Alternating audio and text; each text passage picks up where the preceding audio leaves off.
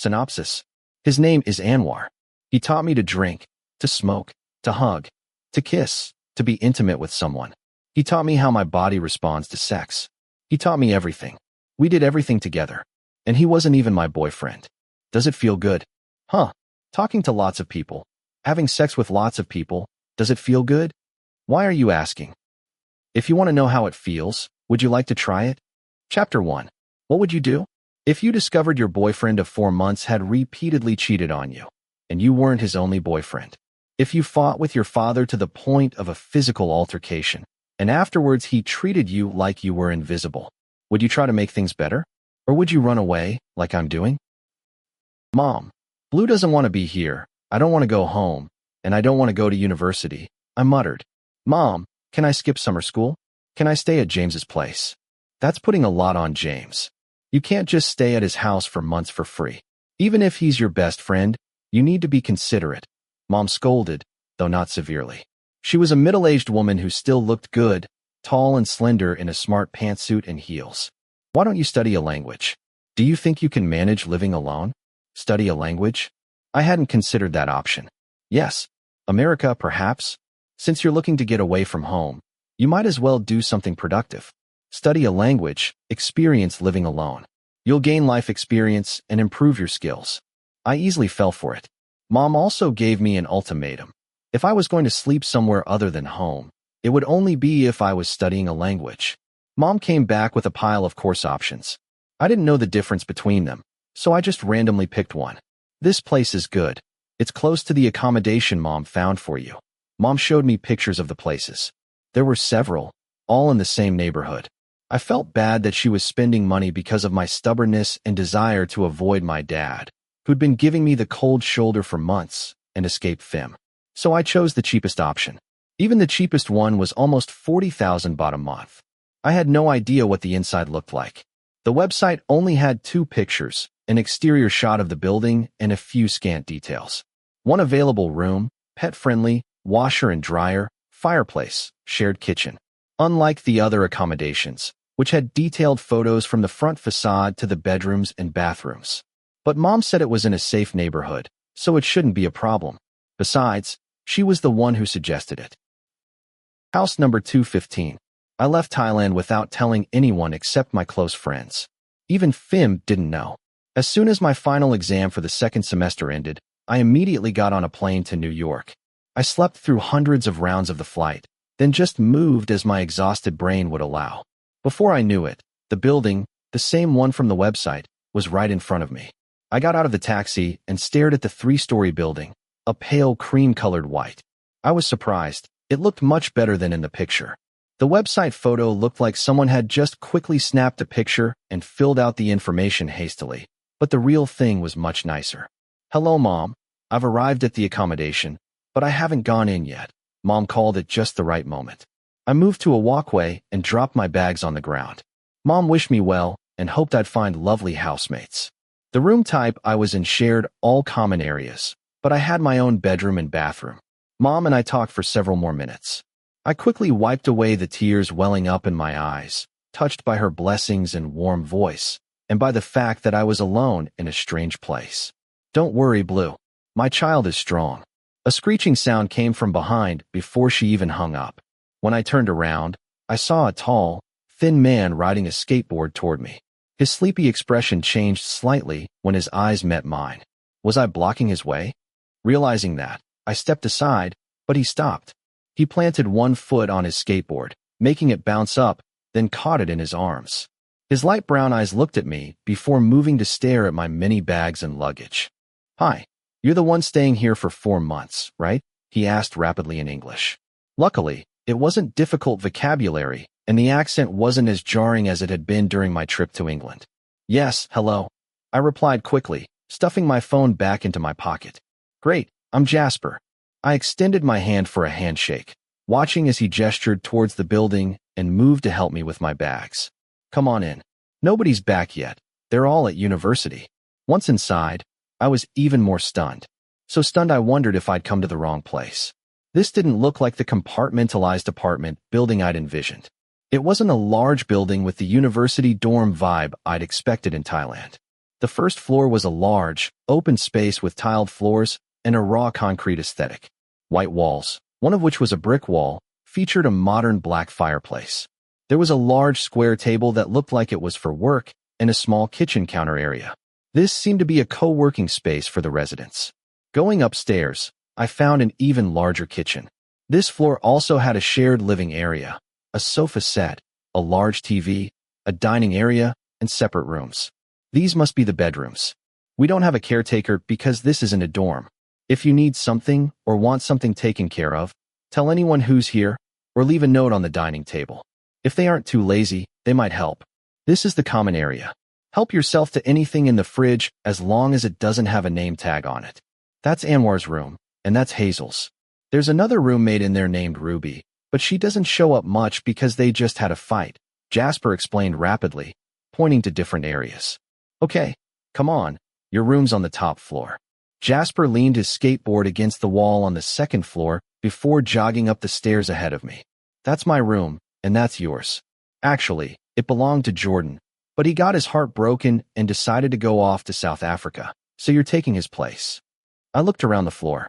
There was a stylish laundry area, a sofa, a guitar, and a large bar. What's that? I pointed to a clothing rack in the corner. Several outfits hung there, but they didn't look like normal clothes. They seemed more like art installations or something. I couldn't describe them properly. I'm not that artistic. Oh, that's Anwar, from downstairs. He studies fashion. I nodded, finally understanding. Jasper removed his bright red hat, revealing brown hair. These washing machines are free to use.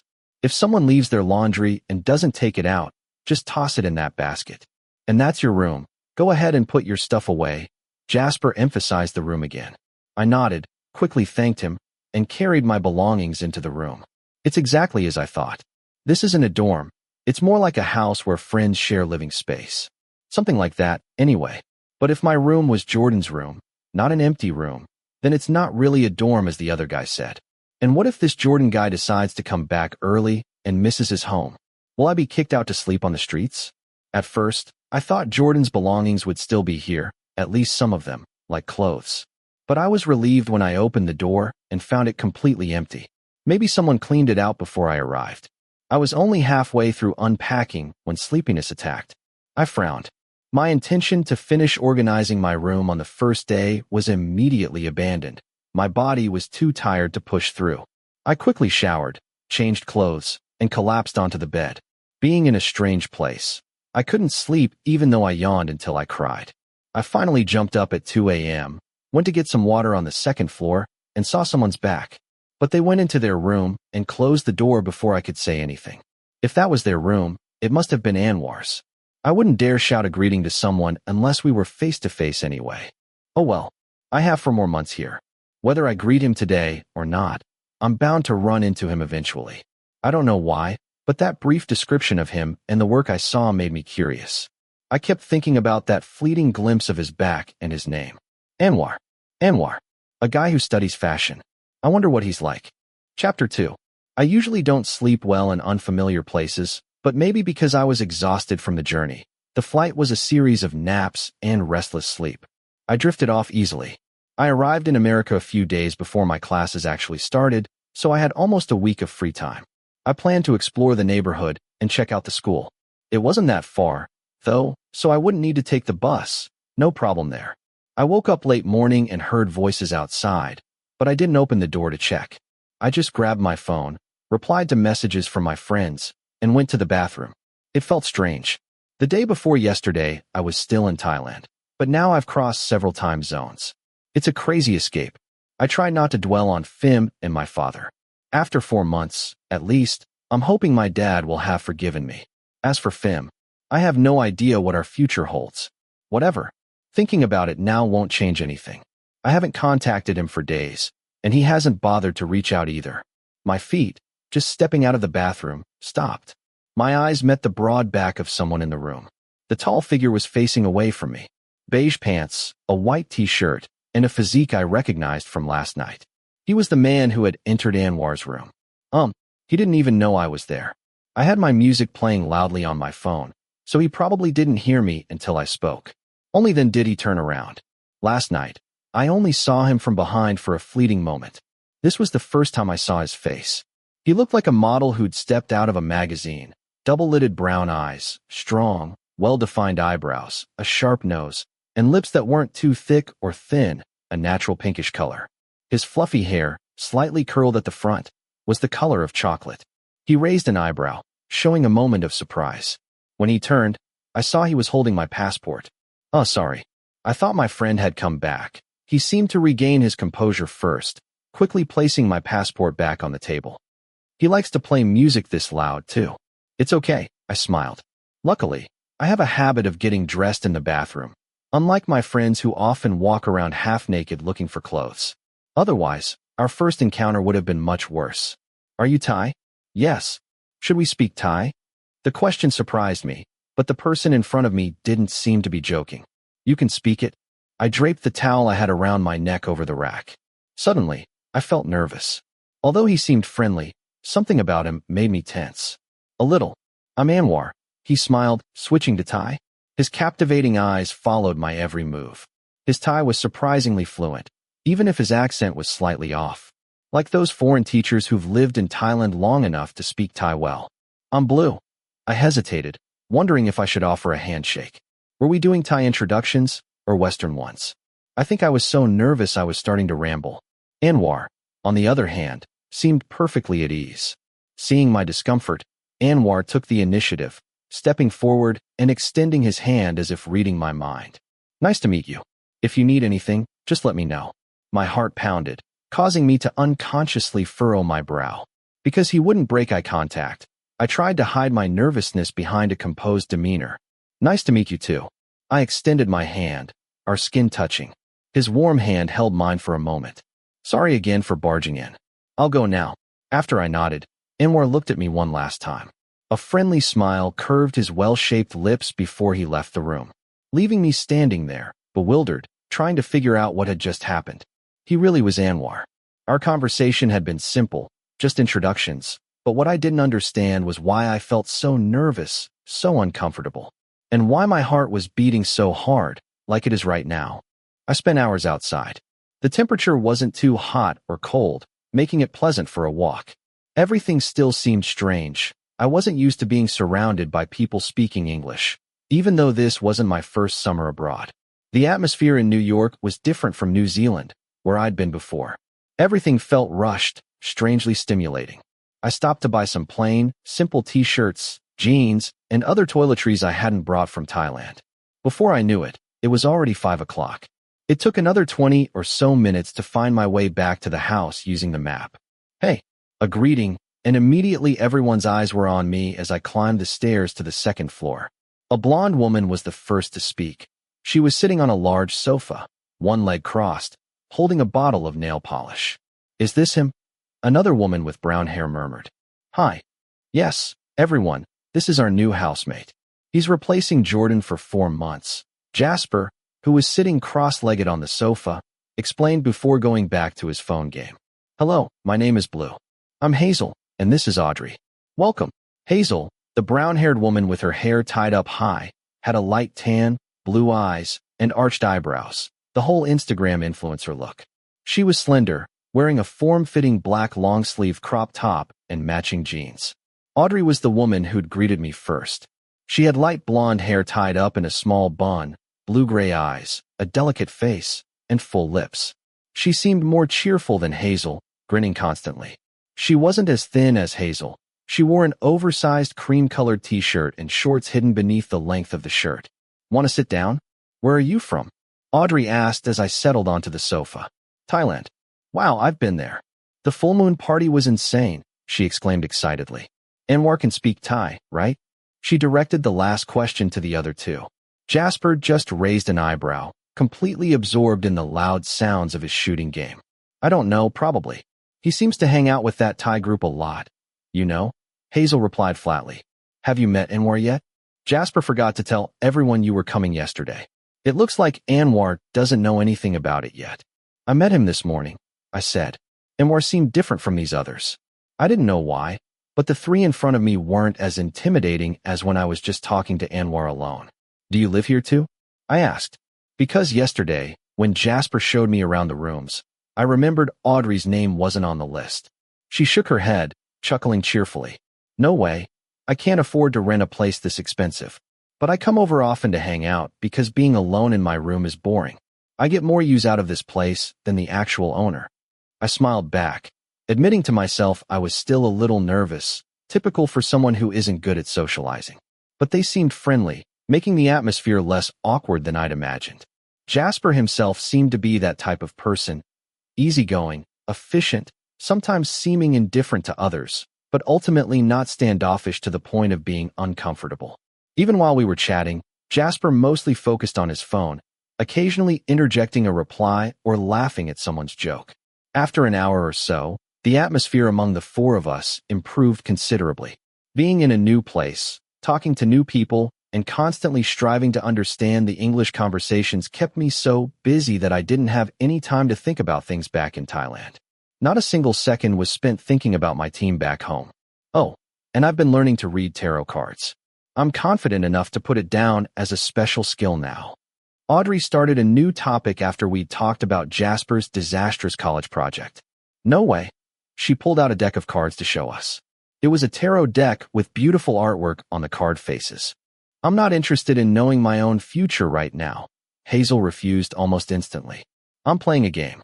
Do I have to go and get the cards myself? No, you have to finish the game first. Audrey bared her teeth at Jasper before turning to me with a pleading look. Blue, are you interested in a card reading?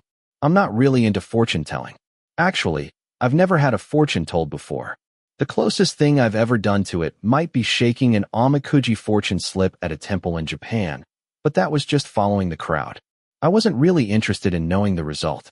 Besides, what kind of fortune could I possibly have right now, other than utterly terrible luck?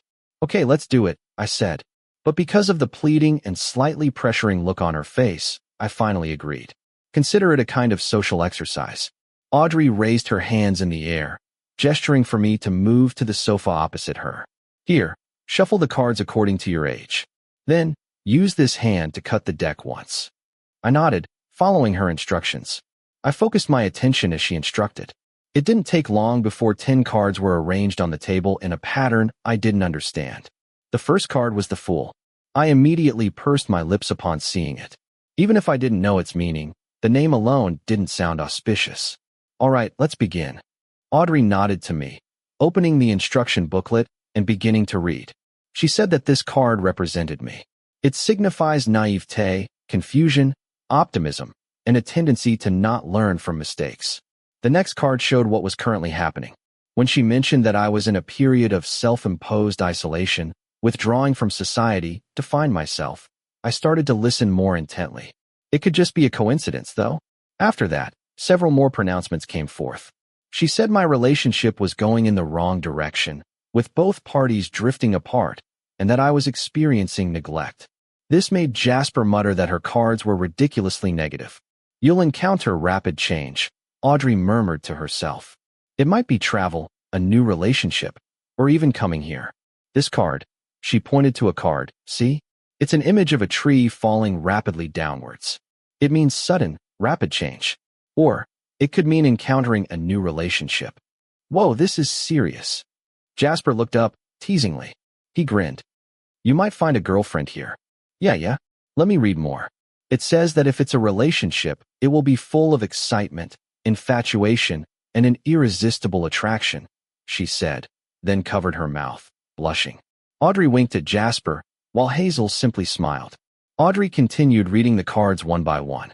Nothing as exciting as the previous card emerged until she came to one depicting the devil. This one is about people. It could be someone you're about to meet, or someone already in your life. This is tough. I've never encountered such a difficult reading before. So what did this card say? Jasper dropped his game, sat up, and looked intently at us. The devil card means bondage, addiction, infatuation, sexual infatuation, Audrey explained. Or maybe it's connected to that earlier card, the one about relationships? That's possible. If they are connected, this card could signify a love triangle, infidelity, or something like that, Audrey said. I frowned, perhaps showing a slightly embarrassed expression. Hazel quickly intervened. Come on. Audrey isn't the most accurate tarot reader. It might not be true, but that's what the cards showed. Audrey protested loudly. And that's exactly what the book says. Look, it means being bound, infatuated with superficial things like sex or appearance. What could I say? I'd never even had sex before in my life. Having someone tell you your future involves infidelity and sexual obsession is, well, it's quite unsettling. Want to see more? If you do, I'm thinking of that card from earlier. She picked up the fire card again. I nodded, complying without objection. The lovers. I think they're connected. See, the lovers card means that person will become an option. It means you'll meet someone compatible, a potential partner. But because it's the fire element, this option might require a decision. I leaned in to get a clearer look at the card. It depicted a man and a woman standing together. There are other meanings too. It could also mean a love triangle, infidelity, or someone with multiple options, and you might be one of them. Why is it always about love triangles? It might not be true. Audrey wasn't as skilled at reading the fire element as she initially claimed. She kept referring to the book to interpret the meaning of each fire card in its respective position. But if it were true, someone new, sex, choices, infidelity. Everything she said sounded terrifying to an inexperienced person like me. You might meet this person soon. Time will tell, Audrey affirmed confidently, just as someone walked up the stairs. She was a slender woman with long blonde hair cascading down her back. Her face was somewhat haughty, perhaps due to her narrow eyes, slightly upturned nose, and full lips. She had an amazing figure. I thought to myself, gazing at the other woman clad in a short, white crop top revealing a flat stomach and well-fitting pants. Oh, hello again. Audrey greeted her, and the other woman returned a friendly smile, followed closely by another tall figure ascending the stairs. A hand rested on the woman's hip, gently guiding her away from the stairs. Anwar. Anwar looked completely different from this morning. He wore a dark gray shirt under a lighter gray fabric pants and a large black jacket, completed with sleek black leather boots. In one hand, he held a black beanie.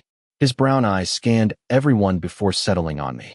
He seemed surprised by our current activity, the tarot cards. I forgot something in his room, so I came back to get it, the woman said with a smile, passing our group to Anwar's room. Anwar simply stopped nearby, reading fire cards. Audrey. The closer he got, the more uncomfortable I felt. It was clear I had a problem with the aura radiating from his tall frame. Maybe it was because he looked too cool for someone like me to approach. Maybe it was his seemingly inaccessible demeanor, even though he smiled amiably. Yes, and I'm not reading for you, Mr. Loverboy. It makes me inexplicably annoyed. That nickname made me look up. Anwar glanced in my direction, and our eyes met. He narrowed his eyes. I don't like that name, he said before turning back to Audrey. I squeezed my hands tightly to regain my composure. For a split second, when our eyes met, I felt like I'd been electrically shocked from head to toe. Don't like it how? Look, she's forgotten things in his room 3 times now, Audrey whispered, covering her mouth. That's not normal. People forget things all the time, Audrey. You still often forget this isn't your room. He retorted teasingly, immediately eliciting loud laughter from Jasper and Hazel. And the fire cards. This time he turned to me, speaking in Thai. The same blonde woman emerged from the bedroom with a designer shopping bag and a thin white shirt draped over her arm.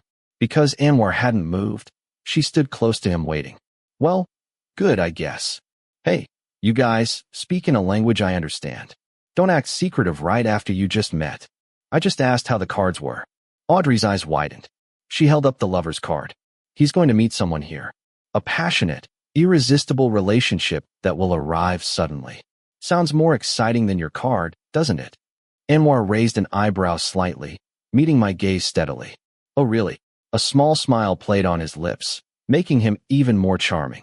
This was the first time Anwar had stood this close to me, close enough to see tiny freckles on his cheekbone under his eye. He was probably the first person I'd ever seen who suited those kinds of things. So, that means you got a good card, he smiled mischievously. See you later then. Anwar released the tension in the atmosphere by dropping his gaze to his wristwatch, before turning and walking down the stairs. I tried to shake off the strange feeling I had. I watched as the woman slipped her hand into Anwar's, their backs gradually disappearing from view. Questions and uncertainty swirled in my mind. So, that means you got a good card. What he'd said just now? Did it mean something? Chapter 3. A week has passed. Everything's going well. I've started my language classes at New York University. I never thought that random application I submitted would lead me here. Initially, I thought it was just a regular language institute, like the ones I'd found online, but it's actually a university program. I see Audrey almost every day. Having such a cheerful and outgoing person around has really helped improve my relationships with Jasper and Hazel. As for Anwar, I don't talk to him much. He usually comes back late, between 1 and 3 in the morning, and leaves before I wake up. I almost forget he's even a housemate. I've only seen him about 3 times this past week. The first time, I just caught a glimpse of his back as he hurried out of the building one morning, arms full of stuff. I guess he was rushing to university. Another time, I couldn't sleep, so I went downstairs to watch TV. I saw him coming in with another woman. She wasn't the same woman I saw before. He only paused slightly when he saw me, held my gaze for a moment, then gave a small smile before walking past. No greeting, nothing more. I couldn't bring myself to ask him anything in that situation either. I shouldn't have been sitting there and seen that. Him and another woman. It was incredibly awkward. The third time, we had a brief conversation. I encountered him at 1 in the morning in the kitchen on the 2nd floor. He'd just finished a burger. He raised an eyebrow when he saw me in my pajamas.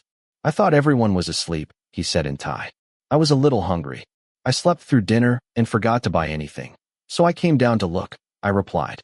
Even though Jasper mentioned we could eat anything in the fridge without a note, everyone seems to be possessive of what they buy, even sparkling water. Oh, there's nothing in the fridge, but I bought 2 burgers. Why don't you have the other one? He glanced down at the dark brown paper bag on the counter. No, it's okay. I quickly refused. He bought 2, and he's eating 1 alone. That means he wasn't full, right? Go ahead, eat it, he insisted, standing up. I have to get back to work. I'm not that hungry anyway. He abruptly ended the conversation, leaving me with the still warm beef burger and a cat that had just trotted down from the 3rd floor. Oh, right, there's a cat they keep here. A light brown female, almost cream-colored. It rubbed against my leg before stretching and yawning. I don't know its name. I haven't had a chance to ask Jasper or anyone else. Blue, I have a date today with someone I met on Tinder. Wanna come? I'd like someone else to come along. Gia, a younger classmate from my language class, rushed up to me as soon as class ended. We've been sitting together for several days, so we've become somewhat close. What? A date? And you need a friend to come along? I asked, based on my own understanding. I know what Tinder is.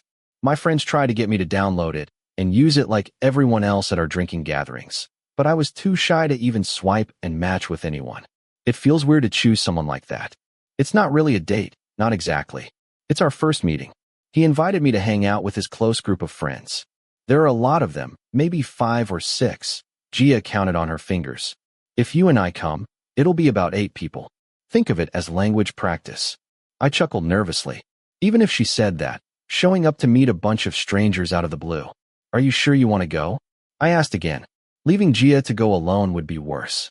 If something happens, at least there are 2 of us. Yes, I'm sure. I already made plans. I'll show you his picture. He doesn't look weird at all. Gia quickly grabbed her phone and opened the Tinder app. A picture of a young man appeared. He looked Asian, but maybe Asian American. He had a very Western style. He looked normal, as she said, even quite handsome. Okay, but I'm not staying late. Okay. Language practice.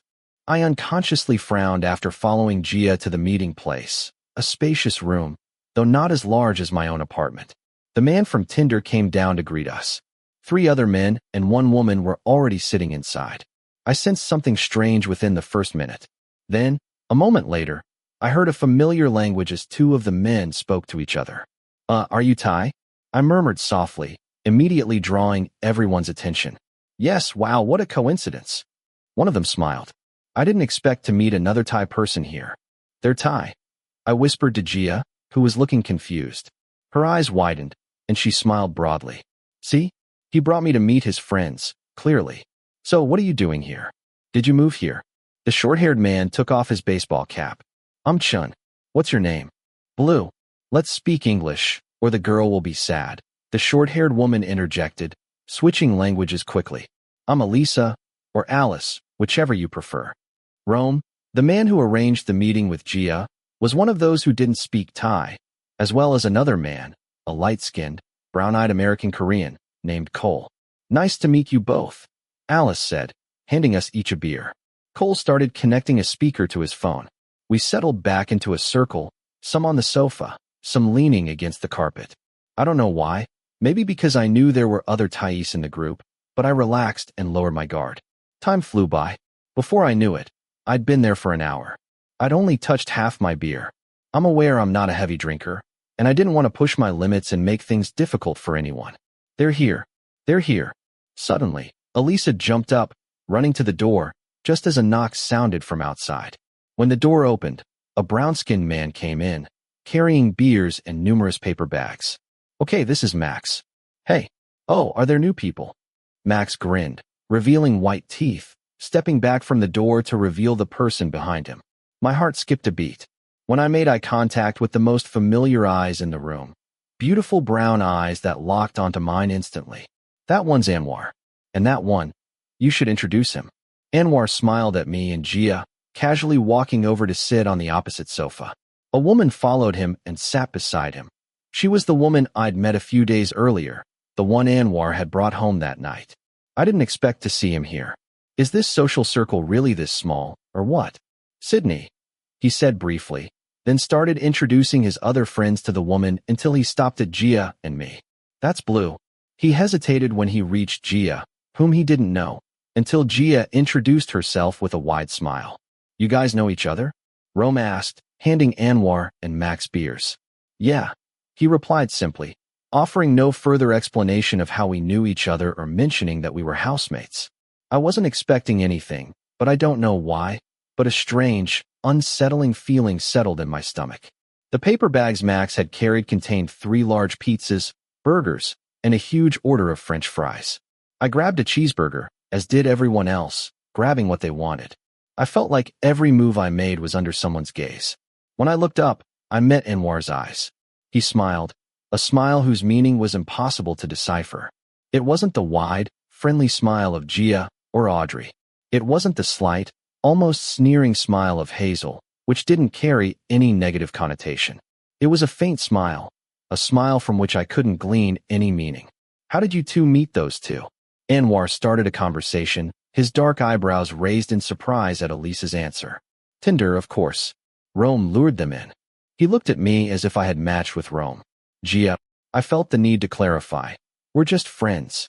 This time, he looked like he understood. "I thought you used Tinder with her, too." No, I shook my head. By then, many people had turned their attention to the gameplay displayed on the large TV screen. I downloaded it once, but it didn't work for me. Why is that? It felt weird. I didn't dare match with anyone. I was too shy, and I couldn't bring myself to initiate a conversation. "I understand. That's a shame," he smiled slightly, pressing his lips together before completing the sentence that sent my heart plummeting to my feet. "If I'd seen you, I might have swiped right." "Why?" I asked, my heart uncomfortably pounding. I didn't think I liked Anwar. It was too soon to like someone, but my body seemed to react to him far too quickly. It was uncontrollable. Should my heart be racing like this at that comment when he had another woman sitting right beside him? "You seem like the type of person who's worth talking to." The ambiguous sentence made it impossible for me to guess its true meaning, but it probably just meant a normal conversation. It just meant a normal conversation, a simple back-and-forth exchange, that's all. "Stop beating so fast, you stupid heart." After that, we didn't talk much. Anwar switched back to English with his other friends. He seemed to talk mostly to the woman next to him, followed by Cole, Rome, and Max. I guessed he was closest to those 3. Sydney and Anwar's relationship became clearer. After a while, Sydney leaned her head against Anwar's shoulder, her eyes fixed on the game others were playing, smiling and laughing periodically. Several times, she glanced up at Anwar. It was the kind of look that made my heart flutter, even though I wasn't the one being looked at. What was awkward was that I was sitting opposite them, in a position where I had a clear view of everything. I could see his fingers lightly brushing her thigh, and the little kisses Sydney pressed onto Anwar's shoulder. Anwar didn't react much. He just gave her a sweet smile, stroked her head, and occasionally playfully nudged her forehead. He seems like the type of guy most girls would like. I've never had a serious girlfriend, but because I have a lot of close female friends, I'm confident in saying my friends would definitely fall for Anwar if they met him. He has a cool, somewhat aloof look, but his actions suggest that he's approachable. He's friendly and has a smooth, low voice. Even when he gives short answers, it doesn't feel abrupt. Who wouldn't like someone like that? If I were a girl, I might like Anwar too. I should go now, I said, seeing it was time to leave. I'd finished a bottle of beer. Sipping it slowly with water in between, I managed to finish the whole bottle. Going already? Gia asked immediately. I have to go do my homework. You should too, I emphasized. Seeing Gia with 4 bottles of beer beside her, I couldn't help but worry, but what could I do? Besides, these people didn't seem like bad people. If they were really in the same group as Anwar, I should trust them, right? I didn't say anything more to Anwar. He didn't tell anyone we were staying at the same place, and anyway, he had Sydney with him. How could I dare to suggest we go back together? The place was a fair distance from our accommodation, but not so far that we needed a taxi. It was just a walk of several kilometers. In this cool weather, it wasn't as bad as walking in Bangkok. Bye everyone, it was so much fun tonight. Thank you. I waited until everyone said their goodbyes before starting to leave the room. Anwar remained seated in the same spot, his gaze fixed on me the whole time until we parted. I sighed. Once I was outside, the pressure that had been weighing on my shoulders seemed to gradually fade away. Why is it that I still can't figure out why I feel this way every time Anwar is around? I'll just conclude it's his aura. It's a kind of pressure in the air that makes it hard to breathe. If he says something, or even if we just make eye contact, my heart jolts. It feels like falling from a great height. It's incredibly tiring, these uncontrollable feelings. I continued walking along the path. After passing a couple of blocks of the Rome Group's building, I accidentally made eye contact with 4 light-skinned men sitting on a dilapidated old sofa beside a building. When one of them stood up, I felt so unsafe that I quickly looked away and lengthened my stride. No, don't let it be what I think. I've never had any trouble or experienced any bad situations abroad when I was alone before. There was only one time when a drunk man tried to get too close to me in New Zealand, but I was with my host family then, and she helped chase him away. Even though that was when I was in high school, and now I'm in university, it's not like I've become any braver. I quickened my pace. I heard spitting sounds from behind me and the sound of hurried footsteps approaching. I didn't even dare to look back. My heart was pounding so hard and fast, it felt constricted in my chest. Fear made my fingertips ice cold. I started to gasp for breath, not knowing where to look, my mind consumed with what was behind me. Hey, I told you to wait. Gasps. I jumped, startled, as someone loosely put an arm around my shoulders. A faint, cool scent of cologne reached my nose. My heart nearly exploded before I turned to see who it was. I felt like I was on the verge of tears. Anwar had his arm draped casually around my shoulders, speaking louder this time, in English. Hungry again tonight? Jasper and the others are at the bar up ahead. If you're hungry, why don't you grab something to eat before heading home? Home. I tried to control my trembling voice. The sound of footsteps chasing me had disappeared, but I still didn't dare look back. I just walked stiffly, matching Anwar's pace. After a while, he removed his arm. His serious face turned to me. Are you okay? No, I shook my head. Just now. Like, someone was following me. Yeah, probably just some drunk guys who try to shake down Asian kids. They picked the wrong guy, I muttered. Anwar chuckled softly. You're pretty good at picking them, though. You really do look easy to target. What do you mean? I asked back. Anwar hesitated, shook his head, ignoring my question as if nothing had happened. And Sydney. Since he didn't answer that question, I changed the subject. I didn't really want to know much, but if I let the silence continue, I would be the one feeling the pressure instead. I sent her home in a taxi. Oh, I initially thought Sydney would be staying over like she did that other time, but I didn't voice my thought. Anwar didn't seem eager to explain either. He changed the subject. Remember this, it's not a good idea to walk alone like this at night around here, especially looking the way you do. This isn't like the village where we live. I nodded, committing the information to memory quickly. I probably won't have to come here again. Next time, Gia will probably be able to meet with Rome without needing me. We walked in silence for 10 minutes, only the sound of our footsteps alternating, the shadows cast before us, and the occasional passing car. As we started to walk back into the area where we lived, the streets began to fill with more people. Your Thai is really good, I complimented him, having heard his fluency on several occasions. Is it because you're close to your Thai friends? My mother is half Thai Japanese, but she grew up in Thailand, so she taught me from a young age. I speak a lot of Thai when I talk to her. That's how it is. Come to think of it, Anwar doesn't really look like a typical Westerner, not with his light brown hair and light eyes. But I never thought he'd have Thai ancestry. Do you speak Japanese? Not at all. I only speak German from my father's side. I wondered what else was in his heritage, but since it didn't seem intrusive to ask, I kept that question to myself. You're good at languages. I'm half Thai Chinese, but I practically ran away from learning Chinese. I got scolded by my grandmother and aunts for not studying it. I grinned, remembering my childhood. My greatest accomplishment was only being able to recite numbers in Teochew. Once I was a bit older, I completely refused to study Chinese because it seemed so difficult. All those crazy characters. My grandmother and aunts. I quickly corrected myself when I saw him stiffen.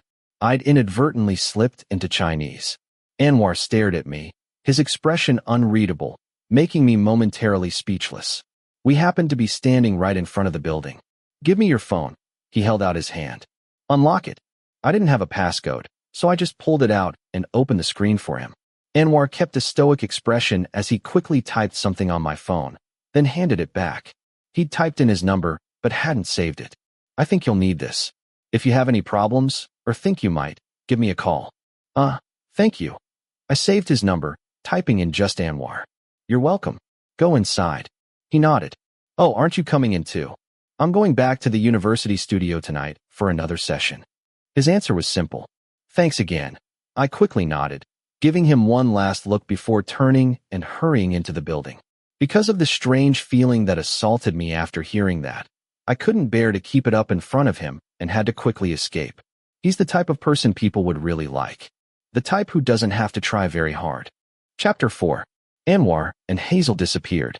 They haven't been seen for days. Jasper, too, has become increasingly harder to find. Audrey visits me almost every evening, for the usual reason. She's lonely and doesn't want to go back to her room. She even brings mountains of snacks, coke, and work, setting up shop on the sofa.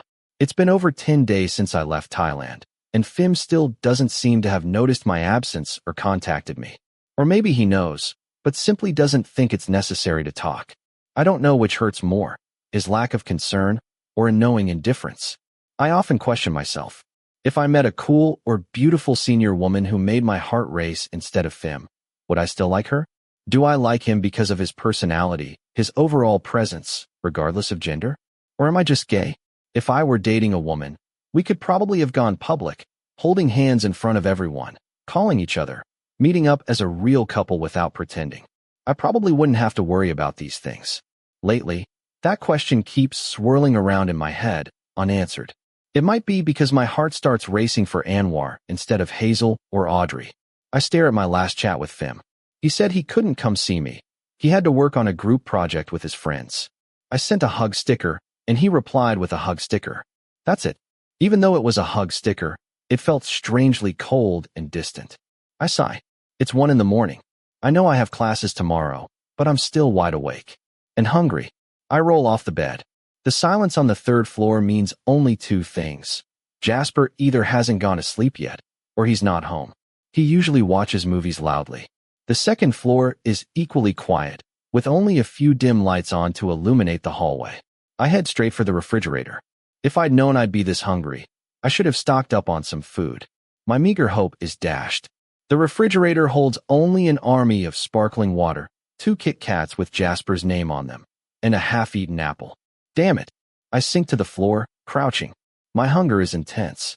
I weigh my options, stealing a Kit Kat and replacing it in the morning, or eating the half-rotten, ownerless apple. A clattering sound behind me made me turn. Though it was dark, I could guess it was Anwar. Tall, broad-shouldered, unlike Jasper, who was tall but thin. Oh, he hesitated, flinching back and letting out a gasp when our eyes met. Then, the lights flickered on. Anwar stood motionless, less than a meter away. His handsome face held a faint weariness. Have I ever mentioned that Anwar has incredible style? Whatever he wears seems to suit him perfectly. Just a black The Smiths t-shirt, ripped skinny jeans, a black long-sleeve cardigan, and pointed boots. He looked effortlessly cool. I never thought a guy could pull off a cardigan and look so stylish, so far removed from a minimalist look. Just got back, I said, breaking the silence. Anwar nodded, placing a stack of thick books from his arms onto the bar. They were fashion books. Been working, huh? Yeah. What are you doing down here at this hour? He took off his cardigan and disappeared into the bathroom. I heard the shower turn on before he returned. Raindrops clinging to his skin made me quickly avert my gaze. No way. Does he even realize how incredibly sexy he is? A little hungry, but there's nothing left to eat except this sparkling water, I said, holding up the bottle. I'm always like this. I don't like stocking up on things or buying clothes unless I absolutely need them. If I want something but see a long queue, I won't buy it. Is it laziness? I'm not sure how to define it. Very hungry. Too hungry to sleep. I frowned. I heard a soft chuckle before he sat down on the bar stool opposite me. Being this close, with only the bar between us, made me even more awkward, especially with him looking at me like that. You get hungry at night, he stated, tapping his fingers silently on the counter. It's a bad habit that's only started recently. Before, I'd be asleep by 9 because that's how I was raised. Then, in university, I wanted to break free from my goody two-shoes, early-to-bed habits. I started staying up later, an hour at a time, until eventually my sleep schedule was completely reversed. Want to order something to eat? I can't order. I shook my head. My usual laziness kicked in. I was hungry, but I didn't want to put in the effort to order or go get something. I'll order. But if you don't want to order, want to go out to eat? I lowered my eyes to look at his fingertips, noticing a large, silver ring. Even though I should have been too lazy to move, just drinking water and trying to sleep. I haven't eaten either, Anwar added, seeing how long I was taking to decide. His brown eyes met mine. What kind of answer was he expecting? Let's order. Maybe he was tired from working, hungry, and just wanted someone to eat with. Okay, just a sec. He grinned, pulling out his phone and scrolling through it before handing it to me. Check out this menu. It's the same place you ate at before. I nodded. The menu on the screen was incredibly long, hundreds of items, and not a single picture. That burger was pretty good. Maybe this meal would be 100 times better than apples and Kit Kats. Anwar chose 2 Texas cheeseburger deluxes. I opted for a bacon, double egg, and cheese sandwich. Then came the awkward part. We sat in silence for several minutes while we waited for the food. 15 minutes felt like an hour. Anwar rested his arms on the bar. He looked at me observantly, but it wasn't a staring that made me uncomfortable. No, I wasn't uncomfortable. Just a strange flutter in my stomach, and I didn't know where to put my hands. Am I making things difficult? I asked softly. I felt myself shrinking in front of him. No. Why? Hungry at almost 2 in the morning. Yeah. If you knew you'd be hungry, why didn't you buy something to keep? He smiled slightly, gesturing towards the water bottle in front of me. I've seen you with that water twice now. I don't know. I didn't think I'd be hungry every night like this. Anwar nodded. His eyes held a strange sparkle. I followed his gaze.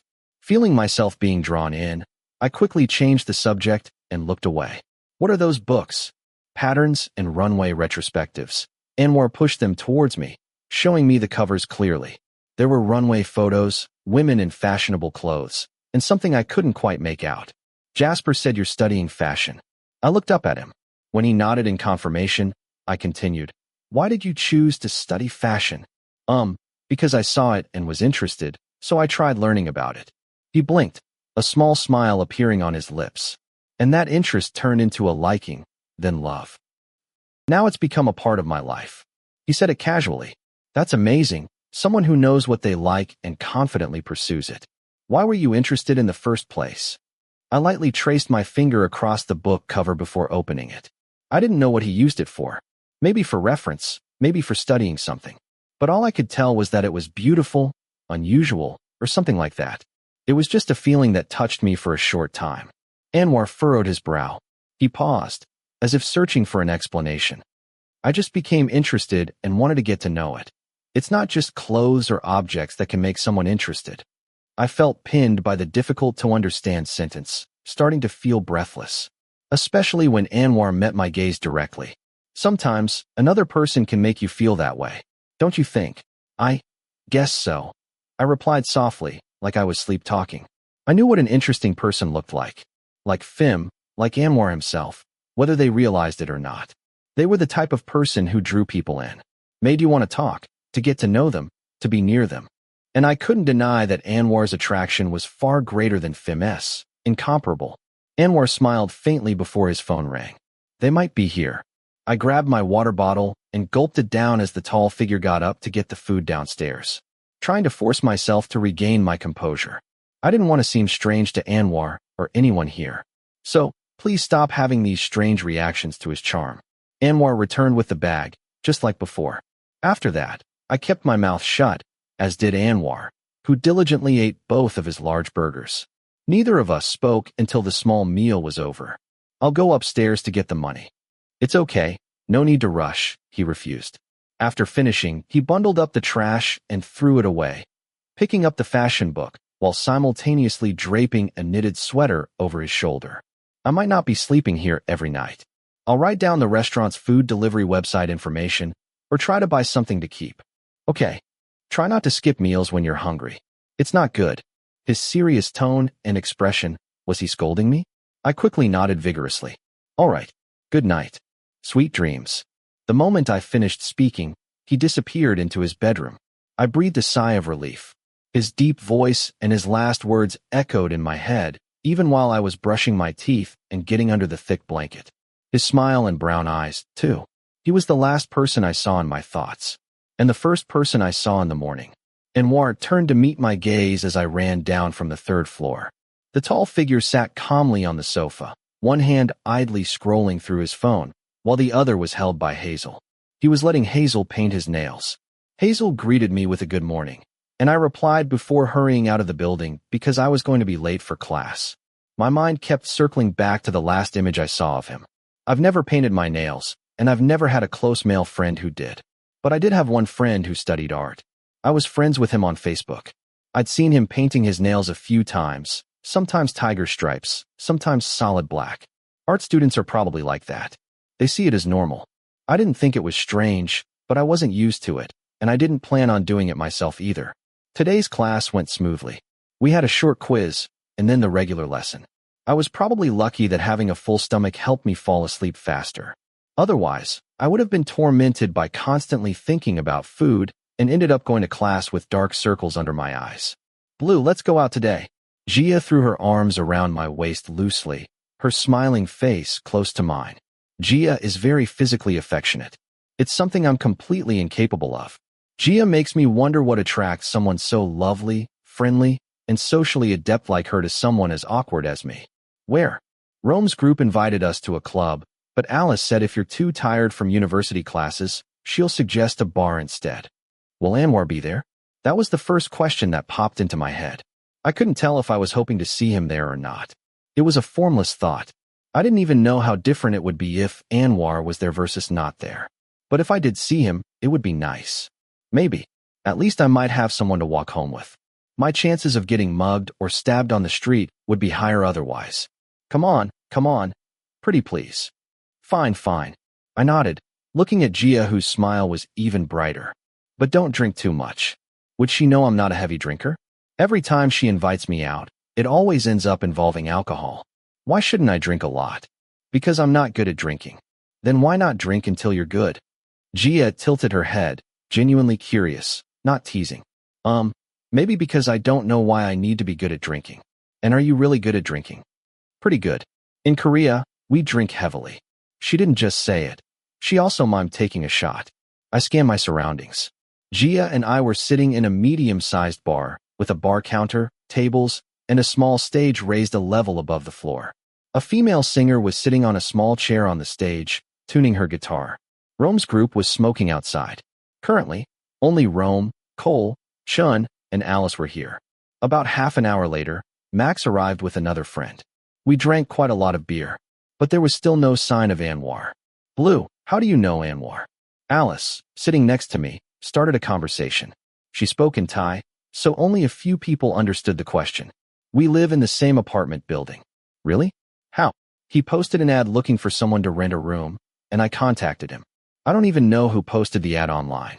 Maybe it was Jasper. I still remember posting the apartment pictures and filling out the information in a rush. It probably reflects one person's style more than the other between Jasper and Anwar.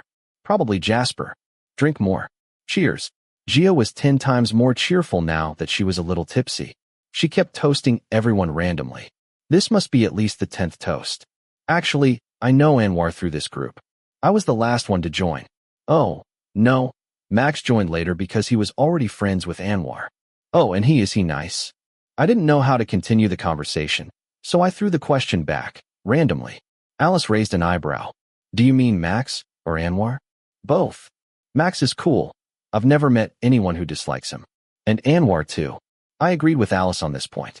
I couldn't deny it.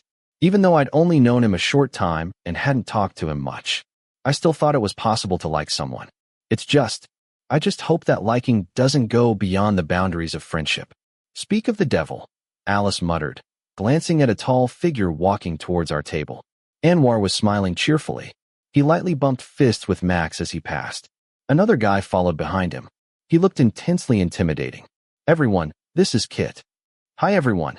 Kit smirked at everyone. Or maybe he was trying to smile amiably, but his overall expression seemed quite sharp. His gray-green eyes scanned everyone at the table. His dark eyebrows were perfectly sculpted, his nose was sharp, and his lips were full, contrasting with his slender face. Kit seemed like someone I wouldn't dare make eye contact with if I happened to pass him on the street. They chose to sit opposite us, slightly to my right. I lowered my gaze, looking at the beer in my glass, which kept getting refilled until it seemed like it never went down. This bar wasn't far from the apartment, unlike Rome's place, so I wasn't as worried about drinking as much as I was then. And tomorrow was a holiday too. Although I said I wouldn't drink much, Gia seemed to ignore me completely. She kept refilling my beer and persistently inviting me for toasts. I flinched when I saw Kit whisper something in Anwar's ear before gently rubbing his nose against Anwar's jawline. That kind of touch couldn't possibly happen between just friends. Excellent. I had once found him with a woman who'd left a flimsy top in his bedroom. Another time, they were cuddling.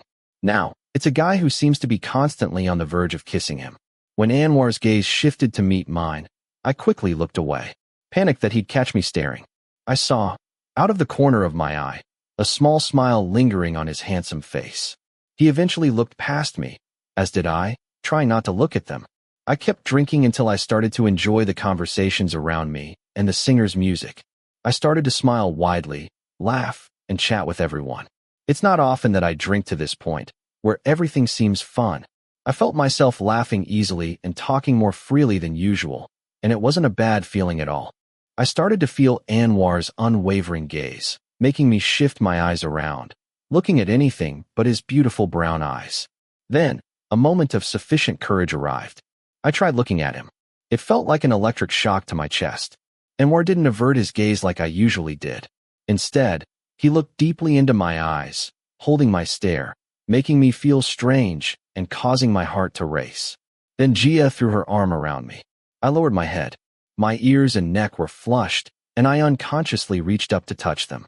I didn't know what was going through his mind behind his calm expression, but that look, it made me feel very embarrassed.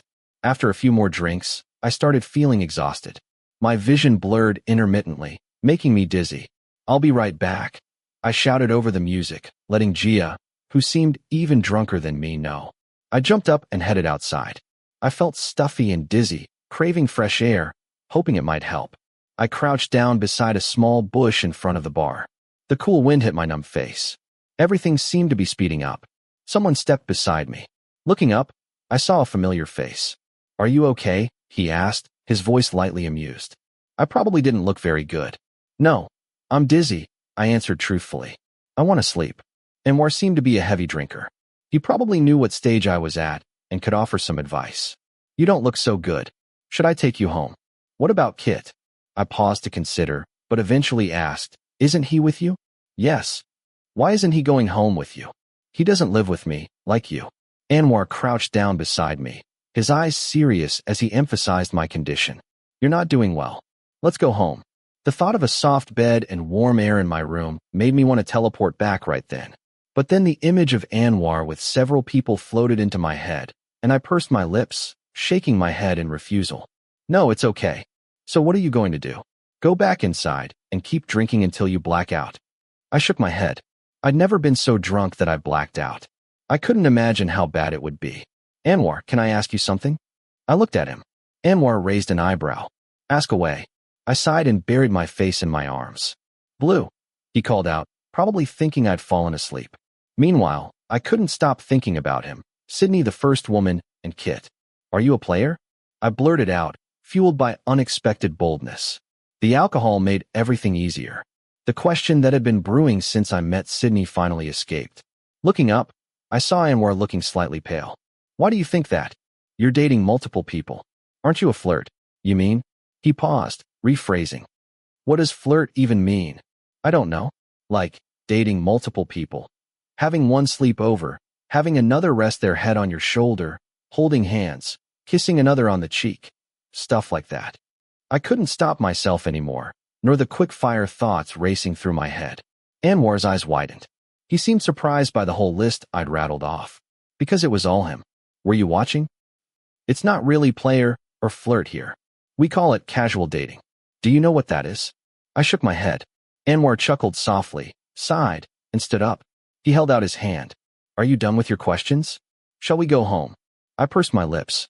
I didn't like Fim being a flirt. His dating multiple people at once hurt me. But Anwar and I weren't together. How should I feel if he was the same? If I end up having to carry you home, it's no different whether I do it while you're conscious or not. So cooperate before I have to make that decision, he threatened. Hearing that, I quickly placed my hand in his warm palm. Anwar used his other hand to hold my arm, preventing me from falling to the ground. Wait a second. Is there anything of yours still inside? He guided me to lean against the wall. My bag. Wait here, he ordered calmly, pushing open the door and disappearing into the bar. He returned with my bag slung over his shoulder. Kit followed closely behind, his beautiful face clearly showing his displeasure. You said you were going to spend the night at my place. I'm too tired today. Another time, okay? Anwar replied softly. Is that all right? Then I'll sleep at your place instead. Just sleep. Anwar shook his head, lifting a hand to touch Kit's cheek. Do you ever just sleep? How about this? You go home and rest. I'll make it up to you later. Kit frowned and turned away. Anwar smiled, moving closer to the smaller figure before pressing a kiss to his shoulder. He whispered something I couldn't hear. Finally, Kit nodded. He glanced at me, standing there like a helpless vegetable. Fine. He replied curtly, but then wrapped his arms around Anwar's neck and kissed him on the lips. I quickly looked away, feeling like I was completely out of place and wanted to disappear. I didn't see what happened after that until Anwar had put Kit in a taxi. Then he turned to me. Can you walk? Yes, I said, trying to show him. But because I'd been leaning against the wall for too long, I stumbled and almost fell. My upper arm was caught just in time. Be careful. I can walk, I argued, trying to pull away from his warm embrace. If you fall and sprain your ankle, I'll have to carry you. If you don't want that, walk properly and stop being stubborn. I shut my mouth and continued walking, aware of his warmth beside me, contrasting with the cool night air. The touch of Anwar's hand was prominent in my awareness. You said you weren't a flirt, I frowned, returning to the thought of the kiss they'd just shared. He's got something going on with 3 different people. What else would you call it if not flirting? I'm not playing anyone, he denied, completely unconcerned. If you still want to know after you sober up, I'll explain then. I don't need to know that much. Now Anwar looked down at me silently, his expression like he wanted to hit me. Don't let me hear you ask about that again. Otherwise, I'll assume you want to be played. Chapter 5. What exactly pushed me to leave my old environment? It started back then. You're pretty cute. Do you have a boyfriend? No, I don't. Then how about we try dating? I think back to when Fim, a third-year senior, started to approach me when I was a freshman. Actually, I'd had a crush on him for a while before that. It wasn't during the freshman orientation. Although he was one of the disciplinary seniors that many girls liked, I didn't like being yelled at, so I mostly skipped those activities. My strong impression of him started during our summer semester elective class. I had just graduated from high school. I didn't know how to dress well, and my skin was tanned from swimming training before university. I wasn't very outgoing. My social circle was limited to my old high school classmates, my tutoring group, and my family. Nothing in my life felt remotely cool. So, I was incredibly impressed when I first met him. Fim, a senior, was tall, handsome, and had a striking look. He wasn't the most handsome guy in the faculty, but something about him kept my eyes glued to him. I thought many seniors in the faculty were cool, but Phim seemed a little more above the rest. It might have been luck that we ended up in the same group for that class.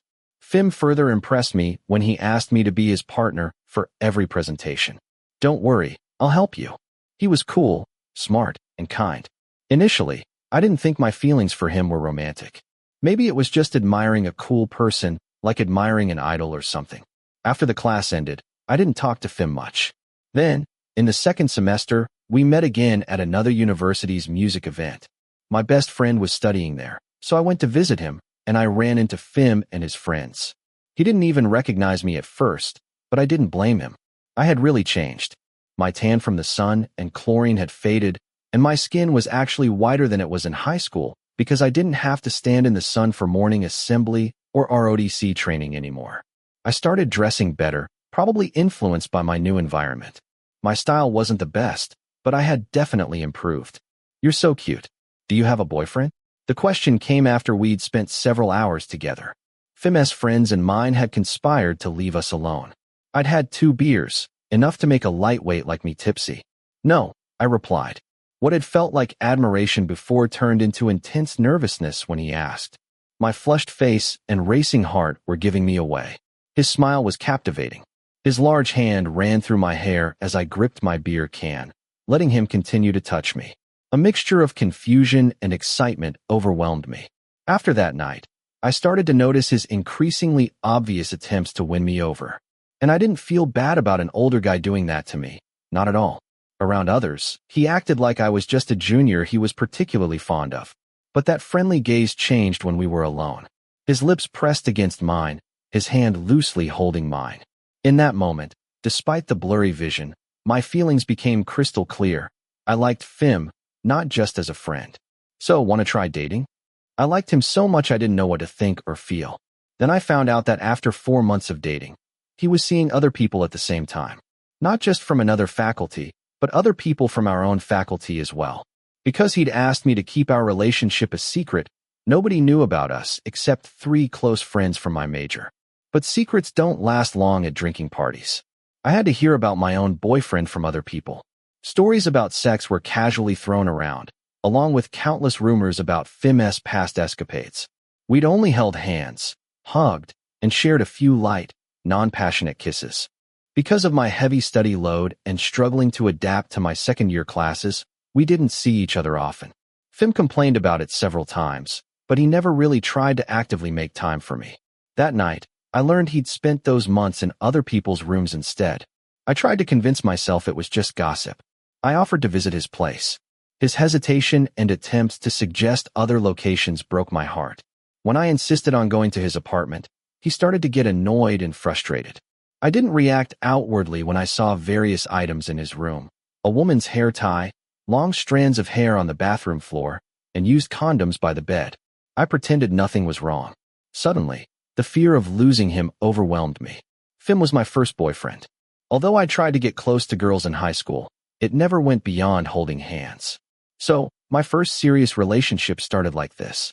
What rotten luck. Gus, my closest friend, texted to say that Phim knew I was in America for the summer. He sent the message at 9 p.m., and it's almost midnight now. Still no message from Phim. I'm restless. These thoughts are driving me crazy. I can't stop staring at my phone, so I grab it and go downstairs to find something to do. Usually, nobody uses the 3rd floor much. It's just Jasper and me, occasionally switching between sofas. We mostly hang out on the 2nd floor. As expected, Jasper and Audrey are sprawled on the sofa, snacking. I often find them here late on weekends. Audrey's here so often it feels like she lives here. If she doesn't leave before evening, she stays the night. Sometimes she sleeps on the sofa, sometimes in Hazel's room. Jasper glances at me with a bored expression, while Audrey quickly waves for me to sit down near them. They were laughing at the hustle. I really love Anne Hathaway, but in this one, I'm Team Rebel, Audrey murmured, giggling and nudging Jasper with her foot to get him to return the popcorn. I sat with them until the movie ended, listening to Audrey talk about guys who were hitting on her, and then sampling the piña colada she proudly presented. No matter what I did, my thoughts kept returning to my phone. Around 1 a.m., they invited me to a party, but I refused. letting the silence replace their laughter as they got ready and left. I'd secretly been resentful of Fim for ignoring me, and I'd probably known this for 2 months. Maybe it was a cynical attempt to avoid getting my hopes up and getting hurt. I sank into the sofa until I heard footsteps on the stairs. If it wasn't Hazel, it had to be Anwar. Before I could even guess, a deep voice confirmed his presence. "What are you doing sleeping down here?" "Bored," I replied shortly, staring blankly at the ceiling until Anwar's face appeared. He seemed confused by my answer. I'm bored. I don't know what to do. I thought Jasper and Audrey went to a party." "Yeah, but I'm not really into that kind of thing." I frowned, my neck stiff. "And I don't know anyone there anyway." "How are you going to meet anyone if you don't try going at least once?" he countered playfully, draping his jean jacket over the sofa before leaving. "Do you like parties?" He shrugged. "Sometimes they're fun, sometimes they're boring." He seemed the type to be the center of attention at a party. I'm the type who wouldn't even show up, or if I did, I'd be pressed against a wall in a corner. I couldn't imagine what a fun party, like the ones in movies, would be like in real life. Back in Thailand, when we wanted to unwind with friends, we never had parties. We'd meet up for a meal, barbecue, shabu-shabu, play computer games, or hang out in someone's dorm room at uni. I watched Anwar's back as he disappeared into his bedroom, returning with several thick books and blank sheets of paper under his arm. "Going to work?" "Yeah." Despite his answer, he just placed his work on the bar counter, slumped down, rested his forearms on the books, and looked at me. Since last night, this was the first time we'd been alone together. I still made it, and I wasn't so drunk that I'd forgotten everything that happened. Anwar's teasing words were still etched in my memory. It was as clear as if he'd whispered them in my ear every time I thought about it. "I'm sorry for making things difficult last night." "It's okay. I'm not drinking anymore if you're here." "I was in terrible shape last night," I said. Anwar smiled. "Drink if you want to. You're not the first person I've taken care of when they're drunk," he said, noticing my hesitation. "Jasper's way worse when he's drunk. The absolute worst." I nodded and went to Anwar's refrigerator. "We haven't bought anything yet, so I'm just storing this, but I'm keeping Jasper's Kit Kat." I asked for it, fearing I'd get hungry again before he went to the party. Jasper wouldn't even remember having a candy bar with his name on it in the fridge. Opening the fridge revealed an unfamiliar sight. The usually sparse refrigerator, with only a few items and a couple of water bottles, was now a food storage unit. Salmon, meat, cheese, large cartons of milk, orange juice. Whoa! I blinked in confusion. Since coming back last night, I hadn't opened the fridge because I knew it would be empty except for a few things. But everything added to the fridge now didn't even have a name tag on it. Not to mention the large box of cereal still unopened and a loaf of bread tucked away on the inside counter. "Hungry?" Anwar asked, seeing me standing still. "Don't eat. It's not mine. But there's no note on it, right?" "Yours," I countered, looking at Anwar's slight smile. "If there's no note, it means it's everyone's, right?" "It's ours, yours too." Anwar leaned in to open the fridge again, his arm brushing against mine. "If you don't eat it, Jasper and Audrey will finish it all anyway. They never hesitate to go through the stuff in here." "Why?" The simple question hung on my tongue. I didn't want to get my hopes up, but it felt like Anwar bought all this. Because of me? Probably not. He might just always buy groceries for everyone. Jasper didn't seem like the type to take on that responsibility. This wasn't Audrey's room, and Hazel didn't seem to care if anyone in the house starved. Anwar stood up. He went upstairs without waiting for me to say anything else. Would "thank you" sound appropriate? I was considering what to say when a line notification popped up on my screen. "Blue, I miss you. Want to call?" He called the instant I opened the message. My heart pounded in my chest. I quickly strode upstairs, catching sight of Anwar mixing drinks at the bar before hurrying into my bedroom. "Hello. Hello." I collapsed onto the bed. Just hearing his voice made my mind go blank. "Blue, what are you doing?" "Nothing much. What about you, Fim?" "Missing my boyfriend," he chuckled. "Boyfriend? Which boyfriend?" That awful question popped into my head unexpectedly, but I pushed it away and chuckled awkwardly. "You mean Blue, right?" "Of course. Who else could he be?" I pursed my lips, not understanding why he used polite pronouns with me, since I'm a guy. Whatever. Maybe it's a habit from talking to his female girlfriends. "Blue, are you still there?" he asked when I was silent. "Yeah." In the end, I still felt resentful. My sadness hadn't faded. Being here helped me forget about him sometimes, but when he talked to me like this, it felt strange. I heard from Gus and Ice. You went to study abroad for the summer. Yeah. I felt myself being more economical with words than usual. Maybe it was because I felt so hollow. The sadness made it hard to speak, afraid I might let my voice crack. Why didn't you tell me? My mother made me go to study. I had to do a lot of things. It was so hectic, I couldn't even react in time. I lied. It wasn't true. I had intended to hide it from him from the start. Telling him wasn't difficult. A text, or even a phone call wouldn't have taken more than 5 minutes. Oh, that explains it. I noticed you were quiet, but Fim acted understanding, even though just listening showed how nonsensical my statement was. Fim, I called out. I wanted to ask him directly about everything I'd heard and seen. The gossip from others, his sexual escapades that had leaked out in a drinking session, women's hair ties, women's belongings in his room. The image of his bare back as he turned away and took a swig of water. Someone else's feet and the edge of a bed were in the picture, too. I wanted to ask why he did those things. To ask what I had done wrong, and what should happen between us now. Yes. His deep voice replied. It was low and warm. The same voice he used when he asked me to be his boyfriend. The same voice he used when he said how cute I was. Ultimately, I was truly afraid of losing him. Nothing. I miss you too. Ouch. Fim. What's wrong? I sprang upright. He'd suddenly cried out, making my heart plummet. Fim was silent for a moment before softly replying, You're cute. I turned my face away, even though he couldn't see me. My heart pounded wildly, almost exploding. Cute. What do you mean? When I touched my cheek, I felt the heat. When are we coming back? August. It coincides with the start of the semester. I have 2 courses to take, the summer 1 and 2, and even if I rush to get the earliest flight back, I still won't be back in time for the first week of classes. For months. It seems like a long time, but in a blink, I've been here for over 10 days already. We won't see each other for so long. Practice posting pictures and stories on Instagram. I want to see pictures of you often. Okay. I'm not someone who likes taking pictures very much. I don't think I'm photogenic, and I don't know how to pose. On top of that, I'm shy. My past life was so simple that I rarely had the opportunity to pick up my phone to take pictures of anything, because everything was the same. Simple, mundane, nothing new or exciting. Okay. He asked again, coaxingly. Is that what he really wants? To see my life through pictures? Does he really miss me? Okay. What time is it there now? It's 2 a.m. This was our longest conversation in a month. Before, there were only short calls. Have you eaten? What are you doing, Fim? I have to go to class now. I'm working. That's usually how it goes. He hadn't been very proactive in starting conversations like this since we started dating.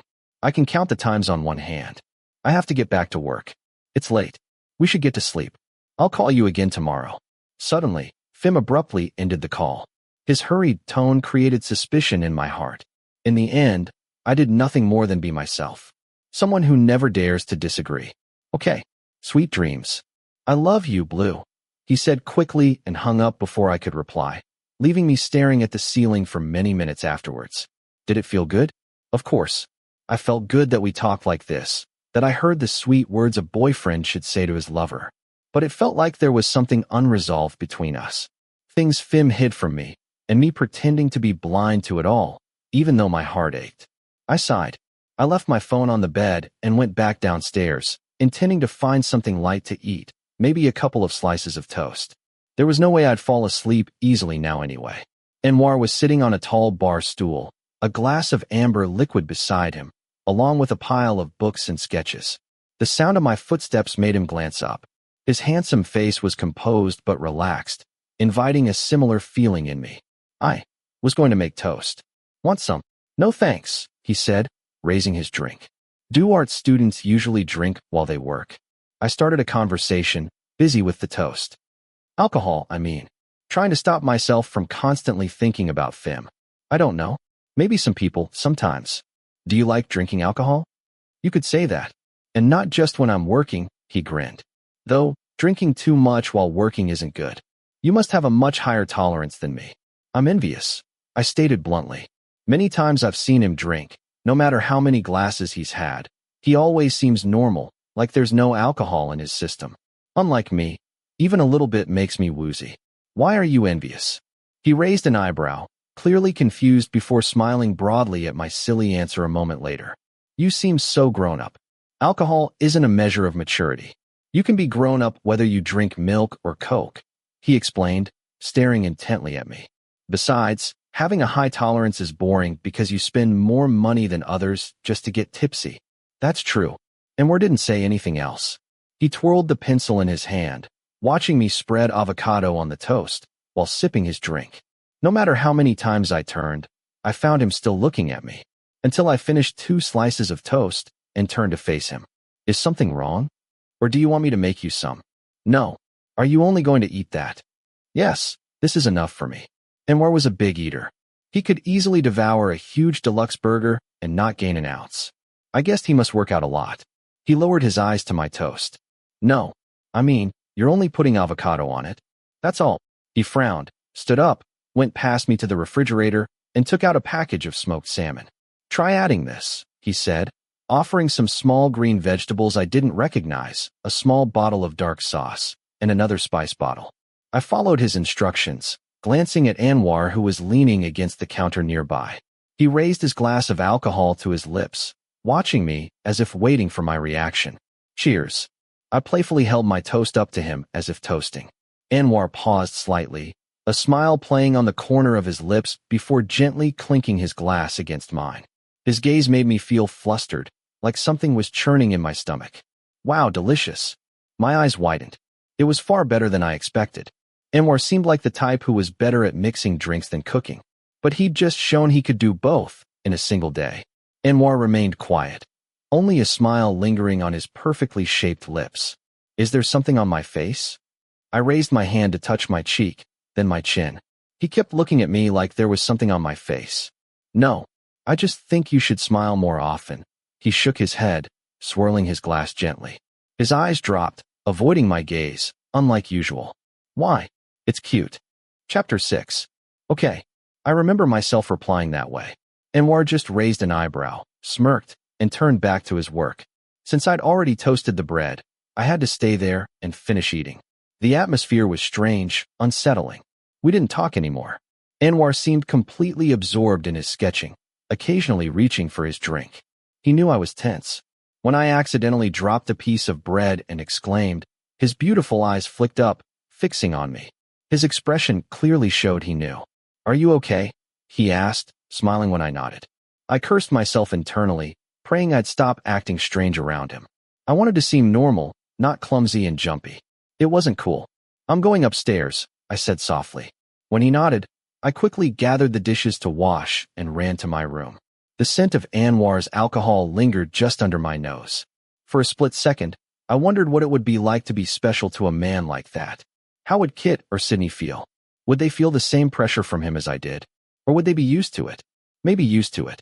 They all seemed to be from a completely different world than me. They always seemed stylish and cool. Gia, can you take a picture of me? I asked hesitantly. Gia stopped walking and turned to me. Sure. Where? I looked around, pointing vaguely at a silly-looking bench in the park. I didn't even know what Fim wanted to see on my Instagram, or what kind of photos people even took. Done. Gia handed me back her phone. Do you want to edit it? How? Like this, she said, quickly pulling out her own phone to show me. All of Gia's photos were brightly edited. Compared to mine, they looked dull. You're good at posing, I said, partly teasing, partly complimenting. At least Gia looked natural and didn't seem camera shy like me. Want to try? It's not hard. Go stand over there. She quickly found a new angle for me, using her own phone this time. Sit down, actually. Sit. I sank down as instructed. Blue, why are you so tense? Relax, Gia frowned, moving her phone around as if searching for the right angle. The shutter clicked 3 or 4 times. I tried to relax as she'd told me to, before I decided to stand up because I couldn't take it anymore. No more. I'm embarrassed. I made a face. Gia laughed heartily and followed my lead. Afterwards, she bent over, looking at the photos she'd taken, starting to edit them. Once she was finished, she showed them to me, sending them to my phone and instructing me to make one my new profile picture. No way. The colors were nice, but I didn't look good in the picture. That was my first photo-taking fail. I stared at Jasper's phone screen because he was sitting on the floor in front of me. He was scrolling through Instagram, so I could see his photos periodically. Jasper was cool, but in a nonchalant way. How can I explain it? A coolness I couldn't grasp. He didn't seem to care how his photos turned out, but overall, it gave him a strangely charming appeal. And there was a mountain of clips of him skateboarding. When he saw me looking, he proudly showed me dozens more clips. It ended with us exchanging Instagrams for the first time. "Do you even use this thing?" he grumbled after seeing my Instagram. "I'm not very good at taking pictures," I mumbled. Jasper made a clicking sound with his tongue before showing me Hazel's Instagram. "Look at this girl. It's like she carries a personal photographer everywhere, anytime. Even in her bathrobe, she still takes pictures in the mirror." All the pictures made my eyes widen. Hazel was already beautiful, with a great figure and tall. Her style and everything else made her huge following unsurprising. "Beautiful photos," I murmured, taking Jasper's red phone and scrolling slowly while he turned his attention to the television. "Yeah, Anwar's work. Why don't you ask Anwar to take some pictures? He takes pictures for everyone in this building." I wanted to ask if that included Jasper, but ultimately chose to remain silent. I wrote down Hazel's account name and looked it up on my own phone. Jasper didn't post pictures with Anwar, unlike Hazel, whose photos frequently featured his handsome face. The hundreds of thousands of followers shocked me, but after looking at all the pictures on his Instagram, I thought it was appropriate. His bio didn't say much, just some English words I didn't understand. Scrolling through, I eventually understood it was a modeling agency name because Anwar posted many photo shoots and tagged those names. So he's a model. He studies fashion and models for fashion brands and magazines. I spent a long time there with Jasper until he stood up, stretching languidly. He ran his hands through his brown hair, ruffling it until it was completely messy. "I have to go to work." "Okay." I nodded simply, sinking back into the large sofa without thinking of moving. I'd finished my work. There was nothing left to do. "Aren't you going out to play? You've only been here a few months." "I don't know where to go." As I finished speaking, someone walked up the stairs. Jasper turned to look from the refrigerator.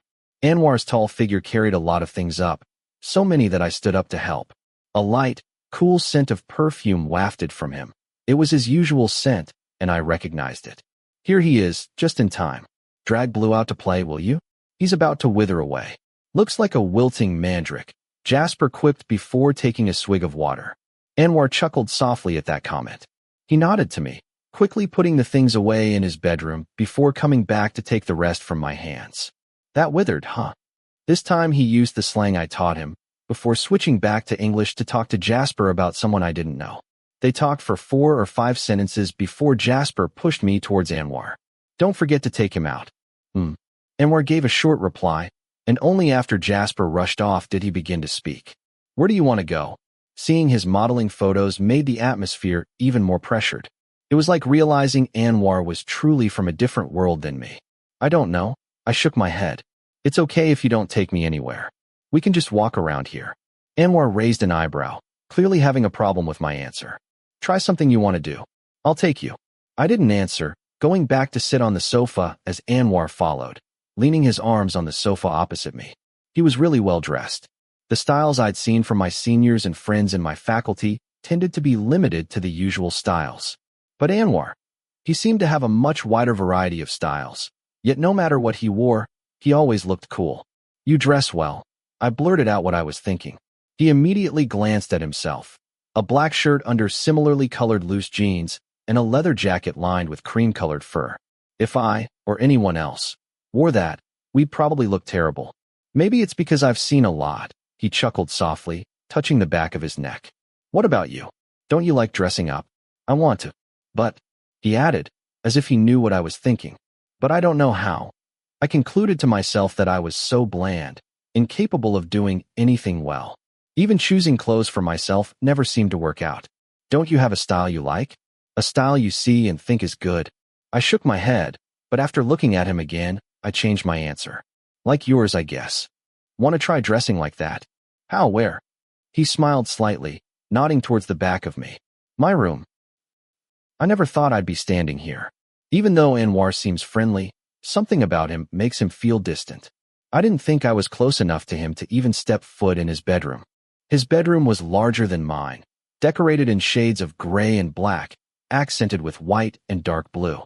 There was a bed, a large sofa, a television that dominated almost an entire wall, a computer desk, and a huge work desk in the middle of the room piled high with papers. A white sewing machine and dress forms stood in a corner. A large sliding wardrobe and a bookshelf filled with magazines and thick books completed the space.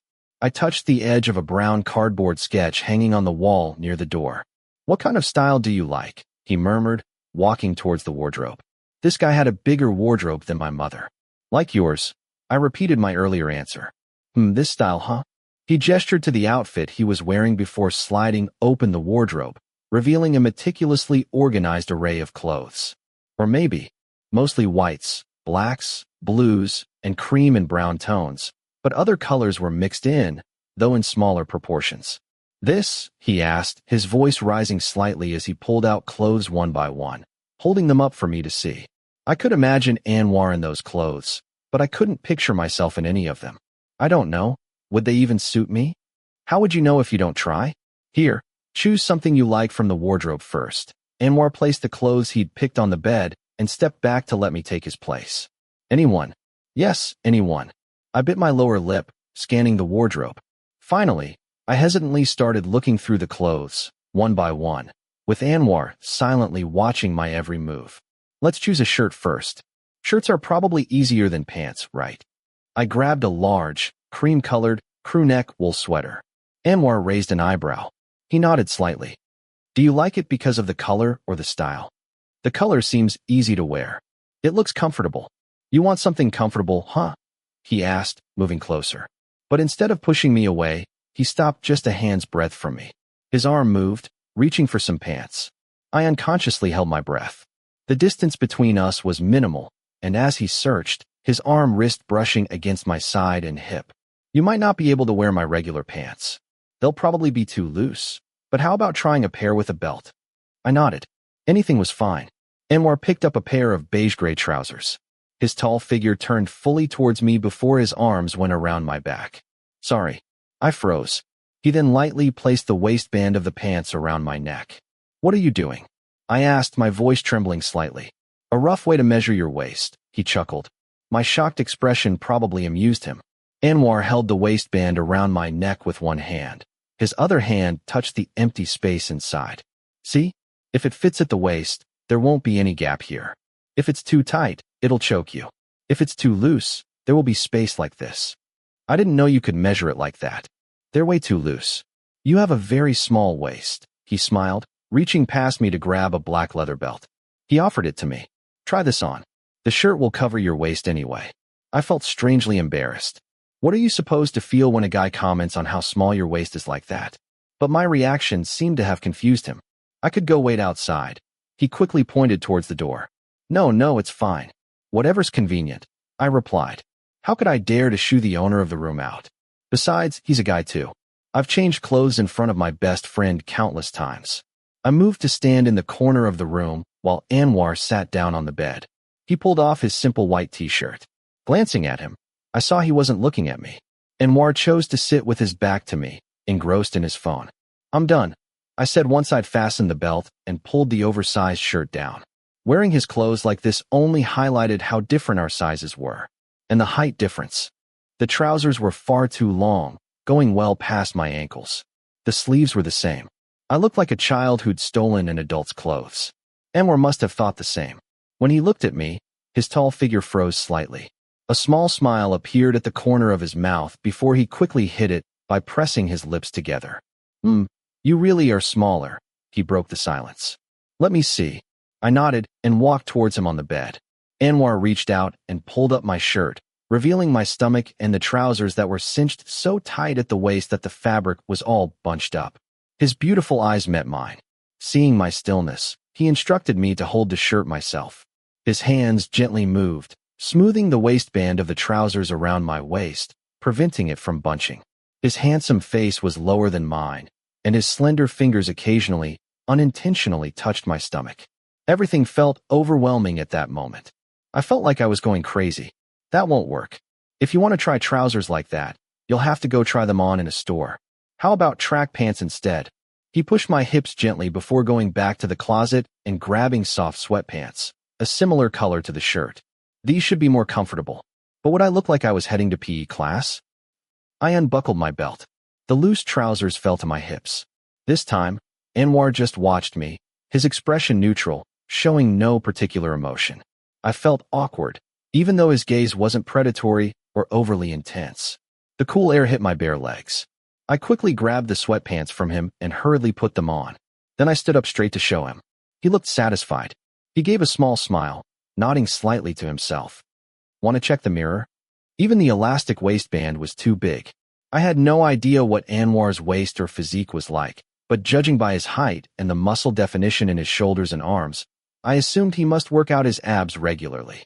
Anwar brought a large mirror for me to look in. I didn't look like myself at all. Just changing clothes had completely altered the atmosphere around me. Do you like it? I like it.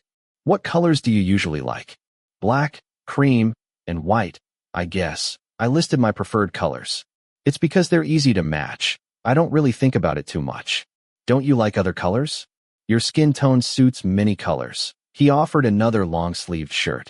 I took off my old shirt, gave it to him, and put on the new one. Seeing myself improved, I immediately wanted to go shopping for new clothes. I never knew I could dress simply like this and still look good.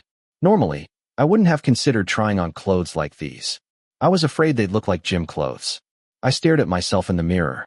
The oversized clothes made me look a little silly, but I could imagine what they'd look like if they fit properly. Anwar came up behind me, his beautiful eyes watching me through the mirror. His hand gently brushed my hair from my face. A white wool hat settled on my head. How does it look? I mumbled, wanting to hear his opinion. Anwar continued to stare at me calmly through the mirror, his slender fingers smoothing my hair into place, tucking it behind my ear. That light touch made my heart pound. It's cute, he whispered softly, but the distance between us meant I heard it clearly. That phrase again. The pressure in the air, which had lessened, suddenly returned with a vengeance. I didn't know if he was deliberately creating it, or if I was doing it to myself. Blue, stop. I quickly looked down at the floor, shouting at myself internally, praying he hadn't noticed, even if he was still staring, because my face in the mirror was incredibly red. Do you like it? Anwar asked softly. He chose a pair of pants with a drawstring waist, and instead of folding the extra fabric outwards like normal, he bent down and adjusted the length, securing it neatly inwards with some kind of tape. Is this a skill everyone possesses, or did he learn it from studying fashion? Now the pants were the perfect size. I nodded, turning to look at myself in the mirror. The outfit was a dark brown, well-matched, and the oversized shirt gave it an oversized style. We'd been playing dress-up for several minutes. Anwar wasn't stingy with his clothes at all. On the contrary, he seemed to be having more and more fun, constantly finding things that suited me. Some of the looks I'd never even imagined myself in. And they looked so good that I wanted to buy clothes like these for myself, instead of the clothes I wear every day. I like it. Could I ask you something? Huh. If I want to buy clothes like these, could you help me choose? I pointed to myself. I'm afraid I'll mess it up if I go alone.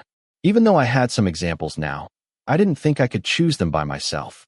My sense of color and coordination, compared to Anwar's, was probably like a child's. Sure. Anwar smiled amiably. What day works for you? Whenever you're free. Any day works. Thank you so much. It's okay. I'm glad you like it, Anwar said, putting the clothes scattered on the bed back into the closet. I just stood there, staring at my unfamiliar reflection in the mirror. Suddenly, I thought of Fim. What would he think if he saw me dressed like this? Would he think it's good or not? Can I ask for one more thing? I began hesitantly, afraid he'd be annoyed by my endless requests, but Anwar just raised an eyebrow and turned to listen attentively. Could you take a picture of me? He looked surprised, before his expression changed after hearing my next sentence. My boyfriend wants to see it. I didn't even know why I said that. Anwar stared at me silently. A shirt paused halfway in his hand for a second before he blinked and nodded. I understand. He turned back to finish hanging the clothes. Where do you want to take the picture? I thought about all the photos on his Instagram. He often took pictures against simple backgrounds in his living room, and they always looked good. This room was similar. The living room is fine. As soon as I suggested, Anwar nodded and walked out without looking back. Was I imagining things, or did he seem irritated? Was it because I'd asked for too much? Anwar used his phone to take the pictures. Thinking he was in a bad mood, I grew tense.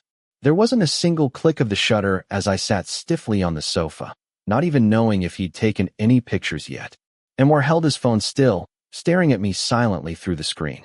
Then he said flatly, "How long have you been dating your boyfriend?" Not very long. The random question confused me, but I answered simply, "Is he cute?" Cute? Fim is more of a cool type, if I had to define it. I shook my head. Did you meet him at university? Uh-huh. He's a senior. How old are you? He kept asking questions, his hand still holding the phone. 21. I'm older than my classmates. It's because I spent a year studying abroad in high school. Actually, I'm only 20, but I'll be 21 in a few months. Anwar smiled faintly. The gloomy atmosphere from before vanished, making me think I'd misinterpreted everything. He bent down, tapping something on his phone, and walked toward me. If you want to change, just leave the clothes on the bed, he said. Oh, are you going out? I asked. Yes, he replied curtly. After sending the pictures, he went into the room, grabbed a jacket, put it on, and went downstairs. I slumped onto the sofa and looked at the pictures. None of the shots showed me looking as tense as I had been earlier, when he'd been talking to me.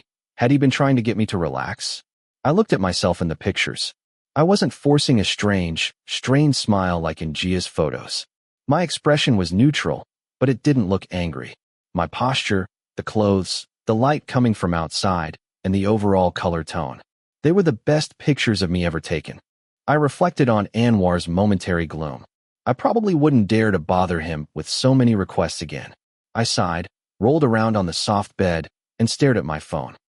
I followed Hazel, Audrey, and Jasper, and they all followed me back. Something made me hesitant to follow Anwar like everyone else. Was it his irritated expression earlier? But he did smile at me in the end. Or was it just a polite smile? You can be annoyed with someone and still smile, can't you? Ugh. I lightly banged my head on the bed. I don't know anymore. Don't make this awkward. I'll look more problematic if I follow everyone except Anwar. I quickly pressed the follow button. A surge of pressure filled me, gradually fading as hours passed, and a new day dawned. He didn't follow back. Chapter 7. About buying clothes. Do you want to go today? Anwar unexpectedly knocked on my door that morning and asked me that. I wasn't even fully awake.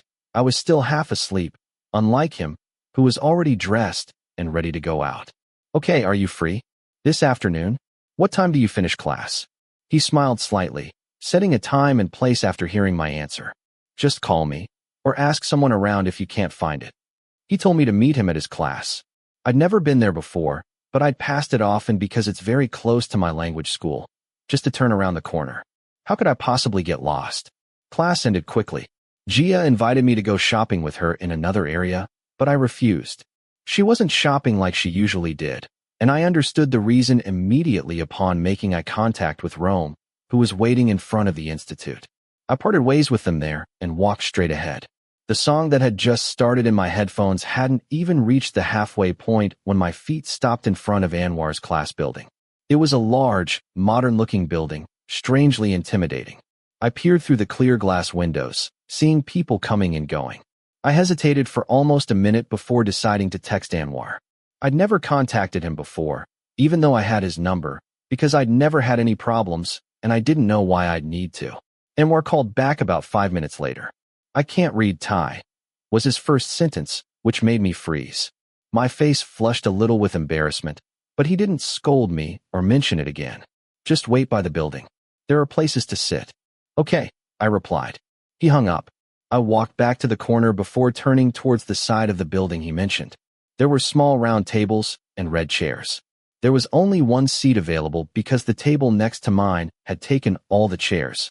They were chatting casually about some project, critiquing designs, while I stopped paying attention and started looking at pictures on my Instagram instead.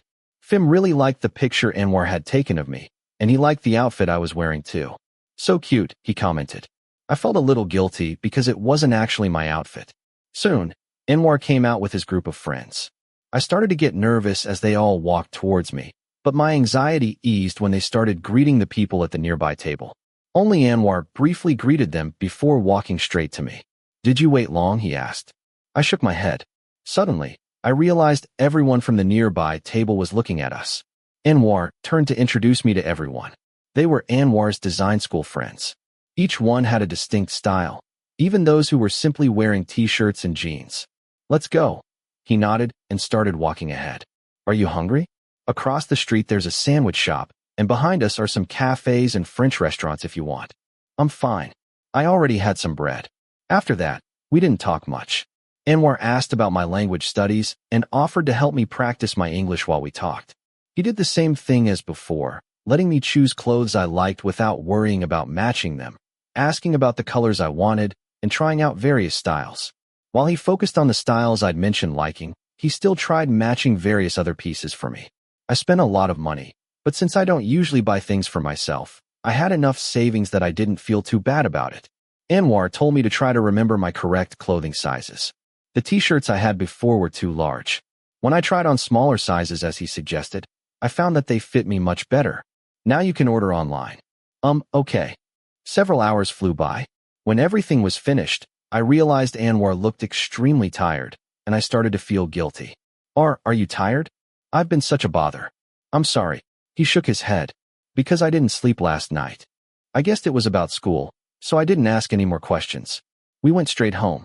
I also wanted him to rest as soon as possible. I should have noticed his exhaustion sooner. We could have gone another day. I wasn't in that much of a hurry to wear new clothes. No one was home. The entire building was silent, except for one guest lounging on the sofa, whose haughty expression immediately fixed on us as we reached the second floor. Kit, you're late. Kit frowned before turning to smile and greet me. Why are you here? Anwar muttered, walking straight towards Kit, who stood up. Forgot? We have a date today. I could clearly see that Anwar was extremely tired, even though he tried to hide it afterward. You look exhausted, Kit also noticed. He said, gently touching Anwar's cheek. Maria's class. Anwar replied briefly. Kit raised an eyebrow, looking understanding before wrapping his arms around the taller man's neck. Come on, I'll give you a massage. How about that?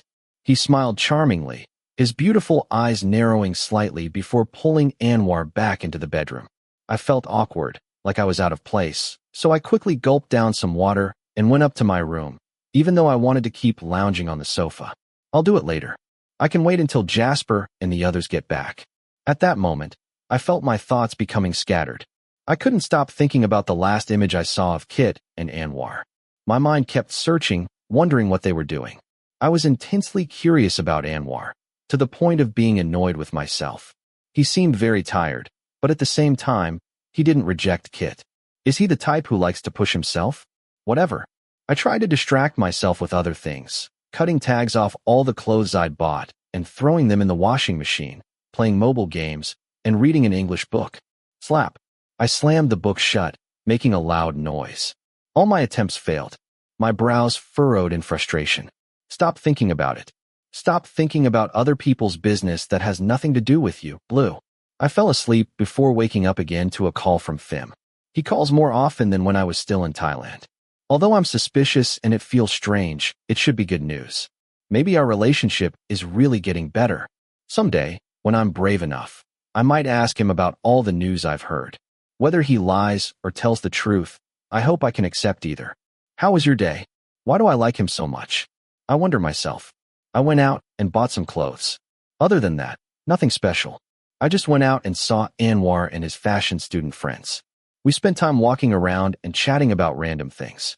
Anwar isn't a very talkative person, but he didn't make me feel uncomfortable with his quietness.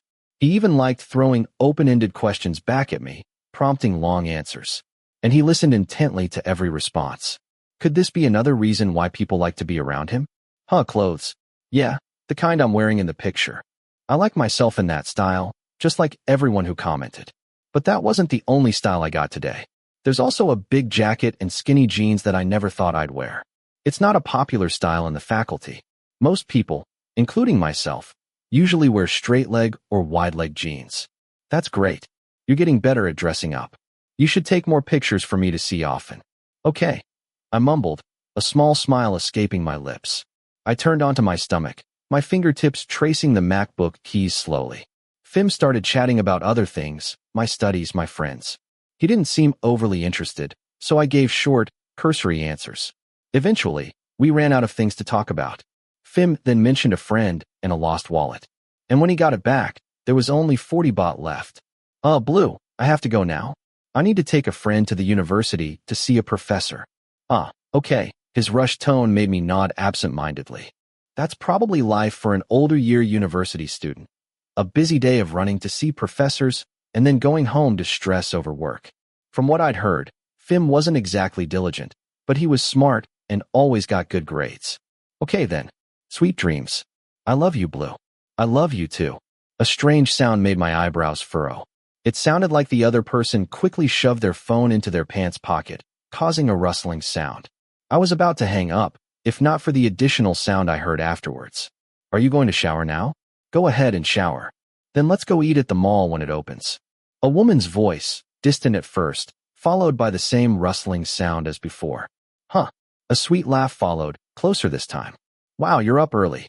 Got a lot of energy, huh?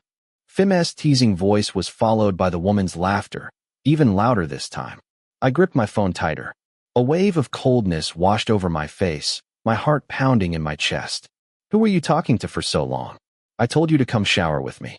Oh, it was a junior from my faculty. He asked about. Beep. My hand trembled violently, even though the call had ended. Confusion, mixed with countless other emotions, overwhelmed me. Disappointment? Heartbreak? My body felt like it was rejecting the reality of what I had just heard. Taking a friend to the university. I repeated his words like an idiot, my lips heavy, my eyes and mind equally numb. I didn't want to think. I didn't want to think about anything I'd just learned. I tossed the phone onto the bed. The urge to cry intensified. My mind desperately searched for an escape, even though what I was trying to escape was all in my head. I hurried out of the room. The second floor was silent, just as silent as the first floor as I walked down the stairs. There was a supermarket nearby. I walked there, trying to focus on what I needed to buy. In the end, I just grabbed whatever caught my eye. Sweets I'd never tried before, peanut butter, biscuits, Oreos, milk. I carried it all back to the apartment, my arms full. The harder I tried to think about anything else, the more my mind circled back to Phim's words and that strange woman's laughter. Stop thinking about it. Please, just stop. I love you, Blue. Oh, a junior from my faculty. I told you to come shower with me. Everything was distorted in my memory, making me want to throw everything away and just cry to release all this pressure. My feet paused as I made eye contact with Anwar sitting at the bar counter. He was alone, and the apartment was quiet. No sign of Kit or anyone else. I stood still for a moment before putting my groceries on the wall-mounted counter. I bought extra, I said, turning to go back upstairs. But Anwar gently stopped me. What's wrong? At first, I tried to avoid his gaze. I don't like crying in front of others, but when someone asks when I'm feeling sad, I always fail to hold back. Anwar released my arm. He didn't hold me back, only his beautiful eyes fixed on me, as if trying to figure out what was wrong. Are you okay? His deep voice, soft and gentle, accompanied the simple question. It was like a sharp spear, piercing the wall I'd tried to build, causing it to crumble. A sob caught in my throat. I confessed, desperate. No. Want to sit together? He offered. I just slumped down, unable to think. I love you, Blue. Anwar didn't ask anything else. He simply was there, doing nothing more than what he was already doing. Grasping the liquor bottle, pouring it into a glass when it was empty, and then raising the glass to his lips. That's all he did. And I sat silently, like someone who had lost their voice. Is it good? I finally asked, seeing him drink it as easily as if the alcohol were water. You could say that. It's kind of sweet. Can I try? Can I have some? I rephrased. Anwar hesitated for a moment before turning to grab a new glass and place it in front of me in answer. I stared at the amber liquid pouring into the empty glass, then took it and drank when Anwar finished pouring. Then I grimaced the moment the burning liquid touched my tongue, but I forced myself to swallow it down. A searing heat spread through me.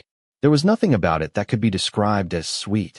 Anwar watched my every action silently, observing me drink the liquor like a madman. As soon as my glass was empty, he refilled it.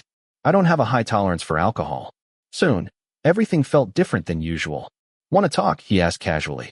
Strangely, I felt like telling him everything, wanting him to comfort me or say anything that would make me feel better, just because of that short question. Was it the atmosphere he exuded? I wasn't sure. In the end, I shook my head. I didn't want to tell him because I didn't want to bother him. Can I have another glass? Instead of an answer, he poured me another drink. Anwar diluted every glass he poured for me with water, unlike his own, which he drank straight.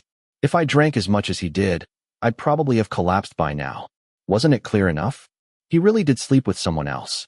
There were no excuses, no fantasies I could conjure up to protect him. There was nothing to comfort myself with. He slept with someone else, and then lied to me. It was blatant, so obvious. How could I deny it? I love you, Blue. Love what? I gritted my teeth, the words escaping my lips in a barely audible whisper. I think Anwar heard it, but as usual, he didn't say anything. His brown eyes fixed on me before he raised a hand to stop me from taking another drink. I'm not trying to stop you, but if you don't want to end the night vomiting, you should probably stop. I pursed my lips, allowing Anwar to take the glass of liquor from my hand. He wasn't acting like any of my other friends. If it were a close friend, they would have been trying to pry the story out of me since the first 5 minutes. Anwar was willing to sit there with me, even though he didn't know anything about what was going on. I don't know what was wrong with me, what I was sad about, but he didn't force me to talk. How are you feeling? If you start feeling dizzy or nauseous, tell me. He replaced my glass with a new one, pouring water into it instead. I tightened my lips, nodding slightly in acknowledgement. He's incredibly caring. Anwar is the type of man. I don't know how to describe him. Incredibly attractive and makes me want to be near him all the time. I took a sip of water, starting to feel like a little child obeying his every command while stealing glances at him. He's incredibly handsome. No wonder he has so many Instagram followers. He has a perfectly sculpted nose that complements every feature on his face. His lips, when he smiles, seem to cast a spell on whoever's looking. His brown eyes meet mine without ever looking away. I can never guess what he's thinking, what he's feeling. It's like he's looking deep inside me, but revealing nothing of himself. I wonder what you're thinking. The thought, meant to stay in my head, escaped again. Anwar raised an eyebrow, and I quickly averted my gaze, feeling awkward and embarrassed. What should I do? He must think I'm strange. Don't make that sad face. It doesn't suit you. Anwar's casual words stopped me. I turned back, unintentionally meeting his beautiful eyes again. He didn't offer any further explanation, but I realized later that his comment was a response to what I'd blurted out. Heat spread across my cheeks. My heart pounded at his strange, comforting words. Was it comfort? Yes. Have you rested? You must be tired. You should rest. I changed the subject when I started to feel flustered. It seemed he hadn't rested himself, yet he was sitting here drinking alcohol. It's all right. Anwar shook his head. All right, what? It's all right. I didn't want to leave you here alone. His honest answer left me speechless. Warm feelings surged, but at the same time, I felt even more indebted to him. Thank you, I said. I didn't try to convince him to go back to bed. The selfish part of me shouted at me to shut up and make the most of this time. As I thought, when you're sad and someone stays with you without forcing you to do anything, the awkwardness is better than the stark loneliness. I couldn't hold on to the time any longer. With nothing to do and no alcohol to drink, just sitting there felt strange. It was like all my attention was focused on the person in front of me. I saw Anwar clearly, and I felt his gaze just as clearly. I'll go to my room now. Thank you so much for staying with me, I said after a while. As soon as I mentioned it, Anwar stood up and walked me back to my room. His tall frame followed me, always a hand's length away. Anwar's silence wasn't uncomfortable. I found it more pleasant and reassuring than I expected. Thank you. Sweet dreams, I said at my doorframe. Then, his deep voice stopped me before I could step inside. Blue. As always, his face was impassive. There was no worry or concern in his eyes, no expression to be seen. Except for those words, which made my heart skip a beat. If you're feeling unwell, whatever it may be, come knock on my door. Chapter 8. You should rest. It's okay. I didn't want to leave you here alone. The sentence from last night flashed back into my memory the moment I opened my eyes. I stared blankly at the white ceiling, feeling completely woozy, and had to relieve the feeling by tossing and turning wildly. At that time, I was completely out of it. I didn't even realize I was switching between Thai and English, all jumbled up, and Anwar just followed along, no matter what language I used. So incredibly embarrassing. I tried to act cool, to prevent him from thinking I was some lightweight who gets easily drunk, but saying things like that was basically an announcement. Look, I'm drunk. Maybe that's why he told me to knock on his door if I needed anything. He was right. Even though he warned me not to drink so much, the hangover still hit me. I decided to skip school for the day, showered, brushed my teeth, and went downstairs to find something to eat. Usually during the day, there aren't many people here. Maybe Jasper or Audrey would stop by. Anwar and Hazel rarely were here unless it was nighttime. Blue. Hey, Audrey greeted me cheerfully. She was sitting in meditation on her usual sofa, putting down the TV remote as soon as she saw me. Her slender hand patted the space beside her when she saw me finish my cereal. Come sit here. No school today. No, but I have a part-time job in 2 hours. How are you feeling? I looked over when I heard the question before she answered her own question. Anwar said you two were drinking together until late last night. Oh, I wondered if Anwar had only said that much. Yeah, I'm hungover. So, is Anwar gone already? He's left. Audrey seemed like she wanted to say more, but ultimately just pursed her lips and watched me eat my cereal, occasionally glancing back at the TV show playing. Oh, by the way, there's a party at a friend's house this coming Friday. It's a friend of ours. Jasper, Hazel, and Anwar will all be there. Want to come? Actually, I'm not even old enough to legally drink alcohol. I can't get into clubs, only smaller bars that aren't as strict about ID checks like the one I went to with Gia and her friends that time. But if it's a house party, maybe it'll be okay. I'm worried everyone won't have fun. Don't say that. Why wouldn't it be fun? Parties are meant to be fun. With Jasper and Anwar there, it'll definitely be fun. Trust me. I actually do trust her. Even though I've never seen them both at a real party before. Anwar seems like the type to make everyone around him feel good, and Jasper looks like the kind of troublemaker a party needs. Come on, let's go together. You'll meet lots of new people. Audrey's eyes widened. She was so enthusiastic, it was an energy I couldn't refuse, and I nodded in agreement. Are they friends from Parsons with Anwar? No, but there are some Parsons students there too. The actual host is Jasper's friend, but he's brought us to so many parties that he's become close with Anwar and Hazel, and it's spread to getting to know Anwar's Parsons friends as well. What a social circle that's so easy to get to know and become friends with. I'd never be able to easily get close to people like that. That's why I've been stuck with the same old friends my whole life. So you and Jasper didn't go to Parsons? I initially thought they were all friends from the same school. Nope. Jasper, that guy, he tried fine arts, but he got bored after a while and dropped out. He's transferred to another school now, so he ends up going back and forth between Brooklyn and here. I nodded dumbly. I'd never sat down and listened to people's stories like this before. I didn't know how far Brooklyn is from here, only that it's a neighborhood known for music and art, a hip art scene, something like that. It seems to fit Jasper well. And you? I study dance, related to theater and things like that. This time, I was the one whose eyes widened, because I never thought I'd meet someone who studied these kinds of things. You mean, dance specifically, like it's your major? Yes, at Barnard. It's, a women's liberal arts college, but I don't just study dance. There's history, culture, theory, and things like that. Cool. What kind of dance do you usually study? I grinned broadly. Upon closer observation, Audrey really does seem strong. She doesn't have the slender build like Hazel. She's more muscular. Many types, watch. She smiled brightly, then sprang to her feet. But once she settled, the expression on her face vanished, replaced by seriousness. Audrey began to move slowly. Every movement she made was fluid, like she had complete control over every part of her body. It was graceful, yet powerful at the same time. I didn't know what style of dance this was. Her movements were similar to ballet, but not exactly. It's called contemporary, she giggled after finishing, as if she'd only shown me a brief glimpse. Incredibly cool. Is there anyone uncool here? Even Audrey, who seems the most ordinary, has such a wow factor. And Hazel and Anwar. Once I started learning about them, I wanted to know more about everyone.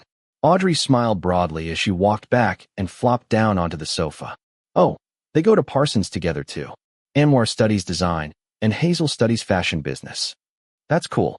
I slumped down onto the sofa, realizing I'd been surrounded by quintessential New Yorkers the whole time. It really is. Have you seen Anwar's work? That guy is infuriating. Everything he touches turns to gold. She grumbled. But it's good that he's still studying. Otherwise, he wouldn't have a place to hide when he's feeling lonely like this. Huh? It's good that he's still studying? What do you mean? He should have graduated already, if he'd studied normally. but he's signed with a modeling agency, and work's been overwhelming, so he can only take a few courses per semester.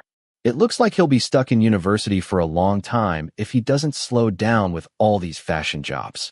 He's really famous? I didn't need to ask. I could guess. With that many followers, he's definitely not some nobody. Incredibly famous. If he hadn't cut back on modeling to focus on his studies, you wouldn't even see a shadow of him right now. His mother might even be thinking about renting out his room, like Jordan's room. Whose mother? I felt momentarily lost. Anwar's mother. She owns this building, so that's why the rent is so cheap. Even my room is unbelievably cheap, compared to everything included, the kitchen, bathroom, bar, everything. Exactly. Otherwise, Jasper would have died from the rent in this area. Our conversation paused for a moment when Anwar appeared. He was carrying a lot of things.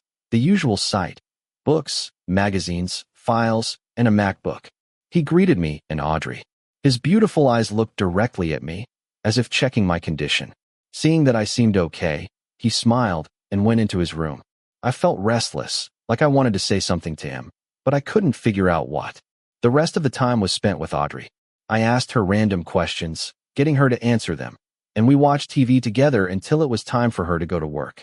I tapped my index finger against itself rapidly.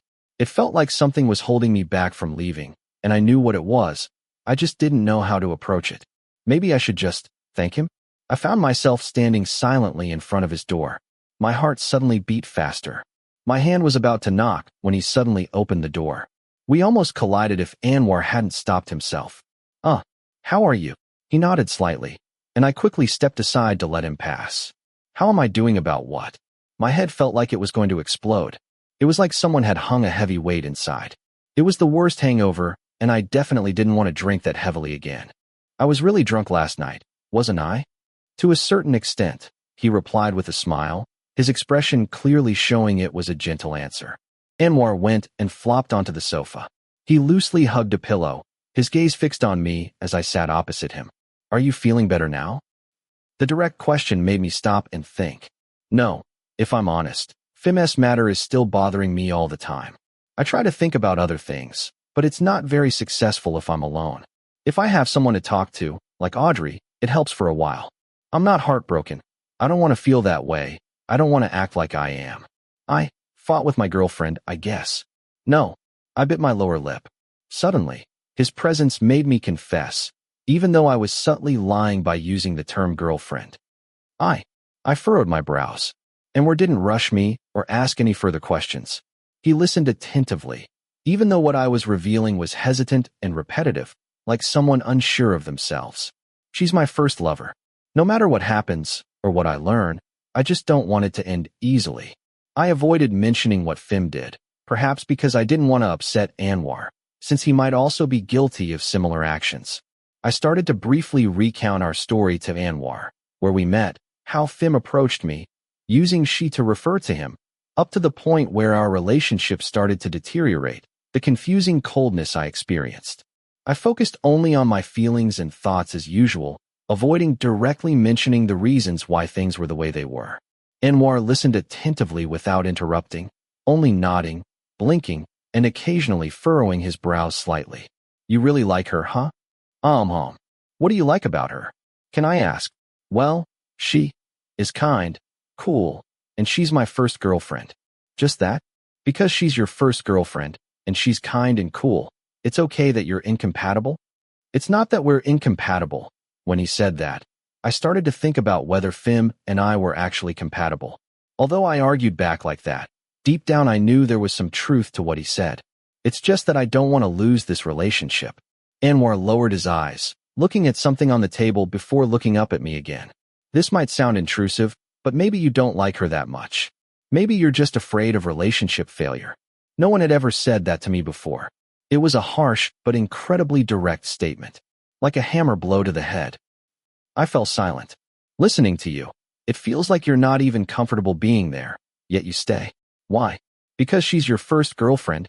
You said that." After holding my gaze to make me listen, he continued with a serious expression. "It's okay if you don't want your first relationship to end easily like this. But is it really good where you stand right now?" Again, I was speechless. I don't want to be the one to break up. I averted my gaze, aware that I was being stubborn, but I couldn't control my own foolish emotions and thoughts. I wish it were easier. Why? I don't want it to end because of me. I took a long time to think before answering. So, are you okay with what you're going through now? Are you happy with it? The question about happiness was like a hook to the gut. It stung more than any other sentence he'd uttered. It was like a lock had been released. I'd always tried to avoid asking myself that question. My suppressed thoughts about Fim flooded back uncontrollably. I dug my nails into my palm, trying to take a deep breath before shaking my head. I drew my knees up and hid my face. The cool scent of his cologne became more pronounced. I saw Anwar's feet moving closer. A warm touch grazed my hair. Anwar was stroking my hair, gently rubbing my shoulder.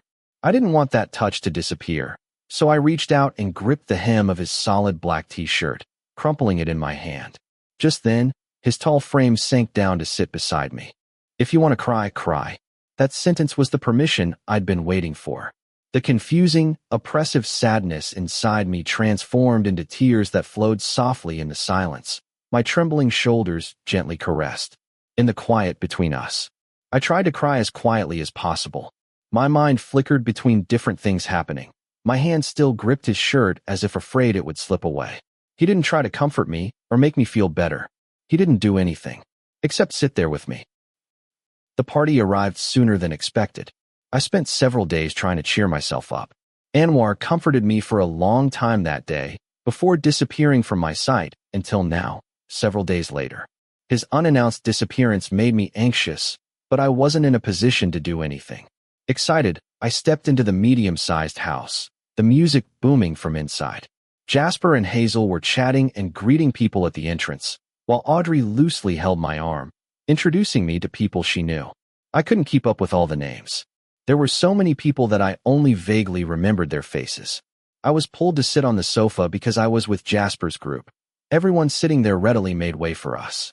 He was the center of the party, laughing loudly, cracking jokes without a care, handsome, and teasing everyone as if he'd known them for ages. Jasper was another person I felt comfortable around.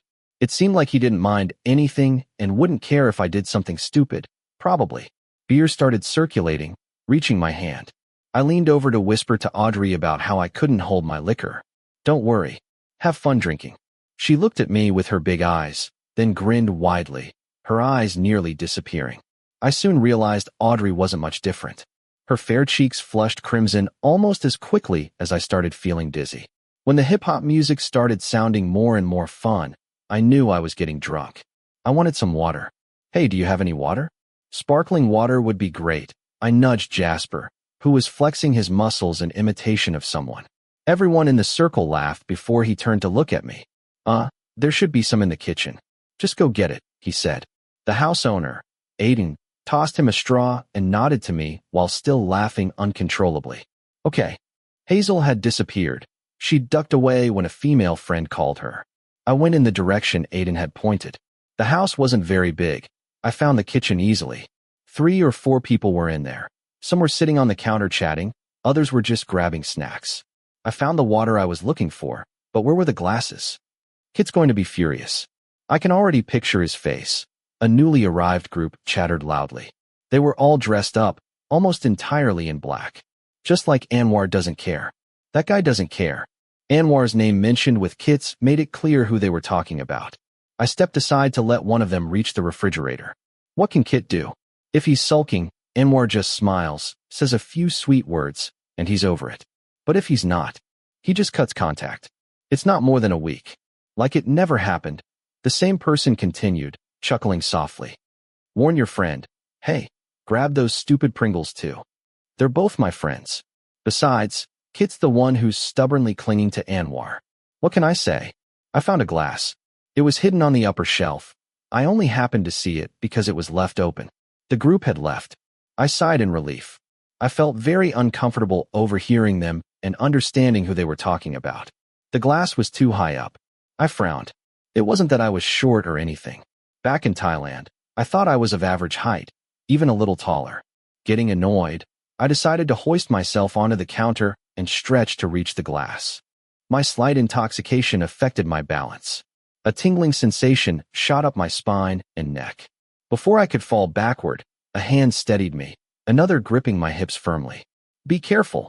I turned to see Anwar standing silently behind me.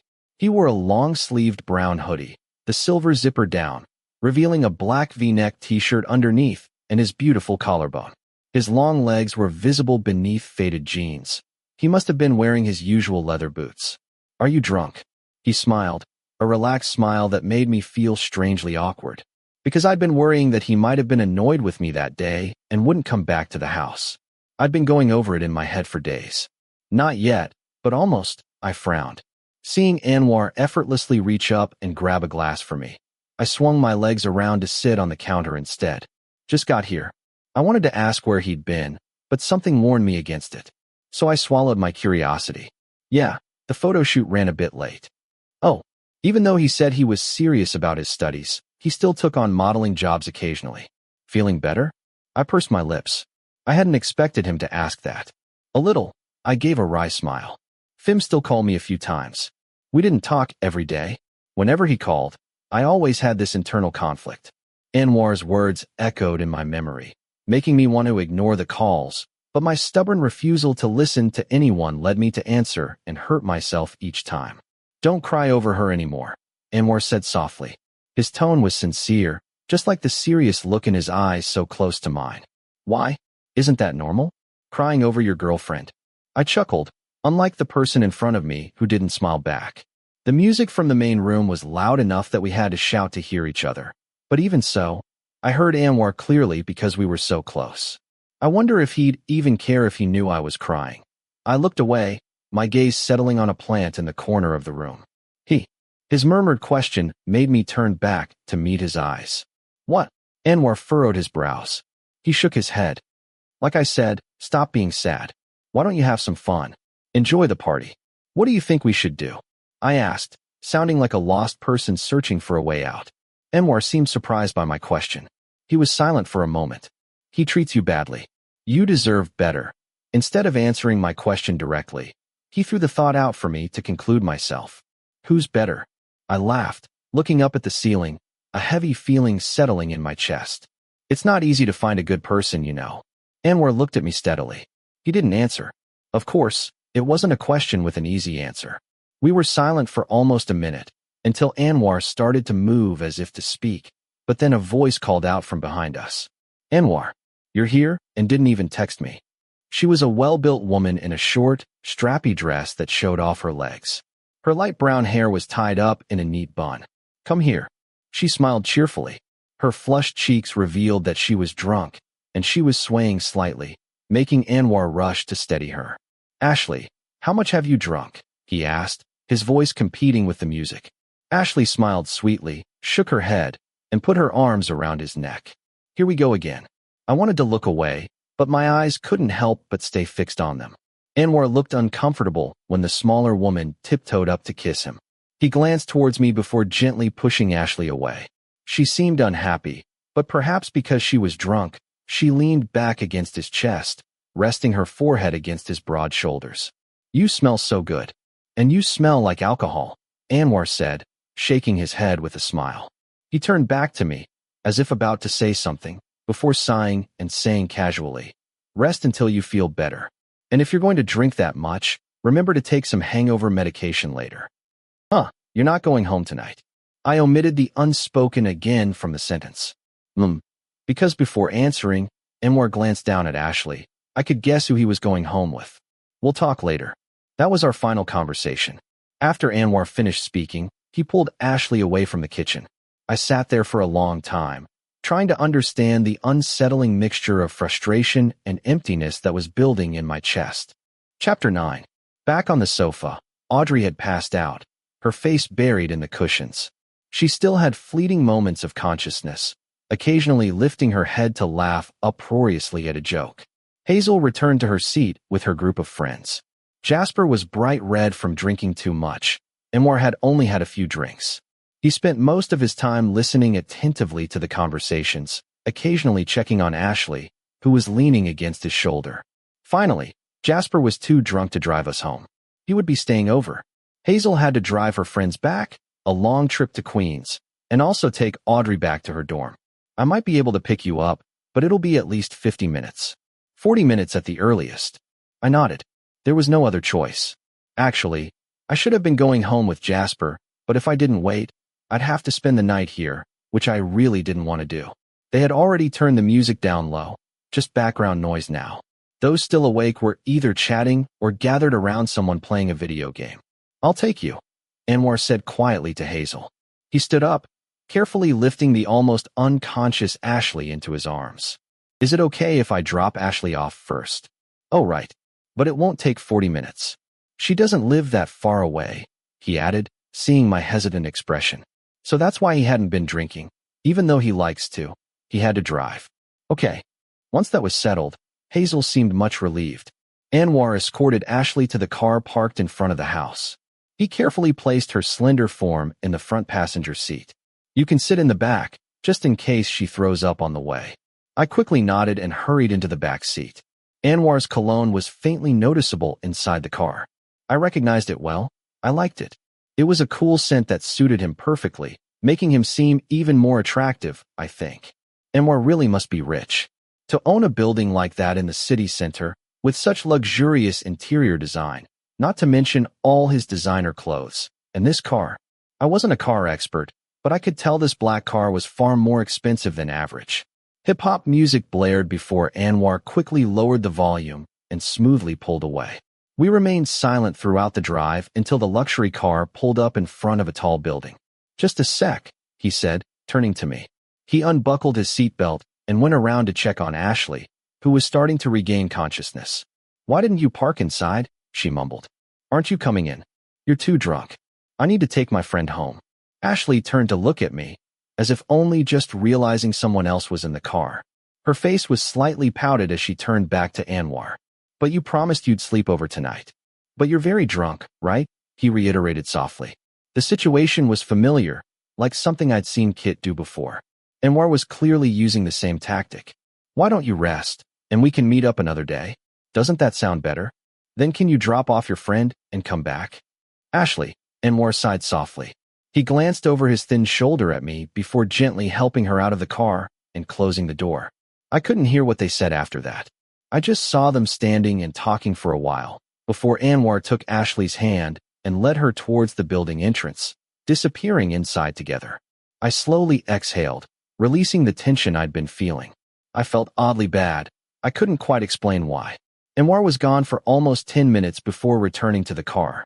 Let's go. Get in the front. Actually, if it's a bother, we can just call a taxi, I said, settling into the front seat. You weren't planning on going home anyway. It's fine, he said, looking at me before his gaze shifted back to the mirror as he pulled away. She was really drunk anyway. My thoughts were indeed correct. If we hop in the Benz, is that okay? Is it okay if I call you my Prada bae? I ain't no player, I just got a lot of baes. But let me tell you, I like you a lot, bae. I want to start at the top and the bottom, bae. I shifted, glancing at Anwar's profile. He looked serious and still, very quiet while driving. We'd been silent for a while, only the music he'd put on filling the gap. Then my phone vibrated, the name Fim flashing on the screen. I pursed my lips, turning the phone face down on my lap and unconsciously glancing at the person beside me. Is there something you want to say? As if sensing the shift in the atmosphere, Anwar asked softly, his voice smooth. That voice again. That seductive voice. I just hadn't expected him to use it on me. Was this a first? Or had I only just realized it because I'd seen him use it on others? What is it? Is it about your boyfriend? My eyes widened, my breath catching at that sentence. When did he know my boyfriend was a man? Use he if you like, he said, probably concluding it was true since I didn't respond. But that wasn't the main point right now. I wasn't too worried because Anwar seemed far more open-minded than I was. I didn't understand why I'd lied to him in the first place. What are people thinking when they cheat? I turned my face away towards the window. When Anwar remained silent, I answered myself. Maybe they aren't thinking at all. I smiled, resting my head against the cool glass separating me from the outside wind. I don't know why I'm so into him, why I can't let go, even though everything is so clear. Why am I so afraid of failure? I felt his gaze before Anwar abruptly pulled the car over to the side of the road. He seemed to be searching for words, not unlike myself, lost in thought in the silence. I understand, he whispered. Is that what you're worried about? In a relationship like this, in your mind, the person who speaks first might be the one who destroys it. But no, it's the person who cheats that does the destroying. It was surprising to hear that from Anwar. But for the first time, I felt someone was on my side and didn't make me feel stupid. I don't understand. Why? Does it feel good? His murmured response made me hesitate for a moment. But the dizziness in my head, combined with the unusual boldness fueled by alcohol, made me decide to finish what I started. Talking to many people, having sex with many people, does it feel good? Don't you feel guilty? Why are you asking? He faltered, his eyebrows furrowing before a flicker of irritation crossed his face. He knew I was comparing him to Fim, that I thought they were the same. It wasn't my intention. I was just genuinely curious why people do that, why they can't stick to just one person they're with. But looking back after saying it, it did sound like that. If you mean cheating, I can't answer why your boyfriend did that. He simply smiled, turning his gaze to something in front of him. I haven't cheated on anyone. You haven't. As for talking to many people, having sex with many people. He turned back to meet my eyes, a gaze that held me still, preventing me from looking away. Are you really curious? I pursed my lips and nodded. Why do you want to know? Because I don't understand. Just that? Because you don't understand, so you want to understand. I fell silent, my heart starting to pound. I felt the pressure in the air again. Something between us made me feel awkward. It felt like a strange pull, one I couldn't deny, and I didn't even know where it came from. I can't answer that, Anwar refused softly. His expression was one of indecision, his gaze fixed on me. I felt my cheeks flush, even though he hadn't said or done anything more than look at me. My body seemed to slip out of my control. I told my heart to slow down, to stop making awkward movements for him to see, but I couldn't control it at all. You don't have to answer. I was just curious. If you want to know how it feels, would you like to try it yourself? What do you mean? You know what I mean. Those words shattered my composure. My heart pounded so hard I feared he'd hear it. You mean, sex with? Jesus. Anwar squeezed his eyes shut. He let out a soft sigh while I froze. Did I misunderstand? He was asking if I wanted to have sex with someone else. With him?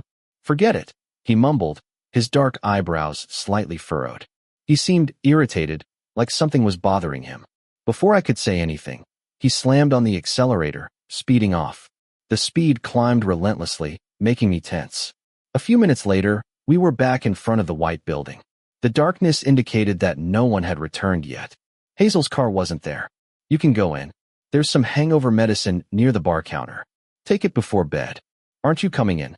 No, he replied curtly, meeting my gaze briefly before looking away, leaving only a glimpse of his perfect profile. Busy. I'd thought he'd be coming back to sleep here. His words and actions had led me to believe that before we left Aiden's house. But upon arrival, he said he wouldn't be coming in. Because of our last conversation? Or because of something else? I'm going out for more drinks, and we'll probably stay somewhere else. The answer was self-explanatory. Thanks for the ride. You're welcome. Good night. As soon as he finished speaking, I opened the door and got out. The moment my feet hit the ground, the luxury car sped away, leaving me with a confusing feeling and the question I couldn't forget, as instructed. Did I misunderstand everything? After that night, every time I saw Anwar over the next week, he was always with someone else. Kit came to the building a couple of times. Ashley yesterday, and today a blonde woman he'd brought around earlier.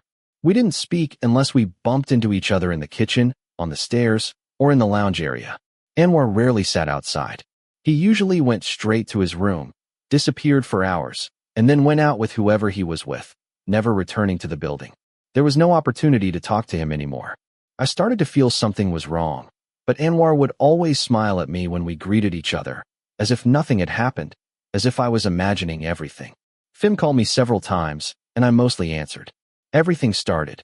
Well, Fim probably realized something was up from the beginning, right up to today. He started to sound irritated with me, saying I was foolish and unreasonable. I didn't explain the reasons for my behavior, just gritted my teeth and listened to him scold me until he was satisfied and hung up. Hey, Blue, Hazel's voice called out. She came up to the third floor with a laundry basket in her arms. Her worried expression showed she'd overheard at least part of my conversation with Fim. Hazel didn't understand, But she knew the situation wasn't good because I immediately knelt down, burying my face as soon as the call ended. Huh. I wiped the tears from my face. The lights weren't on here, so she probably didn't see them. Hazel sat beside me on the sofa, lightly patting my back without saying anything. Sorry, are you doing laundry? I took a deep breath, trying to clear the sob stuck in my throat. Sorry for what? This scene was something I never imagined. Hazel seemed like the most unapproachable person here, someone who wouldn't even care if I cried. But her sitting there trying to comfort me made me see her in a new light. After 10 minutes, I finally dared to tell her about Fim, but only vaguely, saying I'd fought with my boyfriend because he'd cheated. I started to feel better. The tense, serious conversation relaxed, turning into more casual talk. Do those people who are dating Anwar know that Anwar? He's seeing other people? Hazel finished, as if she knew what I meant. She crossed her legs, resting her chin on her hand with a slight smile. Are you thinking Anwar is cheating, just like your boyfriend? How are they different? I couldn't see any difference at all. Anwar isn't dating anyone. He never showed any intention of getting serious with anyone from the start, and it's been very clear all along. And those people are okay with that? Some don't want Anwar as a boyfriend, but it's undeniable that many do. They agree on boundaries before anything starts. It's standard procedure in this kind of relationship, but even if they aren't boyfriends/girlfriends, he treats everyone so well it's almost like they're lovers. Well, if he isn't treated badly, he's good to everyone like that. It's different because he's not dating anyone at all. I try to understand this type of relationship that I didn't know about. Hazel seemed calm and tried to explain without showing any irritation or annoyance. Yes, if he's not deceiving anyone by saying he only has one person and they're okay with it, then isn't there nothing wrong? But someone's bound to get jealous, I said. Anwar is that likable. If someone loves him deeply but can't possess him, they'll still feel bad knowing he's going out with others. Isn't that right? I've seen it happen quite a bit, Hazel mused. But he seems to handle it well. I wanted to ask what happens when someone gets jealous, and how Anwar handles it, but it felt too intrusive, so I fell silent again. He's not cheating on anyone, and he's not hiding anything. It's a relationship where no one is tied down to anyone else. Therefore, jealousy isn't something that should be expressed much. Listening to her, I started to accept this relationship model Hazel described. It seemed simple, yet complicated emotionally. Anwar truly treats others well. I admit that.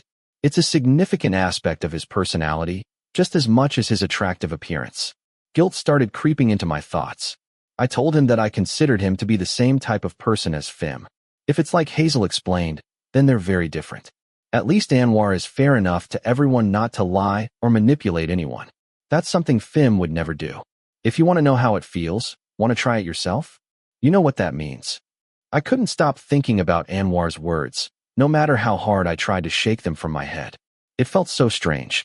With the confident answer I unconsciously came up with every time, an answer that seemed to lead me towards self-inflicted hurt, I started to understand the many people who got involved with him.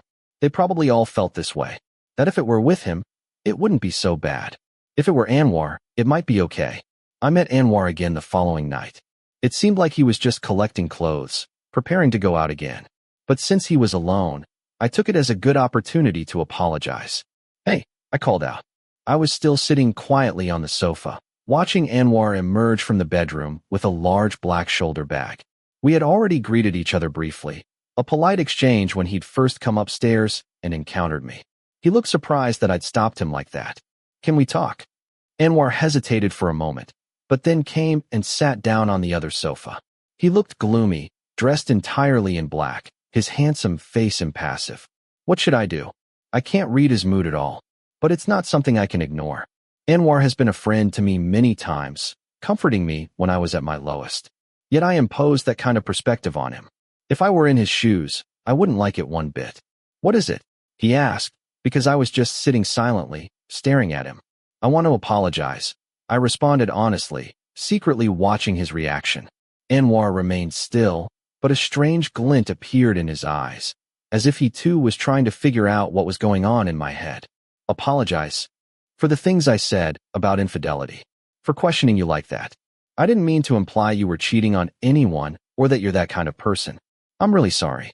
I was afraid you'd be angry, I squeezed my hands, relieving my anxiety. Anwar was stunned, before slowly breaking into a smile. Blue, I'm not angry. Really? I furrowed my brow, looking up at him intently. Because he disappeared from my life, and when we met again, the atmosphere between us was different. I don't like this between us. I preferred it before, when we were chatting and laughing at night, when we bumped into each other in the kitchen, or even when Anwar helped me choose clothes. Really? Oh, okay.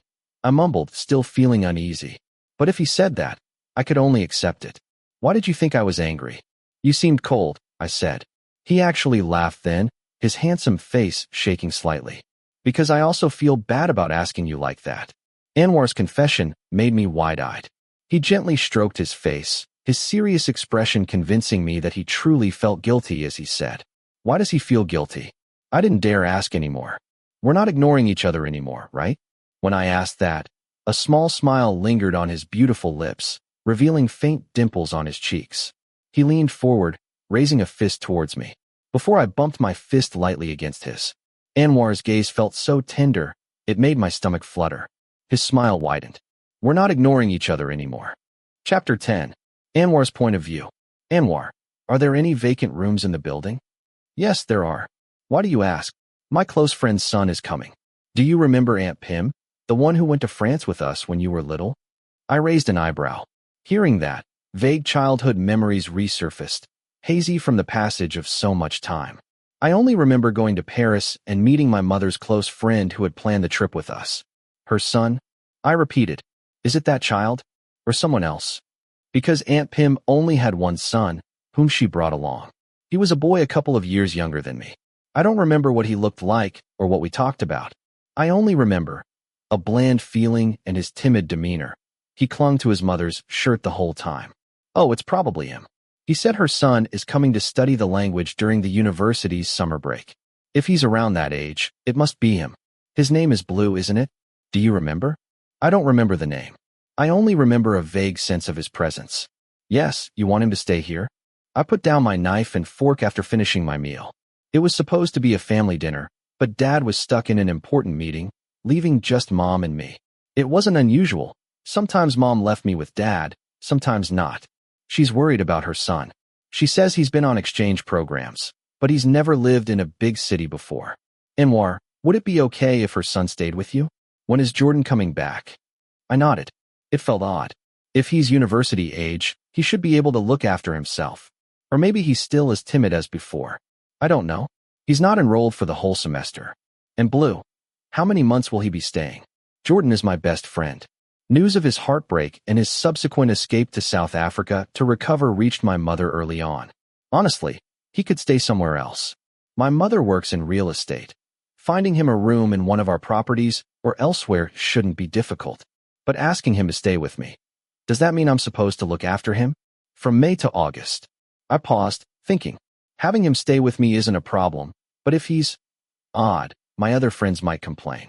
Why not? You're not getting as many modeling jobs lately, and your studies are nearby. It's just general oversight. Seeing my silence, Mom added. It was clear how much she wanted me to agree. Well, Aunt Pim is a close friend from our time in Thailand. Wanting to take care of her son isn't unusual. I just hope he's not weird. Okay, I'll talk to Jordan and clear out a room for him. Great. Then take some pictures of the building and the room and post them online to find a housemate. Send them to me too. Seeing my questioning expression, my mother laughed and continued. Pim is worried about her son, but she doesn't want Blue to feel like he's being watched. Music drifted from Jordan's room. I stopped on the stairs. Instead of going to the kitchen for a snack as I'd planned, my body automatically turned and headed upstairs to the third floor. I hadn't even paid attention to the kids' arrival. When taking the pictures, I just agreed and asked Jasper to handle it. I didn't even give my personal number as the homeowner. My mother mentioned his arrival date and flight details during a phone call once, but I didn't pay attention and forgot the details over time. I stopped in front of the white door, trying to recall fragments of memories of him, and one event surfaced. A small, fair-skinned child left alone with me in the room. My mother and Aunt Pim had gone to a bar together for wine, and his nanny had stepped outside to take a phone call. What? I said flatly, turning my gaze from the large television screen to the boy standing stiffly by the door. What is it? Hungry? Sleepy? I tried to throw out questions to figure out what was wrong with him. Why was he standing tensely there instead of sleeping or sitting here? He didn't answer, looking at me with a strange expression before walking along the wall to the bed. Sleepy, huh? I tried Thai. Immediately, the smaller boy sharply turned to look at me. You can speak Thai? Why didn't you say so earlier? That's all I remember. I can't recall my reply, but I vaguely remember the child grumbling something before burying himself under the thick blanket and falling asleep. We didn't talk much, didn't play together, weren't close. The child seemed scared of me the whole time. Only after he learned I spoke Thai did he start to chat with me occasionally, mostly because Aunt Pim kept urging him. I wonder what he looks like now. I want to see him, but I wouldn't knock on his door just for that reason. As I was about to go back downstairs, I suddenly remembered a message Jordan had sent when I told him I'd be letting someone else stay in his room temporarily. Could you get the silver locket from my desk drawer? It's a gift Vanessa gave me for my birthday. I didn't quite understand that idea. Vanessa was an ex-girlfriend who caused Jordan to escape for some peace of mind. If he intended to leave it here, why didn't he just throw it away? It seemed rude, but I didn't know when I'd be back because of work, a project with a famous photographer. If I left it there, would he throw it away? Don't forget. Go get it for me. I sighed. I should have remembered the day I was coming and retrieved it earlier. My feet carried me back to the door, where I knocked.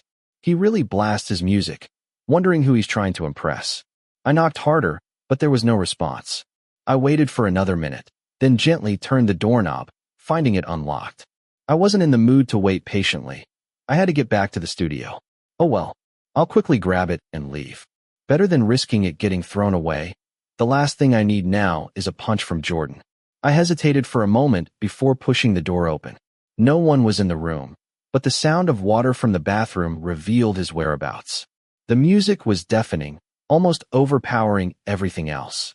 This guy must love blasting music, just like Jordan, though that guy was infuriating.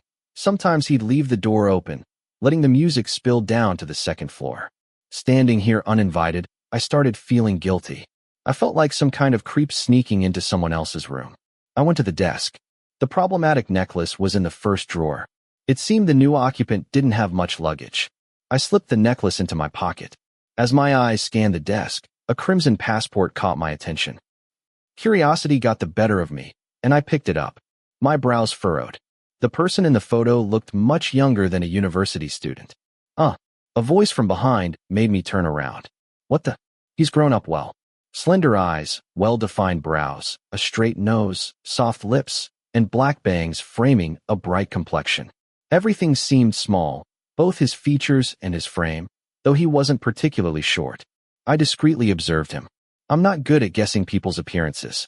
If I tried to imagine what he'd look like as a child, I wouldn't have a clue.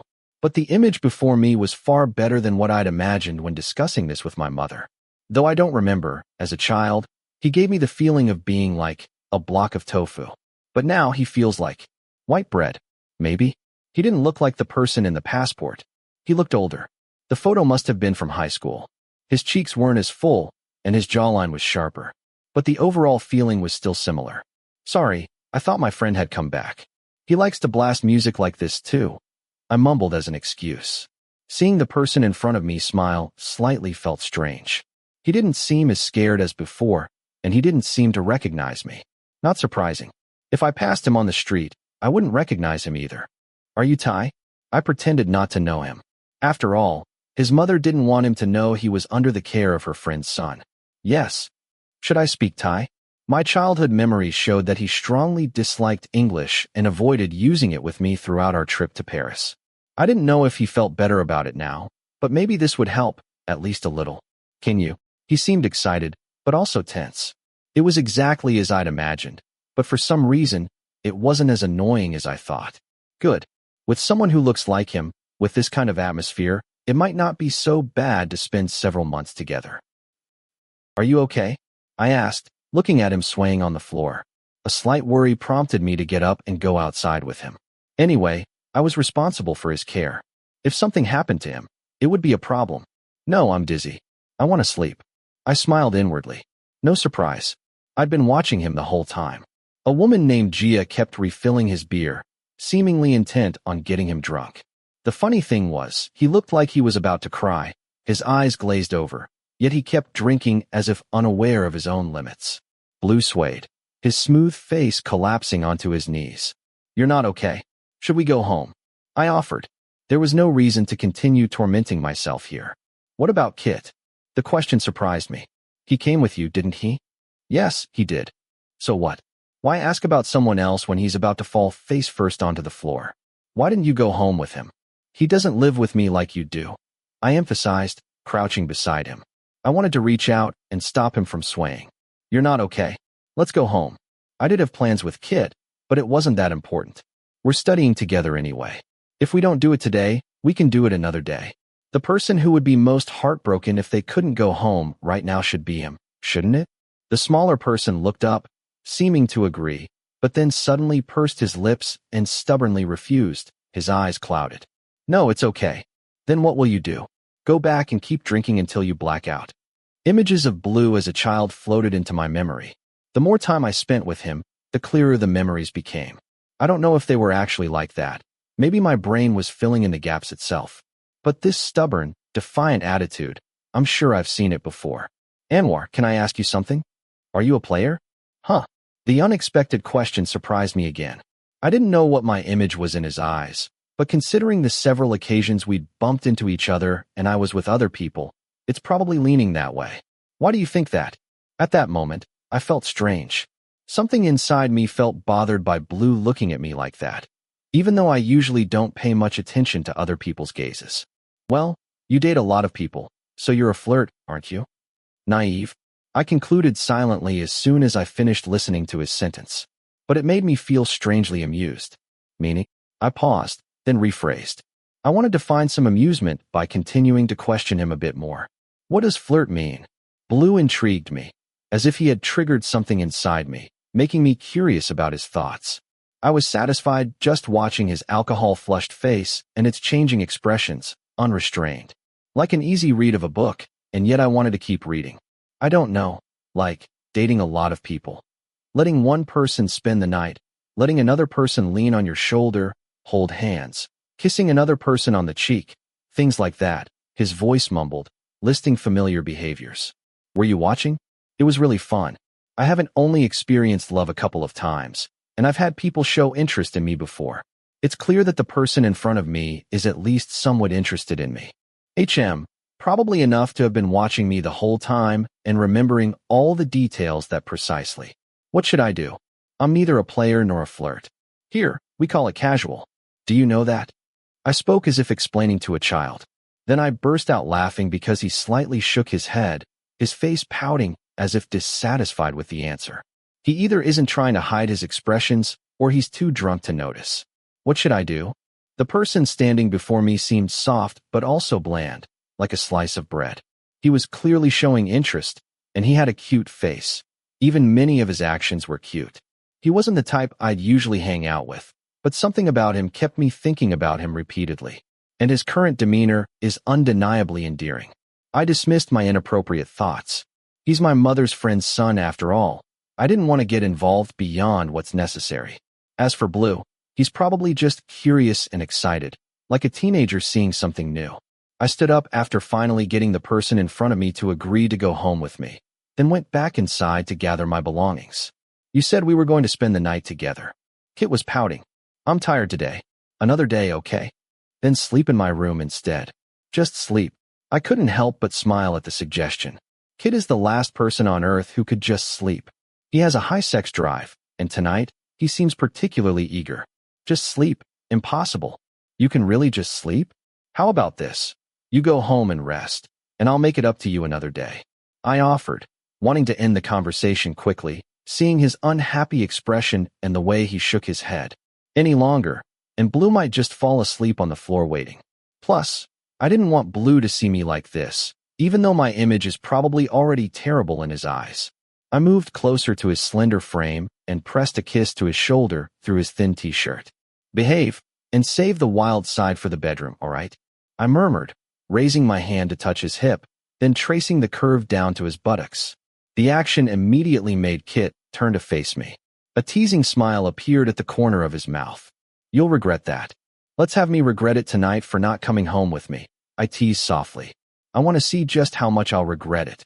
Kit understood perfectly, and if he agreed, tonight, I'd probably get photos and videos that would keep me up all night. I kept trying to appease him until finally Kit agreed to postpone our rendezvous. Can you walk okay? I turned my attention to Blue, who was stiffly standing against the wall. He had his head down and wasn't looking at me. Good. Yes. Careful. I caught his arm just before he stumbled. His arm was small in my hand, soft but with a hint of muscle. I can walk, the other person insisted, his stubborn expression effectively demanding attention. Why is that? If you fall and twist your ankle, I'll have to carry you. If you don't want that, walk carefully and stop being stubborn, I said, exaggerating a bit. If he did twist his ankle, I'd just help him back. Even though he's smaller, I still wasn't sure if I could actually carry him like I carry Kit or other petite women. Surprisingly, I was starting to treat the person in front of me differently from how I treat my friends or acquaintances, without even realizing it. Those words wouldn't have come out if it was Jasper or Jordan stumbling around drunk. I might have just left them there and let them crawl back to their lodgings themselves. Let it go for now. Just a drunk person. Don't read too much into it. Didn't you say you weren't a flirt? The accusatory question came just when I was trying to silence my own thoughts. I wanted to turn around, shake him, and tell him to stop being so tempting. I'm not hitting on you, I retorted, vaguely dismissing the subject to end the conversation. If you're still curious when you're sober, I'll explain then. If he's interested enough in me to ask again when he's sober, but he probably won't. He doesn't seem like that type. He's probably just acting up because he's drunk. I don't want to know that much, he said, turning away to look forward. His handsome face was expressionless, but the corners of his mouth were slightly downturned. Damn, he's really tempting. Blue, at first glance, seems innocent, pure, bland, so pure that I want to do something to him. He makes me wonder, time and again, what he's really like if I could peel away all that apparent innocence. What is this person capable of? Because sometimes, despite that outer shell, Blue makes me feel like there's something more there. What should I do? Should I ignore my mother and her friend and just do what I want? Give him another chance to escape, but if he comes back flirting again, I won't let him go just because I'm being considerate of others. Don't let me hear you ask about that again, I murmured softly, knowing he was listening intently. Otherwise, I'll assume you want to be played. Even if he seems bland like that, he still has a girlfriend. Can you take a picture of me? My girlfriend wants to see. A slight irritation flickered in my heart. Maybe it was because I'd been enjoying spending time with him, including secretly treating him in ways he wasn't aware of, and I'd started to like his smile. The thought of having to stop all that made me feel annoyed before I tried to reassure myself that it was fine. Whether he smiles because of me or someone else, it's enough that he keeps smiling like that. I don't plan on getting involved with anyone else right now. Everything I've been doing is just the kind of care my mother expects, with a little extra special something I added. This is good enough. Once my mood improved, I started thinking about distancing myself. I don't want to get involved with someone who already has a girlfriend. It's not that I've never done it before, but it's complicated, especially with someone like Blue, who isn't as straightforward and forceful as the others I've been with. If something happens, it would be hard to clear things up. My initial intention to playfully flirt was abruptly abandoned. I've created more distance than usual, but at the same time, I'm careful not to let Blue notice. We're still together anyway, and stopping the special treatment just means going back to being ordinary friends. Therefore, I'll still take him to buy clothes as promised. I can't help it. You're late. Why are you here? I blurted out, surprised to find Kit here today. Besides, I've never given out my card to anyone other than the people here and Audrey. Did you forget? We have a date today. I tried to recall the date he was referring to, only to realize I'd completely forgotten. I hadn't set a reminder, and I'd been so engrossed in work that I lost track of the days. I had planned to take Blue out to buy clothes, then come home to get a good night's sleep before waking up to shoot a photo shoot for a project by some second-year students who had asked me for help earlier. Everything went awry.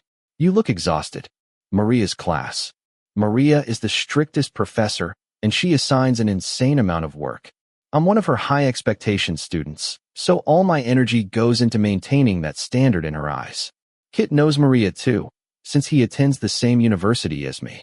Kit raised an eyebrow, moved closer, and put his arm around my neck. I glanced at Blue out of the corner of my eye. The worry of being seen flashed through me.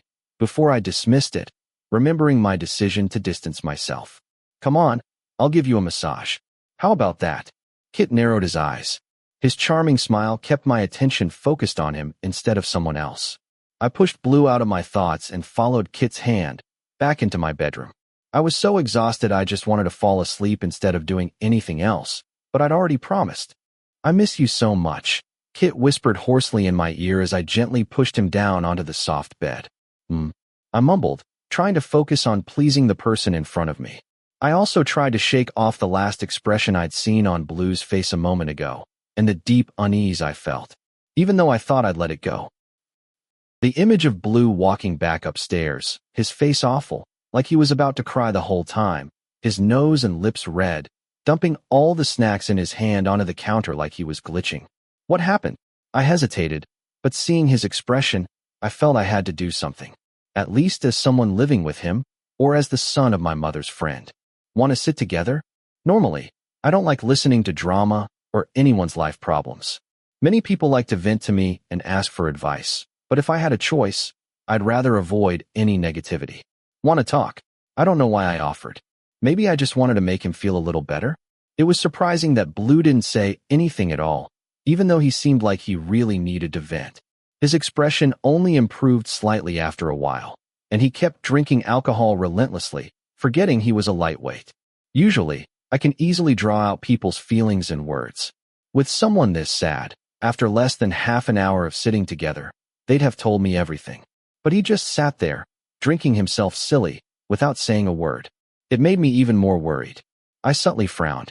I wanted to ask who did what exactly happened, but I'm not someone who likes to pry, especially if the person doesn't want to talk. So I let those questions die in my mind. Blue. I stopped him as we were about to separate. Many sentences popped into my head. I didn't like it at all. I didn't like that expression. I didn't like how he looked like he was about to cry. If you're not okay, whatever it is, come knock on our door. I really shouldn't have gotten involved in that. I sat still, trying to suppress my irritation. At first, I just wanted to cheer Blue up. I didn't want him to think it was wrong to connect with someone who had a partner. When someone cheats, what are they thinking? I never considered it would be about infidelity. I've never cheated on anyone while I was in a relationship. Even if I started to feel bored, I wouldn't go out looking for someone else, wouldn't talk to anyone behind my partner's back, nor would I create problems to ruin the relationship. But that doesn't mean I've never interacted with someone who was already with someone else. Since I wasn't the one being unfaithful, I didn't care much about it, as long as what was between me and the other person was purely sexual and their partner wasn't getting involved with me. But now that I was aware of this situation, I suddenly felt awful. I glanced at Blue, who was resting his head against the window. Even though I couldn't see his full face, the sadness he displayed made it hard to breathe. I don't understand. Why do people do it? Does it feel good? The question came out of nowhere and made me pause for a second, hoping it wouldn't be what I feared it might be. When you talk to many people, when you have sex with multiple people, does it feel good? Don't you feel guilty about it at all? He probably looked at me with disapproval, but I didn't think it would be this intense. Why are you asking? A slight irritation mixed in with other feelings that were hard to describe, probably because I was just starting to think that Blue's boyfriend was a jerk. Being asked a question that implied I was the same kind of person made me irritated. I wondered if I would still feel this way if Blue had asked me that question under normal circumstances. Probably not. If you mean infidelity, I can't answer why your boyfriend did that. I've never cheated on anyone. I felt my ears ringing and my vision blurring. You haven't. As for talking to many people, having sex with many people. I paused, glancing at Blue's reaction. Are you really curious? At that moment, I was irritated by so many things. The fact that Blue viewed me so negatively, contrary to my hopes that he'd see me in a better light after all the time we'd spent together. I was irritated by Blue's boyfriend, by the whole absurd cheating issue. Irritated by his expression, his tears, by everything Blue was doing. If you want to know how it feels, why don't you try it yourself? I wanted to believe that the question stemmed solely from irritation, without any other hidden meaning. But it felt like a sarcastic jab, a probing question, throwing a stone to see how deep the water was. Ultimately, what I wanted most from that statement was Blue's reaction. What do you mean? That surprised reaction was one of the things I had anticipated.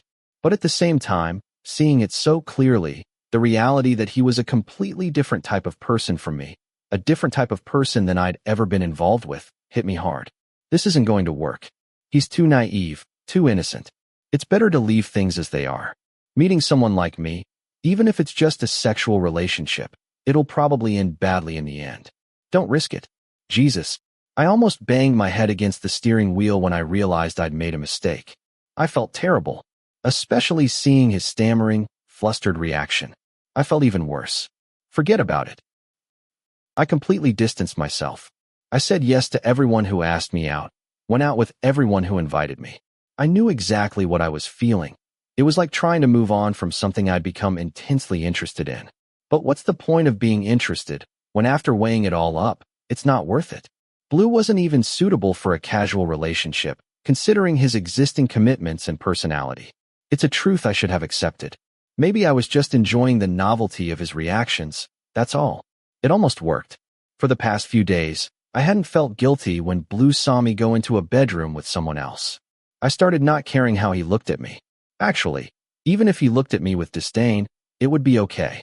After all, as just acquaintances sharing a living space, we don't need to maintain a certain image for each other. I want to apologize. I'd thought that way until today, when Blue came to confront me. Apologize for speaking badly to you about the infidelity. Asking you like that. I didn't intend to accuse you of being unfaithful to anyone or of being that kind of person. I'm really sorry. I was afraid you'd be angry. That confession and apology made my heart jolt. The apathy I'd felt from the beginning melted away instantly. Just hearing those words and seeing the worried expression on his pretty, small face. Why would he be afraid I'd be angry when I was the one who spoke harshly to him? And he looked so worried, like he was about to cry. So cute. Blue, I'm not angry. Really. The irritation I remembered from that night had faded long ago. The only thing holding me back all this time was guilt over asking that question and my intention to pull away. Oh, okay. Blue pursed his lips.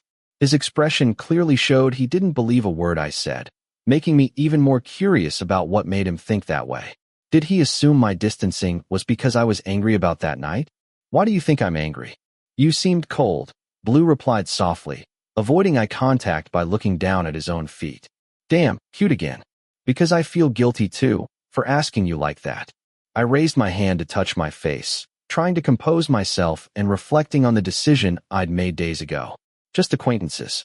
Let it just end with us being acquaintances. We're not ignoring each other anymore. I can't handle this.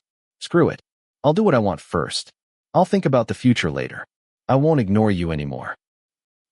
How's Blue? Jasper, who was lying down kicking his feet and playing a phone game, casually remarked. Anyone could notice something was amiss.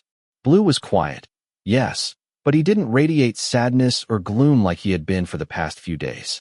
He'll be better soon, I replied briefly. I'd already resolved to make it so, one way or another. Are you guys close? You seem close, but then again, you don't seem close. Jasper frowned, muttering a curse at someone in his game after asking. Why are you asking? I felt a surge of anxiety at such a simple question, like someone with a guilty conscience. Well, he's the son of Mrs. Gaynor's close friend, isn't he? I chuckled when I heard my own last name. The fact that he's my mother's friend's son is the last thing I want to think about right now. It made me want to stop, even though I intended not to. We'll become close. I brushed off, focusing my gaze on global fashion trend data for the next 2 years. So, what's the verdict? What? Blue, what's he like? Seems okay, right? At first, when you told me he was coming, you seemed annoyed, like you didn't want him around. I thought it would be terrible. I paused. Jasper was referring to when I'd first told him about this stranger coming to live with us. Back then, I didn't even know what Blue was like. To say I was annoyed wouldn't be quite right. It was more like I was lazy and didn't want to take on the responsibility of looking after someone. He's not bad. Who said he was bad? I didn't even know him back then. So what do you think now? What do I think now? I think he's adorable. Too adorable. So adorable that I want to make him stop being so adorable and become something else. Blue, he's not bad. But he seems so innocent. You and Jordan, in our first year, weren't this innocent at this age. I looked away from my MacBook screen and stared at the large olive tree in the corner of the room. A thought crossed my mind, but no words escaped my lips. Yes, innocent. But in a little while, he won't be this innocent anymore. I won't let him stay this pure forever. Chapter 11. Want to go out? Anwar's invitation came unexpectedly one Thursday night in the second-floor kitchen. It was a spot where we often bumped into each other, spending some time chatting or ordering food before I headed to bed. No one ever formally arranged to meet or asked if the other would be there the next day. But if Anwar was home, we'd always end up seeing each other. I enjoyed being near him, the way I imagine others enjoy being near someone they like. Anwar had a calming presence that made those around him feel at ease, allowing me to temporarily forget about Fim. But that was enough for me. He described it as a small bar and restaurant not far away. Actually, I'd walked past it the day we went clothes shopping. Anwar knew the owner, but it was fine if I just went for food and maybe sneak in some alcohol if I wanted. We decided on Saturday night, tonight. I quickly showered and got dressed, putting on the clothes we'd bought together. I was starting to feel comfortable in them. Tonight, it was a cream-colored long-sleeved shirt, dark-striped trousers, and white canvas shoes. As I walked along, rounding a corner, my eyes met his. He stood leaning against a wall, engrossed in his phone, his expression impassive. He looked incredibly handsome. I silently observed him as I approached. Anwar wore a black short-sleeved shirt over black slacks and black ankle-revealing shoes. In that outfit, he looked like a rich kid, a bit of a playboy. Now I understand why he's a successful model. He looks good in absolutely anything. Did you wait long? Not long. I just left college a minute ago. Let's go inside. It's getting crowded. He nodded towards the bar before leading the way. I'm not a big drinker, I said, scratching my cheek. Although I'd intended to drink alcohol tonight, I knew I couldn't hold my liquor as well as Anwar. What do you usually drink? He asked, settling into a warm, blue chair. The bar was dimly lit, but the orange glow from the glass pendant lamps made everything clearly visible. I don't know. If it were Thailand, probably beer. It's the easiest to drink compared to spirits. At first, I found the taste awful, almost making me want to spit it out, but my close friend Gus kept saying, just keep drinking it, it'll get sweet. I never thought that would be true, but now I'm more used to the taste of beer, and it doesn't make my tongue feel as bad as it used to. What about the others? I thought about Jasper, holed up in his room, and Hazel and Audrey, who'd gone shopping since the afternoon. Are they coming? Who do you mean? Anwar sat, propping his chin on his hand, his eyes glancing down at the menu. Audrey, Jasper, Hazel. They seemed like the type who enjoyed socializing, drinking, and going out in groups. I wondered if they'd join us here. Anwar seemed to know what I was thinking. He smiled slightly, his beautiful eyes glancing up at me. I didn't invite them. His short, simple answer made my heart beat faster before I calmed down. Two housemates having a drink together seemed perfectly normal. Do you want beer or a cocktail? Beer first, I said. At least I was more familiar with it. I'd ordered cocktails in Bangkok before, but they hadn't been very good. I'd never learned much about them. I didn't know what was considered good or bad, and the many menu options were overwhelming. I didn't know where to start. Anwar nodded. He excused himself and went to the bar, chatting with the bartender, who seemed to be a friend. After a while, he returned to our table. The bar was almost full, as were the limited tables in the small venue. Relaxing music played softly, enhancing the already pleasant atmosphere. The beer arrived with some snacks. Round biscuits arranged on a rectangular wooden board, small clear glasses containing what looked like some kind of meat pâté, and tiny glasses with tea lights beside them. Pork rillettes, Anwar said, nodding for me to try them while he raised his own drink. You're drinking liquor? I asked, noticing his drink wasn't beer like mine. It was a pale amber liquid with soda bubbles. Want to try some? I shook my head. I saw a bar on the third floor of your house. I saw you standing there mixing something once. I recall the time I'd seen him. Usually, when I saw Anwar drink, it was straight spirits. Yes, it was a hobby I was interested in. I helped a friend for a while, he mused. You could call it that. What kind of help? Like being a bartender? You must make cocktails, then. Something like that. A friend from college took over his family's bar, he nodded. Want to try? I can try, but I don't really understand cocktails. I ordered one once, and it wasn't great, I said slowly. That's okay. If you want to try, I'll get you to sample several different ones. I don't know why, but those words made me feel so good I almost grinned. I quickly raised my beer glass to my lips. Time flew by. I felt us becoming closer and closer. Anwar started ordering cocktails for me to try, drinks I'd never heard of. He said they were the bar's own creations. We talked about various things, design work, fashion. I listened as Anwar explained things before he turned the conversation around, letting me do the talking. 2 glasses, 3 glasses, 4 glasses. I kept drinking the cocktails because they tasted good and had almost no alcohol taste. Careful, those sweet ones can sneak up on you, he warned. I don't feel drunk at all, I replied confidently after my 3rd glass. Anwar smiled, his eyes sparkling. He didn't say anything more, just sipped his drink. When he finished, he ordered another, watching me sample the different cocktails like a child with new toys. I started feeling strange as a wave of warmth spread through my body. I glanced towards the bar. The crowd was thinning. Anwar said people often went on to other places. This bar was usually just for a relaxed dinner and drinks before the real nightlife began. Should we go? He asked. Okay. Anwar got up and went to the bartender again. I caught a glimpse of his handsome face, a small smile playing on his lips as he chatted with him. I didn't realize how long I'd been staring at him. All I knew was that I was crazy about that smile. As we stepped out of the bar, a cool breeze brushed against my cheeks. Anwar told me stories. Maybe it was his great sense of humor, maybe it was the drinks, but everything felt wonderfully pleasant. I laughed loudly, even at silly, nonsensical things. Jordan and Jasper, they once got incredibly drunk and reenacted Jack and Rose in that park across the street. Anwar pointed ahead. At the end of the alley was a small park. It was where I'd once asked Gia to take my picture. Titanic. I laughed, picturing Jasper doing something like that. Even though I'd never met Jordan before, after hearing several stories about him, he sounded like a really fun guy. Are you drunk? I asked. Our shoulders kept brushing against each other. Neither of us would consistently move away, but they'd bump again and again. A little. Anwar wrinkled his nose, a small smile playing at the corner of his mouth. It was good to know he was at least a little tipsy. I'd seen him drink several glasses. I didn't know how strong his drink was, but that many glasses probably had some effect. 1 second. Anwar took a deep breath. He stepped aside to lean against a building, pulling out a pack of cigarettes. Wait here. I didn't mind cigarettes. I never smoked, but plenty of my university friends did. Anwar lit a cigarette. His brown eyes briefly glanced at me as I approached.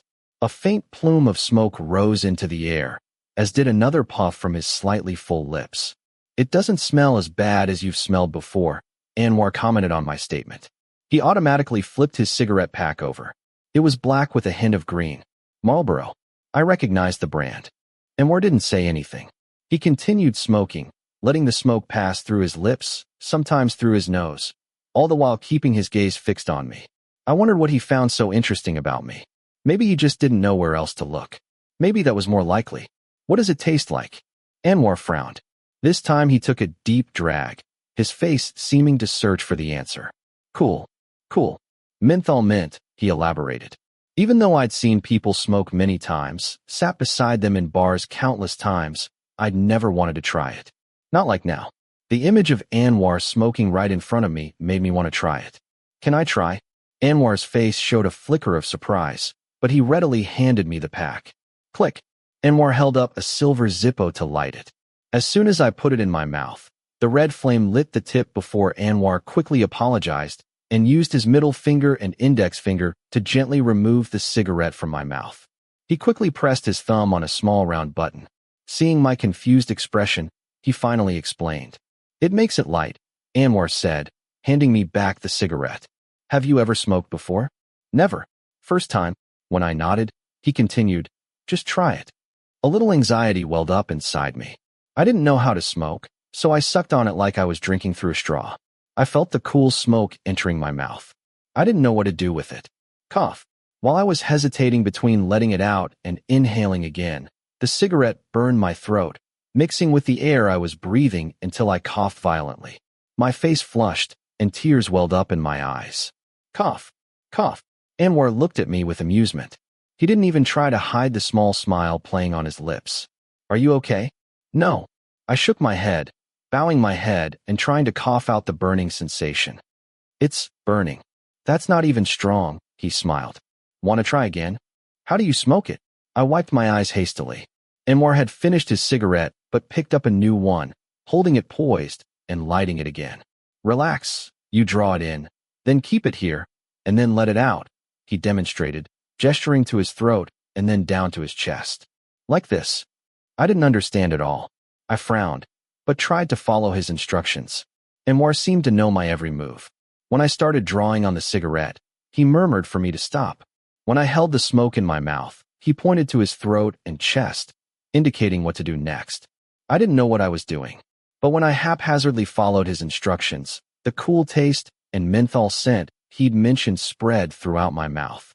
It didn't burn my throat like it did when I inhaled incorrectly the first time. I stared at him. Seeing him exhale a faint plume of smoke, I started to copy him.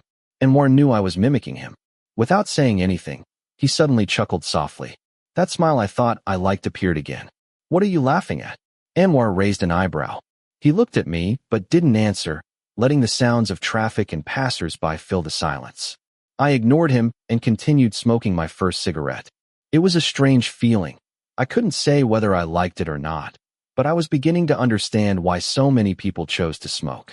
We've only been here a short time, but I've already learned and tried so many things I never thought I would. Like cigarettes, huh? Anwar shook his head, smiling. Smiling. I murmured, turning the cigarette to examine the red glow and the ash that was accumulating at the tip. Seeing this, Anwar gently tapped his cigarette, letting the ash fall to demonstrate. And I did it again. I crouched down, placed both arms on my thighs, and pressed my cheek against them again, seeing Anwar's ankles peeking out from his rolled-up pants and shiny black leather shoes. The cigarettes, the cocktails, the casual parties, it all refers to the casual relationship. I didn't look up, so I didn't know what expression Anwar was wearing. I only heard his low voice asking, "You know about that, huh?"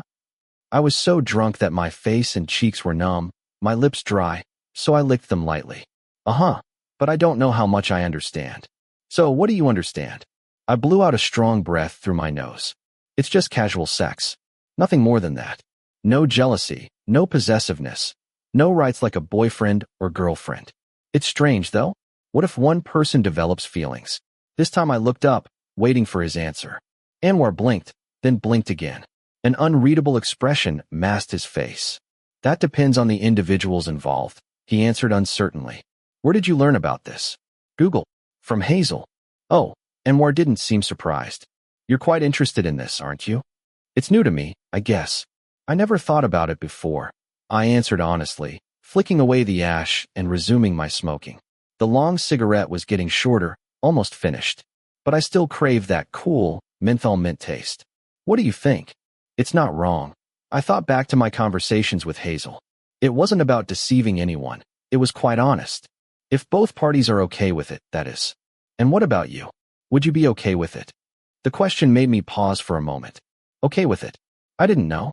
But if we agreed on the terms from the start, I wouldn't have to invest my emotions, wouldn't have to worry about being deceived, about being foolish, or about whether it would fall apart, when it would fall apart, or if it was my fault. If it were like that, it wouldn't be so bad. If we talked about it beforehand, I could probably accept it. I answered softly, unsure of my own reply. Anwar fell silent. He didn't ask me anything more about it until the cigarette in my hand was finished. Anwar started to move, and I jumped up to follow. I should have better control of myself. That dizzy feeling, that blurred vision. I felt like I was about to lose my balance. It's something that always happens when I sit for a long time and then suddenly move, especially after I've had a lot of alcohol. That's a few times already. Anwar caught my arm just in time because we weren't that far apart. Ah, thanks. I steadied myself, dropping the cigarette on the ground with a sheepish smile. For the cigarette, too. How does it taste? Anwar muttered, seeming a bit out of it. He looked down at me.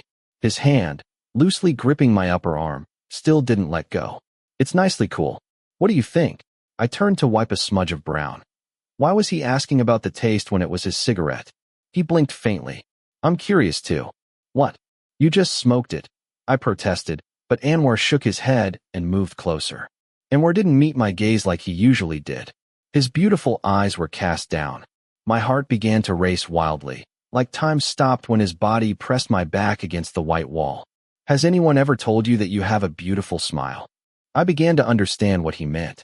Although I haven't experienced this kind of thing much, I'm not naive enough to miss the situation.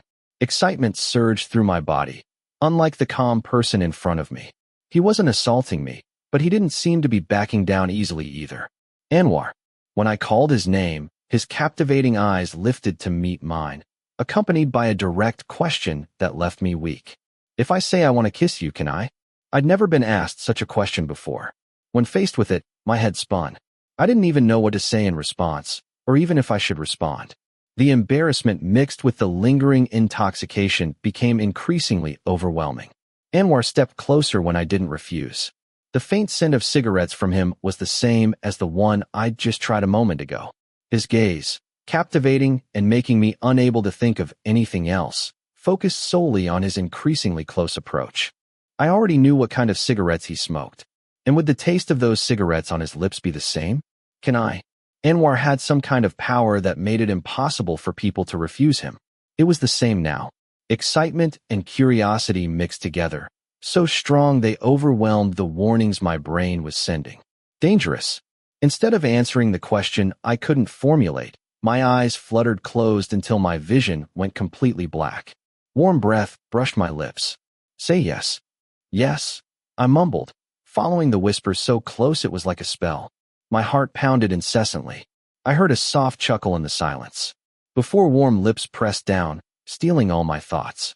I opened my lips involuntarily, letting a warm tongue in, intertwining. The sound of the kiss punctuated the moment. I instinctively reached up and grasped his shirt. My mind went completely blank. The only thought was understanding. What a kiss from someone skilled felt like. I was surprised by the intensity. Anwar tilted his head slightly before gently cupping my face with both hands. The touch was soft, gentle, like the caress he was offering. This wasn't my first kiss, but I was clumsy and awkward, inexperienced compared to him. My hands, my breathing, and my tightly closed eyes. Anwar pulled away, but his hands still cradled my face, preventing me from opening my eyes. Open your eyes. I took a deep breath and slowly obeyed. Anwar's face was so close, it was breathtaking. He offered a small, charming smile, a captivating curve of his lips. His gaze was steady, intensely focused on my eyes before he softly blinked, a gesture as delicate as a butterfly's wings. I felt like I was falling under a spell, whatever it was. Remember what I said? He whispered hoarsely, placing one hand against the wall behind me. His serious expression made me purse my lips, wanting to escape the overwhelming embarrassment. But I could only turn my face away. If you ask about casual again, what would I think? Remember? The fading memory resurfaced in my mind. I froze, staring at him as his smile widened, a look of amusement spreading across his face. And when you said you were okay with it, did you really think it through? I almost bit my tongue. Everything connected, all of a sudden, and I hadn't even realized it before. That everything he'd said and asked would come back to bind me like this. No, don't want to try it anymore. You said to forget it. I argued, trying to focus my eyes on the cars parked across the street. Several scenarios replayed in my mind. I don't want you to forget, he replied simply. The answer pulled my gaze back to him before I could react. Anwar smiled charmingly, his eyes fixated on my lips. I'd rather you say yes again. No, I don't want to. I gently pushed him away, blushing so intensely I felt like exploding and escaping the situation. Once free from his embrace, my head spun. My feet moved quickly, carrying me back to my accommodation. Anwar followed at a leisurely pace. We didn't speak for several minutes, but just catching a glimpse of his shadow overlapping mine on the pavement sent a flurry of strange thoughts through my mind. My ears burned, and I instinctively reached up to touch them. Stop thinking. Stop thinking right now. I told myself this repeatedly on the way back, even after collapsing onto the soft bed in my room. Even repeating it hundreds of times, my mind raced. The atmosphere, our entire conversation from the bar, his warm hand supporting my neck, my cheeks, his beautiful eyes, his smile. I still couldn't stop thinking about the taste of the cigarette lingering on his lips. Chapter 12. Guilt. Memories from last night assaulted me the moment I woke up, along with a fully restored consciousness, and that guilt intensified with every passing moment, especially when Fim called. I spoke in a measured tone, but he didn't seem to notice. A million things raced through my head, trying to shake off the scent and cool taste of cigarettes from my memory. He wasn't serious, was he? What we talked about last night. I'd rather you say yes again. Anwar and me? That's impossible. Maybe he was just joking because he was drunk. Maybe he just wanted to tease me. There's no reason he would seriously invite me like that. Compare me to everyone he hangs out with. Kit, Ashley, Sydney. There's no one even remotely close to my level. It's obvious. Blue. Yes. I pulled myself out of my thoughts, hearing Fim's voice. He called my name repeatedly. What is it? Why are you so quiet? Nothing, just thinking about random things, I replied. It's impossible. Anwar knows I already have a boyfriend, even if our relationship is rocky. Fim, can I ask something? I blurted out when I had the thought. In this kind of relationship, in your opinion, if you're the one who speaks first, you become the one who destroys the relationship. But no, it's the person who cheats who does that. After hearing that from Anwar, I kept thinking about it, trying to understand, and found it to be exactly as Anwar said, without a flaw. If Fim never considered my feelings, never thought of me before acting, why should I be the one to worry about everything alone?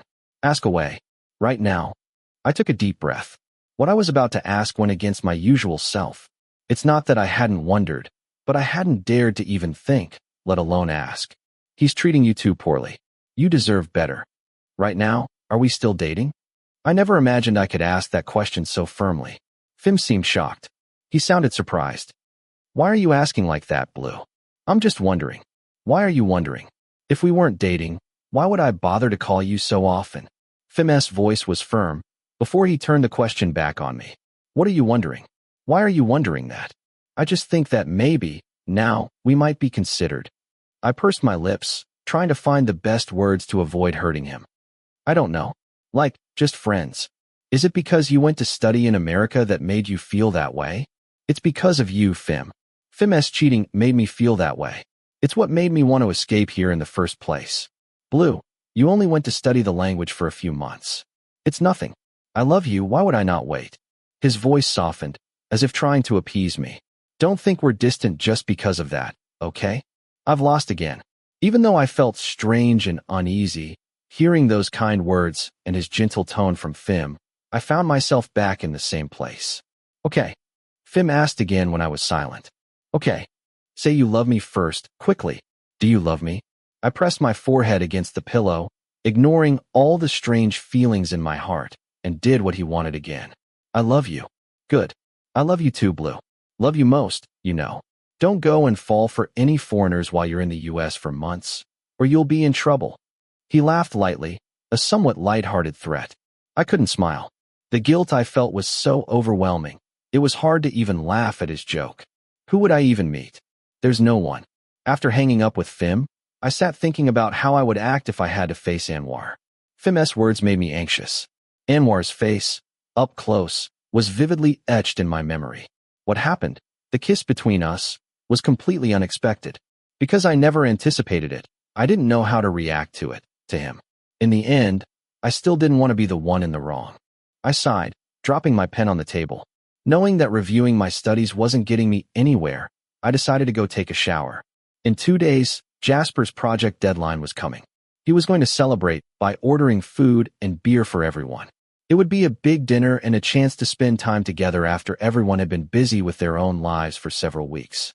Since I've been here, I've never seen them all together, doing something as a group. Hazel rarely came back to the apartment. She was doing an internship in the marketing department of a big brand. Jasper was busy with his art project, and Audrey had just started a new part-time job and had dance rehearsals at the studio. A small party in the apartment? I wondered what the atmosphere would be like. It sounded like fun. After showering, my head felt much clearer. I lay there watching YouTube until I glanced at the clock and saw it was midnight. If I went downstairs now, I might have a chance to see Anwar. He usually came out around midnight or 1 a.m., sat at the kitchen counter, sipped Jameson whiskey, and let his cat, B, rub against his legs.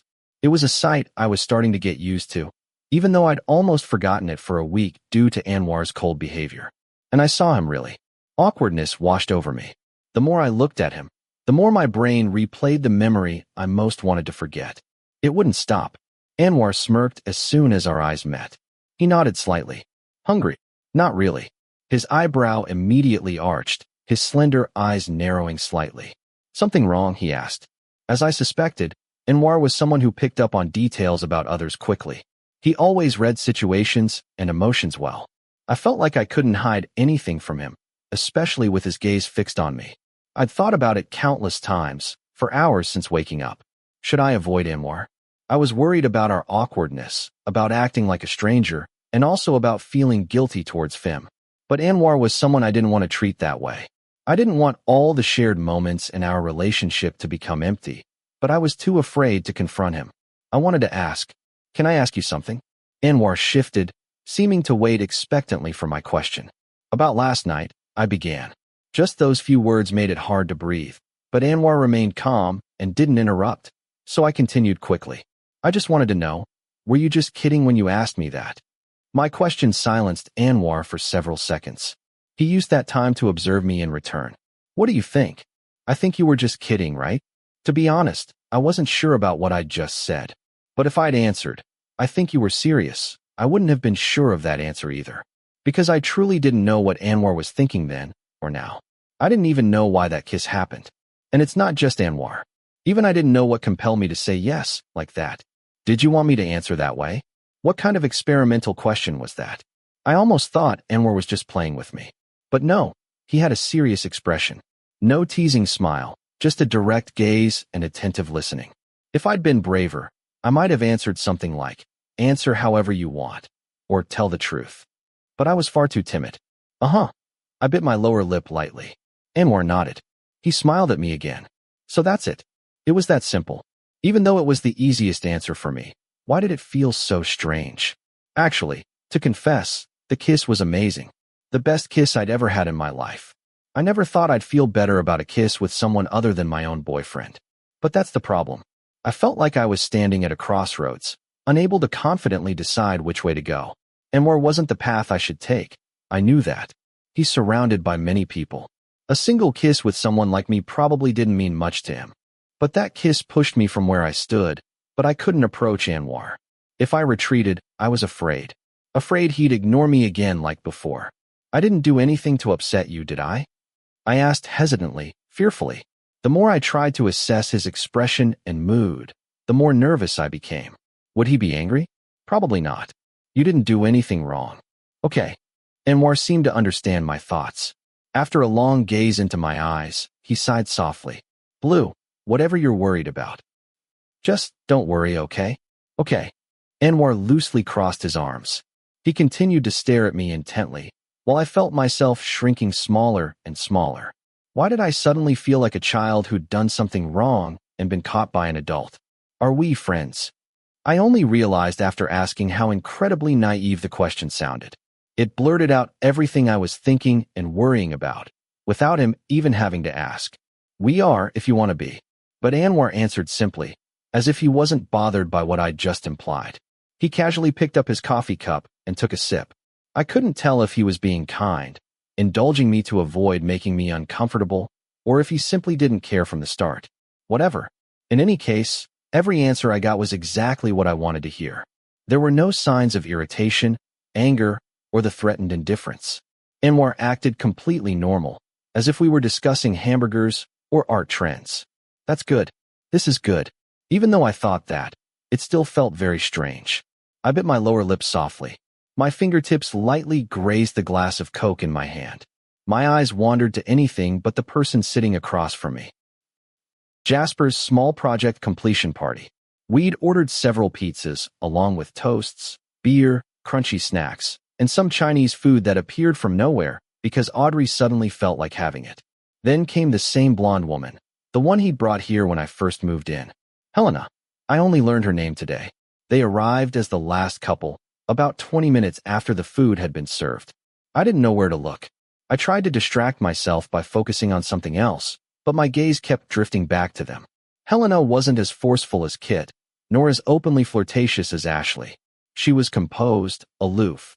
Her model-like appearance made them seem even more suited to each other sitting side by side. Usually, Anwar would sit quietly, reacting to whatever she did. But today was different. He leaned his head onto Helena's shoulder while glancing at something on his phone, occasionally murmuring something in a very low voice and flashing that smile I loved so often. It felt strange. I felt like I was going crazy, But because of that image of us kissing endlessly seared into my mind from when we made up, I shouldn't even be thinking about it anymore. And I definitely shouldn't be thinking about it with someone else sitting beside him like this. Hey, Audrey's birthday is next week. Jasper leaned in and whispered to the group while Audrey went downstairs to take a phone call.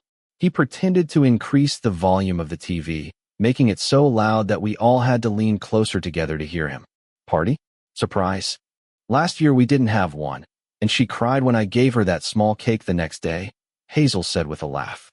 Let's make it really big, okay? Let's do it. How big?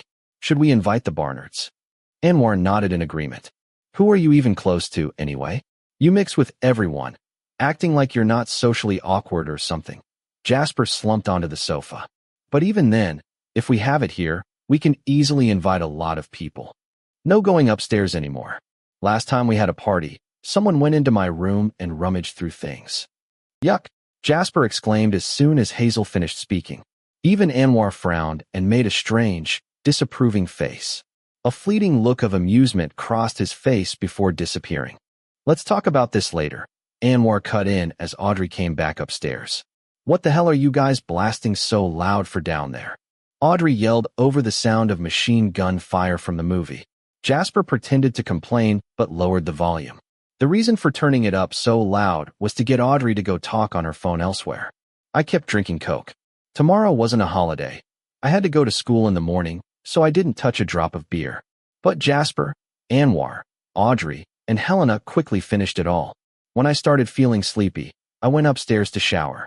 It was around the same time Jasper and Hazel were heading to their rooms. If Audrey wasn't staying over, she would probably be leaving too. I spent a short time in the bathroom.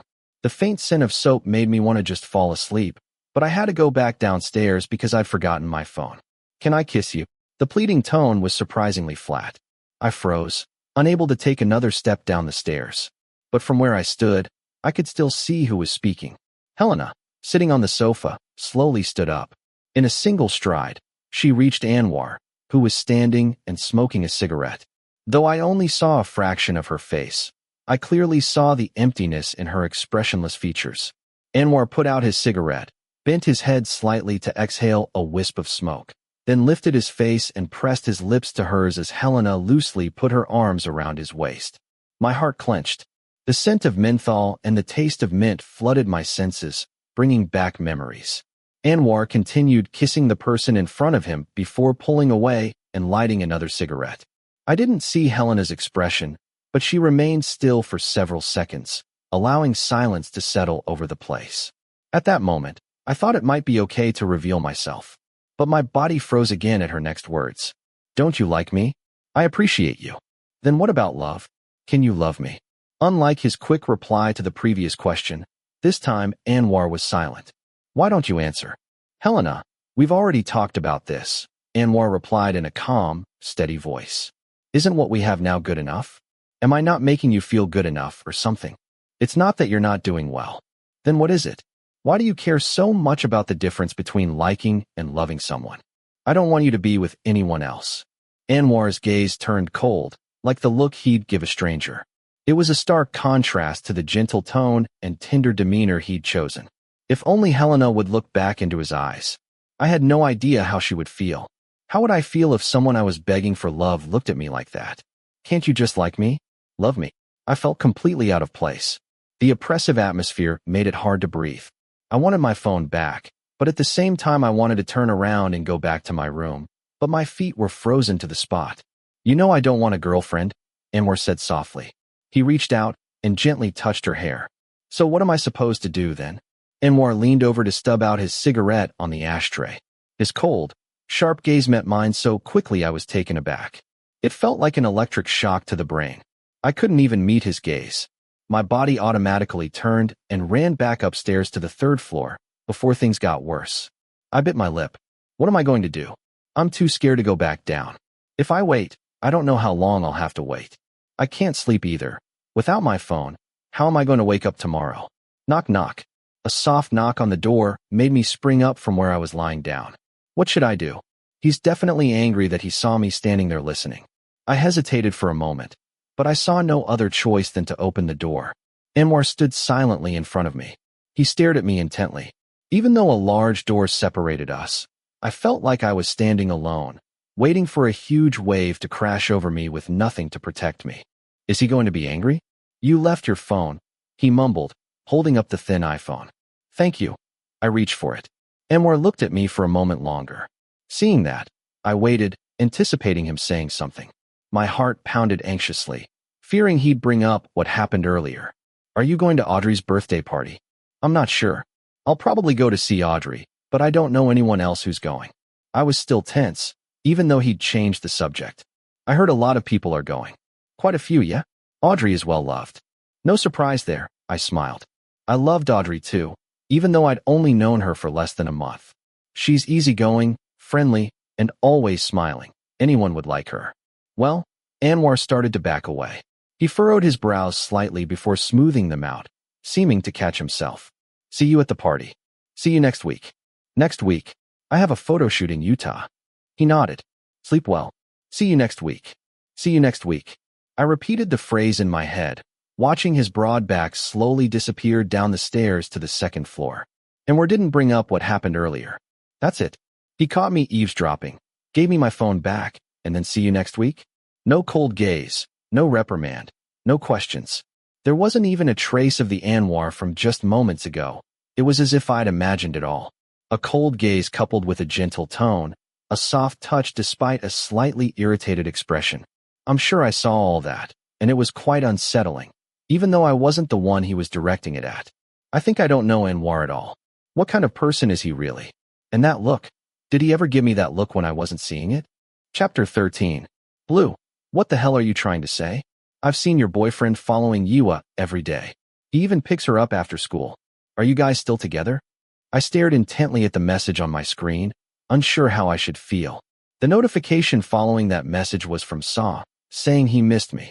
Yua is a girl in my class, a friend since the first summer semester. We're in different groups, but she's a good friend. I even told Fim that I wanted to be closer to her. Yua and P. I didn't know how to feel about what I'd just heard. My relationship with Fim is a secret, so I don't blame Yua in this situation. Okay, that's all I sent back, trying to keep my tone neutral. My close friend responded almost instantly. Less than 3 seconds later, his name appeared on my screen. Hello. So, are you okay with this? I heard the question, flopped onto my back on the bed, staring at the clean white ceiling. It's hard to answer. Is it okay? No. Or maybe. But I'm so used to situations like this. The silence roared in my head before I let out a soft sigh. I don't know if this is sadness, but definitely disappointment. I don't know how high my expectations were, or when they started to diminish. Maybe it was recently, the day I felt like it was enough, and I didn't want to endure it anymore. He's with Yua, right? Yeah. Picking her up and dropping her off like that. Probably doesn't see her as a junior. Since when? Last week until yesterday. He asked me not to tell you, but I thought you should know. Are you still dating him? Uh-huh. Still. I guess. Thanks. Can I even say we're still dating? I gently bit my lower lip. What are you going to do? Are you really going to continue dating him? I don't know, I replied vaguely. My brain felt overloaded and achy, but there were no clear thoughts, just the worry of what I'd learned, replaying over and over. Don't be so vague. Sharing someone with someone else secretly. You need to decide whether you're going to continue this, he demanded, his voice irritated. I pressed my lips together. I don't know. I don't want to break up yet. There are still a lot of good memories. Before, when Fim was the one initiating things, it was really great. We were very close. Even after we started dating, there were many good months. Then what's the point of holding on to this? Saw started a long rant. His words barely registered. One thought kept circling in my head, a question I'd just had. Why do I always have to be the one hurting because of him? Will there ever be a day he feels that way because of me? Saw. I interrupted, ignoring what he was saying. Why does it feel so suffocating when he cheats? Saw fell silent immediately. He probably didn't know how to answer, but it's okay. I didn't really need an answer anyway. What if I did it too? Would he feel the same? And if he felt the same, would he understand me and stop doing it? Hey. A shocked voice came through the phone almost instantly after I finished. Have you gone crazy? Why? Would he feel anything? If he likes you even a little, he'd probably feel something. But if he doesn't like you, he'd probably be chill. Don't even think about doing that. If he liked you that much from the beginning, There wouldn't be someone else besides you. I understood Saw's words. It's something I've thought many times. But if he doesn't like me, why is he continuing the relationship? When I asked him what we were, why he still said he loved me. Where exactly is the problem? I can't see a solution at all. Push it until you really want to do it. You're going to cheat on him. I furrowed my brows. Of course, I didn't have an answer for Saw. Seeing my expression, Saw chuckled softly. My silence a moment ago wasn't because I didn't have an answer. I bit my lower lip hard, because someone's face became sharply clear in my mind the very second Saw asked. Don't do it, man. I'm warning you. What kind of good person would be someone else's lover? It doesn't have to be a good person, I retorted softly. I'm looking for someone to cheat with, not a replacement boyfriend. Oh my God, you're so reckless. I'm going to tell Gus and Niall that their friend has gone crazy. Think it over properly. If you cry again, I'm going to rub it in. I know I won't cry. I'm not a crybaby. I frowned, replying without any thought or consideration to my words. Instead of doing this kind of revenge, why not find some fun and happiness for yourself? If you want to experience things, live a thrilling life before returning to Thailand. No one will stop you. But this isn't about revenge. It's completely different. You don't have to tie yourself to him. While you're there, you'll probably meet a lot of handsome, cool foreigners, right? Or maybe cute, sexy girls. Or you could be alone, call us up to play games, and stop feeling lonely. We haven't said much before because we didn't think we knew enough about your relationship to offer advice or warnings, but what we're seeing is obvious. It's not just gossip that the younger generation might make up for fun over drinks. Oh, what is it? Are you going to continue with the relationship, or what? I don't know. I've just been waiting, hoping that one day he'll go back to how he used to be. I said what I was thinking. I think maybe he's just bored and lonely now because of his heavy workload, and we haven't seen each other. Even if you're fooling yourself, if he goes back to being the same, will you be able to date him again with peace of mind? Can you forget everything he's done? I know, I frowned. It was a truth I acknowledged, yet simultaneously ignored, simply to avoid arguments and breakups. But that peace of mind, that lost feeling, isn't easily regained. You've already rejected him, haven't you? Otherwise, why would you even bother going all the way to America? Don't let your brain and those fleeting memories fool you. Like I said, since you know everything, we won't say anything more. But if you want to do what you're thinking, get a new partner or whatever, I want you to do it because you want to, because of yourself, not to spite anyone. I know. I heard Saw say a few more words before the call dropped. I was too preoccupied with other thoughts to even say goodbye to my friend. Looking for someone to cheat with, not a replacement boyfriend, or get a new partner.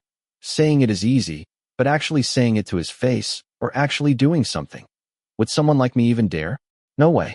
I was just talking. Actually doing it? I don't think so. Besides, wasn't it me who went and told Anwar to stop playing games about that night?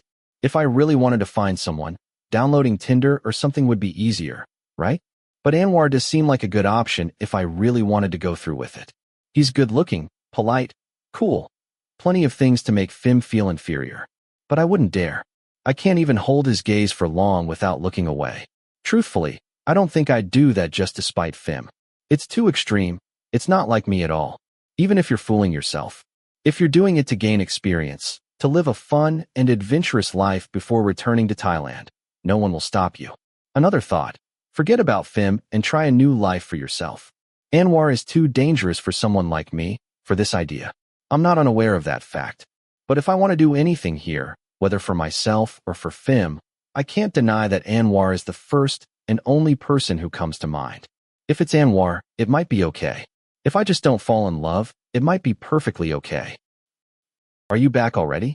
I glanced up at the two people in front of me. One was Hazel, her face impassive, the owner of the previous sentence. The other was a stranger I didn't recognize, a woman with her dark hair cut short at the nape of her neck, delicately shaped eyebrows, and captivating dark brown eyes looking intently at Hazel. I only came for Audrey's birthday. Why was the atmosphere so tense? I glanced at Jasper, who was grilling something at the bar. A little further away was Anwar, surrounded by people at a small counter area. There were more than 30 people at this party. More than half had gathered here since. The surprise almost failed because Jasper accidentally ran into someone carrying a gift box out of a car not far from here. Luckily, that person claimed he was buying a gift for his mother's birthday. When he texted that he'd spotted Audrey near the building, everyone here rushed around, frantically preparing. They successfully surprised Audrey, who looked completely stunned when she walked in and saw the large cake, the birthday song, decorations, streamers, and the mountain of presents everyone had piled into her arms.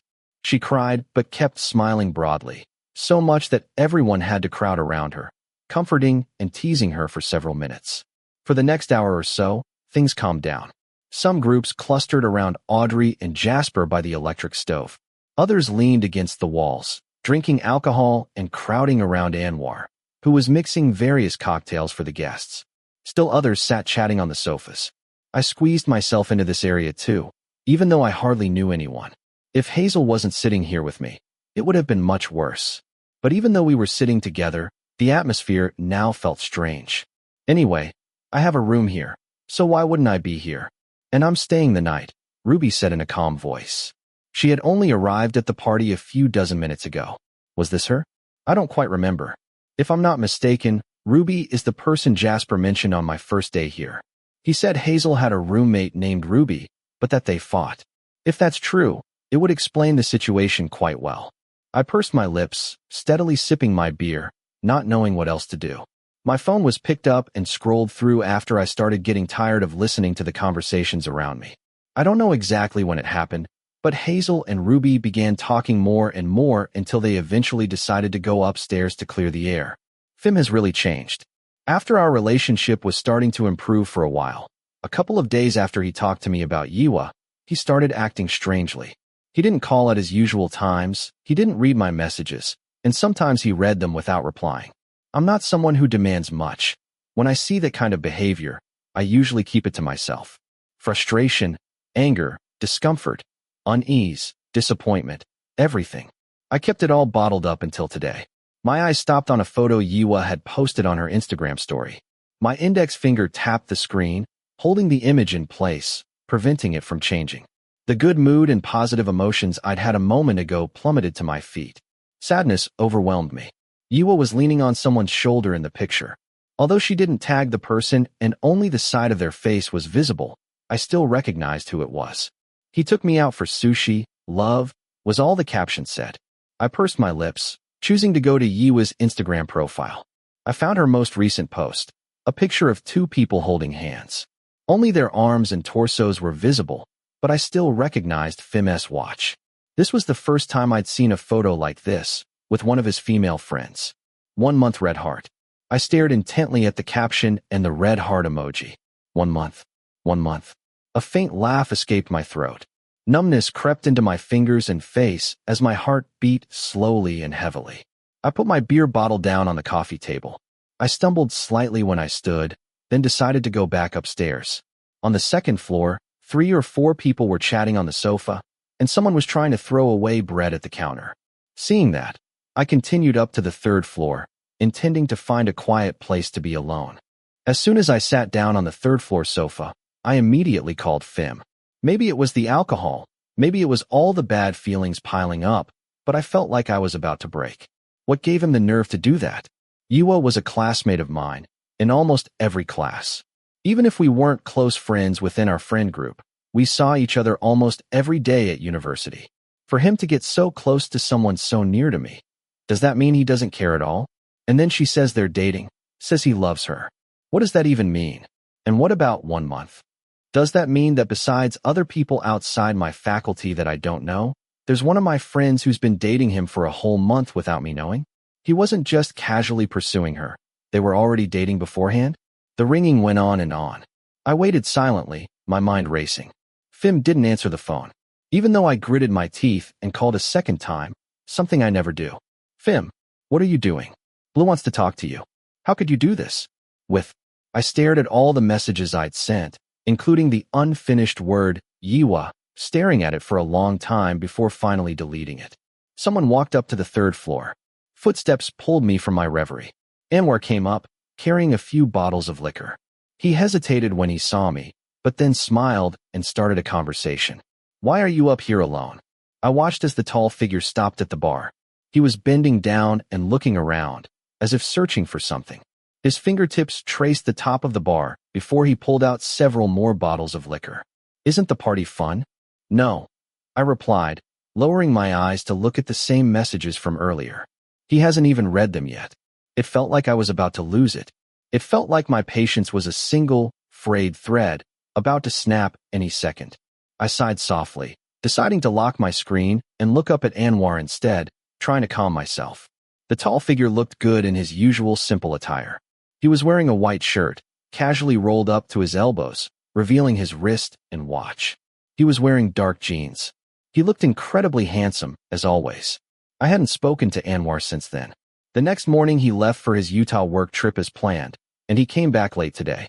We sang Audrey's birthday song and gave her presents for almost an hour before he appeared.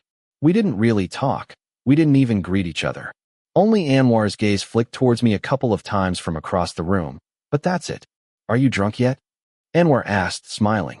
He leaned his forearms on the luxurious bar, his handsome face tilted slightly as he looked at me. A little. I slumped my head onto the sofa, trying to guess what Anwar was thinking from his expression and demeanor. Trying to think about anything but Yiwa and Fim. It would be nice if I could easily read him. Another drink, he asked, picking up a clear glass and placing it on the bar.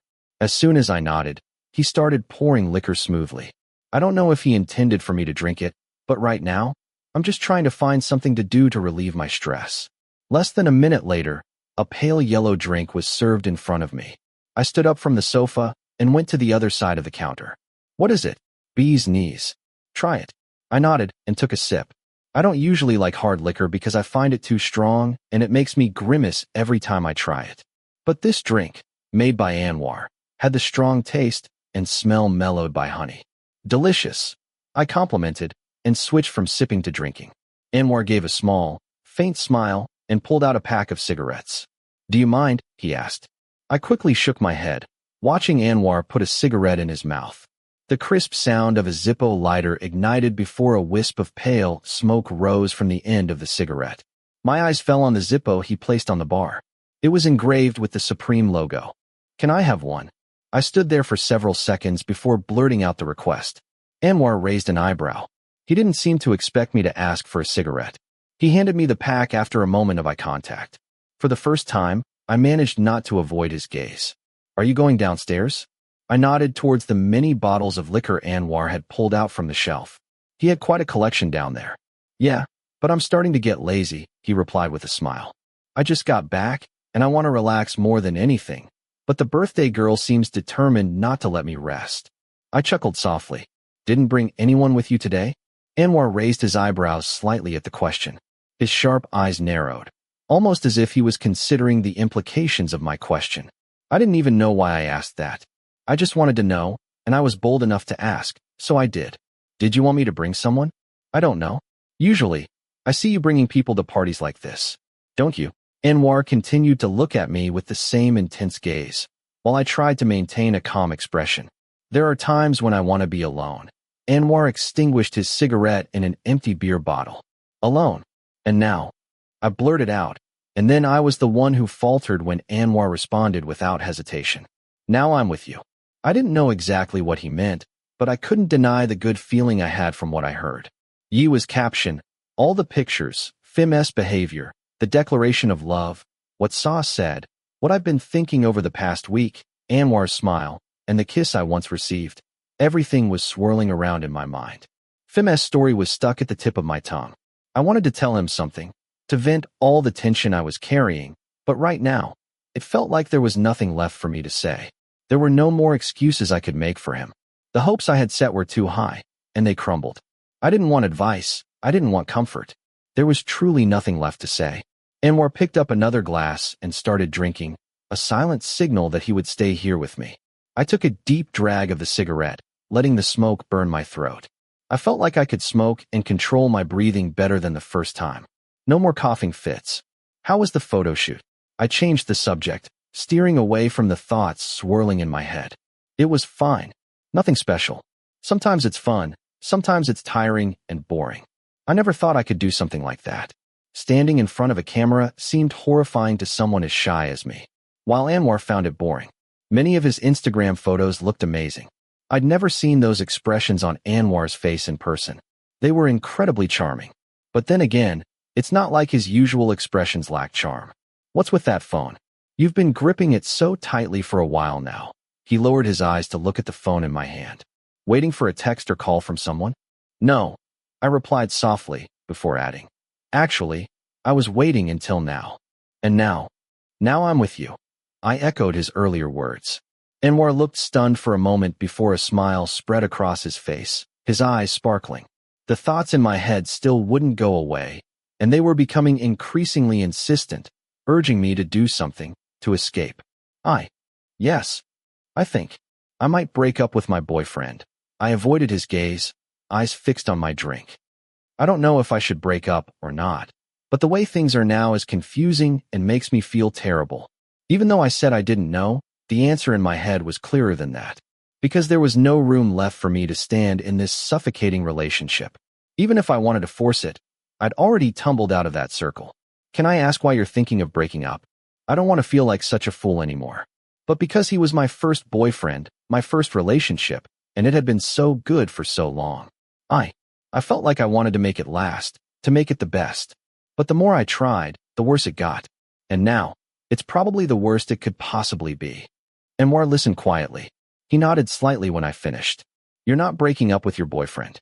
You're breaking up with someone who doesn't care about you, Anwar said with a smile. What do you want to do now? I want to forget about him for a while, I guess, before I do anything else. Can I ask for another one? I replied hesitantly, immediately voicing my request as I saw Anwar light a new cigarette and casually sip his beer. The sweetness of it was stuck in my mind.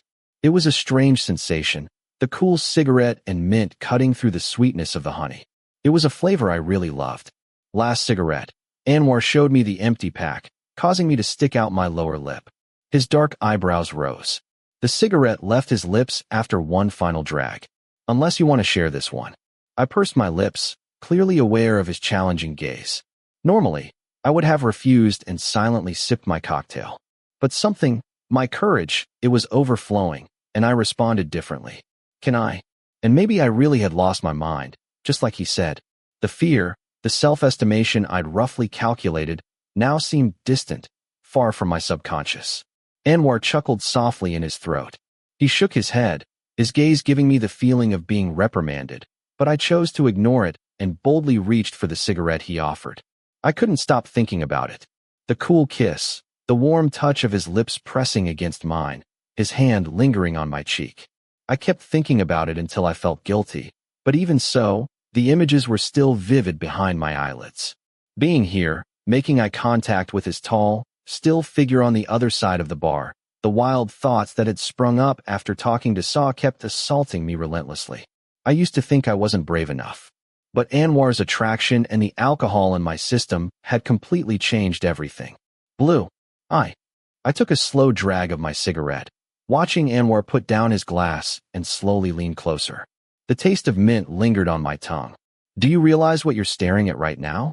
The question made me tear my gaze away from his perfectly shaped lips and meet his. His blue eyes, usually sparkling, were now fixed on mine. You should stop looking like that, he said in a slightly teasing, yet seductive tone, his gaze sweeping over me, making my cheeks flush. I can't, I replied. The smoke from my cigarette drifted away, just like my inhibitions. I can't stop thinking about things I shouldn't. Anwar's eyes glittered strangely.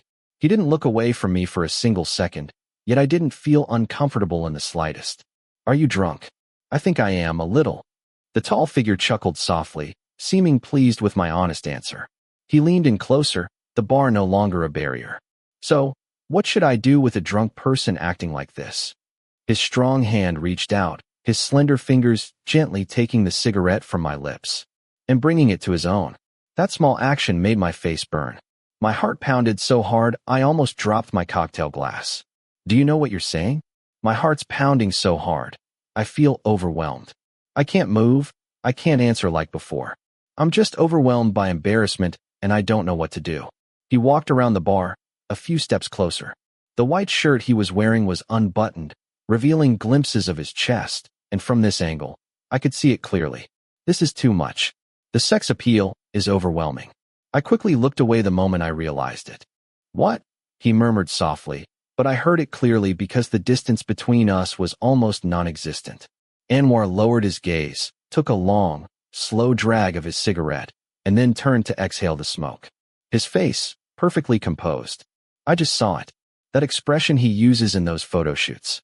The kind that mesmerizes people, drawing them in, making them want to stare forever. It felt carefully crafted, designed to lure you in. No, I don't know. I began to falter, a fierce battle raging in my head between the memory of that kiss and the current situation. Don't know?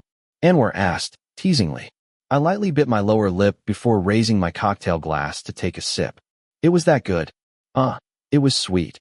I replied quickly, gripping the cocktail glass so tightly I was afraid it would shatter. I was relieved he'd changed the subject. Anwar shook his head, a small smile playing at the corner of his lips. Not the drink, I mean the kiss. Was it that good? He moved closer, his voice a low, soft murmur. So good you couldn't stop looking? I hesitated, not wanting to answer his previous question at all. But when our eyes met again, something in his gaze, his expression, something about him made me let my guarded thoughts loose. It was good. Just good.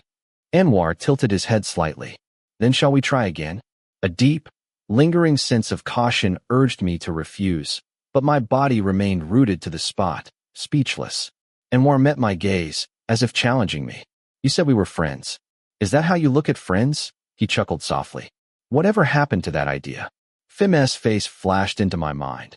His confession, his kiss, everything he'd done with me. The recent picture of him with Yua was juxtaposed with the image of the kiss from the man before me. The gaze, everything that made my heart race. What if I changed my mind? Are you sure? Anwar raised an eyebrow, his expression assessing. Then let's make you stop thinking about him and focus only on me. Can you do that? I asked back, smiling. The question carried a clear undertone of doubt and confidence. Despite the question, I believed wholeheartedly that he could. My breath hitched as his warm fingertips brushed against my cheek, then his whole hand rested there. Would you mind? The question demanded an answer. Anwar waited, watching me intently. He didn't move closer or further away. I was never asked such a question before. With Fim, my first kiss, there wasn't such a necessity for these preemptive queries. It made me 100 times more nervous. And I couldn't claim afterward that it was unintentional, an accident, after already answering. No, I whispered, eliciting a small, perfectly formed smile at the corner of his lips. Anwar leaned in as I gave him permission. Our hands remained intertwined. His straight nose brushed my nose lightly, his warm breath mingling with mine, before his warm lips followed, pressing down slowly, without becoming too invasive. I moaned involuntarily, my mind blank, aware only of the intense pleasure coursing through me and the faint, pleasant scent of cigarettes on his breath. Anwar kissed my upper and lower lips alternately, nibbling gently before lifting my chin with a hand. His warm tongue explored my mouth. It wasn't my first tongue kiss. I'd kissed Fim and Anwar like this before. But this time, the stark difference between those kisses became crystal clear. Anwar wasn't rushing, not dominating the kiss with his tongue or asserting his control. He led, but left room for me to respond. It was as if he was waiting for me to learn and follow, showing me first. The first time, it wasn't just good, it was amazing. But this time, it was even better. I slowly backed up, our lips never parting, until my back hit the bedroom door. Anwar pulled away, touching my cheek with his lips, and whispered softly, "Better than good." I simply nodded in response. "Want me to do it again?" I dug my fingernails into the fabric of my shirt, suppressing all but the physical sensations my body craved. When I nodded, Anwar smiled, lightly biting my lower lip playfully before kissing me again, this time with more intensity. His tongue explored, intertwined with mine, before retreating, waiting for me to mimic him. I slowly learned the touch, responding in kind. Anwar readily opened his mouth to let me in, his warm hands gripping my hips, moving upwards to my waist. I couldn't think of a single thing. All I knew was that I loved what was happening, so much that I didn't want it to end easily. The sounds of our kisses left me weak, before I jolted at the sound of loud voices from the second floor. My previous bliss was abruptly shattered. Where did Anwar go? He came up here, right? He said he was going to get more drinks. He might be on the third floor. There's a bar up there. Go check. But Anwar remained calm. As I turned my head towards the stairs, he brushed his lips against my temple. Should you go down? They'll be coming up. No. Should we wait? I turned back to meet his gaze, my heart pounding at the thought of them coming up. I can wait. Anwar's gaze was serious. He leaned down until his forehead rested against the hollow of my neck. Want to continue? It was a test. My heart was pounding so hard I felt it might explode. I pursed my lips and nodded slightly. Open the door. Chapter 14. Initially, the idea of trying someone else only popped into my head because I was stimulated by what Fim did. But I can't wholeheartedly deny that I was involved. Part of me wanted to try it. But the part of me that enjoyed Anwar's kiss that day, the part that wanted it to happen again. I swallowed hard. The sound of heavy footsteps on the stairs pressured me into making a split-second decision. I reached behind me. Anwar had a very pleased expression. The door opened, and he pushed me aside, slipping in after me. A warm hand pulled me closer before he pressed a deep kiss on me. I parted my lips immediately as his tongue touched mine, readily allowing him to explore. A wave of arousal washed over my stomach and chest, making me feel lightheaded. The moment his hot tongue met mine, Anwar turned me around, my back against the door, his hands cupping my cheeks. He's not here. Where did he go? Or maybe he went out with Beck? Voices drifted in from outside. My heart pounded. The fear of being caught made me tense, even though Anwar had closed the door. He pulled back slightly, looking at me with an unreadable expression. You know what we're doing, right? Yes. I nodded. I was intoxicated enough to make a reckless decision, but not so much that I was thoughtless. I still knew what I was doing. I took another breath, summoning whatever courage and composure I had left. I've come too far to turn back now. There was no reason to lie or avoid the issue just because I felt embarrassed. I'd been thinking about breaking up with Fim for a week, ever since talking to Saw, but it was just thinking. I never imagined getting this close to actually doing it. I thought I wanted to wait until my patience ran out, until something worse happened. Part of me told myself this because I was sure things were already terrible and couldn't get much worse. Until Yua's situation came along. I've decided. I'm breaking up with you, Fim. I'm going to do a lot of things I've never done before. I'll find happiness for myself during my time here, and I'll get over you. When he called back, when we talked, this time, words of love and sweet talk didn't help. Even now, I can't figure out why he was so bold. No matter how I try to think about it from different angles, I arrive at the same conclusion. He didn't care about me at all. Maybe the word boyfriend, the one he so readily used, never actually existed in the first place. I moved closer, my toes resting on Anwar's feet. I looked up, pondering the decisions swirling in my head. I don't want to download any dating apps or anything. And I think if it's you. It's okay. TCH. Anwar let out a soft breath. His expression was serious, his lips slowly curving into a smile for me. You shouldn't have said that. We can't go back now because...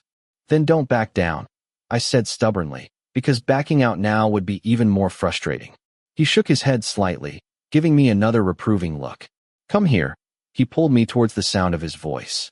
His tall frame sank to the bed, pulling me onto his strong lap.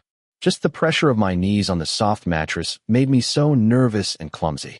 Anwar loosely wrapped his arms around me. One hand rested on my upper back. A warm kiss pressed against my chin, his nose lightly nudging my skin playfully, making my heart flutter before turning into a deeper, uninterrupted kiss. I moaned softly. His tongue intertwined with mine, relentlessly teasing, until my whole body weakened. My dreamy mood was shattered when Anwar took off his shirt. I didn't even realize he'd been unbuttoning it. I froze on his lap, staring at the captivating physique I'd seen on Instagram. Now it was right in front of me, just across a breath's distance, and only separated by my own t-shirt. Anwar narrowed his eyes at my reaction. He leaned back, propping himself up on his hands on the bed. What's wrong? Why? Why did you take your shirt off? I whispered, aware of the heat rising in my face. Usually, I'd hold on to his shirt while we kissed, but now that it was gone, I didn't know where to put my hands. On his stomach? Forget it. Well, Anwar looked bewildered before his eyes widened, and he gently brushed a strand of my bangs back with his finger. Sex. Have you ever done it before? My blood ran cold at the word sex from him. I'd mentally prepared myself for a lot of things, but not that. I knew where this was leading, but I hadn't really thought about the process. I understand, though, Because our conversation really did lead to this point. No, never. I admitted honestly, deciding to clutch the hem of my own shirt instead. Anwar looked down, as if sensing my extreme discomfort. His warm fingers brushed against my hand, gently lifting it before intertwining his fingers with mine. And that kiss, was it your first kiss? He asked casually, showing no frustration at my awkwardness. No. Okay. He nodded, tightening his grip on my hand.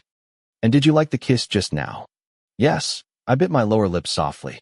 Every question was embarrassing, but because Anwar asked them in such a calm and gentle way, I could answer easily. I looked at him, seemingly lost in thought. Come here, he whispered, gently pulling me forward and then kissing my lips again. His warm touch lingered, repeatedly caressing my lips until I relaxed.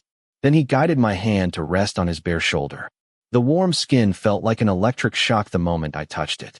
As I flinched, Anwar wrapped his arm around my waist, murmuring, "We're not going to have sex, so don't worry." I pursed my lips. His embrace tightened, pressing our bodies close. Even if he said that, it didn't mean he wasn't ready for sex, did it? He was right here, with his arm around me, and his leg pressed against my thigh. But you're in the mood, I said, turning my face away to hide my embarrassment. This time, I felt heat spread all the way from my ears to the back of my neck. Luckily, we hadn't turned on the lights when we came in. The dim light in the room was enough to see a few things, but it also helped conceal the flush on my skin.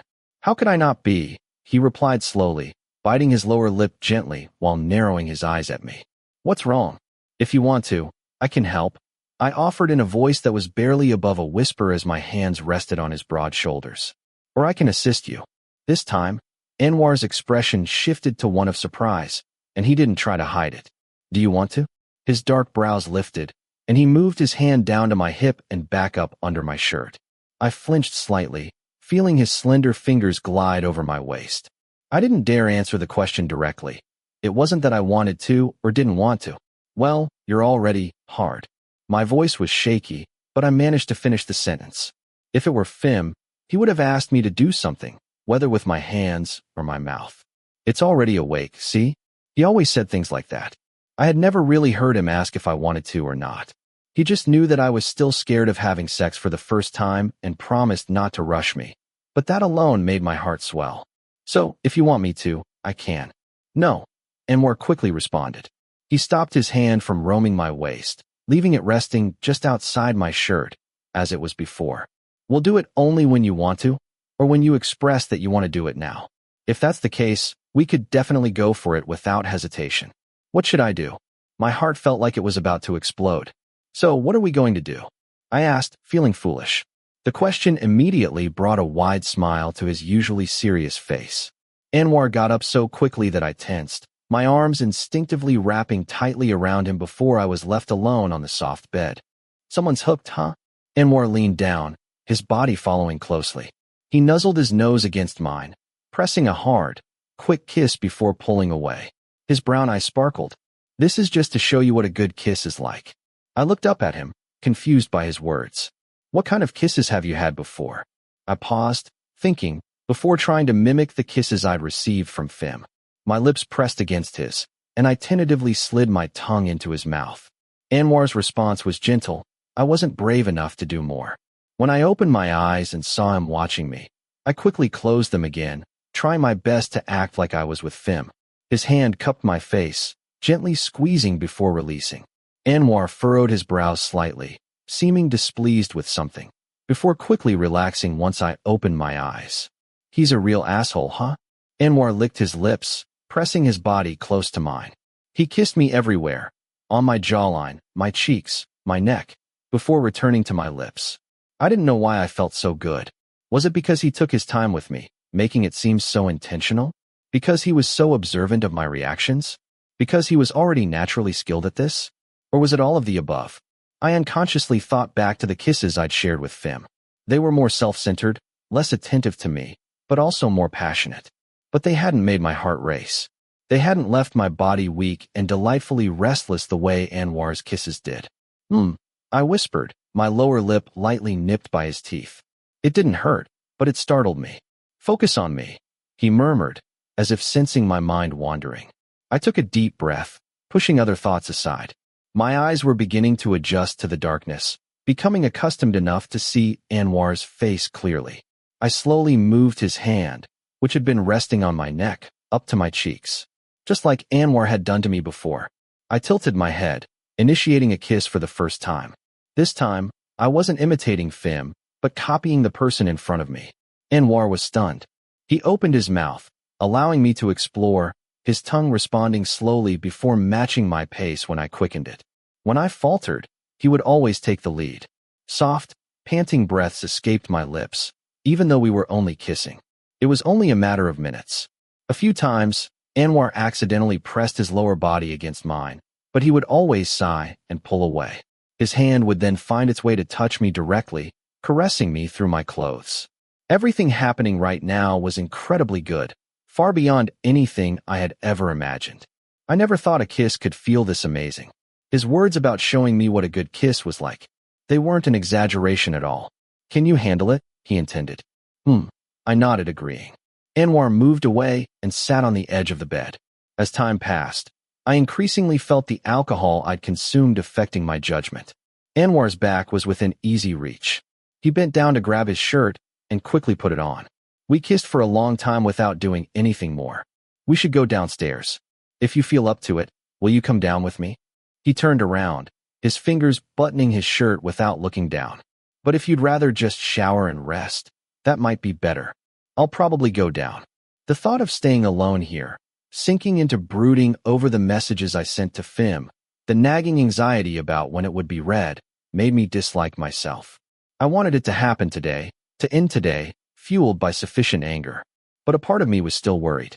I couldn't deny it. "Okay." Anwar didn't object, as usual. He seemed the type who didn't like to oppose others, like when we were drinking. When I started to get drunk, he'd just watch, but if I wanted to keep drinking, he never stopped me. "Should we go down together?" "You go first." Anwar nodded in acknowledgement. He stood up and left the room. His broad back and well-proportioned physique lingered in my sight. I shook it off, trying to sit still and regain my composure. It should have been like that. That's what I should have told myself. I should have found various forms of enjoyment for myself. After these many months, I shouldn't have wasted them on someone who didn't truly care about me. It was frustrating, painful, but ultimately, enduring it endlessly was even worse. I'd never dared to make such decisions. Breaking up with Fim seemed beyond my wildest expectations. But before, I never thought he would dare to do something like that. It's darkly ironic. If I went back to Thailand still dating him, how would I and Yua face each other? Like Fim picking Yua up and dropping her off, going on dates, posting pictures on their story together, while my relationship is kept secret even though we were already dating. And I have to endure seeing Yua with such negative feelings because of that? After several such careless actions on his part, I thought it might be better if I just stopped. I took a deep breath, almost 10 minutes before I was able to bring myself to go downstairs. The second floor was silent. Hazel and Ruby were sitting on the sofa talking about something. Hazel's beautiful, haughty face turned to me before she offered a faint smile, then turned back to Ruby with a serious expression. On the first floor, people were beginning to leave, but Anwar was still surrounded by a crowd. Jasper had his arm around Anwar and was smoking with a strange expression on his face. Audrey was laughing loudly with her friends from school. Anwar looked at me standing awkwardly by the stairs before walking towards me, with Jasper practically clinging to him like a monkey. "Jasper, you're being a nuisance," Anwar muttered, frowning slightly, but didn't push Jasper away, who was leaning his head against Anwar's strong shoulder with a playful expression. Hey, don't push me away," Jasper slurred. He was clearly very drunk. I silently judged that in my head. "Are you going to Brooklyn with him this Saturday?" I took a beer from Anwar, watching him talk to another guy. "Boo," Jasper whispered. "Want some, friend?" He offered me the crushed, mangled cigarette he was holding, grinning widely when I took it. "Cool. Try it." I've smoked before, but Jasper's invitation and his expression felt strange. Ugh. As soon as I put it in my mouth, a burning sensation shot down my throat, making me cough violently.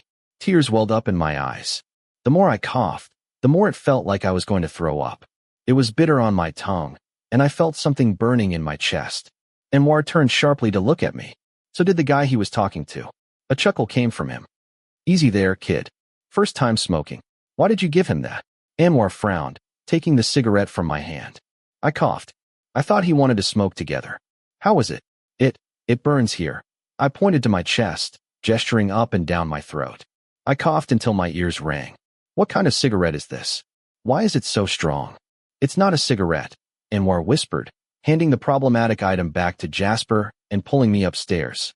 Sorry, Anwar muttered to Hazel and Ruby, who had turned to look at us, before getting me a glass of water. What's wrong with him? He's just hitting on Jay. Wow, Hazel's eyes widened. I drank the water, hoping to quell the burning in my chest. Anwar crossed his arms and looked at me. Don't accept things from Jasper. How would I know? If it wasn't a cigarette, what was it? I frowned. He didn't answer, but he put the empty glass on the counter. We waited until Hazel and Ruby said goodbye and went back into their room. I've never really done anything in Thailand. What do you mean? I walked over and sat down on a tall stool. Never done anything except drink beer. I paused, thinking. I wasn't sure if he was referring to partying or something else we'd just done together. What was that just now? If it wasn't a cigarette. You know, it was a drug, he said casually, while my eyes widened in shock. Drugs and alcohol were around campus, sure, but this wasn't something I'd ever expected to encounter. What? But it's illegal, right? Yeah, Anwar replied with a smile, as if it were no big deal. It reminded me of the parties in American TV shows and movies, where teenagers always had something to do. Even though you said you wanted to do a lot of things you've never done before, Anwar muttered to himself, before looking up at me with a somewhat unconvincing expression. Will your mom beat me up? As if she knows you. I laughed, shaking my head slightly. If my mom knew, I'd probably get a lecture until my ears rang, my allowance cut, and be grounded for months. My mom is quite open-minded about many things. She was the first person I drank beer with. It happened before I started my freshman year. Out of the blue, she asked if I wanted to try alcohol, leaving me confused about whether I'd misheard. I think she was probably worried about me, scared that if I tried drinking for the first time with my peers and got drunk, I wouldn't be able to take care of myself. But with cigarettes and anything stronger, I didn't think she'd support me trying them. Similarly, I'd never shown any interest in those things before. You smoke it too? I asked.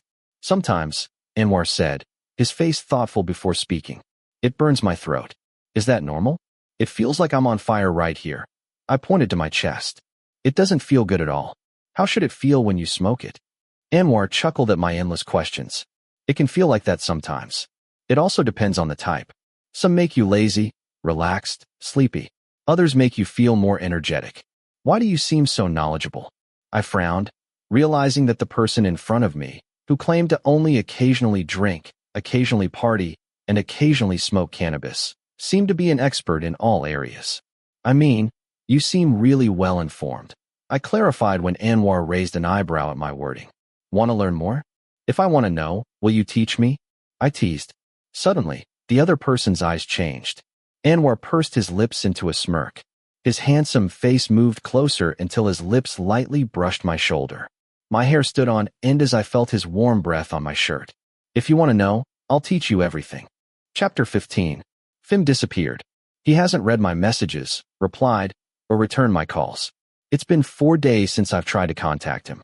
The only thing I've seen is Yiwa's story, pictures and videos of them together, and their Facebook status, which I didn't see myself, but Fat sent me screenshots. It's probably over, right? It feels like a silent breakup, doesn't it?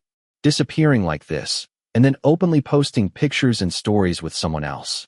Right now, I'm not even sure if what we had was a real relationship, or just a way for him to pass the time and have some fun. I used to think about what it would be like if he broke up with me. I thought he'd handle it better than this. At least, as senior-junior from the same faculty, this feels like a huge slap in the face. This is a brutal rejection. I still can't believe it. My friends in the group have messaged me several times, and I've replied each time that I'm okay. Okay to a point. It's a heavy, suffocating feeling, hard to bear, but it hasn't made me cry yet. Hey Blue, so, hand it over. Max nudged me lightly, gesturing vaguely towards something I was holding between my fingertips. He offered it to me the moment I responded. Before he even finished his sentence, I took a drag and handed it over. Here, I nodded, quickly passing it to him. I didn't think I'd get addicted to that sort of thing. Anwar gave a small smile. He never pressured me to drink or smoke, but at the same time, he never forbade it. He just occasionally offered it, letting me make my own decision. Today, we're hanging out at Rome's place. Gia is here too. It seems their relationship is getting serious. They've been going on dates, watching movies, and going out together frequently. We're all sitting on the sofa. Anwar's on the floor, leaning against the sofa, with Alice next to him, lounging and playing on her phone. Gia didn't invite me, and we thought I might want to hang out with friends other than Jasper and Audrey for a change. That's good, huh? Not ordinary at all. Alice showed Anwar her phone, eliciting a nod from him. She then showed it to everyone sitting opposite. It was a picture of Anwar modeling. He posted it on his story already. They'll probably release the full photo shoot soon, right? Probably. Jordan's not coming back to audition next year, huh? He completely disappeared, Max remarked, extending his legs to rest them on Rome's, who lifted his head to listen. Give that back. Cole pointed to something Max was holding. They continued chatting casually, just as the television channels kept changing with each press of the remote. It was a relaxed atmosphere, like we were just lounging together, killing time. It felt similar to what I used to do with my friends in Thailand. I pursed my lips, staring at the message I was typing to Fim. Maybe it's because I have so many friends here, maybe it's the relaxed atmosphere, but I feel so at ease that doing something like this seems easier than I thought. Whatever. We're basically already broken up anyway. Fim, why aren't you answering me? I glanced up at Anwar, who was looking at something on Alice's phone. Seeming to notice me, he looked up, met my gaze, and gave a small smile. I've decided. I'm breaking up with you, Fim. I've truly made up my mind. I can't take it back, and I can't get back the feelings I've lost. Almost everything. Maybe this is for the best. Look at me now. I'm surrounded by amazing people, people with good vibes, who make me happy and comfortable. I'm in New York, a place full of cool things, so many places to explore, so much to do. This really is for the best. Thank you for everything. Please take care of yourself from now on. I froze. My heart pounded as the word read appeared rapidly. Just by typing that, he responded in less than 3 seconds, yet he ignored all my texts and calls since yesterday. He's ignoring them even though he's online and even appeared in Yua's story. I jumped up when Fim called, hurrying downstairs to answer. Every step felt heavy, my mind racing with what I should say and how the conversation would go. Hello? I mumbled, leaning against the white wall outside the building. Why did you text like that? Fim countered, not giving me a chance to speak. What did you mean? I frowned, not expecting this kind of response. I pretended not to understand. You shouldn't have asked me like that. What do you mean, Blue? I took a deep breath. The good mood I'd felt a moment ago completely vanished, replaced by a heavy feeling of displeasure. I should be asking you what it means. Yua's story, the photo Yua posted. He fell silent, so I continued. Hey, I'm not blind. I might have been ignoring it, but seeing it so clearly, what am I supposed to do? I think you're misunderstanding. Misunderstanding what? If it's not what I think, then what is it? I bit my lower lip, watching 2 women walk past as I tried to regain control of my emotions. Yua is just my junior. Please, Fim. She's just a junior, and so am I, right? When you talk to others, I'd heard it so many times, I retorted confidently. I feel so suffocated. It's like something heavy is weighing down my chest. Listen first, he argued firmly. I took a deep breath and fell silent, letting him explain. There's really nothing going on. You was just a close junior. You know I'm close to many juniors because I'm the group leader. But being a group leader doesn't require a month-long celebration involving shoulder-to-shoulder cuddling after a sushi dinner, does it? And you don't have to hold hands for a photo, do you? Blue, you're being unreasonable. If you're not going to listen, then? Fim's voice became sharper. What did you mean by that text? Why jump to conclusions without asking, and then react like that? Hey, Fim, I'm not stupid. There's more to it than just being a junior. What I saw, what everyone in the faculty saw, wasn't just a junior. And where's the senior-junior relationship in this whole thing? My voice rose, my frustration growing as he made me seem like I was in the wrong, overreacting. He was seriously underestimating my patience. Where did you hear that? Who told you this? Is that even important? I think you're not thinking straight right now, Blue. Go take a break. Do something, and we can talk when you're calmer. I'm as calm as I'll ever be, I said flatly, the harshness clear in my tone. I wasn't in the mood for sweet talk. And Yua isn't the only thing I know about. Blue, don't listen to others, especially your friends. You can tell they don't like me. Don't talk about my friends like that. Take a look at yourself first. So what do you want me to do, Blue? Do you want me to lock myself in a room, cut myself off from society, and never talk to any younger students or friends? Do you want me to be locked up with you all the time? Would that satisfy you? Don't be sarcastic. Then stop talking to me like that, and stop picking a fight. It's annoying. I was completely stunned, like I'd been punched hard in the gut. My ears were ringing. A strong gust of wind hit me, along with the feeling of wetness on my cheeks. It wasn't tears. I looked up at the creamy sky. Fine raindrops were falling on my face. I looked around, trying to find somewhere to shelter. Damn it. If I'd known this call would be pointless, I wouldn't have called in the first place. The harsh words kept coming. The more silent I was, the angrier he became. I'll call you again tomorrow. Calm down, and then we can talk properly, he said, his voice serious, laced with pressure in every syllable. And if we still can't communicate, I think we need some time apart. Are you threatening me, Fim? I bit my lip hard, stopping my search for shelter and looking down at my feet. The wetness was spreading. My chest felt tight and constricted, making it hard to breathe. Everything around me felt cold and bleak. I didn't know what to do. Why use the word apart? Does this mean we've broken up? Everything we've been through, everything we've shared. Now I'm not even sure it was real. I spoke honestly, whatever came to mind. It sounded harsh, and I hoped it would hurt him a little, because it hurt me. Break up? What did you just say, Blue? Break up. His deep voice rose in disbelief. The rain started to come down harder, striking my cheeks forcefully until I felt numb. Fim, it's clear enough already. You've never seen me as a boyfriend. All his actions had shown that. It hadn't been that way for a long time. Blue, you don't have to talk or act like you know everything for me. I don't want to hear things like this anymore. I don't want to feel sad anymore. Shut up. So I don't have to feel sad when I see you celebrating 1 month or 1 year with someone else. Shut up. He shouted loudly, making me flinch. I accidentally held my breath for a moment. This is so annoying. That's why I don't want to talk. A faint curse slipped into my ears. I stood frozen in place, watching people hurriedly walk by under their umbrellas. The rain soaked me and chilled me to the bone. What I once thought was the worst point in our relationship was now worse than I ever imagined. I can't endure this anymore. I don't want to get hurt anymore. I spoke softly, my bitterness rising. My eyes squinted shut, and hot tears rolled down my cheeks. I had never realized that rain could feel this warm. I had done well, done my best to protect myself in that final moment. All the discomfort, unease, and the confining little boxes forcing me to endure, it all ends today. I'm not breaking up. And what about Yua? I bit my lip as a sob caught in my throat. I heard Fim chuckle softly. So you're not going to stop talking about Yua, huh? Fine. Good.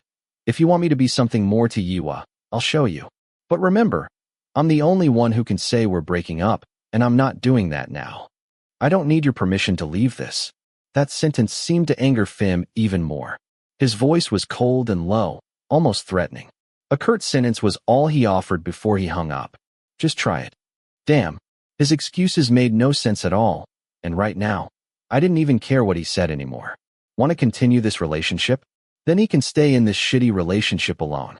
He didn't even respond about his Facebook relationship status, instead implying I was imagining things and had been misled. It's ridiculously funny.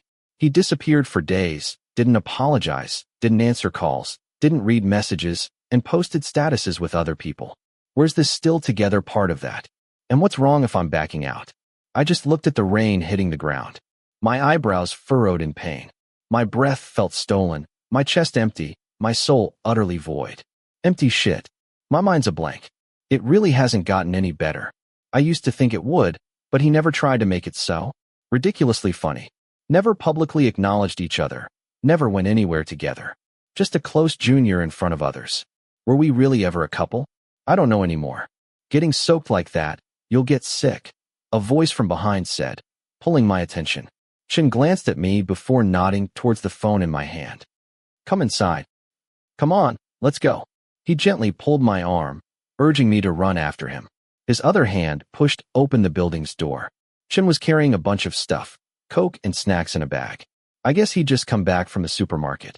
It might have been obvious on my face, or maybe it was the atmosphere. Chen didn't ask anything. He stood quietly, a small distance away, and offered a hand. Cold. I shook my head.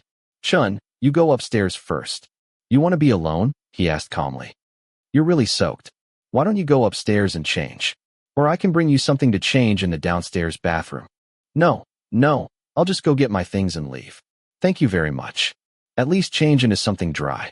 Just a t-shirt or a long-sleeved shirt. It's okay. Getting sick here isn't fun. Chun looked at me again, nodded, and turned to lead the way upstairs. As the door opened, everyone looked at us. Took you long enough. Got caught in the rain, but it wasn't too heavy.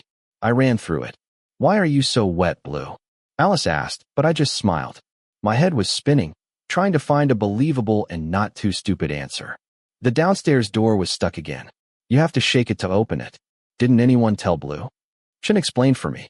Seeing everyone's understanding expressions, he smiled, lightly touched my upper arm, and guided me towards his room. Go change first. Chun. Anwar stepped closer to me. It's okay, I have a shirt. I can let you change in the car. But it's fine. I don't know when he'll see you again to return it anyway. He insisted, looking between Chun and me. Are you ready to go? As if reading my mind. I nodded. Thank you, Chun, but I'll change in the car. It was true, as Anwar said. I don't come here often. If I borrowed something, returning it quickly would mean relying on Gia only. Borrowing from Anwar, whom I see every day, was definitely more convenient. Okay. After Chin replied, I said goodbye to everyone again before leading the way out of the room. Anwar and I were silent all the way downstairs to the luxury car. Anwar gradually lowered the music until only a soft hum remained. He went to open the back of the car and took out a soft, long-sleeved shirt for me to change into. I felt his gaze, but that was all. Anwar sat silently, just like me. Are you okay? He asked when the car stopped at a red light. Not really. Is there anything you want? Anything you want me to do? I lightly bit my lower lip. I felt completely overwhelmed, but one thing I'd learned over the past few minutes was that I felt more comfortable in this small space than I would going home and hiding in my room alone. Tell me. Anwar turned to meet my eyes, seeing my silence and hesitation. Can you just keep driving? Anywhere. Anwar nodded slightly in response. He simply changed the route. The car moved slowly and without haste. I leaned my head against the window. He seemed worried. Even though he didn't say or ask anything, even about the reason I was like this. I guess he probably already knew. I just talked to him. I began amidst the silence. It's probably over. You broke up with him? I pursed my lips, reflecting on my actions. Was it a breakup? Or was it just giving up on the relationship we were in? He said he wouldn't break up. I chuckled sadly, glancing out the car window. The buildings outside blurred into a changing panorama, just like the fleeting streetlights that streamed in and out of view. It's funny, he wouldn't break up. And what do you think? I don't even know if our relationship was real. It felt like a fantasy I created in my head. The truth is, he was with someone else the whole time. What am I thinking? I don't even know what I'm thinking right now. I just don't want to live like this anymore. I don't want to know anything about him anymore. I don't want to feel anything anymore. To break up with someone, you don't need their agreement. If you've had enough, it's over. He has no choice but to accept it. It sounded authoritative and superior, like a judge. That wasn't me at all. I'd never been in that position until now. Have you ever been the one to break up with someone? Anwar blinked, seemingly surprised by the question. Never. That didn't surprise me. And have you ever been broken up with? No. That wasn't surprising either. Who would want to break up with a guy like him? With his looks, the way he treats people, no one. Anwar was in a superior position in the relationship, and I wasn't. I wondered what it would feel like if I were in Anwar's position. He drove aimlessly, just to buy me a little bit of peace of mind, before Anwar drove me home when my expression started to improve. Anwar, I called out as he paused before we parted ways. Want to grab a drink? Just to have a drink with a friend. Want a drink? Anwar smiled faintly, accepting the invitation. He circled the shelves, stopping at the bar on the third floor. The third floor was deserted, no sign of Jasper in the bedroom. The second floor was empty, too. No one was here except me and the person in front of me. Anwar ushered me into the bedroom, telling me to shower and wash the rain from my hair and body. I'm not going anywhere. I'll wait here, he said, taking a bottle of liquor from the shelf and pouring himself a drink. Time slipped away quickly. I tried to avoid being alone and silent. The swirling thoughts in my head were irritating, the last thing I needed right now. Anything you'd like to drink? Anything. I just want to drink tonight, to have a final, really sad night. I grinned, sitting on a tall bar stool next to Anwar. I wonder why heartbroken people drink. How does it help?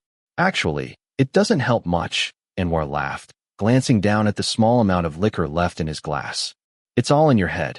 Alcohol doesn't make anything disappear. But there's that saying, drink to forget, I countered. Anwar shrugged lightly. You'd probably have to drink until you black out for that to happen. Okay, you really want to drink, huh? Anwar raised an eyebrow slightly, swirling and wiping his glass. Just want the alcohol, or do you want us to sit here together? Sometimes I wondered if Anwar had some kind of mind-reading ability. Yes, the alcohol was part of it, but the reason I was keeping him here was because I wanted to be with him a little longer. And it seemed he knew exactly what I was doing. Both, I readily admitted, then gazed at him, a small smile playing on his perfectly shaped lips. He seemed pleased. Then I'll stay? And about the drinking, like I said, it doesn't really help that much. He paused, mixing a drink. He then went to the cabinet and took out a large carton of milk, pouring some into another glass. Choose what you want to drink, and I'll have the other. I hesitated, looking at the glass of liquor and the glass of milk placed before me simultaneously. Was he teasing me? But objecting didn't seem very Anwar-like, so he did this instead. I considered it for a moment.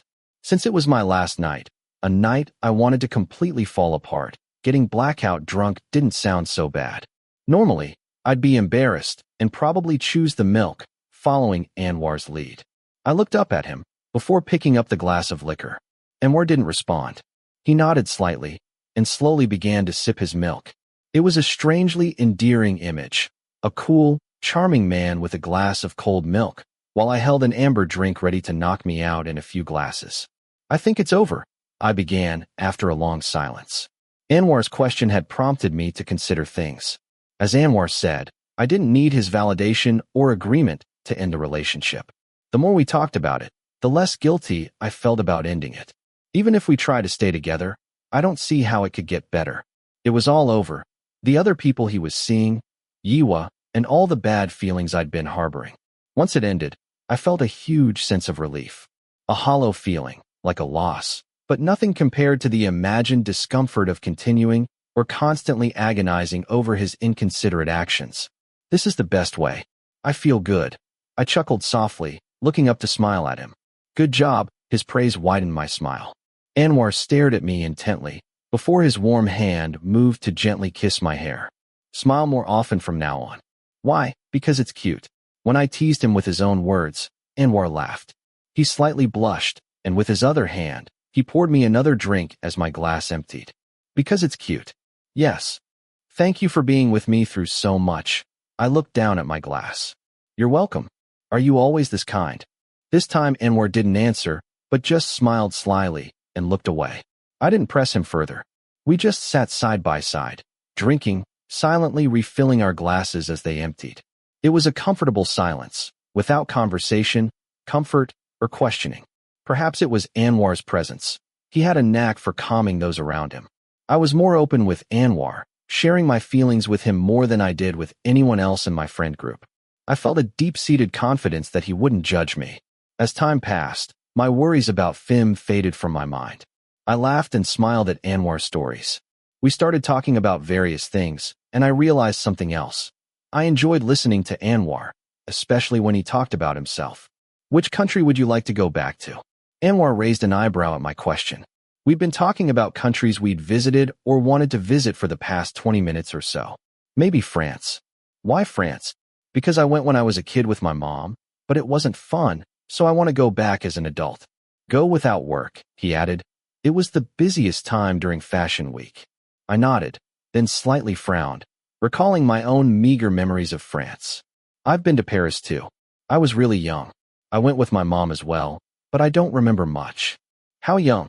Probably early elementary school, or maybe even younger. I don't really know. I tried to dredge up those old memories, but I genuinely couldn't recall. My mother used to take me on trips abroad often.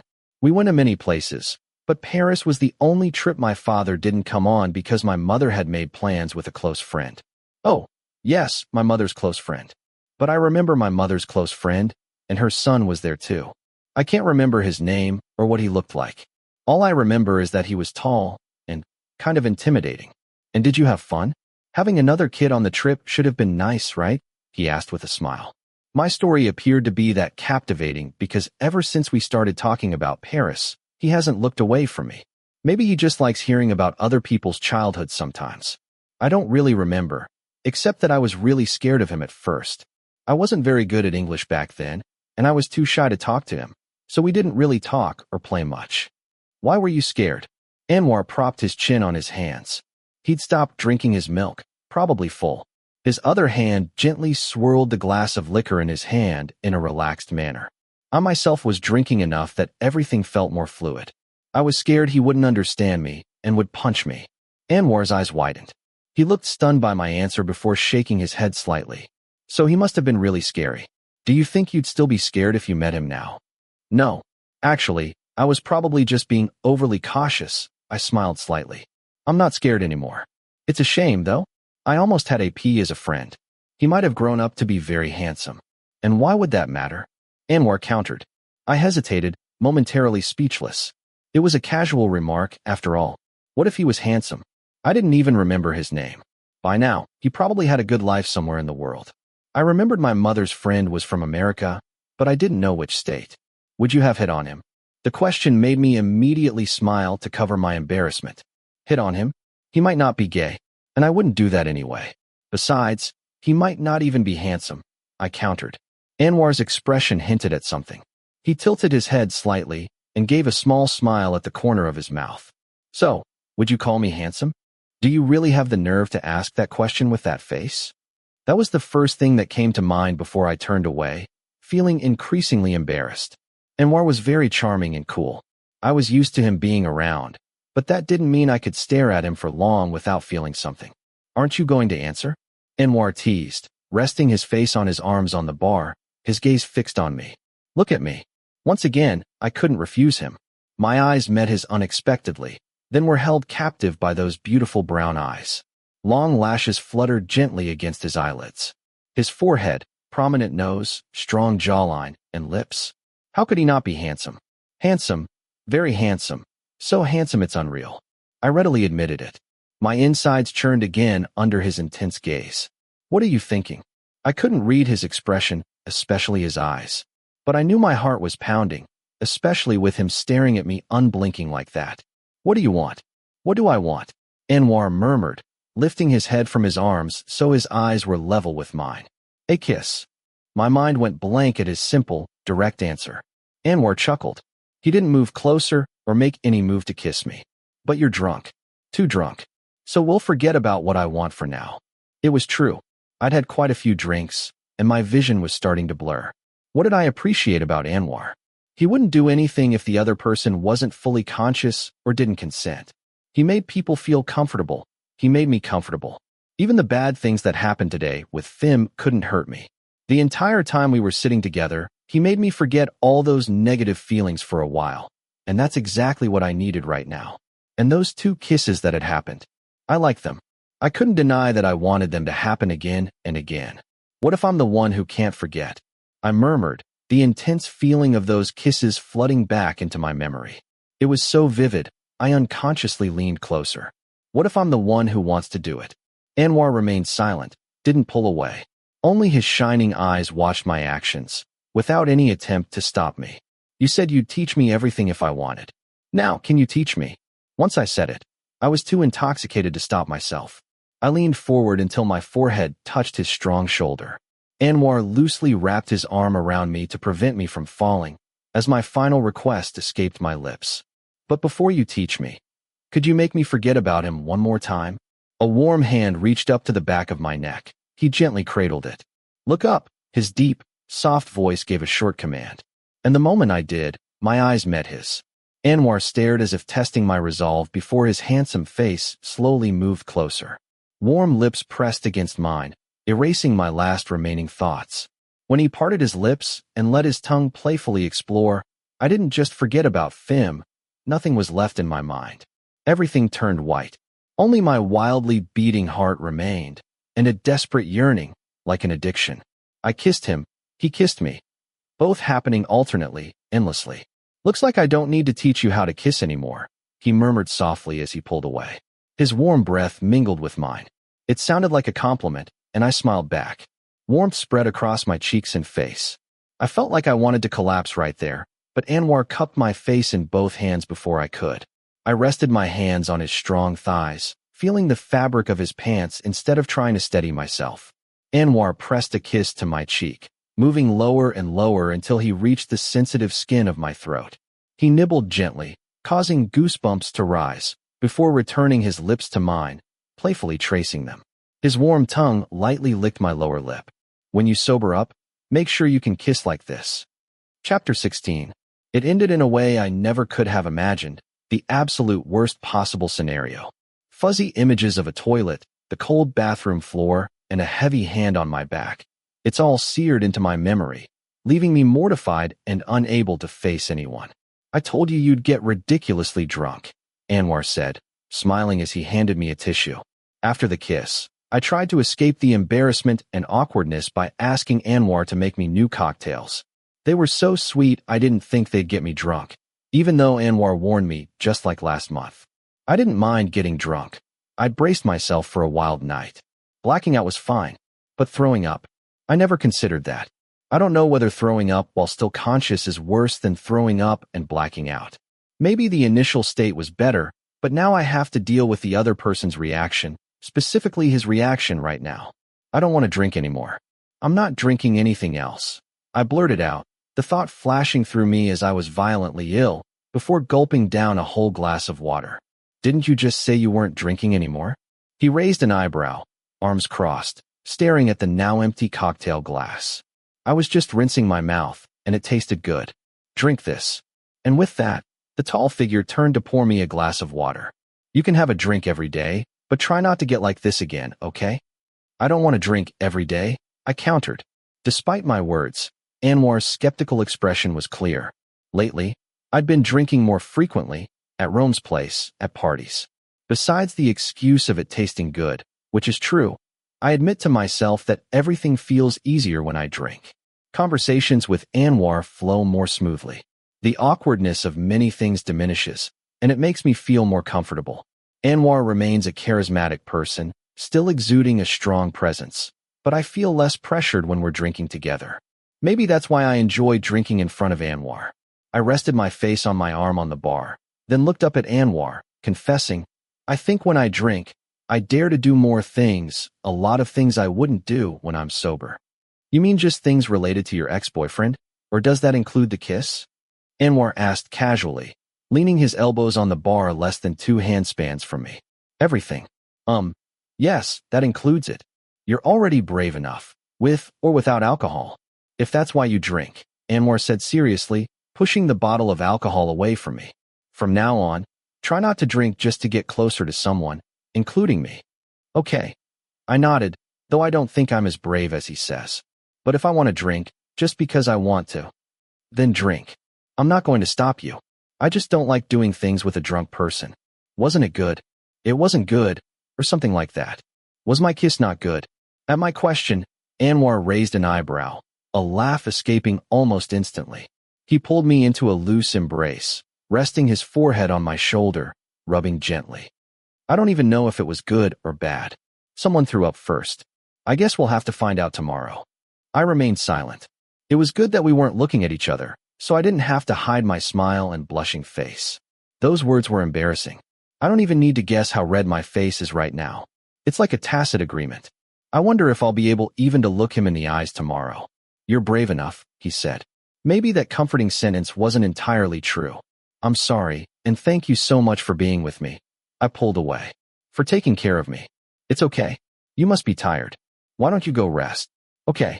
Anwar nodded, clearing the glasses and putting them in the sink before walking me to the stairs. Thank you again, I said sincerely, one last time, meeting Anwar's steady gaze. I don't know what he was thinking when he looked at me like that, or even when he lightly touched my hair like this. You did great. A casual compliment, not specifying much, was released. A warm hand touched my cheek, slowly moving down to my shoulder before he pulled me into another hug. Maybe it was the semi-comforting compliment. Maybe it was the gentle touch I received. My previously withered, dry heart swelled almost to bursting. It felt like a forest embracing the warmth from the other person until he released me. "What are you good at?" "Kissing." Anwar responded to the joke with a soft chuckle. "That?" His words trailed off, replaced by warm lips pressing against my neck. "Don't do it when you're drunk. Sleep and sober up," he murmured against my skin, his warm breath causing my mind to go blank. I was only aware of his presence and my rapidly beating heart. "Then come knock on my door." This was the first time I'd been here alone. The brown building stood before me, just a few steps away. I fumbled for the key in my pocket, the one Gia had given me. I don't know how it happened, but last night Gia came here and got so drunk she accidentally took Chin's phone home, thinking it was hers. He woke up looking for his phone for a long time. It was only after Rome called Gia that they found out where it was. He needs his phone today, but I'm picking up a friend from the airport. Rome has exams too, so please, please. It was the same old pleading joke, and it always worked. This time was no different. Well, I didn't have anything else to do anyway, except go to class and then go back to hide in my room. I climbed the stairs, making way for someone pushing open the door and heading down. I'd never added him on any social media, but Gia must have texted him to say I was bringing his phone. Therefore, knocking on the door instead of using the key would be better. "Blue." Chun greeted me in Thai as soon as he opened the door, making way for me to enter. "I brought your phone." "My phone?" "Oh." His eyes widened, a look of relief washing over his face. "Hey, thanks a lot. I thought it was gone. Someone got drunk and took it." I chuckled softly. "You look really relieved." "I had work on it that wasn't backed up. I almost died." "Blue, you're a lifesaver." He took the phone from me. Chun had a laid-back, somewhat unapproachable look, unlike Anwar. While both could be described with similar phrasing, their vibes were drastically different.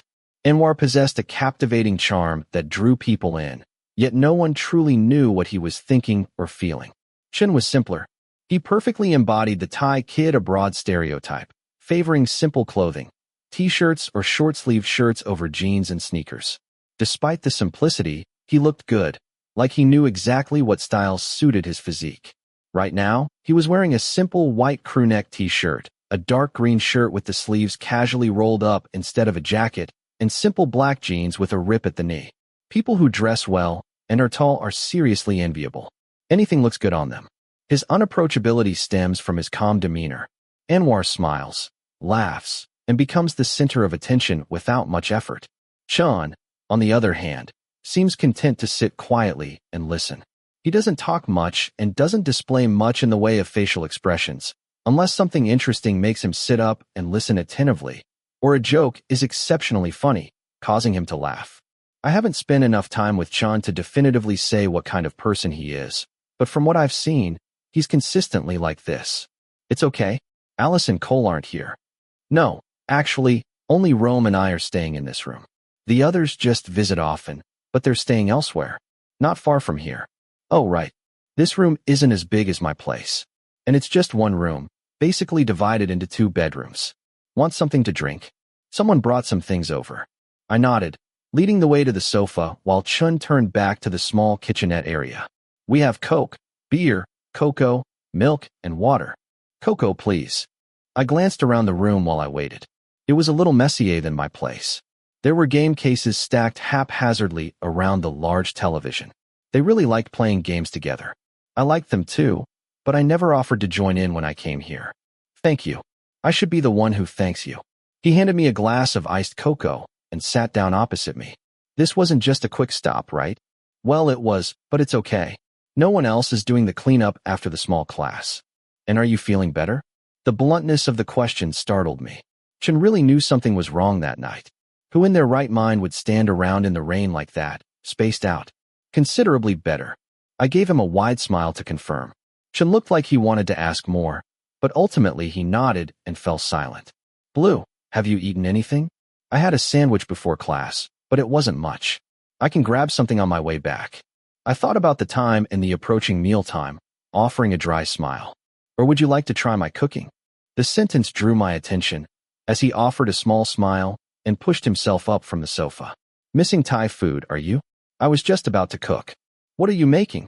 At first, I wasn't really thinking about it, but once he mentioned it, I suddenly found myself craving it. What do you want, Blue? I can make anything. Are you a chef? I teased. His appearance didn't exactly scream culinary expert. Even his roommate, Rome, seemed like the type to just boil instant ramen when hungry. You can't judge a book by its cover. I've been wrong about many people. Almost. My mother owns a Thai restaurant here, he said, smiling and rolling up his sleeves a few more inches. So, as a thank you, what should we make? Right now, I'd be happy with just a simple omelet. But basil chicken sounds good. Pad carpeo it is. Even though I only requested that, Chin ended up making pad carpeo with pork, a sunny-side-up egg, and some fish sauce fried chicken wings, explaining that the wings were almost past their prime and he wanted to clear them out of the fridge. Whatever his reason, I was happy to eat it all. So that's how it is with him. Chun, your pad carpeo tastes just like my mom's, I complimented indirectly. I only recently found out that Chun was used as a kitchen assistant at his mother's restaurant, becoming one of the cooks. Even though he's lazy and often skips work and isn't serious about it, he's still. So your mother's cooking must be delicious. Seeing him speak so softly, despite his still expression, made me blurt out, yeah, it's really delicious. Stop by and become a regular customer at the restaurant, or you can come here. Just don't bring Alice with you. Alice eats a lot. I raised an eyebrow. She seemed like a slender Thai woman. She eats a lot. And how about you, Blue? Do you eat a lot? Chin glanced down at my mostly empty bowl, which had been devoured surprisingly quickly. A faint smile appeared at the corner of his mouth. It seems all the small people I meet are big eaters. Should we blame the chef for making such delicious food? I pretended to frown. He broke into a wide grin. How many more dishes do you want? Just tell me. I laughed. Chun is my first real Thai friend since I've been here. A friend I can hang out with for hours, not just someone I know casually or someone I see briefly at a hangout. I hadn't realized it until now, but eating delicious Thai food and chatting in Thai with someone made me feel better than I ever expected. It's amazing. Because of Anwar, Simon my language teacher, and Gia, I was kept busy. And because Chin spent hours with me. All of that made the 2 days since breaking up with Phim less depressing than I had feared. I'm trying my best not to let myself sink back into sadness, not to starve myself, not to lock myself in my room to mourn, or to contact Phim. I can't say I've completely moved on and accepted it, but at least where I am right now, both emotionally and physically, I'm in the best place I can be. By the time I got home, it was late evening. The intermittent rain on the way made me run, leaving me breathless. Even though I was hurrying and the raindrops weren't heavy, I was still soaked. Jasper and Audrey were playing a phone game on the sofa, as usual. I quickly ran to my room to shower, intending to join them to kill some time in the evening. Sometimes, being with a group lets you order delicious food. It feels much better than eating bread alone in silence. When I came downstairs, Audrey was gone. In her place was a tall man lounging on the sofa, reading a small book. Where's Audrey? As Anwar looked up, my face flushed, forcing me to look away and walk towards the bar instead. She left. She has a part-time job. Oh, I nodded, my gaze involuntarily meeting Anwar's. I didn't mean to. If these feelings were easier to control, it would be better. The kiss on my neck and the whispers. Everything was too vivid, like the drinks last night didn't erase anything. I still remember everything clearly, so vividly that I almost wanted to bury my face in a pillow when I woke up this morning. Anwar lowered his book, his eyes narrowing slightly before he stood up to his full height. Blue. But that single, short call made my heart sink to my stomach. I looked up at the tall figure, stopping at my bedroom door. When you're done, come check something. Without waiting for a reply, Anwar went into the room, leaving me awkwardly standing there with Jasper, who looked up with a curious expression. Perhaps it's because of the Thai language we're using. I poured myself a glass of water. A feeling of unease washed over me. The way he phrased that before going into his room, no matter how you look at it, it was a rather clumsy invitation. I froze, my gaze shifting between the door and Jasper, who was sprawled on the sofa. My phone buzzed softly. Blue, I want to talk. The message read, I want to talk. I repeated the phrase to myself. No smile appeared on my face. No happiness. No sadness. Just a hollow feeling and anger. I hadn't blocked Phim's number. I'd only deleted all our past conversations. That's why he could still message me. At a time when we could have talked, even fixed things, he never tried. He chose to ignore me and repeat the same mistakes over and over. But now, just as I've accepted moving on, he says he wants to talk. It's like a bad joke, but I can't even manage a sarcastic smile. I never thought I could get angry so easily. I stared at the screen as it slowly went black, then put my phone back in my pocket, without replying. I didn't intend to reply. My eyes glanced up to see Jasper suddenly standing. I'm going out for a while. I might not be back tonight. Okay. I waited until Jasper disappeared downstairs, then quickly walked to the white bedroom door and knocked softly. It didn't require much decision-making to get myself here. After a few seconds, the door swung open. Our eyes met, and stayed there. I knew exactly what situation I was in and what I was doing. Anwar slowly backed up until he reached the bed, his gaze still locked on mine. His face remained impassive, but I could feel the intensity in his eyes, crystal clear. It was intense, serious, undeniable, like being pushed by an invisible hand into a vast, unseen pit. I felt the danger, but couldn't seem to pull myself back up. Should I embrace it? The desire, ignited deep beneath the stoic facade I was presenting. How could the anger I felt earlier melt away? I couldn't see any other way to release it than with the man in front of me. If the bad feelings from Fim were a terrible illness, then Anwar was a strong painkiller, a way to numb the pain. It didn't cure it, it didn't make me stronger. But in the end, I still craved it. Come here, he murmured softly, settling half-sitting, half-lying on the large bed, glancing up at me. Instead of standing there biting your lip, why don't you come bite mine? A teasing sentence, accompanied by a small smile at the corner of his mouth. Anwar's charm and allure dissolved all the thoughts in my head, leaving only a blank space. I started walking forward, my heart pounding so hard it felt like it might leap out of my chest. I didn't need clarity right now, but just enough to make him forget the pain for now. Anwar's point of view. Instead of standing there biting your lip, why don't you come bite mine? When I said that, I didn't actually think Blue would be bold enough to follow through. I expected more embarrassment and him staying rooted to the spot. But him taking that step towards me, it was quite a pleasing sight. I extended a hand, letting Blue grab it before pulling the smaller person towards me until he was straddling my waist. His soft legs were pressed against my stomach as he placed a hand on my chest. The distance between our faces steadily decreased. I didn't rush him, letting Blue approach at his own pace. Not only did he not look embarrassed, he looked incredibly determined. Can I kiss you? The soft question tugged a smile to the corner of my lips. I knew exactly who he was imitating. That's why we're here. Without another word, I ran a hand through his soft hair, gazing down at him. I absorbed every expression on his face. Blue pursed his lips, his eyes darting down as if he was weighing his options, before gently pressing his lips to mine a moment later. I never lied when I said he was adorable. Whether he was timid, shy and unable to meet my gaze, or acting all bold like this. It's not that I've never encountered this type of person before, but usually I wouldn't lower myself to play along, because people who act so inconsistently, compared to someone like Kit or Ashley, I'd never know where I stood with him. Strangely, I didn't feel that way about Blue. He made me want to be close, to explore the expressions he unconsciously made, even if it wasn't all the time. And now, in this position, it's even better. A light kiss pressed against my lips, creating an exciting thrill in a split second before I took the lead. My tongue intertwined with his, and he responded perfectly, as if we'd kissed 100 times before. Quick-witted. He wasn't a skilled kisser from the beginning. I still remember that clumsy touch vividly.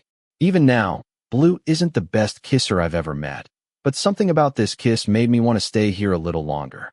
Is it good? Blue rested his forehead against my shoulder, hiding his face as he whispered, better than when I was drunk. I smiled inwardly, seeing his reddened earlobe through the mirror nearby.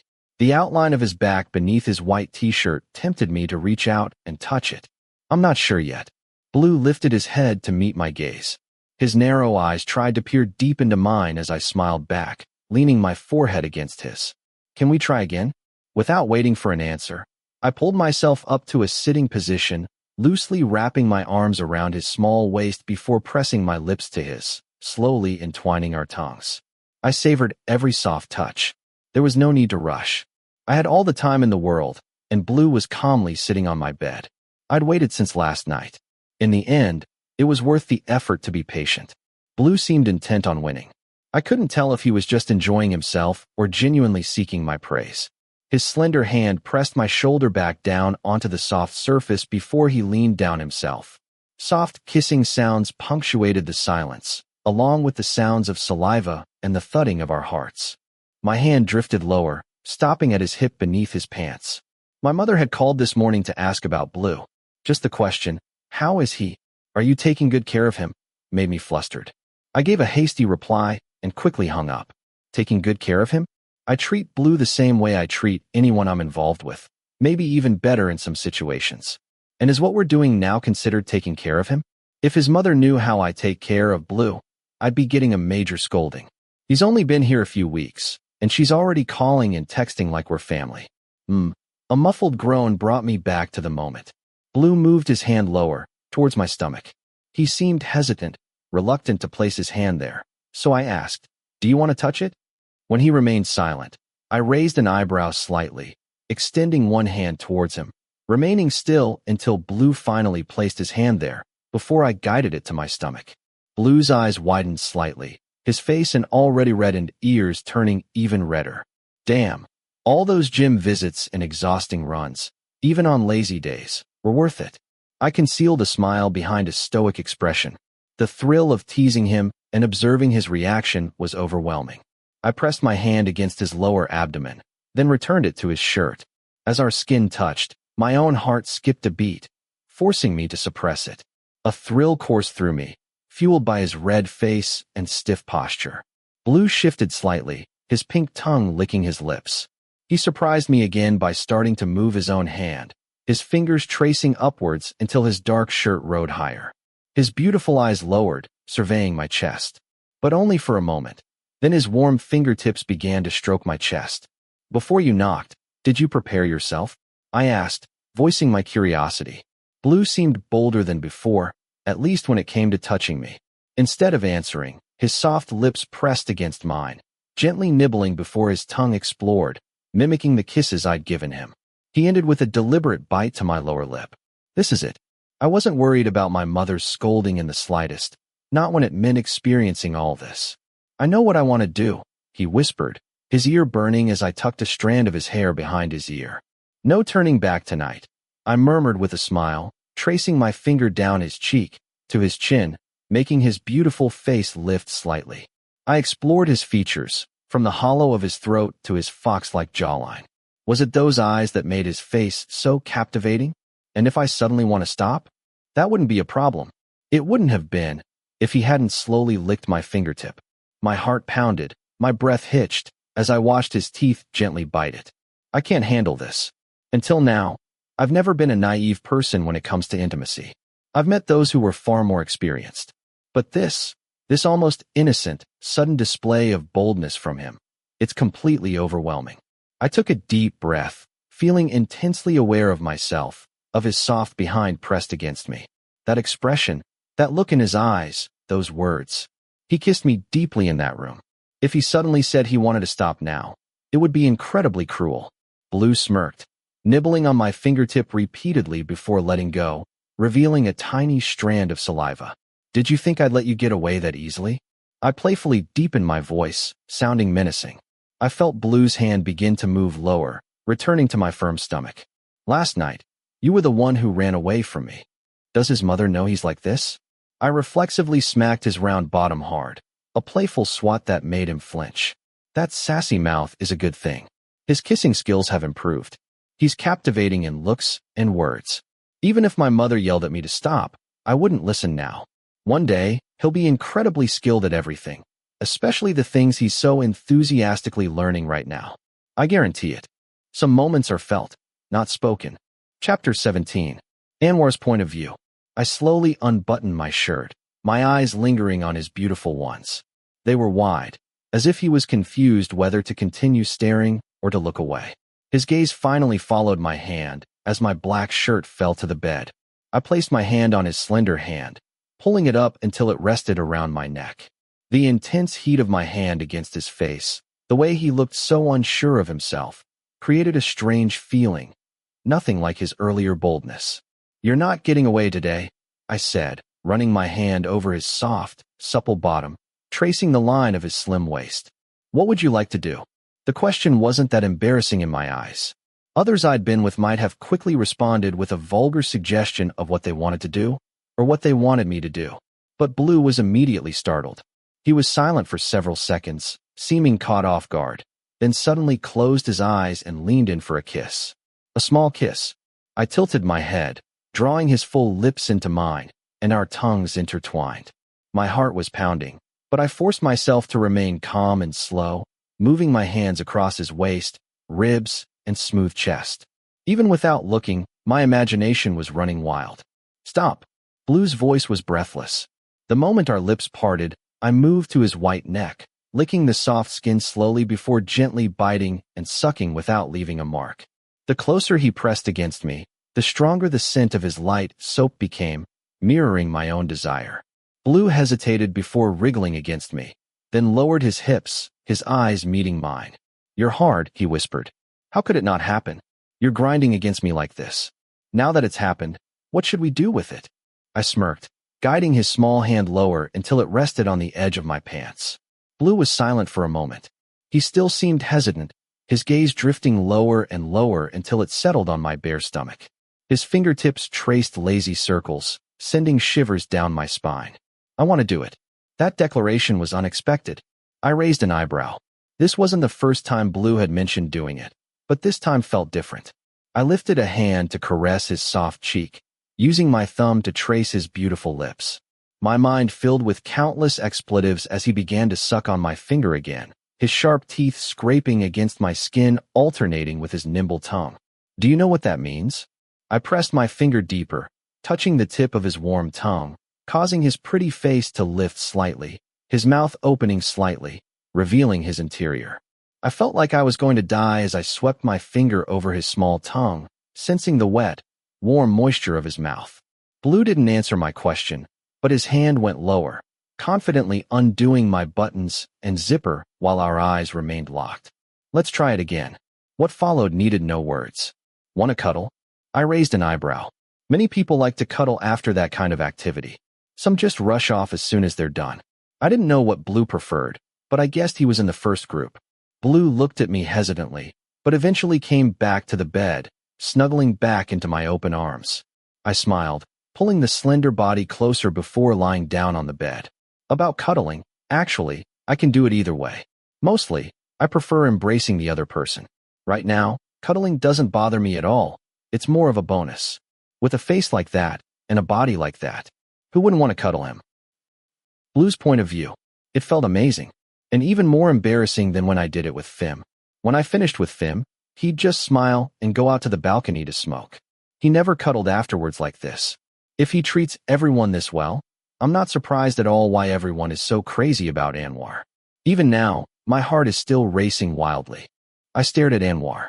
It was pitch black under the blankets, making it impossible to see clearly what his expression was like or what his eyes looked like. My hand groped around until it found his well-defined face, tracing it slowly, as if trying to get to know him, before I leaned in and softly kissed his warm lips. Anwar let me do as I pleased, but tightened his hug and used his other hand to stroke my back, pausing at the nape of my neck. It was so good. I opened my mouth, allowing him to playfully tease me with his tongue, our slow, deep kiss deepening. I tried my best to express my gratitude for his touch, for all the care he showed me. Anwar rolled over on top of me, our lips still entwined. The light from the window was gone, leaving only the darkness of the room and a blurry image that gradually came into focus as my eyes adjusted. Doing this without expecting a relationship was so new, I still couldn't quite process it. But it was so good, it was heartbreaking. Because there were no expectations, there was no disappointment or bad feelings at all.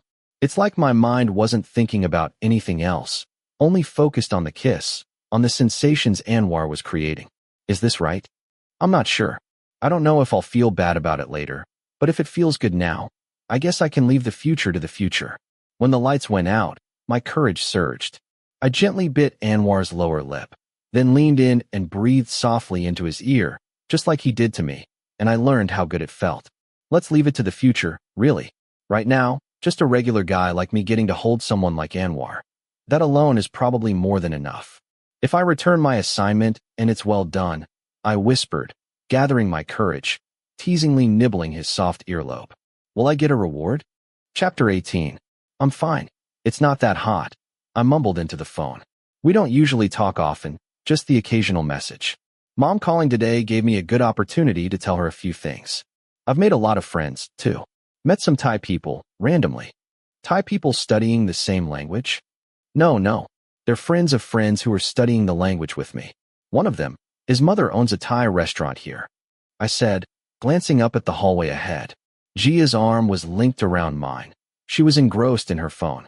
We were on our way to Rome's room. It wasn't a party today. Gia just invited me to hang out there. Actually, once I got to know a few people there, the atmosphere became much more relaxed than initially. Now, if Gia invites me, I wouldn't refuse anymore. Just having dinner together once. Does that count as being close? I guess it does, huh? It's good you've made friends, but don't speak Thai all the time and neglect your language studies. Yeah, I know, I replied flatly. I'm studying hard, not letting Mom's money go to waste. Your dad said he misses you. Mom's cheerful words silenced me instantly. I'd been trying not to think about it. What I just realized was surprisingly unexpected. I thought Dad would be angry with me for much longer, at least 6 months or more. He's never liked gay people. I knew that well. But I confessed anyway because I thought Fim was worth the risk. I miss him too, I replied simply. A sharp sting on my cheek flashed into my thoughts. The resentment subsided, but it didn't completely disappear. And how are your housemates? Are they nice? Yes, very nice. They're all amazing. I can't compare. Really? You're living with quite a few people then? 3 or 4. There's Jasper, but he studies art at another university, so he comes and goes, doesn't sleep over every night. 2 girls, Audrey and Hazel, and another guy, Anwar, he studies fashion. As soon as the last name left my mouth, my brain flashed an image reflected in a mirror. Heat rushed to my face. Just as I was about to change the subject, Mom interrupted. Wow, fashion. That's cool. He sounds really stylish, right? Yes, he is stylish and handsome and seems very capable. Mom, I'm almost at my friend's place. I'll line you later. Okay, honey. Take care of yourself. Love you, Mom. I said and hung up, glancing at Gia, who looked up and smiled broadly. I really like it when you speak Thai. It sounds so soft and sweet. We walked for a few more minutes. The familiar building was right in front of us. Chun, Rome, and Cole were standing together. Only Chun was on his phone, not smoking like the other two. Hey. Gia threw herself into Rome's arms. Her lips pressed against his cheek as Rome put his arms around her slender waist. My love, he murmured. Blue. Chun greeted me. He put his phone in his pants pocket and made way for me to stand closer as I nodded to everyone in the group. What's up? They were talking about a small concert by an acquaintance that had just been canceled. I didn't know the guy, so I just listened quietly until Chun leaned closer. Bored? Let's go upstairs. I'll take you. Aren't you smoking with your friends? If I'm going to smoke, I can do it upstairs, he smiled, turned to tell everyone, and started walking into the building. Besides, I'm not that interested in Jan Dunbar's concert anyway. His music is kind of boring. The guy they were talking about? Yeah, Jan Dunbar. A bit indie rock, I guess. Slow and high-pitched. Chun made a face and took long strides, quickly climbing the stairs. What kind of music do you like, Chun? I like, the Vaccines. The Last Shadow Puppets. Do you know them? When I shook my head, he continued. The latter singer is the same as Arctic Monkeys, Alex Turner. But they haven't released much music lately. I'll check them out. I mentally noted the names, although I had heard of Arctic Monkeys before. It was a favorite band of Co and Gus, my close friends. What kind of music do you usually listen to?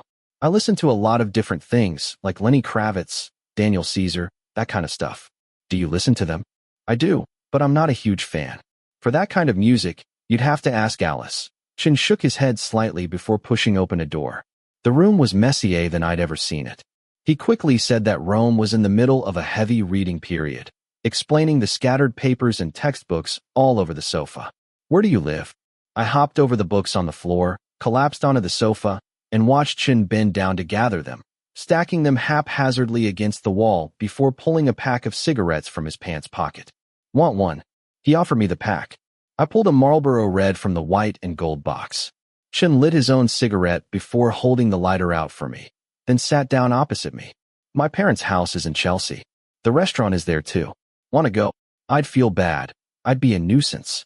Do you usually get a lot of customers? I shook my head, lighting my cigarette. It's seasonal. Come on. My mom likes it when Thai kids come to eat at the restaurant, especially those who miss Thai food. I laughed, pulling the cigarette away to examine it. It tasted oddly bland and weak, unlike Anwar's cigarettes, which had a cool, lingering taste. This one, I don't know, smooth? I do miss Thai food.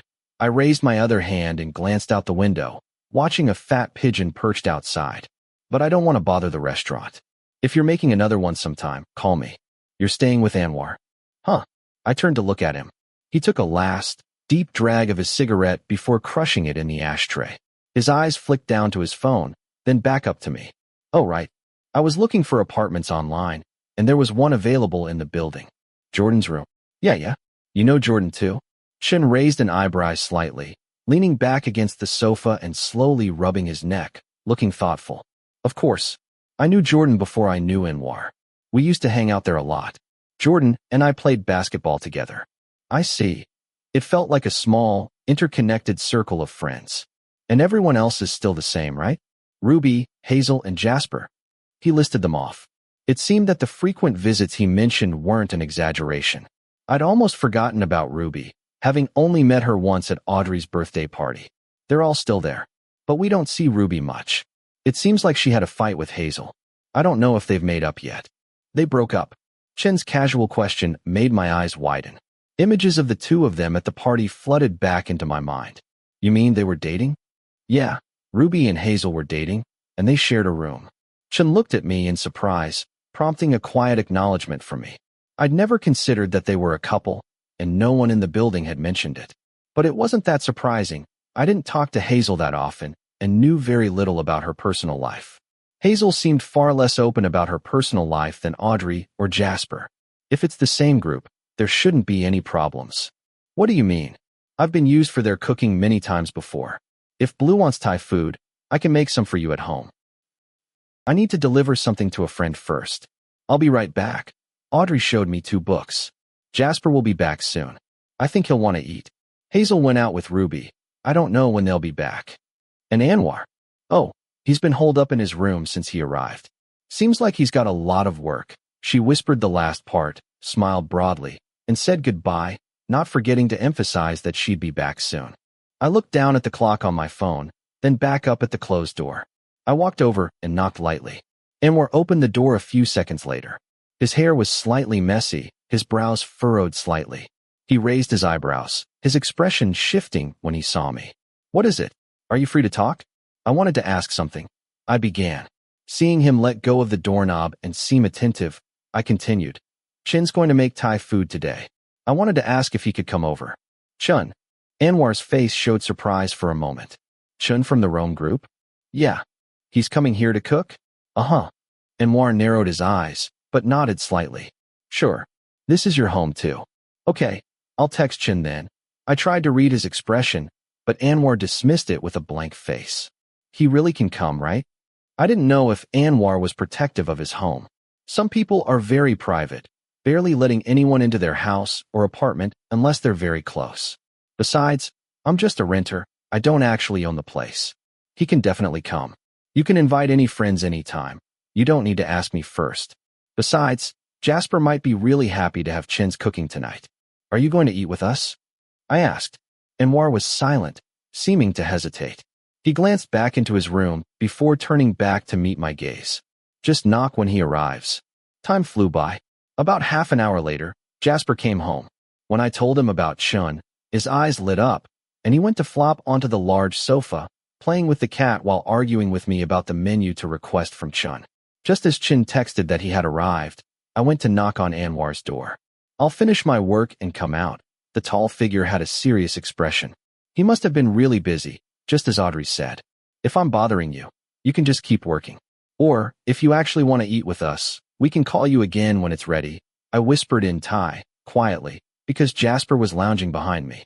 I'll finish my work and come out, he repeated, glancing past my shoulder at Jasper before gently placing his hand on my head, stroking it softly, and giving me one last smile before closing the door. A wave of shyness washed over me as soon as I received that touch. I averted my gaze, thinking that Jasper probably hadn't seen him do that. Jasper, I'll go down to get Chun. Hi. Haven't seen you around here in ages. Jasper nodded slightly, looking up at Chun, who was placing bags of ingredients on the counter. I told you to wrap things up and come back quickly. Don't tell me you found yourself a girl there and decided to stay. Chun smirked, glancing at me as I went to help unpack the groceries. How much is this, Chun? I'll pay. It's okay. These are from the restaurant anyway. The staff would have taken them home otherwise. But how many people are we cooking for today? Maybe 5. Let's have dumplings. I've been craving dumplings for days, Jasper said, sitting on a tall bar stool, his fingers idly sifting through the various bags. Or that dish, the one with the orange sauce and big prawns.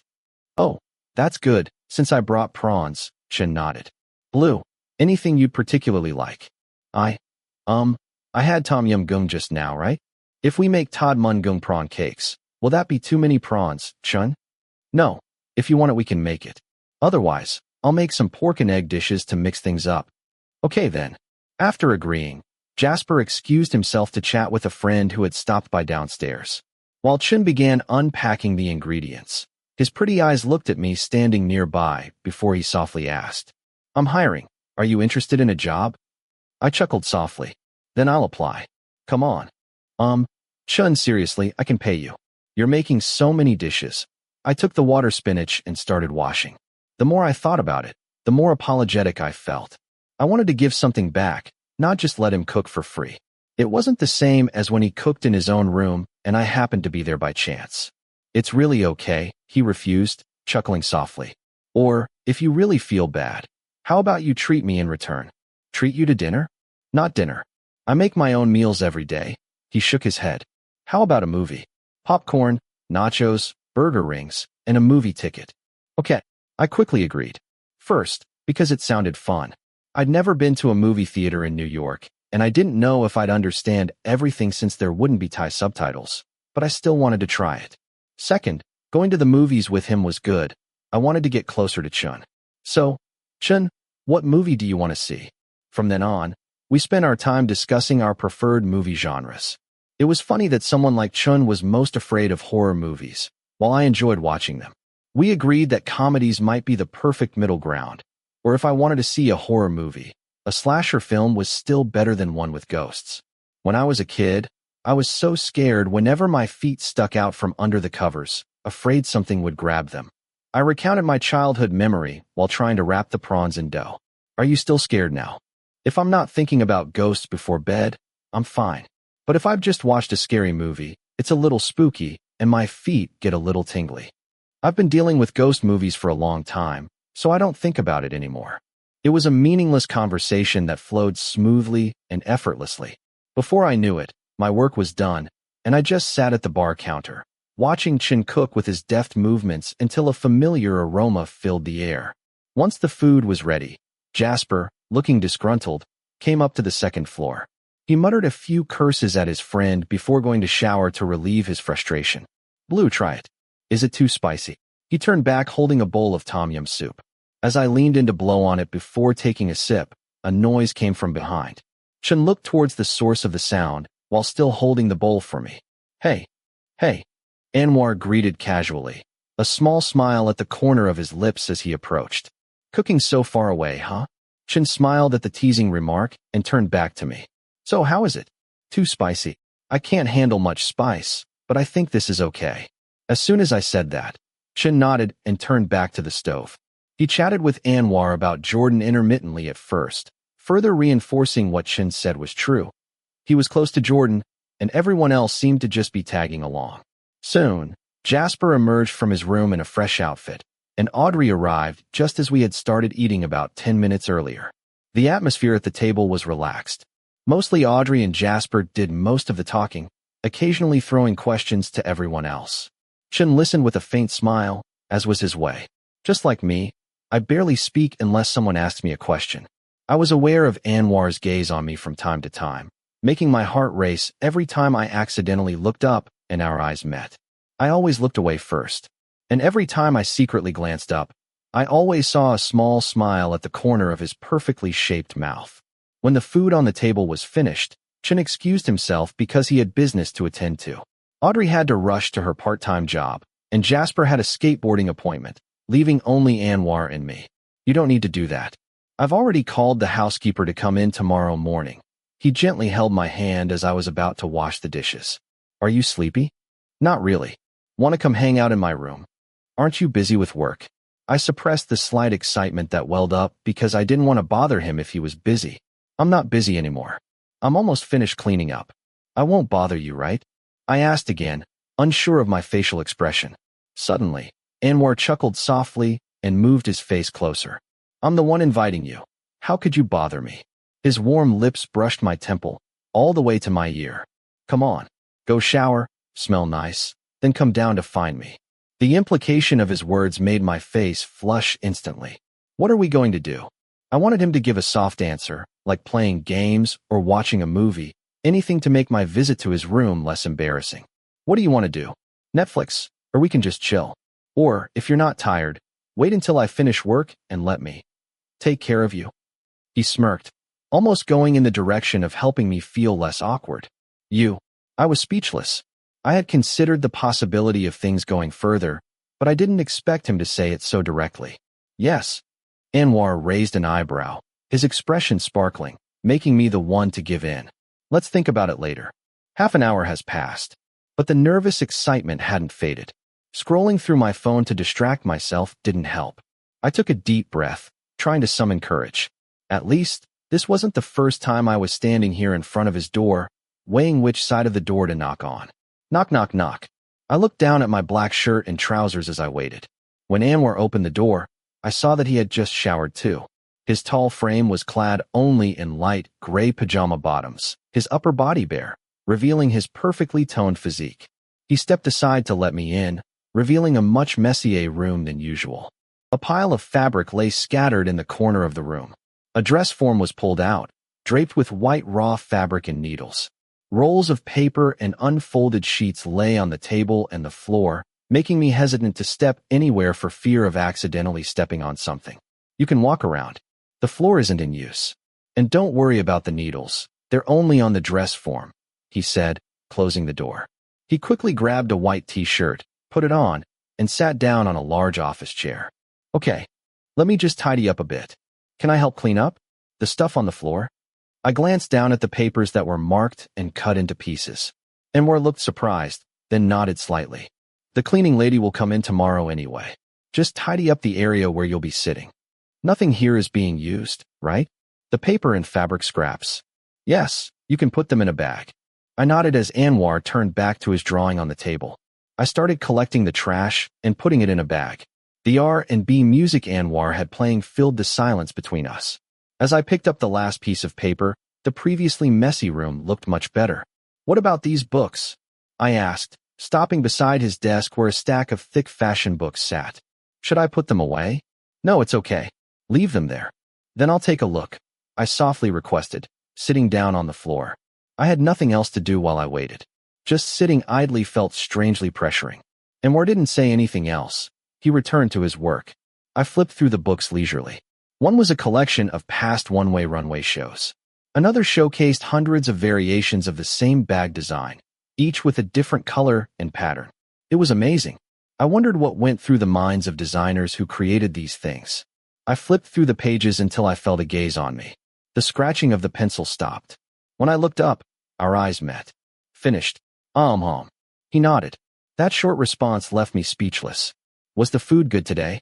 I was taken aback by the seemingly random question. After I nodded, Anwar continued. Are you close to Chin? I guess so, I replied. We'd only met less than 5 times, and had only had a few longer conversations. But if closeness was measured by comfort level rather than number of encounters, I'd guess we were close. And you?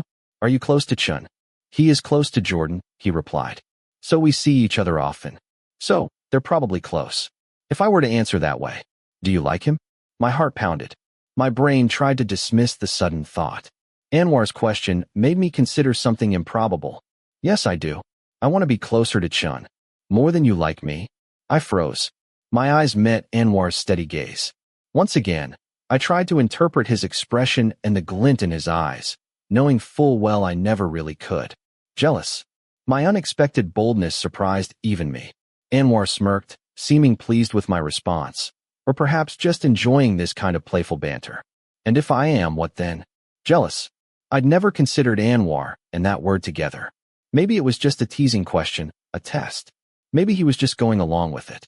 If you are jealous, I repeated, trying to slow my racing heart. My mind scrambled for a response that would please him before a thought struck me.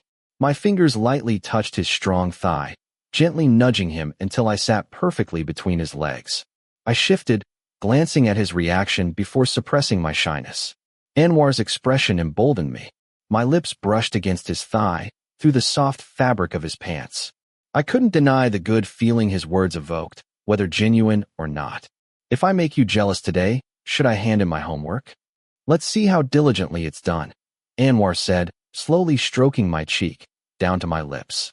He kissed me gently, his warm fingertip playfully tracing my tongue and teeth before he pulled back.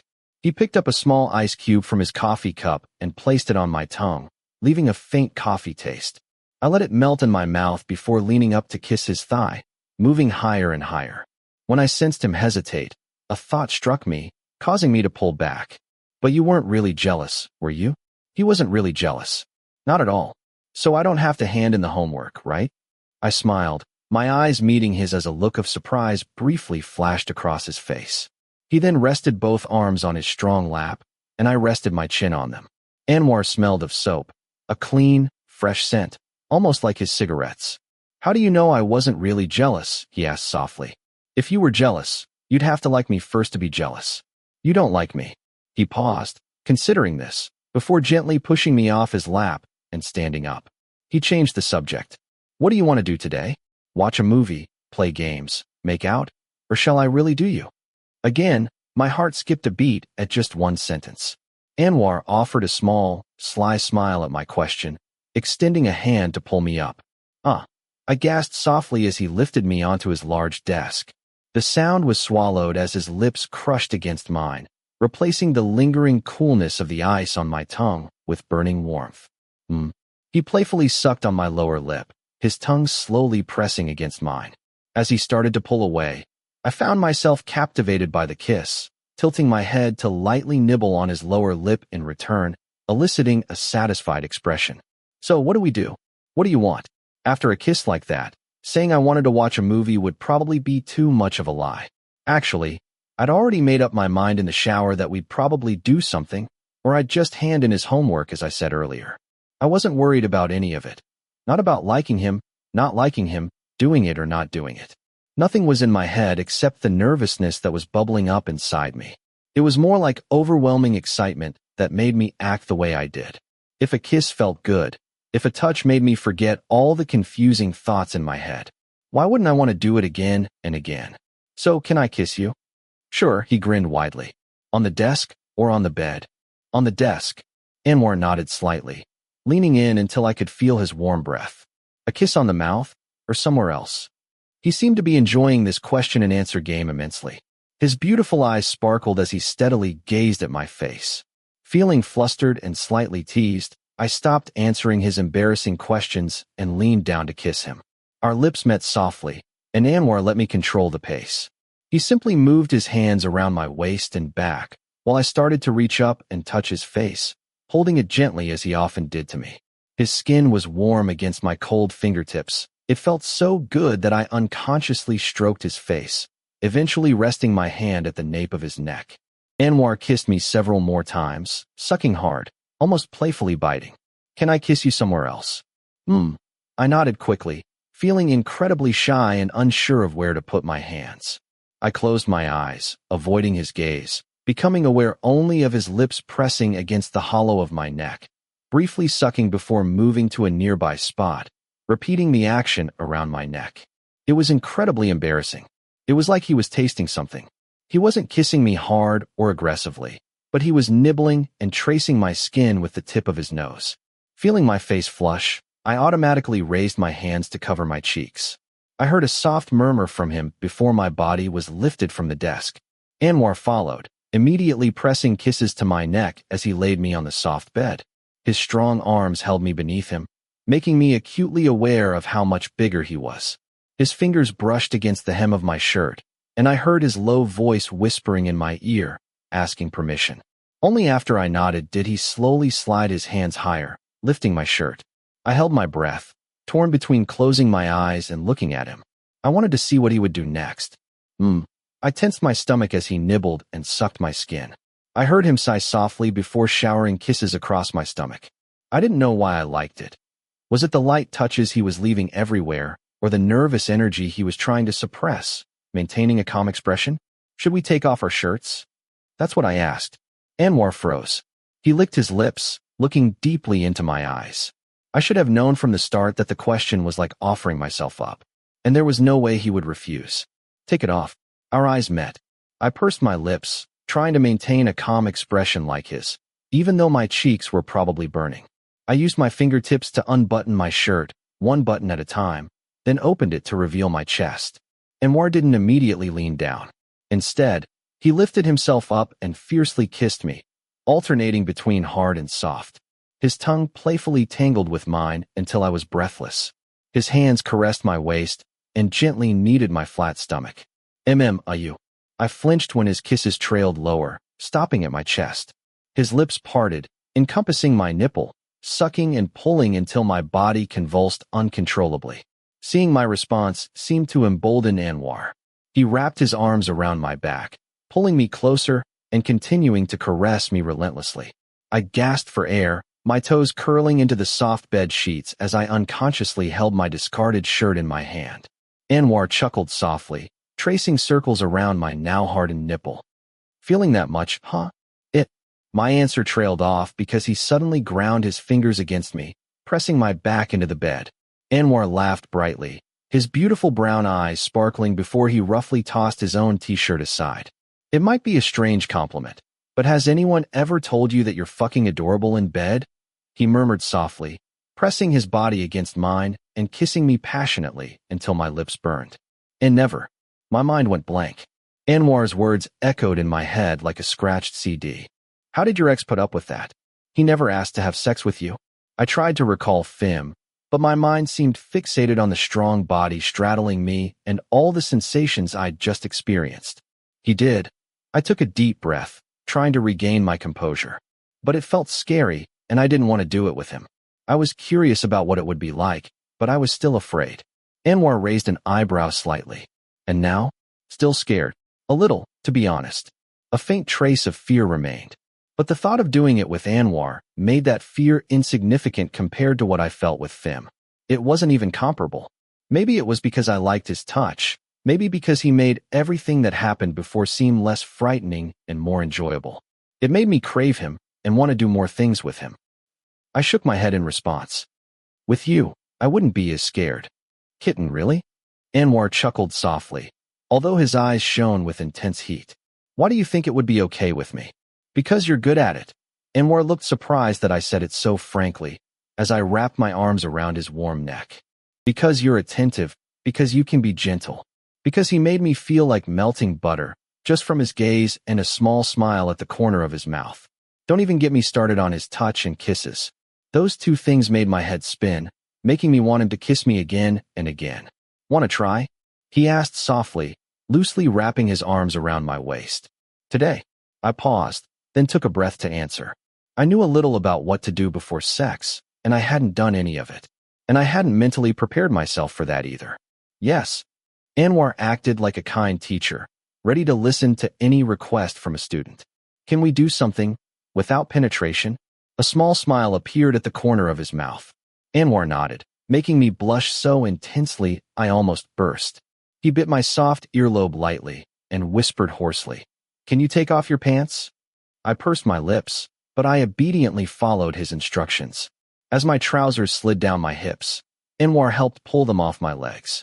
He pressed my legs together against his chest, spreading them before inserting himself between them. His hands kneaded my thighs hard, as if my flesh was just dough. My stomach churned. The closeness of our bodies, almost completely naked, was a different level of excitement and pressure than when we were clothed. Anwar scanned my body with his eyes. He pulled my hand to his strong abdomen. He squeezed the base of my thigh before pulling it to rub against his hard side. When I tried to mimic his actions by squeezing his stomach in return, his brows furrowed as my nails scraped against his skin instead of a gentle touch. He looked like he wanted to squeeze me thoroughly, then slammed a kiss on me, hard, sucking until I heard the sounds of saliva in the quiet. You, bang, bang. Hey, are you done working yet? A loud banging on the door and Jasper's voice sent my heart plummeting to my feet. My whole body froze, especially after hearing his next shouted words through the door. This is boring. I'm coming in. My tailor gang's calling me for a skate session. Come on, let's play games. Not yet, Anwar shouted loudly. He seemed to regain his composure before me. The hands that had been kneading me a moment ago quickly pulled up my pants and shirt. He grabbed a thick blanket and covered me up to my neck. He turned on the TV, cranking up the volume, and then quickly got off the bed, grabbed his shirt from the floor, threw it on, and went to the door. Jasper stood there, his gaze sweeping the room and meeting mine as I remained frozen in place. What took you so long? What were you doing? His curt question was full of suspicion before his eyes moved past Anwar to the large television. Watching a runway show? I immediately followed his gaze and saw a lingerie runway show with beautiful, slender models parading. I dropped my needle near the door. Anwar lied with a straight face. Not skateboarding. Go back to your room. What room? You guys are still watching something together. Don't be so mean to your best friend. Come on, let's play some games. Anwar looked back at me. He looked irritated. There was a spark in his beautiful eyes, and I sensed it clearly. Irritated because he was interrupted? I just finished a sub-project today. Let me de-stress with my friends. Or maybe we can watch that runway show too. Let's play games. Anwar immediately retorted. Go wait outside. I need to use the bathroom. Then I'll play with Blue while waiting. Go wait outside. Blue has a stomachache. Anwar quickly grabbed Jasper's shoulder, gently pushing the thin man towards the sofa outside. Once the door closed, he stood still, his lips pursed, meeting my gaze in silence. I'm sorry. For what? I asked, my heart still pounding so hard it felt like it might burst. Anwar let out a long sigh, then sat down beside the bed. Were you irritated? He didn't answer, only his gaze intensified. Because Jasper came in. That guy and Jordan are used to coming and going from this room like it's their own. He chuckled softly, pulling back the blanket and kissing my bare shoulder. I hadn't buttoned up yet, leaving it open and easily accessible.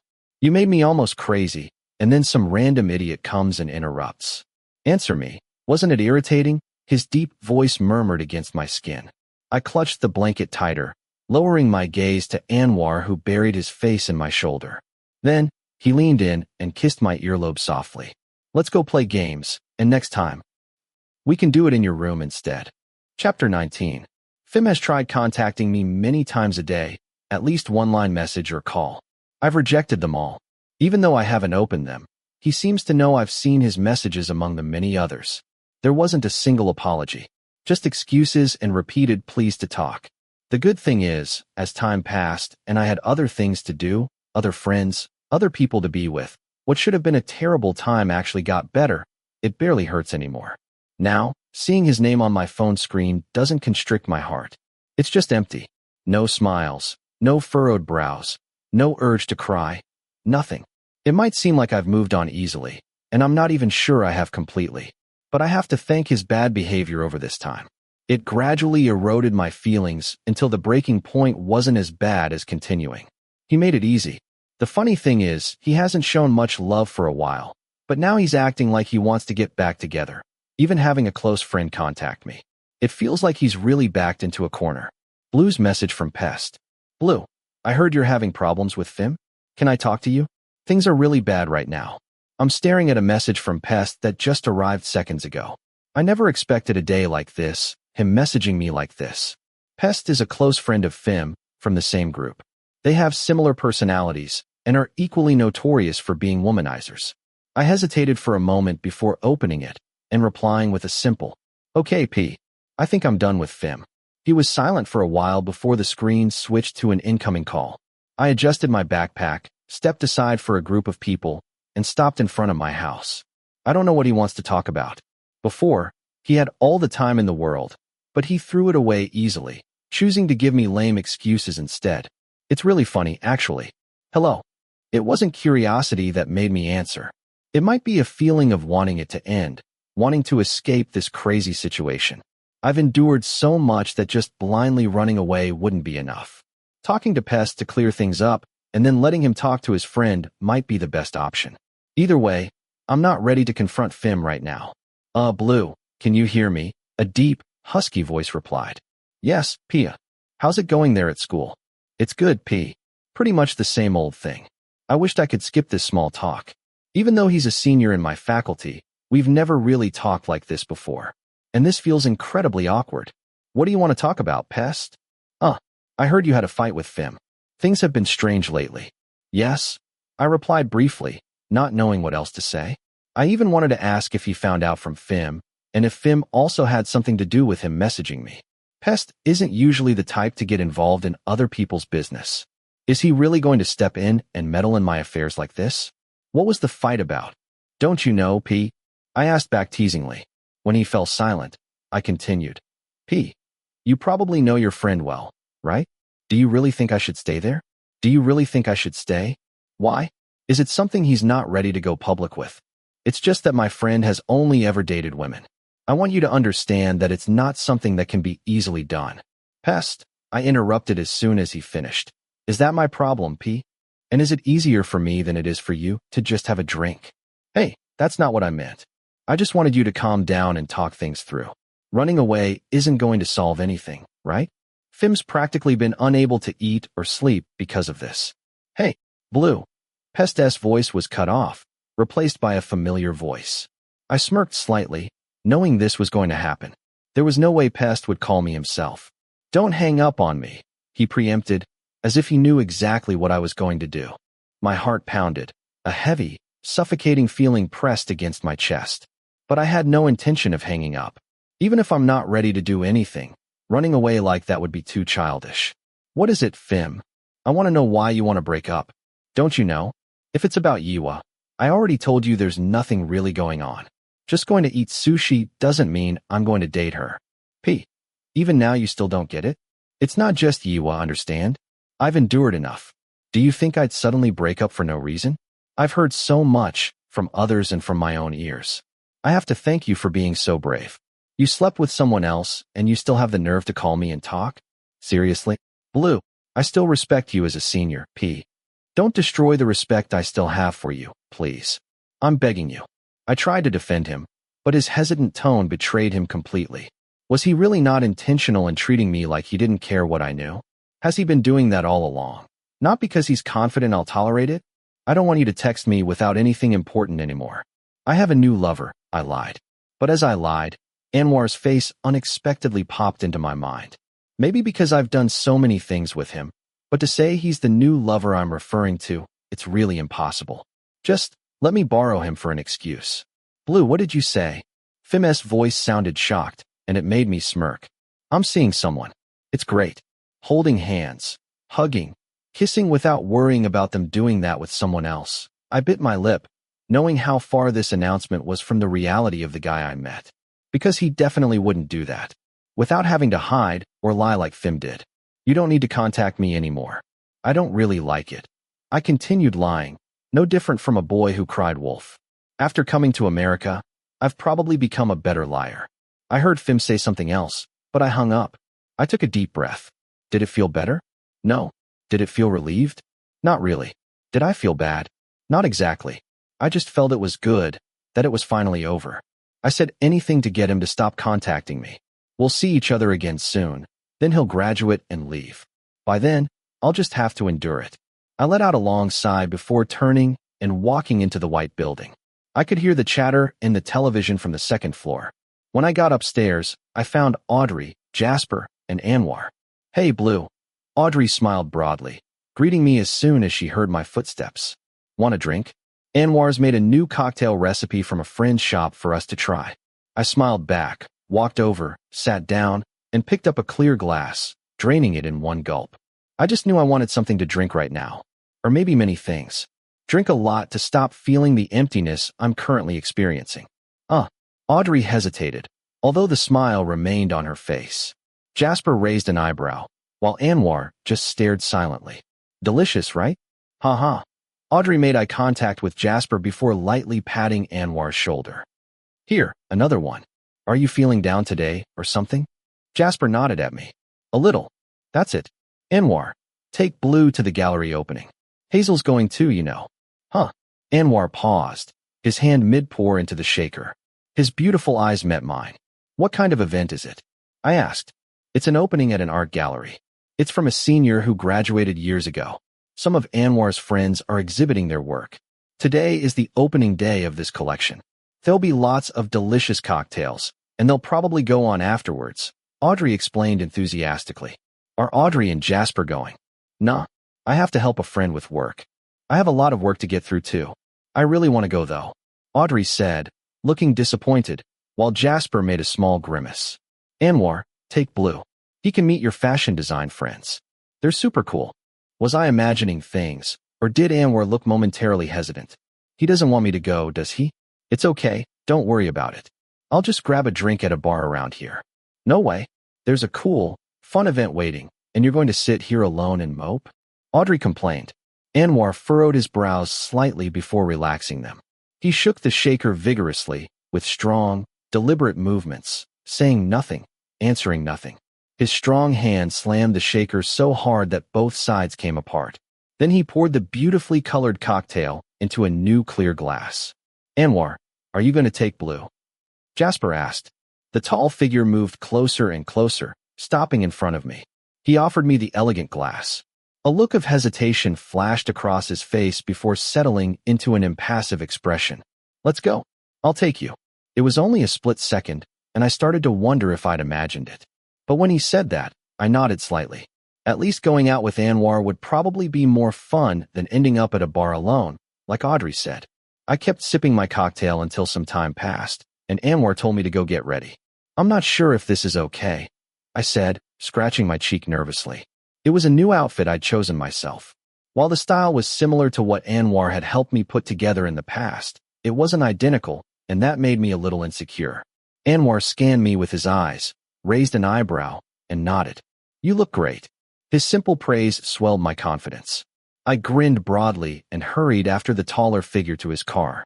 Anwar, as always, was impeccably dressed. While I had opted for an oversized blue shirt, cropped straight-leg slacks, and white sneakers, Anwar's style was completely different. He wore a white crewneck t-shirt, a brown checked jacket, dark trousers, and slightly brogued leather shoes. He looked sophisticated, like a model you'd see in fashion magazines. I, on the other hand, looked like a typical university student you could find anywhere, a coffee shop on campus, or just walking down the street. It wasn't just the clothes, I guess. It was the whole package. His demeanor, his looks, his height. The car was silent for the first few minutes until Anwar put on some soft music. He glanced at me before pulling away. The faint, familiar scent was still there. I didn't know what cologne or aftershave he used, but it made me want to stay there forever. Since you've been here, have you been to any art galleries? Anwar asked, his gaze still fixed on the road. Not yet. I didn't know where to go, and I haven't looked it up. Is the gallery we're going to far? Upper West Side, he replied briefly. If you want to see some art, there are plenty of galleries and museums there. If you'd like to go sometime, I can take you. I have no idea what someone like me is supposed to think or feel when looking at art, besides whether I like it or not, which is hard to say definitively. Could there be more to it? Back in Thailand, I went to art exhibitions a couple of times because I was strolling around Siam and had nothing better to do. My friends, Co, Gus, and Niall, and I just walked into an art gallery to kill time. If you ask if it was beautiful, I'd quickly say yes. For someone who still draws birds as squiggles and people as stick figures, it's incredible how someone can draw something so realistically, like a photocopier, using only their hands. But that's all it was to me. I never understood anything more than that. What's today's exhibition about? Nostalgia. And your friend, does he make clothes related to nostalgia? Yeah, you could say that. I don't really follow his work closely, but from what I've heard, the concept is something like that. It's about concealing, hiding longing feelings beneath the clothes. You can do that? When designing, my eyes widened. I became instantly interested. There's still so much I don't understand about this world. Anwar chuckled and nodded. You can do all sorts of things. You come up with a concept and then interpret it before designing. Everything can be expressed as emotion. Clothes with a tight, constricting silhouette make the viewer feel uncomfortable. If you want to evoke comfort and relaxation, you might use a looser silhouette, something like that. That's cool, I said, glancing out the window. Now that I had some understanding of the exhibition, I was eager to see it for myself. Maybe it would be different from just casually walking past artwork without knowing anything about it. Are you hungry? The event will probably only have small bites, like snacks and cocktails. If you're hungry, we can stop somewhere else to eat first. I shook my head. I'm not hungry yet, but if you are, we can stop and eat. Are you sure? Because if you're on an empty stomach and drink a lot, you'll get drunk really easily, he said with a smile. That's the point, isn't it? The question is, do I want to drink just because I want to drink, or do I want that feeling of dizziness and disorientation from the alcohol? I'm not hungry, I repeated, realizing it was likely the latter. It would be better if I didn't have to drink a lot to quickly get that feeling. I've been drinking for a long time. Long enough to not trust those sweet cocktails that don't seem strong, and long enough to know my limits. When Anwar saw my insistence, he nodded and continued driving. We were quiet for a while. A new song came on. Anwar seems to like hip-hop or R&B, that kind of thing, which I'm not really familiar with. None of the people I know listen to that genre much. Treat me like a white t-shirt. Don't get me dirty. Love, love, love me. Keep loving me. I raised an eyebrow slightly. The melody is cool and exciting, but the lyrics are surprisingly cute. I was about to tease him about the song choice, but the next line stopped me in my tracks. Level up with me. If you love me.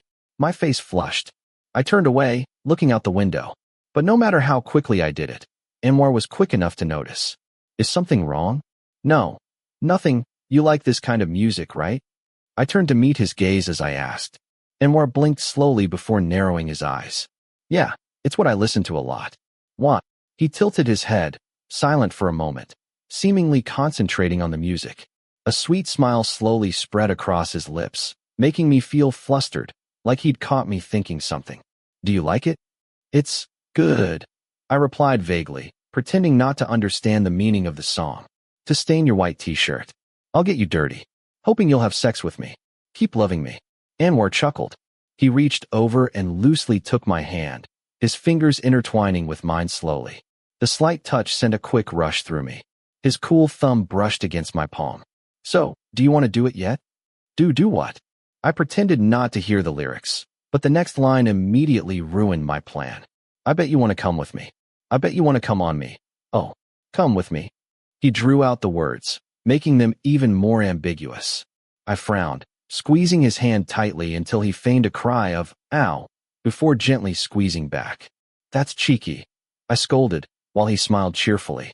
We both laughed. When I playfully pulled my hand away, Anwar grabbed it firmly. His large hand turned my hand over, enveloping it until the coolness of his skin began to transform into a warmth that spread to my chest. I leaned my head against the window, glancing at the pedestrians and buildings that blurred past as the car sped along. His fingers continued to playfully intertwine with mine. It wasn't anything too overt. We just moved our hands, lightly touching each other's skin. But I couldn't deny that I wasn't bored, and I really liked what was happening. So much so that I didn't want it to end quickly. My unspoken wish seemed to have little effect. Soon after, the luxury car pulled into a parking spot. Several people were standing in front of a building, some heading inside the white, angular structure. After parking, Anwar came around to my side and opened the door for me. His eyes sparkled when I teased. You're too attentive. Do you treat everyone this way? Unless I encounter someone who doesn't like being looked after. Are you one of those? Don't like being looked after? Someone who likes opening their own doors, prefers everything to be equal all the time. He said, closing the car door as I stepped out. And which do you prefer? He nodded slightly. For me, it's not much different. But showering excessive attention on someone who doesn't like it becomes uncomfortable. I nodded in agreement. Personally, I've never overthought being treated like that. If I have to do something myself, I'll do it. If someone opens a door for me, I just say thank you. It doesn't make me feel inferior or weak. But my mother might judge me if she knew I wasn't taking good care of my date, he added. I laughed at that. I'd never met Anwar's mother and had no idea what she was like. I couldn't imagine what she was like, but if she's half Thai and grew up in Thailand, she probably picked up a lot of Thai traits. Probably similar to my mother, or Sio's mother, or Gus's mother.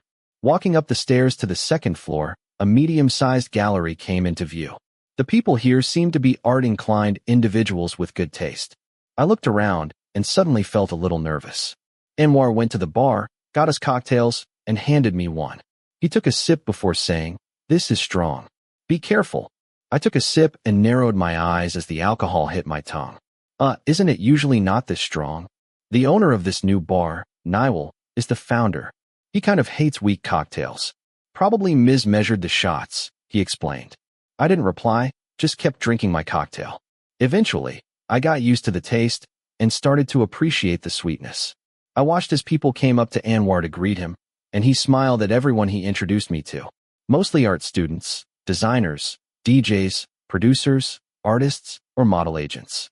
Anwar gently touched my hip as the last person who had approached left, just as I finished my cocktail. "Ready to look around the gallery?" he asked. "Anwar, you're here. Why didn't you say anything?" A familiar voice spoke, causing me to look up. It was a man I'd met several times before. Kit smiled slightly at the corner of his mouth when he made eye contact with Anwar. Tall and slender, Kit looked handsome in his oversized white suit and trousers, which accentuated his lean physique. "I brought a friend along. You remember him, right?" Anwar turned to look at me, his hand retracting from my hip. "Yes, I do. I'm glad to see you again," he smiled at me. "Jin's been complaining about the lighting for his final project. Almost got into a fight with Jeremy because of it. Shall we go find him? He's been waiting for you." "Let's go, Blue," he asked me softly, his eyes holding some expression I couldn't quite decipher. "Let's go." As soon as I finished speaking, Kit smiled sweetly, casually linked his arm through Anwar's, and started walking, with me following behind. It wasn't sadness or resentment I felt. It was, I can't quite put my finger on it. I furtively frowned, grabbing a cocktail from a passing server. I watched the backs of the two in front of me. They seemed to have similar physiques and mannerisms, like they belonged to the same world. I thought Kit was incredibly cool and charming. Anwar probably thought so too. And so it was. Even though I was standing right there, less than an arm's length away, many things made me feel like an outsider. Although Anwar kept turning to engage me in conversation, I couldn't understand everything they were talking about, or the conversations other people joined. Maybe tonight wasn't really my night. "You've had a lot to drink." Anwar leaned in to whisper in Thai as we left the party. I followed them, stopping to listen as they spoke with the artist and others in the gallery. Kit and Anwar seemed to know everyone, while I knew no one, and just sipped cocktails to kill time. Before I knew it, I'd lost count of how many drinks I'd had. I had a few, and they were pretty good. I nodded, but still raised my tall glass to my lips. Anwar didn't stop me like he usually did. He just looked at me, nodded, and followed as a man named Sheikh Nywell finished greeting the guests. We went upstairs to a large, open room with mannequins and framed artwork lining the walls. There was a large table, chairs, and comfy cream and black foam sofas. "Have a seat," Jeremy said, turning on all the lights. Kit waited for Anwar to sit down before choosing a seat beside him, while I sat across from them, somewhat awkwardly next to someone I'd just met. "Your work is really good. I saw Fran here looking at it earlier. You might get to show your work with her one day." She exchanged business cards with me. Jean spread his arms and shrugged, a smile slowly spreading across his face. He sat down heavily with a beer from the fridge. I didn't exactly broadcast my status as a diehard fan and worshiper of her magazine. Gotta play it cool. And damn, I am so cool. A roar of laughter erupted around the circle. Kit playfully slapped a small beer can onto Jin's head, looking slightly annoyed. "You're ridiculously self-absorbed. Try me. You're just as obsessed with yourself." Second only to Anwar. Anwar licked his lips, his eyes glancing at me before a faint smile appeared, noticing my lack of reaction. The atmosphere was relaxed, yet somewhat awkward. I blamed only my own unpredictable and volatile emotions. "Shut up," Kit muttered, but didn't deny the accusation, causing everyone to laugh. Even Jeremy, sitting nearby, playfully nudged him with his elbow. "Don't you find me attractive?" I'd be honored if this year's hottest designer showed interest in a new McQueen, wouldn't you? Anwar purred, ignoring his companion's disgruntled expression. He seemed even more amused by Sheik's appreciative sounds. This guy seriously needs to be taken down a peg. Damn, don't say that. Hey, let's celebrate finishing work with some drinks. Jean snapped his fingers, looking at the group standing by the large table. Miss, grab the liquor from the table for us. Here you go, the expensive stuff.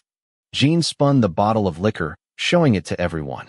As an apology from Jeremy for not checking the lighting before the show and letting his inept team make my collection look more tragic than it should have been. The liquor was poured equally for everyone. Before anyone could take a sip, Jeremy put an empty beer bottle on the table. Let's play a game, like old times.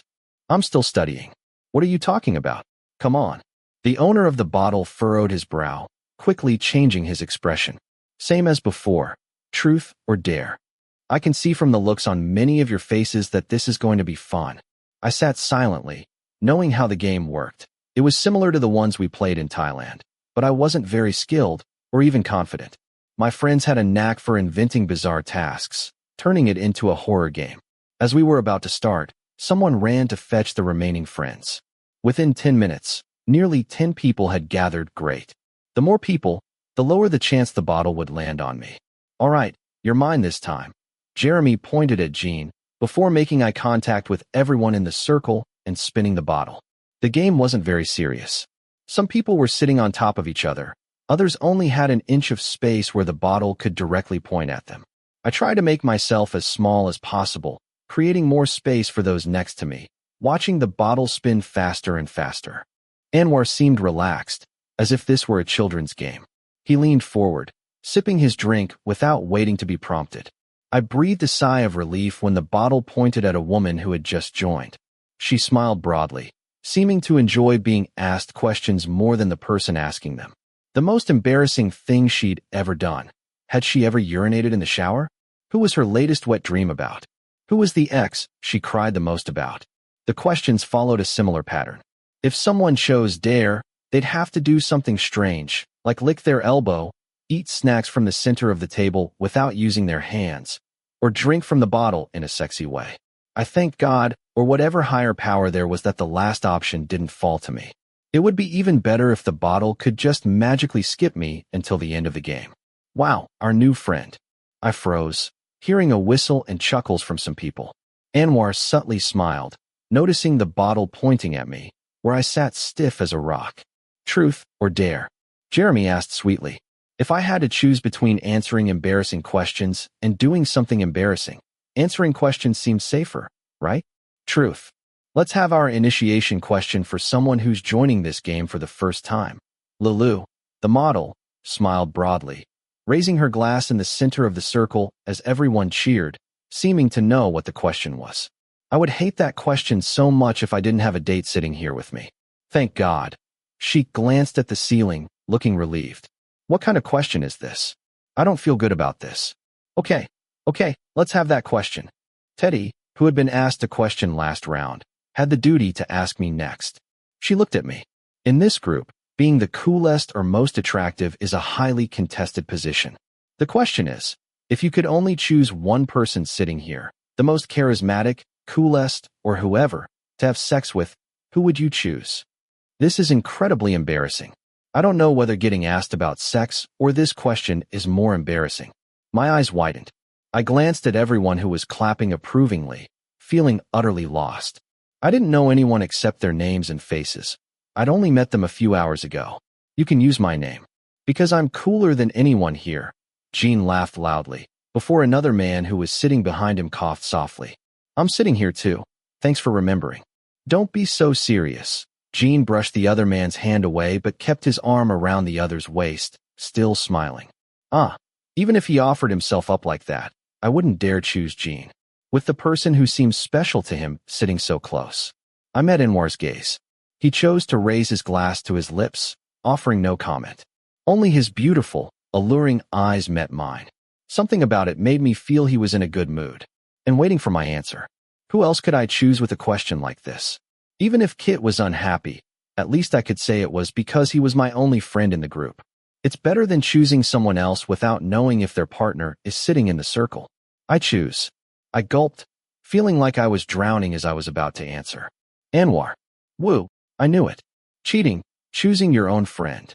A mix of whistles and applause came from several people. Some grumbled softly, though their faces were smiling. Anwar raised an eyebrow, looking as though he himself was surprised by the answer. In the blink of an eye, as everyone stopped staring, the corners of his mouth curled into a small, satisfied smile. After catching my eye, the game continued for several more rounds. I excused myself and went out to the balcony for a break, reaching into my pocket to pull out a pack of cigarettes. I tried buying cigarettes myself out of curiosity to see what different flavors there were. After randomly picking one and trying it, I discovered I didn't like it. It wasn't as good as Anwar's cigarettes, but still better than some. Maybe I prefer menthol cigarettes. Need a light? A life-saving voice called out from behind me, just as I was patting myself down looking for my lighter. Thank you. Turning around, I made eye contact with Kit. He nodded slightly, lighting his own cigarette before extending the lighter to me. I didn't know why we were standing here together, just the two of us, but Kit felt intense to be around. Normally, with Anwar around, it wasn't a problem because he didn't pay me any attention or talk to me. Kit raised a hand to lightly adjust his hair before leaning against the balcony railing. He glanced at me. Your name's Blue, right? Yes. He nodded, looking away from me towards the outside. His beautiful eyebrows furrowed. You know Anwar because you're sharing a house with him, right? Yes. That's nice. He gave a faint smile, contrasting sharply with his next question, which stopped me instantly. What happened between you and him? What? Anwar, did you have sex with him? This time, he turned back to look directly into my eyes. His beautiful face was impassive. The atmosphere and the question left me breathless. It was 1,000 times more suffocating than our previous silence. No, I replied shortly. Kit held my gaze for several more seconds before a smile escaped him, and he looked down at the cigarette in his hand. Sorry for asking such stupid questions. Heh. You're his friend. You know what he's like, right? Kit likes Anwar a lot. This was the first time I clearly realized it. Even with his strong appearance and aloof, indifferent demeanor, Kit just now seemed on the verge of a breakdown. That emotion quickly faded, however, when I denied it. He likes Anwar a lot. I like Anwar too. Look at him. But it's incomparable. Because right now, as I'm looking at Kit, I'm praying I don't divide my affection for Anwar equally with the amount Kit feels. Because otherwise, it would be incredibly sad. Did you dump him? I wasn't sure about asking that, but in the end, I blurted it out. Kit grimaced, then smiled, almost like a snarl. I wish I could control it better. Everything. The conversation ended there. I didn't know what to say next, just as Kit fell silent. He was lost in his own thoughts, occasionally glancing at me and smiling. When I finished my cigarette, I excused myself and went back to the table. Kit followed about 10 minutes later, just as a new game began. It was a game where you placed a cigarette pack on the edge of the table and flicked it to make it flip over. If it landed on the table in its original position, you got 3 points. If it flipped only halfway, you got 2 points. If anyone made the pack fall off or the front face landed on the table, they had to drink according to the accumulated points of everyone else. It was clearly a game designed to get people drunk, and everyone seemed to have played it so many times. It was my bad luck to be the newbie. Thwack. The cigarette pack lay face down on the table, showing the failure I'd created with my own hands. Laughter erupted from everyone. Jeremy started pouring drinks, while my face fell. 10 points. 5 shots, or 10 seconds of straight liquor. Go on, go on. I swallowed, listening to the cheers around me, staring at the shot of straight liquor offered to me. You don't have to drink if you don't want to, Anwar, who was sitting with his chin resting on his hand, murmured, before being interrupted by another woman in the group. No way. That's the rule. If you lose this game, you drink. Yeah, someone's got to take responsibility. Anwar raised an eyebrow slightly, glancing at the speaker before turning back to meet my eyes. 5 shots, he asked quietly. Yeah, 5 shots. Anwar nodded, grabbed the shot glasses lined up on the table, and downed 4 quickly, before leaning over and taking the glass I was holding to drink the final shot. Clink. The empty shot glass slammed onto the table amidst everyone's surprised faces, until someone started teasing. What's this? Just because he chose you from the last game doesn't mean you need to take care of him already. Anwar chuckled, shaking his head and making an excuse. He's a lightweight. It wasn't an excuse that helped the situation at all. It only made everyone tease more. I pursed my lips, feeling embarrassed, and lowered my head to hide my expression and my smile as everyone laughed. We don't mind if you get drunk instead, Jeremy grinned, placing a cigarette pack in front of me to start the round. Even if you mess this up, there are no points to drink for. I laughed nervously, extended my hand, timed it, and flicked the pack, making it jump. 2 points. The announcement rang out, making me smile with joy. I glanced up and met Anwar's gaze. He smiled back, raising his glass in a celebratory toast. As we played, it actually started getting more fun. I went from playing badly to getting the hang of it. The alcohol helped loosen things up too. Anwar generously drank for me when the score was high, and let me drink myself when it was only 1 to 3 points. Before I knew it, my head felt heavy, as if someone had weighted it down with a hammer. A dull, drunken feeling enveloped my body and senses, but it wasn't enough to make me pass out like some others, like Anwar. The tall figure had been trying to leave for a while after we'd exceeded our drinking limits, but everyone kept pulling him back. He was responsible for both his own and my score, while many others had given up. Jean and Jeremy insisted Anwar and I stay until now. I raised both hands to touch my flushed cheeks, staring at Anwar slumped against the sofa on the opposite side. Kit, sitting next to him, looked over with a concerned expression, gently stroking Anwar's hair as if comforting him. After a while, Anwar excused himself to wash his face. It was the first time I'd seen Anwar drink so much, his face so red and his expression so intense. "You're not drunk, are you?" Kit asked, turning to me as people started to leave, until only the two of us remained at the table. The smile I used to get when we smoked together was completely gone. Kit's face had turned serious from the moment Anwar started drinking many shots for me. His sharp eyes darted between us, clearly showing his irritation, though he didn't say anything throughout the game. "Not drunk, not drunk. Did Anwar tell you he has a date with me tonight? I mean, he's sleeping over." "No, he didn't say anything. He's going to stay at my place. It's not far from here. Anyway, let Anwar stay here tonight. You can go back alone, right?" At this time, a taxi ride back shouldn't take long. Kit checked his phone for the time. Why do I feel like I'm being chased away? No. Anyway, if they really have plans, I'd have to go back alone anyway. Okay then. I stood up, as did Kit. I'll tell Anwar myself. He smiled. That statement immediately stopped me from telling Anwar I was leaving earlier. Then I'll go now, I mumbled. He watched me until I reached the stairs, then followed Anwar into the bathroom. Was I really being chased away just now? I frowned. A slight irritation mixed with a feeling of emptiness. What is this feeling? It's like I want to drink more. I don't want to just end the night like this and go back to my room to shower and sleep. Just as I was thinking about where to go next, my phone vibrated gently with an incoming message. "Look at this, Blue. Hilarious. Sending video." I looked down at the message and the sender's name, then at my phone battery, which was critically low and flashing red. I made up my mind in seconds and called him. The call connected quickly. "Hello. Hello, Chin. Are you free now?" Chapter 20. "It depends on what I'm free for," he replied cheerfully. And when I explained why I was calling, he readily agreed. "Wait there. 15 minutes. That was Chin's last sentence after I sent him my location. Luckily, there was a 24-hour Dunkin' and Baskin-Robbins nearby, so I didn't have to spend those 15 minutes waiting on the street.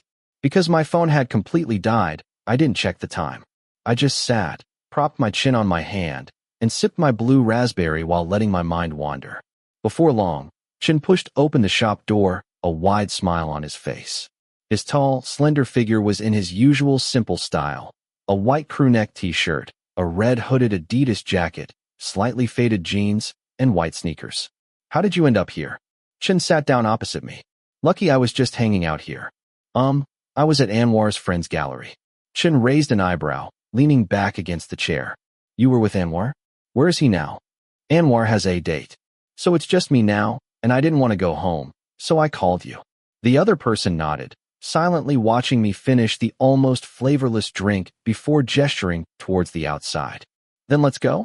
Blue, where do you want to go?" "I don't know. I don't know many places around here." I leaned forward. "But I just want to sit and drink, chill out." Then let's buy some drinks, listen to music, or watch a movie. Okay, Chen offered, and it didn't sound bad at all. I didn't really need a lot of excitement. I was just a bit lonely and didn't want to go home alone, so I was looking for company. Where? You choose. My house or my apartment. But my house is closer, both from here and from your place. Won't your parents mind us drinking at your house? No. Some of their friends are visiting the restaurant. They're probably still cooking and chatting there. He stood up, shoving his hands in his pockets. So, where do you want to go, Blue? I thought back to walking home from Chin's apartment alone that time. It wasn't a pleasant experience, and I didn't want to risk a repeat anytime soon. Let's go to your house, then. Outside the shop, a large, sleek black BMW motorcycle was parked. I stared at Chun as he walked towards it. Wow, it seems everyone here is rich. Even Chun, who I often see taking the bus, has a fancy motorcycle like this. You okay to ride? You're not too drunk, are you? Chun asked, turning back after I got on the back. Yeah, shit. I grabbed the helmet, putting it on and instinctively placing my hands on his back. My heart sank to my feet. I almost fell backwards because there weren't the usual handholds. Are you all right? A surprised exclamation escaped me as my hands instinctively grabbed onto him. Chun laughed, shaking his head slightly before focusing on the road. I'll drive slowly. He really did drive slowly. Even though the bike looked incredibly powerful, Chun handled it with an incredibly smooth touch. I enjoyed the ride and wished it could have lasted longer. The cool breeze on my face, the night view, and the quiet helped me momentarily forget my worries. We didn't talk the whole way, but after only a few minutes, the luxurious motorcycle slowed to a stop in front of a 5-story cream-colored apartment building. Inside, the living room felt warm and inviting. The wooden floors and cream-colored walls contrasted nicely with the exposed brick in some areas. Cream-colored sofas and a fluffy cream-colored rug completed the picture. Chen went to the kitchen and grabbed 3 or 4 beers while I sank onto the sofa. Here, he opened a bottle with a lighter and offered it to me. Thanks. What should we watch? He flipped through the channels, raising his beer to his lips with his other hand. Whatever you want, Chen. I smiled, settling comfortably onto the sofa and propping my feet up. Since moving here, I'd gotten used to wearing shoes everywhere indoors, but at Chen's house, perhaps because it's a traditionally Thai home, he asked me to take my shoes off before we even reached the front door. Or we could listen to music. I'm a little dazed, and I don't feel like reading subtitles. Okay, tell me what you want to hear. As soon as I finished speaking, Chen switched to YouTube and started typing Arctic Monkeys. Since I didn't specify anything, he chose that. The low bass and drums filled the room, the music softening as we turned to face each other. Chen grabbed a cigarette and put it in his mouth, raising an eyebrow slightly as he saw me reach for mine. Like it cool? He asked, the click of his lighter audible before he extended his hand to light mine. Yeah, can we smoke here? I asked, uncertainly, even though I noticed an ashtray on the wooden table in front of us. Everyone smokes here.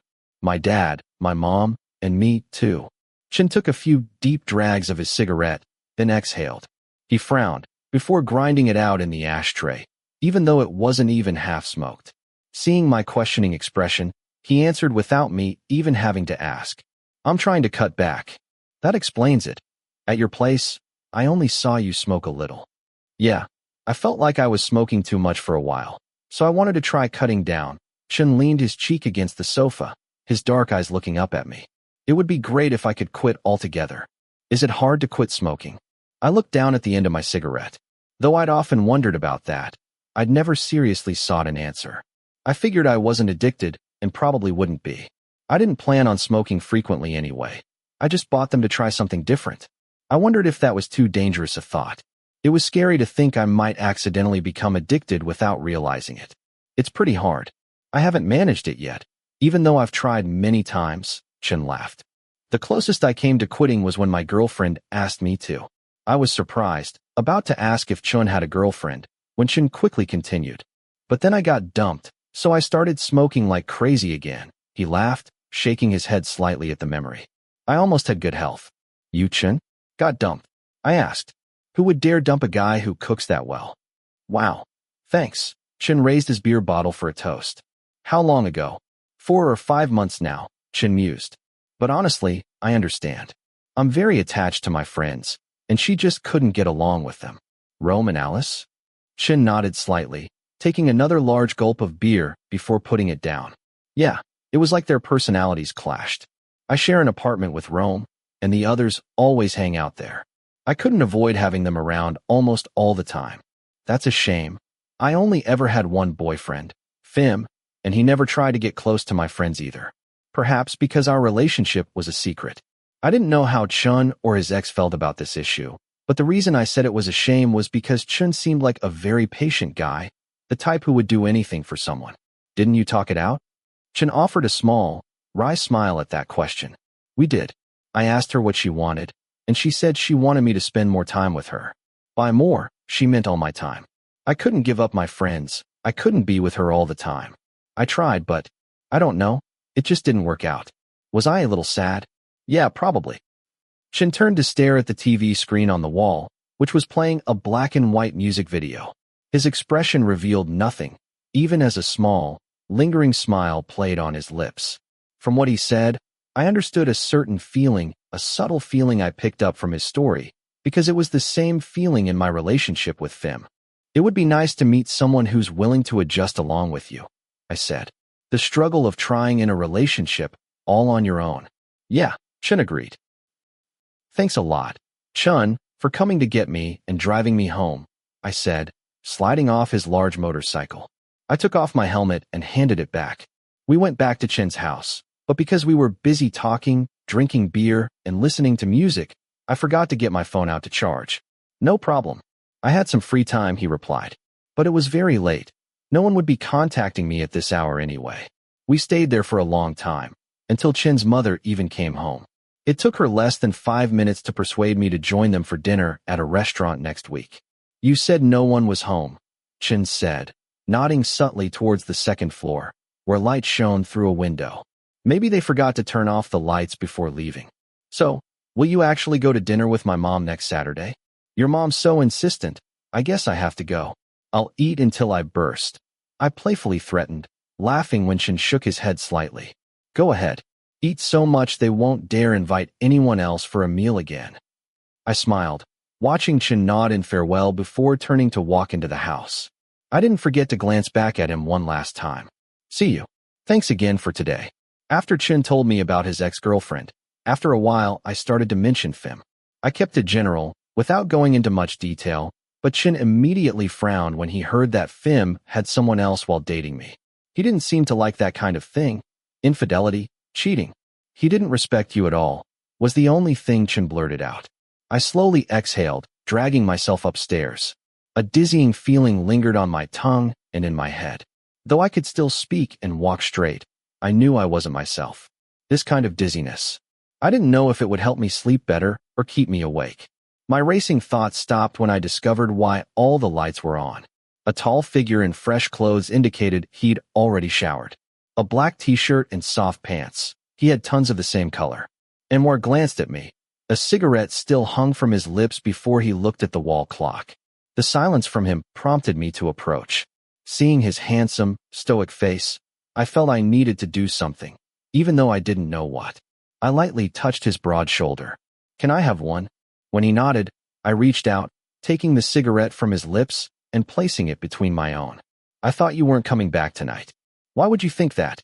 I raised an eyebrow. Feeling thirsty, I turned towards the counter, aware of his gaze following my back, even when I didn't answer his question and opted to pour myself a drink instead. Where have you been? Anwar fired back, rising to follow me. I left the gallery and went for more drinks. I mumbled, turning to meet Anwar's eyes as he moved closer. With Chun. For a second, I saw irritation flash across his face, his brows furrowing. But the next blink, it was gone, as if it never happened. Oh, he hoisted me onto the bar stool, his tall frame settling between my legs. And what should I do then? I just went to wash my face for a second, and when I came back you were gone. Your phone was unreachable. I didn't find you at home. He placed both hands on the bar, confining me within his strong arms as he leaned closer. I wanted to have more drinks, and my phone died. I retorted softly, feeling small, like a child being scolded, when in reality, it was him. Anwar was the one who had a meeting with someone else.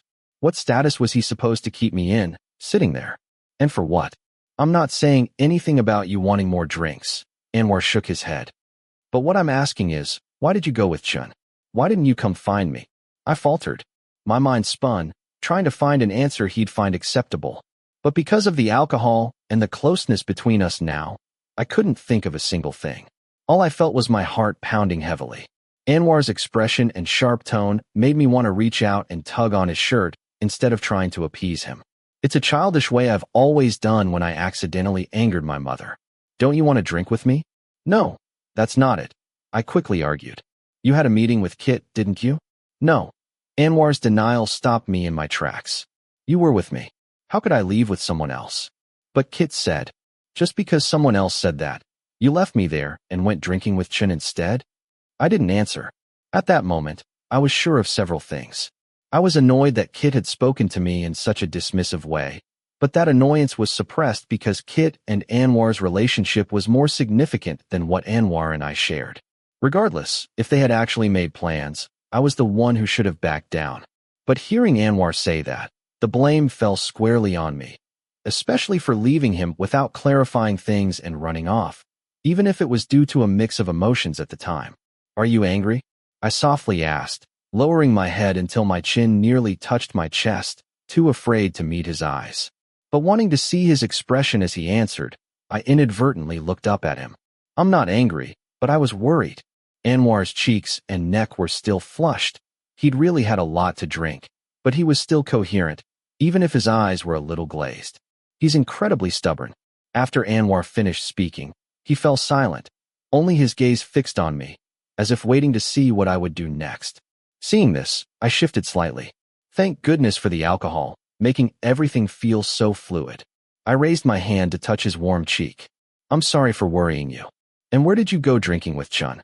At Chen's house. As soon as the words left my mouth, his eyes sparkled. He narrowed his eyes and let out a low chuckle. It was a very strained laugh. Anwar turned to kiss my hand before pressing close until our bodies touched. His warm lips trailed along my neck, his breath making me tense. What am I supposed to do with you? He murmured a kiss against my skin, caressing me until my heart pounded. I'm really going to be possessive, you know. My lips parted. I felt as limp as wax near a flame. When I raised my hand to put it around his broad shoulders, it seemed to only invite him closer. Can I be possessive? He asked huskily, beginning to nibble on my neck. You can't. I shrank my neck, even though my body was melting under his touch, wanting him to continue. But Kit's words and my lingering annoyance kept intruding. Anwar pulled away, his dark eyebrows raised at my response, prompting me to finish my sentence. If I can't be possessive of you, then I won't allow you to be possessive of me either. And who told you you can't be possessive? Well, is it Kit this time, or are you telling yourself that? I shook my head, tightening my arms around him and resting my forehead on his strong shoulder to avoid his sharp gaze. And how can I be possessive? We're nothing. We weren't nothing, exactly. Calling us friends felt too vague. Calling us anything else felt wrong. These little intimate touches pushed us beyond the boundaries of friendship, but it wasn't deep enough to pull us into a defined relationship. It had no name. And how could I be possessive or fight others who were more clearly defined? Then shall we become something? Anwar turned, kissing my ear, his arms tightening around my waist. So we can be truly possessive of each other. Blue. I responded, my heart pounding wildly. I felt his fingers slide into my hair at the nape of my neck. Do you want it? The question was vague, but I knew exactly what he was asking. And I wasn't in the mood to refuse. Alcohol and Anwar often went hand in hand. When I had both at the same time, it felt incredibly good. So good that I unconsciously nodded. Anwar smiled, gently guiding my face to meet his.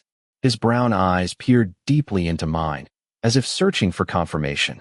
But I want to shower first, okay? He nodded slightly, pulling me back into his room. Standing there, gazing at the large bed, memories and reflections I'd seen in the mirror flooded back.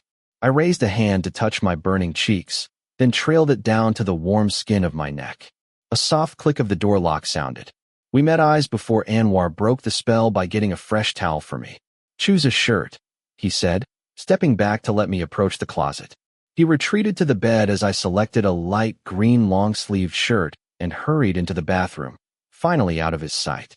As soon as the door closed, a mix of excitement and panic washed over me. I paced like a caged animal, replaying the same unanswered questions in my head. What should I do? What if I do something strange? Will it be a failure? I gently bit my lip, deciding to calm myself with a cool shower. The alcohol, which should have made things easier, now left me completely flustered. What I'd seen online, I had no idea if it would be the same in real life. I took a deep breath, washing every inch of my body with soap that smelled the same as Anwar's. By the time the swirling thoughts in my head subsided, I'd been standing under the water until my fingertips were wrinkled. I dried myself and put on his oversized shirt, letting it fall to my bare hips and buttocks. Even though I was numb from the alcohol, I wished I'd had more to drink. I hesitantly stepped out of the bathroom, into the dim light. Anwar glanced up from his phone, turned off the screen, and tossed it onto the nightstand. He left only one lamp on, the table lamp, which was a huge relief. I would have been 100 times more embarrassed if everything had been brightly lit. Shall we watch a movie? Feeling awkward, I quickly changed the subject to cover up my embarrassment. As I stepped closer to the bed, Anwar reached out for me, gently pulling me in to lie against him. What do you want to watch? Anything. After I responded like that, Anwar paused to think for a moment before starting to open Netflix and selecting an action movie. In the dark, with his strong arms wrapped around my waist, pressed closely against my back, I feared my heart might beat loudly enough for him to hear, especially with him lowering the volume on Netflix to a whisper-like level. I didn't know how to approach this situation, unsure of how to make it feel natural. It seemed like Anwar could read my mind. He didn't ask any embarrassing questions this time, allowing me to fix my gaze on the big TV screen with its subtitles. At one point, I felt his warm lips brush against my shoulder, teasingly tugging at my shirt before letting go as if playfully. I pressed my lips together, exposing my neck for him to explore, my heart racing with each second that his large hand slid under my shirt. He hesitated slightly when he encountered my bare hip, and I heard a soft laugh escape him. Anwar used the tip of his nose to trace around my shoulder, the base of my neck, and my ear while his hand squeezed my stomach and moved up to my ribs. "Are you really watching the movie?" he casually asked. "I am trying to," I replied, attempting to control my voice so it wouldn't tremble. "Are we being distracted?" Even as he said this, his hands and lips continued to explore, his sharp teeth lightly grazing the back of my neck before releasing when I shook my head. "Do you like it when I distract you?" I took a deep breath, feeling as if my mind might explode at any moment. When I dared to lock eyes with him again, I found his expression calm, but there was a glint in his eyes that made me feel inexplicably flustered. Anwar immediately gave a small, wry smile. He leaned down until his nose touched mine. So cute. I don't know if it was the timing, his expression, or his actions, but I didn't think before wrapping my arms around the back of his neck and pulling him down for a kiss. Then I opened my mouth, allowing his tongue to intertwine with mine. It felt like all my previous anxieties dissolved completely. My mind was empty. There was only my body moving instinctively, and the awareness of his warmth pressed close against me. Anwar held my face in his hands while kissing me. It felt like he wanted to squeeze me to death, but could only do this much. He nibbled on my lower lip and tried to appear calm. The TV and the movie completely vanished from my thoughts. When I turned onto my back, Anwar moved to straddle me, seemingly knowing the rhythm. His hands lifted my legs and wrapped them around his hips, while his lips remained connected to mine. "Shall we take our clothes off?" he whispered. When I licked my lips, he kissed me softly again. "May I see you undressed?" I nodded, suppressing my shyness and beginning to comply, my mind a blank slate. The large green sweater was pulled over my head before I let it fall beside me.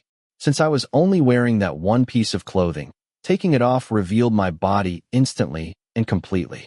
Anwar stared intently at my body, his eyes clearly showing desire. Not waiting for me to lie still and for my self-confidence to melt away, he began to move his face lower, nibbling and kissing me all over my chest and stomach. "You're so beautiful." His compliment made my heart swell and boosted my courage. Even though the praise felt strange, I'd never considered my own body beautiful before. I raised my hand to cover my face, feeling flushed all over, especially where his perfectly shaped lips had been. The larger man kneaded my hips repeatedly before making me gasp as his tongue flicked across my chest. Ugh! I arched my back involuntarily, lifting it from the bed. This gave him the opportunity to slide his arm under my back, preventing me from pulling away. With my body held captive as he increased the intensity of his attentions, I started to gasp for breath, letting out a strangled moan. The kisses were dizzying. I clutched his shirt tightly. Anwar asked me to take it off for him. Once the black t-shirt was gone, he pressed his strong muscles against my stomach. I locked the door, he said. This made me laugh immediately. When I opened my eyes and met his gaze, I knew he was asking for my final consent. Okay, I murmured, then tilted my head up to briefly kiss his lips. Be gentle with me. This request brought a slow smile to Anwar's face. He didn't respond verbally, but pressed his lips against mine, deepening the kiss until I felt like I was melting into the bed. What followed needed no words. Chapter 21. I didn't think I'd actually do it. At least at that point, I thought it was more of a playful threat. I never expected things to go this far. As the morning light streamed through the thick curtains into the room, R&B music drifted into my awareness. I opened my eyes, having been face down on the bed for a while. My hands slowly loosened their grip on the rumpled sheets. I could hear my own heavy breathing. I felt the lingering pressure on my hips before he moved away. I lay on my side, my chest still rising and falling with my breath. Anwar smiled slightly at the corner of his mouth as he tossed the condom in the trash and grabbed a large bottle of water, handing it to me. I drank it before he climbed back onto the bed, lying behind me. He pressed a hard kiss to my bare shoulder, nibbling gently as his hand moved slowly across my lower abdomen, creating a slight tingling sensation. Anwar, I murmured, aware of the hoarseness in my voice. Yes, I'm tired, I said preemptively, hoping that if I just closed my eyes and stayed still for a minute, I could fall asleep from exhaustion. Anwar immediately laughed. No more. I promise. His deep voice was firm in its assurance, but his hands still wandered across my stomach and down towards my thighs. I sighed in relief. The intense sensations still lingered in my toes and spine. I could still feel the ghost of his touch, even though I barely had the energy to lift my hand. The sex was intense. I'd never had sex before, but I can honestly say that my first time with Anwar was what you'd call wild. And because he works out, he had so much stamina. Unlike me, who was practically collapsing after the second round. I let him move me into different positions without a word of protest. It felt like all my energy had been completely drained, even though I wasn't the one doing all the work. Did you like it? Anwar asked when our eyes met. What we did? Yes. Next time, you'll have to take the lead. I pursed my lips before he quickly flipped me over so I was straddling him. I could see his muscles, his whole body clearly, even the fine hairs on his skin. His healthy, attractive complexion made me want to trace my fingers over him. I lightly touched him, languidly running my fingers across his skin until he caught my hand and intertwined our fingers. I don't know how. Straddling him like this, my legs, already weak, trembled so much that Anwar had to massage them with both hands. That's why we have to try, he said with a smile. One hand circled around, pressing firmly against my buttocks. So, do you agree? Yes, I replied, placing my hands on his strong abdomen and allowing him to massage me. Then Anwar sat up, his warm lips pressing against mine, his tongue slowly exploring and teasing mine, sucking and licking until I could hear the sounds of our saliva. His handsome face lowered, showering kisses all over me. Several times, Anwar's touch felt so intense that I thought I'd be left with marks. But when I looked, I only saw faint red traces from his kisses. Nothing else. I wrapped my arms around his warm neck as Anwar measured my waist and pulled me closer. My breath hitched. Anwar began licking my nipple, making it wet with saliva again. My body trembled slightly. My arms grew weak, so I had to grip his dark hair to support myself. Didn't you say you weren't going to do this anymore? I just wanted a kiss, he murmured, his mouth still on my nipple. His tongue traced circles around my nipple. He did it slowly, making me feel both excited and relaxed at the same time. Before I knew it, my back was pressed against the bed, followed by his tall form moving to straddle me. His perfectly shaped lips still lingered in the same spot. If it was just kissing, it was probably okay. I liked Anwar's kisses too, both the ones on my mouth and the ones he gave to other parts of my body. Anwar gently bit my nipple before sighing and leaning back, placing both hands on the bed. His beautiful eyes fixed on me intently. Are you worn out? Yes, I nodded, but because of Anwar's kisses, I yearned for another one instead of sleeping. Sleep here. Can I? I asked. Anwar looked like he'd heard something extraordinary. Why couldn't you? He raised an eyebrow, gently stroking my cheek with the back of his hand. I shifted, my heart, which had just returned to a normal rhythm, began to pound again, intensified by his light, teasing touch. Before bed, can I have a kiss? This time, I was the one making the request, leaning in and kissing him as I desired, pressing my lips to his dark eyebrows and handsome cheekbones. Anwar froze when I did that. I moved my kisses, exploring his jawline, his chin. My hand rested on his warm face. I used my thumb to brush away a tiny speck of dust. Seeing Anwar remain still as a wax figure, I grew bolder, finding it enjoyable to playfully tease his body, especially since he'd promised not to go any further. I lifted his large, warm, strong hand to my lips, running my tongue along the visible veins before kissing his palm. I noticed his dark eyebrows furrow slightly. Oof! I exclaimed in surprise as he pushed me down onto the bed, my back hitting the soft mattress. His large frame quickly covered mine. His hand remained near my face. I won't feel guilty about breaking my promise. I didn't plan on sleeping again until morning anyway. I widened my eyes, watching his handsome face draw closer before he pressed a light kiss to my lips. If you don't want to do it again, stop teasing me, okay? Okay. I quickly replied, enduring Anwar's intense gaze for a moment longer, like a teacher subduing a student. Anwar nodded, pulling me into a hug and lying down, not forgetting to pull the covers over us. I closed my eyes. All the accumulated tiredness weighed heavily on my head. I turned, wrapping one arm around him. I felt a little embarrassed as our legs intertwined and pressed together. I felt his gentle strokes on my back, as if he was intentionally trying to soothe me. It was a wonderful night, both my first time and what we were doing now, after. Good night. Good night. I did it. We did it. After dozing for a couple of hours, I woke up late morning with those phrases circling in my head. I did it. My first time with Anwar.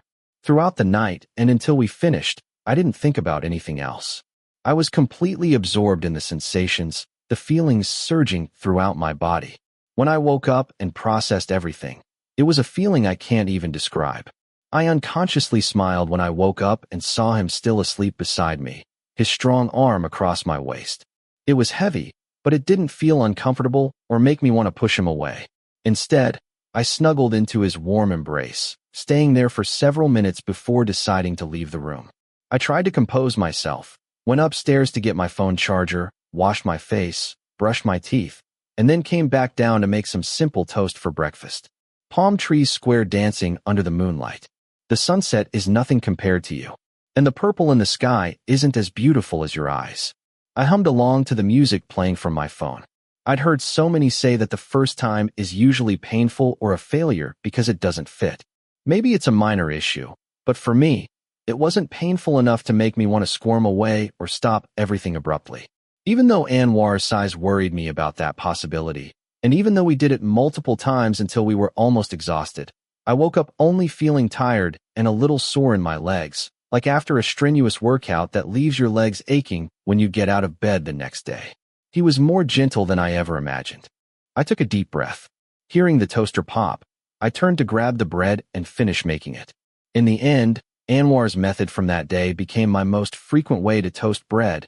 It's simple and delicious. I heard faint footsteps on the stairs, and I guessed it was Jasper or Audrey. Hazel hadn't slept here in days, after getting back together with Ruby. Jasper said she'd been staying at her girlfriend's place every night.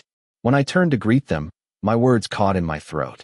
Standing before me was a tall, slender man in a well-fitting navy blue suit, his gray-green eyes fixed on me before breaking into a smile. Is Anwar here? His sharp eyes glanced down at my shirt. It was the same shirt I'd worn out of the bathroom last night. Anwar's. The drawstring pants, pulled all the way tight, still hung loosely on my hips, also Anwar's. I don't know if it was his gaze or the memory of what he implied happened last night that replaced the good mood I'd had since waking up with irritation. Anwar's point of view. Anwar. A voice called close by. A hand rose from my shoulder, gently stroking my hair. I replied, struggling to open my heavy eyelids. I met Kit's gaze. He was sitting beside the bed. He smiled as I woke, leaning in to softly kiss my cheek. I drove here, he said, holding up my car keys before placing them on the bedside table. As I slowly sat up, I tried to process everything, concluding that Blue had probably gone back to his bedroom. Thank you. Kit didn't respond until I grabbed the pants from the floor, put them on, and met his gaze. Only then did I see the expression on his face. Yes, you're naked. So, I raised an eyebrow, stretching lazily before going to wash my face in the bathroom. Luckily, I had no classes or work today. I stared at myself in the mirror, noticing the source of a small irritation on my back. When did that scratch get there? Did you sleep with him? He asked bluntly. His beautiful face flushed as he gestured towards Blue's blue shirt and folded trousers on the table. Why do you ask? I countered, picking up my razor. Because I want to know. Why do you want to know? This time, I met his gaze in the large mirror. His hesitation reminded me of our conversation from last night. Where's Blue?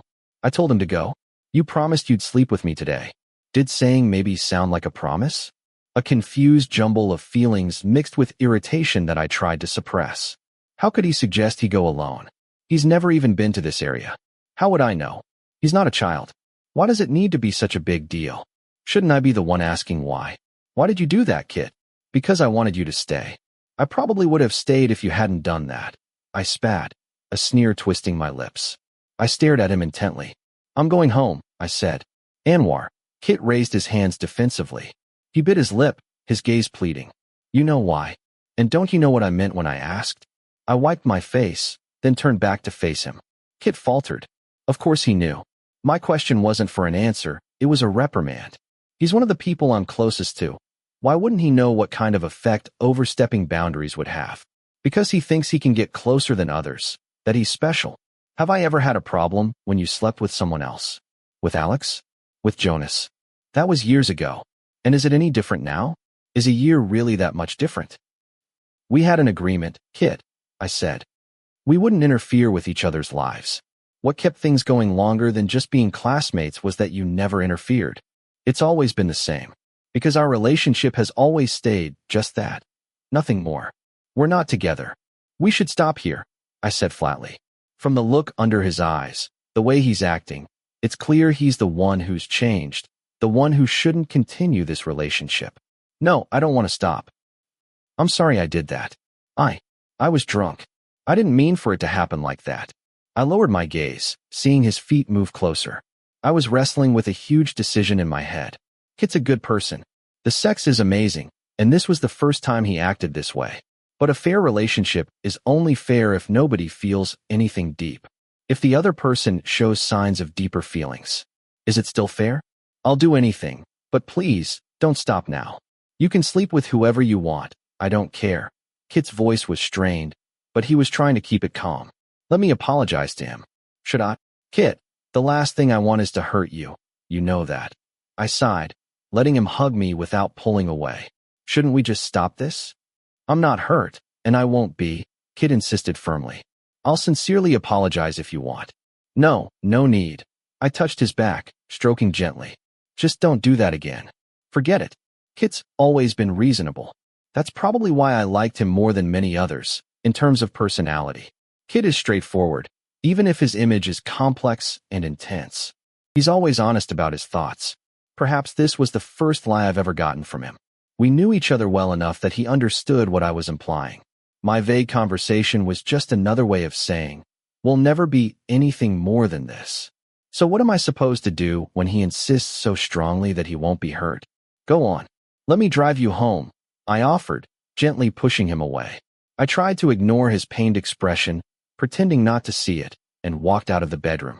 It felt bad, that I didn't feel anything about his near-tears face. It's okay, I'll go see my friends, he brushed it off, forcing a smile as we stood by the road. Sorry again for causing trouble. I know perfectly well he's someone else's. Don't think about it anymore. After the other person nodded and smiled wider, I turned back to hail a passing taxi. My mind was blank until Kit stepped in for another tight hug. Thank you, he said.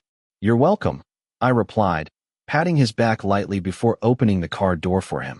As I was about to go back up to the building, I made eye contact with someone just opening a door. Blue froze slightly upon seeing me. His narrow eyes glanced sideways. When he saw no one else but me, he met my gaze again, then walked away without saying a word. Definitely unusual. I understood the situation instantly, without him needing to explain a thing. Blue, I called softly, confident he'd heard but wouldn't respond. He continued walking down the hallway to the supermarket, grabbing a large box of crackers and some snacks. Why are you following me? He turned to look back after I'd followed him for about 10 minutes. 10 minutes of not looking at each other. He's got a lot of nerve. Are you angry? I asked directly, without beating around the bush. Seeing him hesitate, I took the opportunity to step closer. Are you angry? No. Why would we be angry with you? He averted his gaze. His eyebrows were still furrowed. He's still lying. I don't know. About Kit being here. I threw out a random guess. No. If you're not angry, why are you being so stiff? I raised an eyebrow. I'm not being stiff, Blue insisted, his voice even firmer than before. I didn't respond, just continued to look at him. Blue must have heard himself. He tried to adjust his tone in the next sentence. I'm not angry. But Blue searched for an answer. Pressed by my silence, he finally mumbled, I'm just hungry. He's a terrible liar. Again, I found him different from others. I didn't find his behavior annoying. It just made me more curious about what he was actually upset about. Was it Kit visiting me in my room? Or something else? And if it was Kit, why would he be so irritated? Was it because he wasn't used to it? Was he possessive? Or was it something else entirely? Is that pout because you're hungry? Or because you're jealous? I poked a finger between his eyebrows. I'm not jealous. I'm hungry, he said, averting his gaze again. My stomach hurts. Does it hurt a lot? Why don't you sit and rest in the room? I'll go buy these things for you. I took all the groceries from his hands. Should we go eat out? Blue raised a hand to touch his stomach, furrowing his brow even more. Or do you want to go back to the room? I can make something for you there. That was my only offer, a clear statement that no matter what he chose, we were going to talk. Let's go back to the room, he replied softly. What do you want to eat? An omelet, I nodded. It wasn't a difficult dish to make. In fact, I didn't even need to buy anything extra. We just grabbed a carton of milk and a loaf of bread. Blue was silent the whole way back, only offering a small protest when I paid for everything. When we got back to the room, Blue sat up on the bar stool. He interrupted me as I was about to start cooking. I'm not hungry anymore. Then the stomach ache? That's gone too. I nodded. I'd suspected as much. I wasn't surprised. I looked at him, resting my forearms on the bar. Your stomach ache is gone. But why does your demeanor still look like this? I'm not. Blue, don't lie to me. I said seriously. What are you thinking?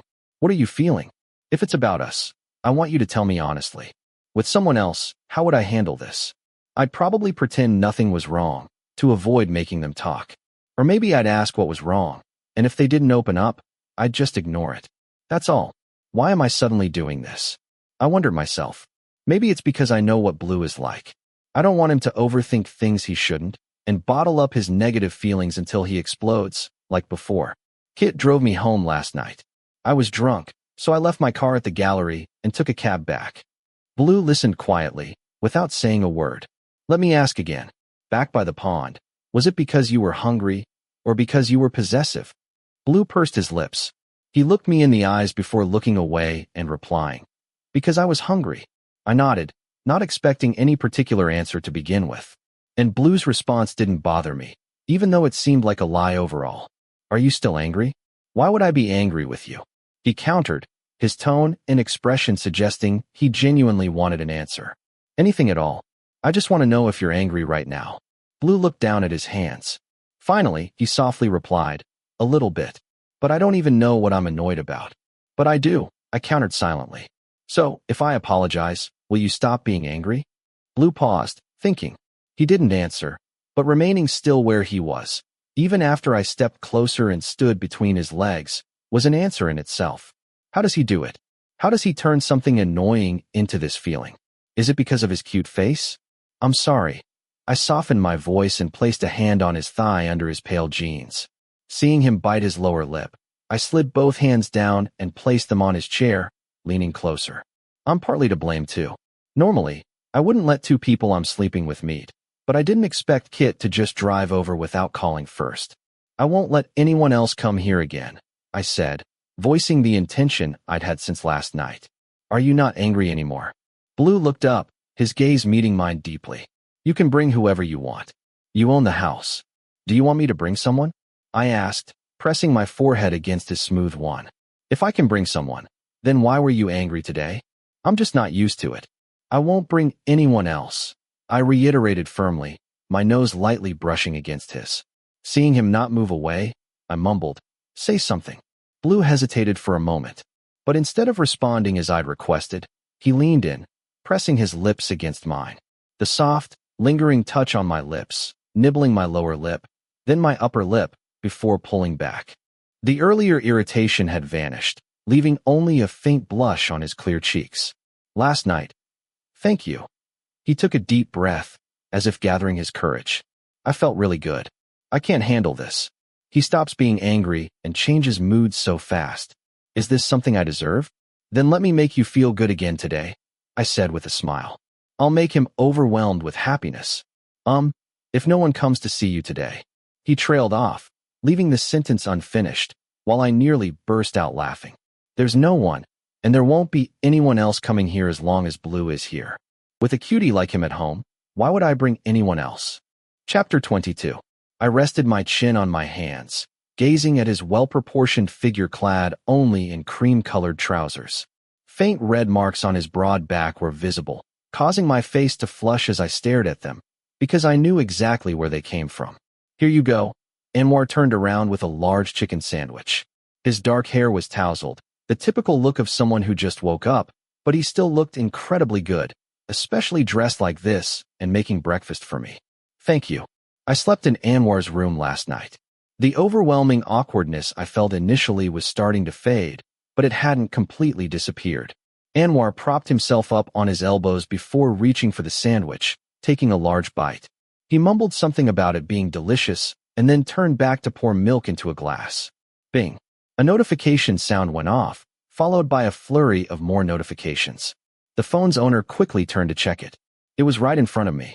Just a glance was enough to see who was sending the messages and what they were saying, especially since the messages weren't long.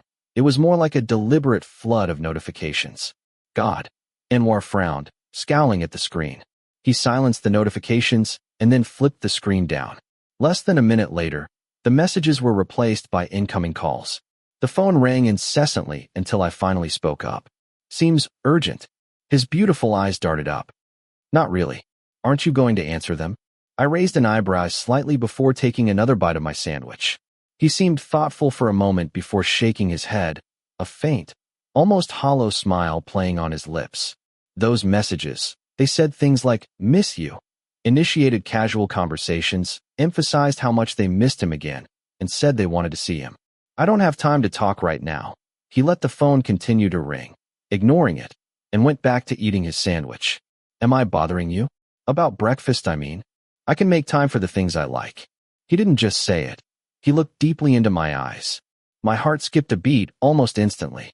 I cleared my throat, took a sip of my milk to hide my embarrassment, and noticed a small smile at the corner of his mouth before he continued. Besides, if they want my time, they'll have to wait. They seem to really like you.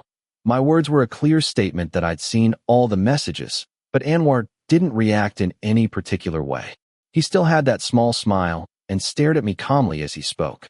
You can't accept everyone who likes you. I'm curious. Can I ask something? Ask away.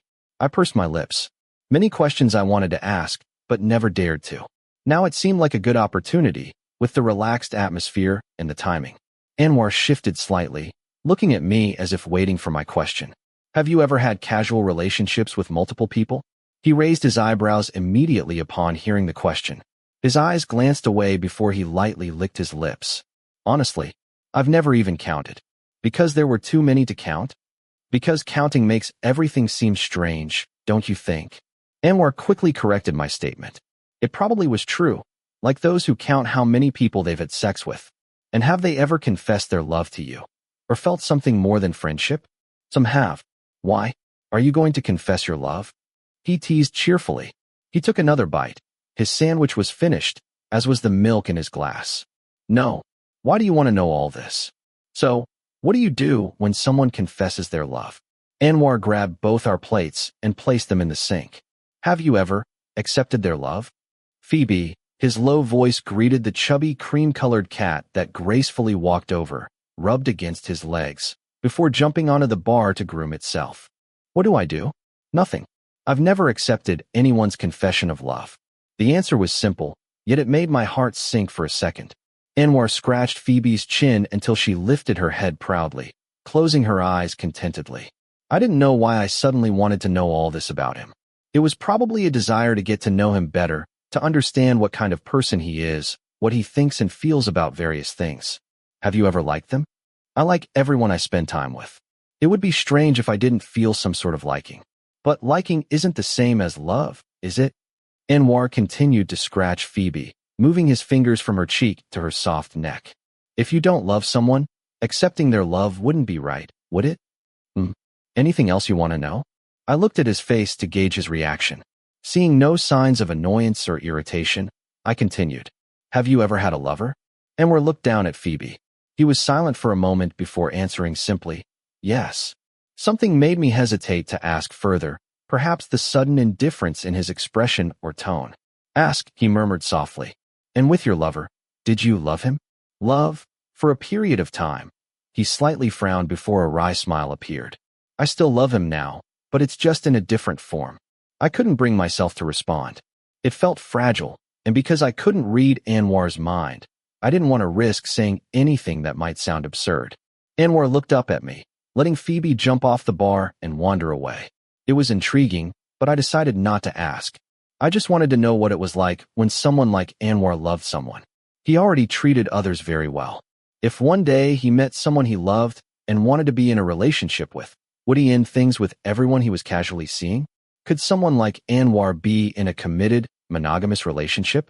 Seeing my silence, Anwar sighed softly. His warm hand rested on my head, stroking my hair a couple of times. Are you full? Are you going anywhere tonight? Oh, Chin texted me earlier. I think we're going to see a movie tonight. His hand paused mid-stroke before he pulled away. I'm meeting him for a movie, and then we're going to Chin's restaurant afterwards. I didn't know why I felt the need to explain further. I couldn't stop myself. Just the two of you. Anwar nodded slightly. Have fun then. And you? Where are you going tonight? I have a date. I'll be leaving soon. Where are you meeting Chin? If you're going out around the same time, I can give you a ride.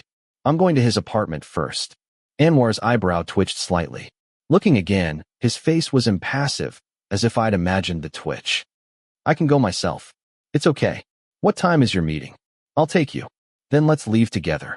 And, are you coming back to sleep here tonight? Do you want me to? He countered, extending his hand. He interlaced our fingers as soon as I touched his hand, pulling me closer. If someone wants me to, I will. It's up to you then. I frowned, my heart pounding as if a switch had been flipped. Do you want me to come back? He repeated softly, the question sounding almost seductive.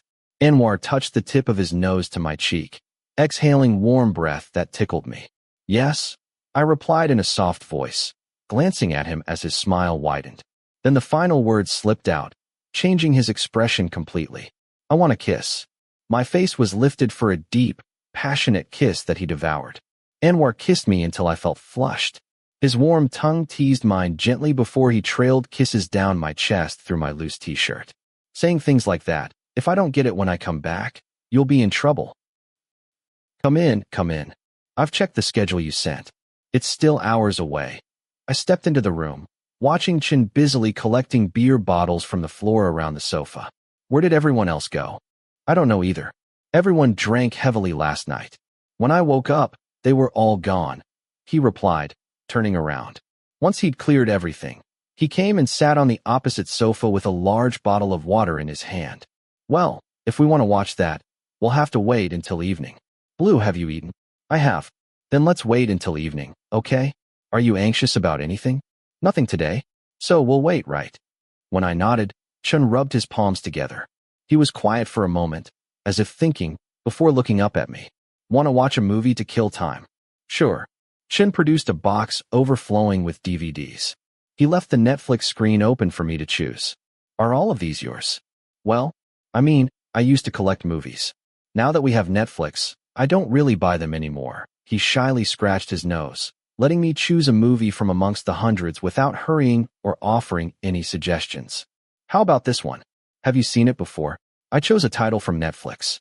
Shin raised an eyebrow slightly as he looked at the screen. It was an older film, several years old, but still discussed today because it was incredibly popular. You like biographical dramas?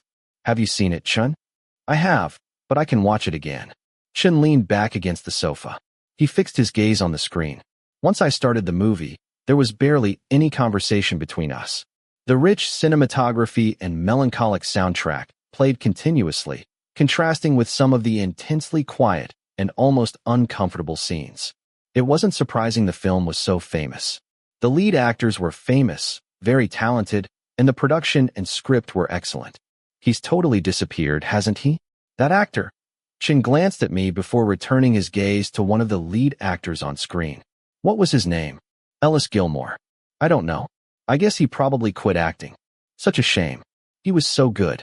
He had such a striking appearance, with long blonde hair falling past his neck.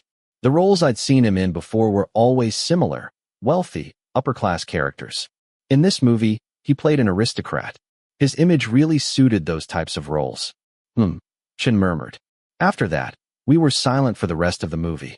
I took a deep breath and hastily wiped away tears when the credits rolled. When I looked at Chun, I saw him chuckling softly. That's how biographical dramas are. Feeling down. Man, that was heavy. I laughed. Then we continued chatting about the movie for a while before moving on to books. Chun, like me, collected a lot of books. Unlike me, who doesn't read very much and mostly goes to the cinema with friends. There are a lot of movies I haven't dared to watch because I love books so much. I'm afraid of being disappointed, Chin said, putting the book back on the shelf after showing me what he claimed was his favorite. I understand. One of my friends is like that. He refuses to watch Assassin's Creed. Chin chuckled softly. Speaking of that, I'm not much of a movie person either. Time passed quickly. We left the apartment, riding Chin's large motorcycle to a cinema in Chelsea. The downcast mood from the movie we watched at home vanished completely thanks to an action comedy. When we left the cinema, it was getting dark. We went to Chin's family's restaurant as planned. It was a medium-sized Thai restaurant, with a near-constant flow of customers. As soon as we entered, Chin's mother greeted us immediately. The relaxed atmosphere, speaking Thai, and the food made it easy for me to unwind. It felt like we weren't in a foreign country, just visiting a friend's house. If you disregard the Thai music playing softly in the background. 8 o'clock. When we didn't know what to do, Alice texted, inviting us to go bowling. Chin seemed reluctant, but eventually agreed to invite me along. We left the restaurant and went to bowl more, which wasn't far away. We met Alice, Rome, Cole, and two of Cole's friends I'd never met before. After watching for a while, I was persuaded to try bowling. The heavy ball felt awkward in my hand. I ended my first bowling experience by spectacularly gutterballing 3 times in a row. Alice and Chun turned out to be the best players. We played in teams, and those two somehow carried me to victory, much to Cole and Rome's chagrin. We wandered around until 8 o'clock before Chun offered to take me home on his motorcycle, while the others went on to continue drinking. Even though I could have stayed, I felt like going home more. Maybe because I was tired from the whole day, and also because of something I'd said to someone. Thanks a lot, Chun. So, you're going to join them later? Probably not. I'm going somewhere else. He checked his watch, then looked up and gave me a faint smile. Well, I'm off then. See you later. I waved to him lightly before turning back to my house. The lights on the second floor came on as soon as I flipped the switch. The silence around me indicated that no one else was home. Anwar's door was slightly ajar, revealing complete darkness inside. He wasn't there. I raised an eyebrow slightly, letting out a breath to dispel the little disappointment that was brewing. I went upstairs to shower, then brought my thin MacBook and textbooks downstairs to sit on the second-floor sofa. I studied ahead, interspersed with browsing the internet, occasionally glancing at the time in the upper right corner of the screen. If you say that, and you're not here when I get back, you'll be in big trouble. It's almost midnight. Who exactly isn't coming back? Anwar's point of view. Boring. The current situation is so boring that I want to disappear from here, but all I can do is pray that this work meeting ends quickly. Jennifer wants us to fly to Northern Ireland to shoot. The beach where they filmed Game of Thrones. We've talked to Vio, and they said if you agree to take the job, we'll start booking dates, flights, and accommodation right away. It's a great opportunity, isn't it? I glanced up at the speaker. Matthew was one of the people from the fashion brand where Jennifer is a director. Then I shifted my gaze to the blonde woman sitting across from me with her arms crossed. Helena hadn't said a word since we entered the room. Since the night's party Jasper hosted at his house, where I rejected her, we haven't spoken. Suddenly, my modeling agency contacted me and pressured me to come here. You never wanted to model for your mother's brand. Changed your mind. I remarked calmly. I've changed my mind, she replied briefly. Anyway, you were always her intended muse from the moment she took the position. Wouldn't Eric be more suitable for this brand than me? I've already said I want to focus on my studies. And the conversation went round and round. Matthew kept trying to persuade me to accept the job, emphasizing how much Jennifer wants me as the model for the upcoming collection. Everything now felt like a forced situation, a trap I was being pushed into. It made me irritable, but rejecting a job from a major brand wasn't a good idea. In the end, my agency called, begging me to take the job because the brand refused to choose anyone else. I should have known how stubborn Helena is. My eventual agreement produced a small smile at the corner of her beautiful mouth. The tall, slender figure approached as we left the meeting room. My irritation grew when Jennifer invited me to dinner with the art team I'd be working with. Time crawled by until finally, it was just Helena and me left at the dinner table. Still angry, her sweet voice asked, "No, I've never been angry with you. Can we go back to how things were before?" I stared intently at her serene face. "We can't go back to how things were because you expect more than I can give. Isn't that enough reason to stop?" I sighed, trying to end the situation as clearly as possible, in a way that would cause her the least pain. I've never liked or felt comfortable with this kind of situation, even though I've experienced it many times. But trying to cut someone out always makes things difficult. It was past midnight. It took several hours to comfort Helena and reach an understanding. I drove her back to her condo before returning home, Helena's words echoing in my head. "I hope one day you'll understand the feeling of loving someone so much you want to possess them, but can do nothing but watch them go off with someone else. I hope one day you'll understand how I feel right now." I'm not angry with Helena for anything she said.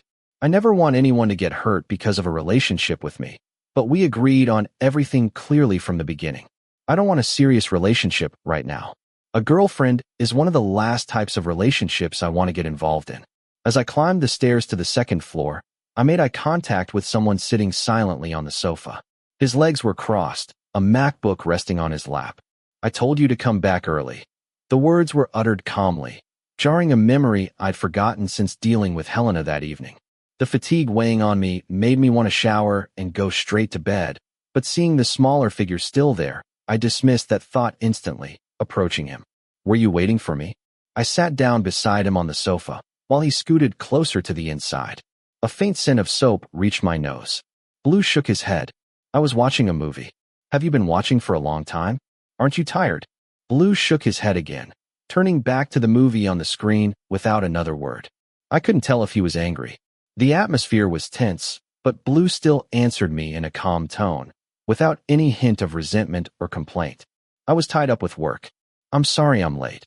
I gently pulled his white legs onto my lap. I saw a hesitant expression on his face before Blue nodded slightly again and closed his laptop. Seeing this, I picked it up and placed it on the coffee table. "Why aren't you asleep yet?" Blue usually stayed up late, but tomorrow was Monday, and he'd been out since morning. "I couldn't sleep, so I watched a movie. And I already told you I wanted a kiss." He averted his gaze in the latter part of the sentence, while I couldn't help but smile. "Do you still want a kiss now?" Blue didn't answer. He simply pursed his lips and then nodded slightly. He surprised me. Most people would be sulking and demanding apologies by now. I smiled slightly, tracing my finger along his soft hair. Teasingly, and with a lighter mood than before, I asked, "If you get kisses every day, will you get bored quickly?" His slender eyes fixed on my face. "And will you get bored?" "I don't know. What will we do then?" I teased. Blue paused for a moment before leaning over and straddling me. This close, his scent was even stronger.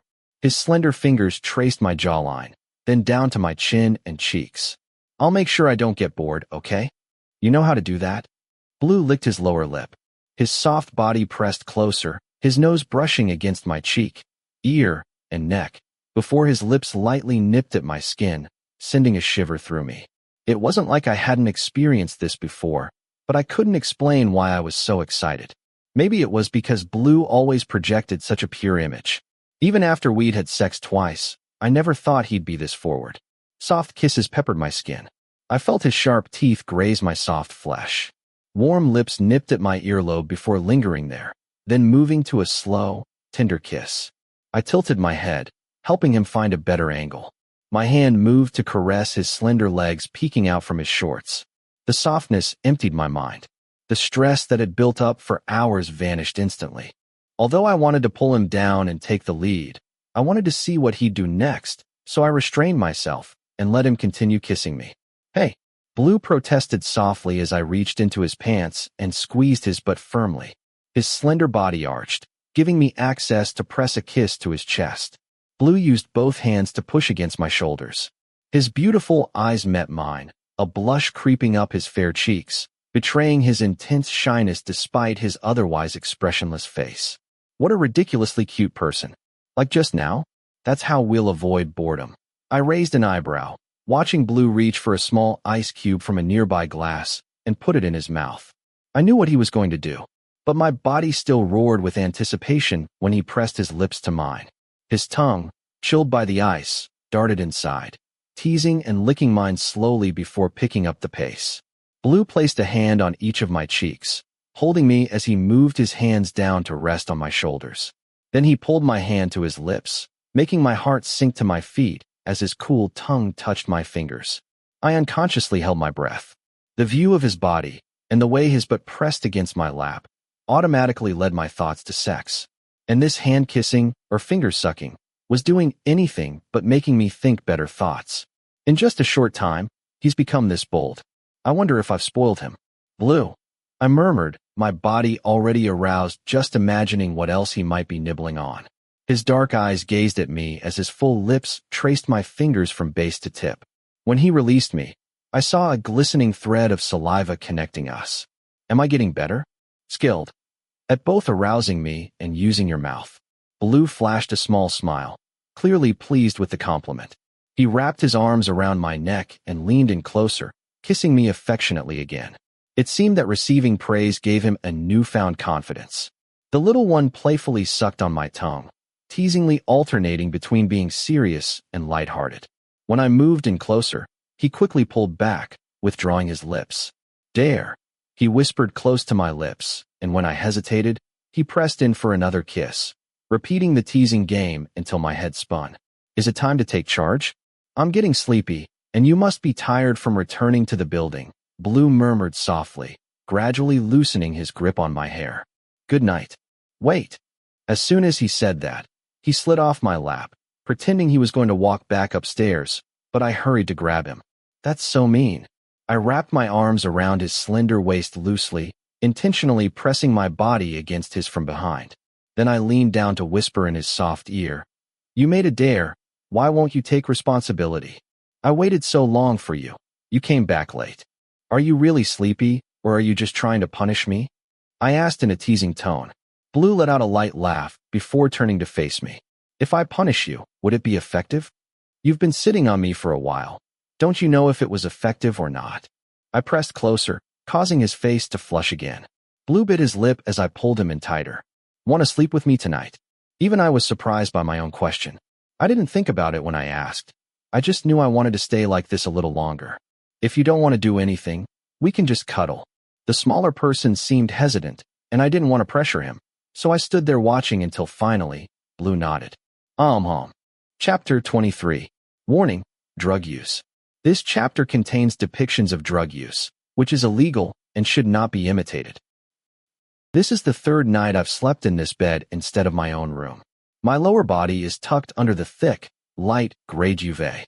A thin laptop rests on top. I'm still idly watching something on Netflix, just keeping the volume low out of consideration for Anwar. Anwar disappeared into the bathroom. I heard the sound of water hitting the floor for a long time before the door slid open, revealing him wrapped precariously in a towel around his slender hips. The scent of someone freshly showered clung to him. Anwar's charm. Even though I've spent so much time with him, I thought I'd be used to it by now, but I'm not. I still get flustered every time I see Anwar in different, less seen ways. Almost naked, with droplets of water clinging to his body and face like this, when he's fast asleep in bed, or even when he's just woken up and his hair is all messy. Still awake, he murmured, grabbing a white t-shirt and pulling on long trousers before tugging the towel away. I'm not really sleepy yet. Actually, I am sleepy. It would be more accurate to say I can't sleep. Anwar smiled faintly. Once he'd finished getting ready, he switched off the lights, leaving only one on, then moved onto the bed. Need me to lull you to sleep? How do you mean lull me to sleep? At that question, Anwar raised a slight eyebrow. His hand reached out and gently stroked my cheek. You know how I lull you to sleep. I didn't answer immediately. I was really waiting for Anwar to do something. He'd been teasing me just now. But Anwar at this moment seemed much more ready for sleep than for anything else. Did you work all day? Are you tired? I changed the subject. More mentally exhausted. Why's that? Anwar lay on his side, his handsome face resting against his own palm as he pondered. Because I had to sign a contract with a big brand. Isn't that a good thing? I asked, confused. Since I followed Anwar's Instagram, I'd seen a lot. He'd taken on modeling jobs for several brands and regularly posted pictures on Instagram. They might have been photos taken a while ago, but it clearly showed how famous he was and how many big-name brands he worked with. It's a good opportunity, but it clashes with other things. I intended to take a break from modeling to focus on studying first. Juggling both must be really tiring then. This time, he responded with a faint smile. I hesitated before reaching out to gently brush the hair that had fallen over his face. You're amazing. You're not that much older than me, yet you've achieved so much in so many areas. Anwar blinked. Everything seemed to slow down, as if he was intentionally making me stay here longer. Or maybe I was just staring at his face for too long. I didn't know if it was the other person's gravitational pull or a desire I'd created myself. I moved my face closer, pressing my lips against his warm lips, a light touch that lingered. Then Anwar took the lead, slowly pressing in. The kiss felt like a butterfly's wings, slow, gentle, delicate, sending a flutter to my stomach. A soft sucking sound began in the silence. The light kiss deepened. I pressed my hands against the bed as Anwar reached out, pulling my waist until I straddled him, before starting to caress me without haste. His hands moved to my waist, hips, and buttocks, slipping under my thin t-shirt until they reached my chest. I tensed. A thrill shot through me to my toes as his fingers teased my nipples. As I braced myself, Anwar nuzzled into my neck, seizing the moment. You, I mumbled, shrinking away from the tickle. In the blink of an eye, my body was flipped onto the bed. Yes. Anwar met my gaze from close up. I stopped, gazing at his brown eyes and long lashes. My hand rose to touch his dark eyebrows, caressing his face until he closed one eye. I then used my thumb to gently trace his eyelid. Your eyes are beautiful. A small smile appeared at the corner of his mouth, before widening as if he were embarrassed. Yours are beautiful too, he whispered, pressing a kiss to my eyelid, then pulling away to kiss my jawline and ear. Everything about you is beautiful. What should I do? I know it's probably just polite flattery, but my face feels like it's on fire. I narrowed my eyes until they closed as his tall frame lowered. Warm lips nibbled a path down my skin until my shirt was lifted. My body jolted when he lightly nibbled my stomach. It didn't hurt, but it sent everything inside me reeling. The dreamy mood, so carefully cultivated, was shattered by a scraping sound at the door. It continued despite Anwar pretending not to hear it. What's that? Phoebe, he sighed, groaning softly.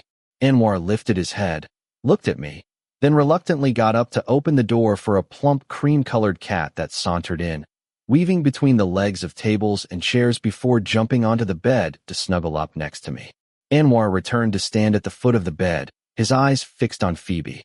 But the cat responded by turning onto its back and yawning widely, a soft purr rumbling in its throat. I watched the unfolding scene.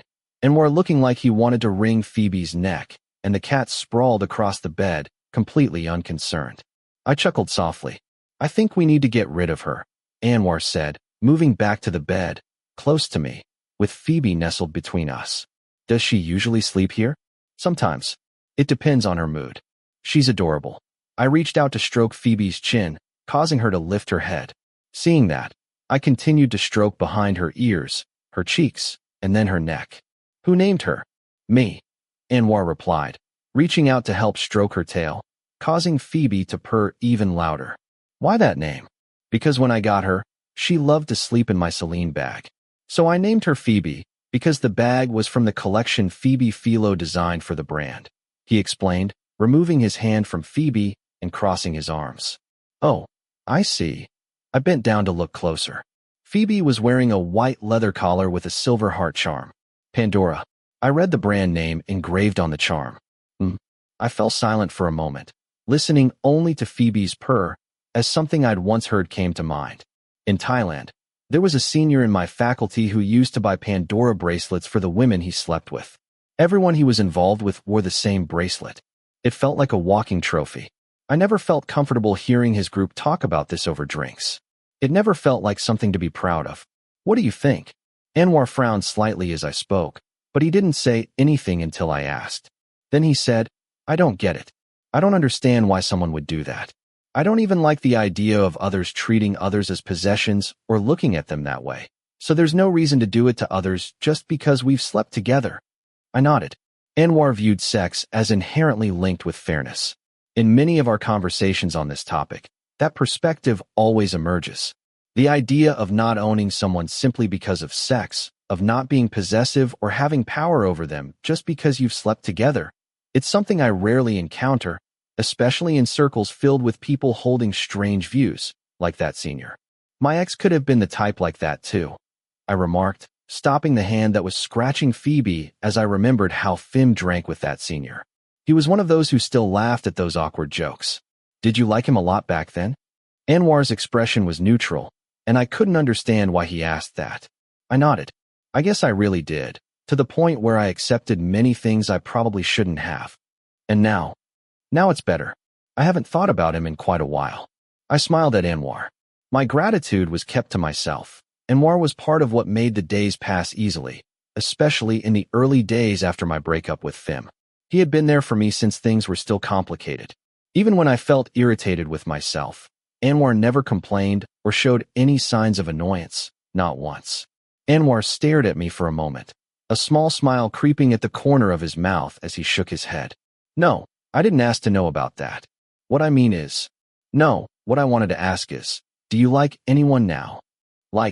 I guess I'm not really sure if I like you, I replied, feeling a rush of emotions and answering in a calm voice. What about you? Do you like me? I knew Anwar was someone who completely separated the meanings of liking and loving. When Helena asked, he easily admitted he liked her but refused to answer when Helena switched to the word love. Right now, I wasn't necessarily curious if Anwar loved me. I just wanted to know if he liked me in that way. The other party smiled at my straightforward words, his tall frame sliding down to rest on my lap. His warm palm lifted to touch the back of my neck, gently pulling my face down to meet his. Our noses brushed against each other before he pressed his lips against mine without probing with his tongue. I fisted his shirt lightly until Anwar pulled away. I felt the urge to turn my face away in embarrassment, but I bravely held his gaze, meeting his charming smile. Look at you. How could I not like you? It felt strange, unfamiliar, but undeniably good. I woke up that morning, the third morning I'd woken with a heavy arm draped across my waist. Turning, I saw Anwar fast asleep, his breathing steady. He was a very deep sleeper. It seemed he only woke if someone shook him or a loud alarm went off. He was still oblivious when I removed his arm and slid out of bed.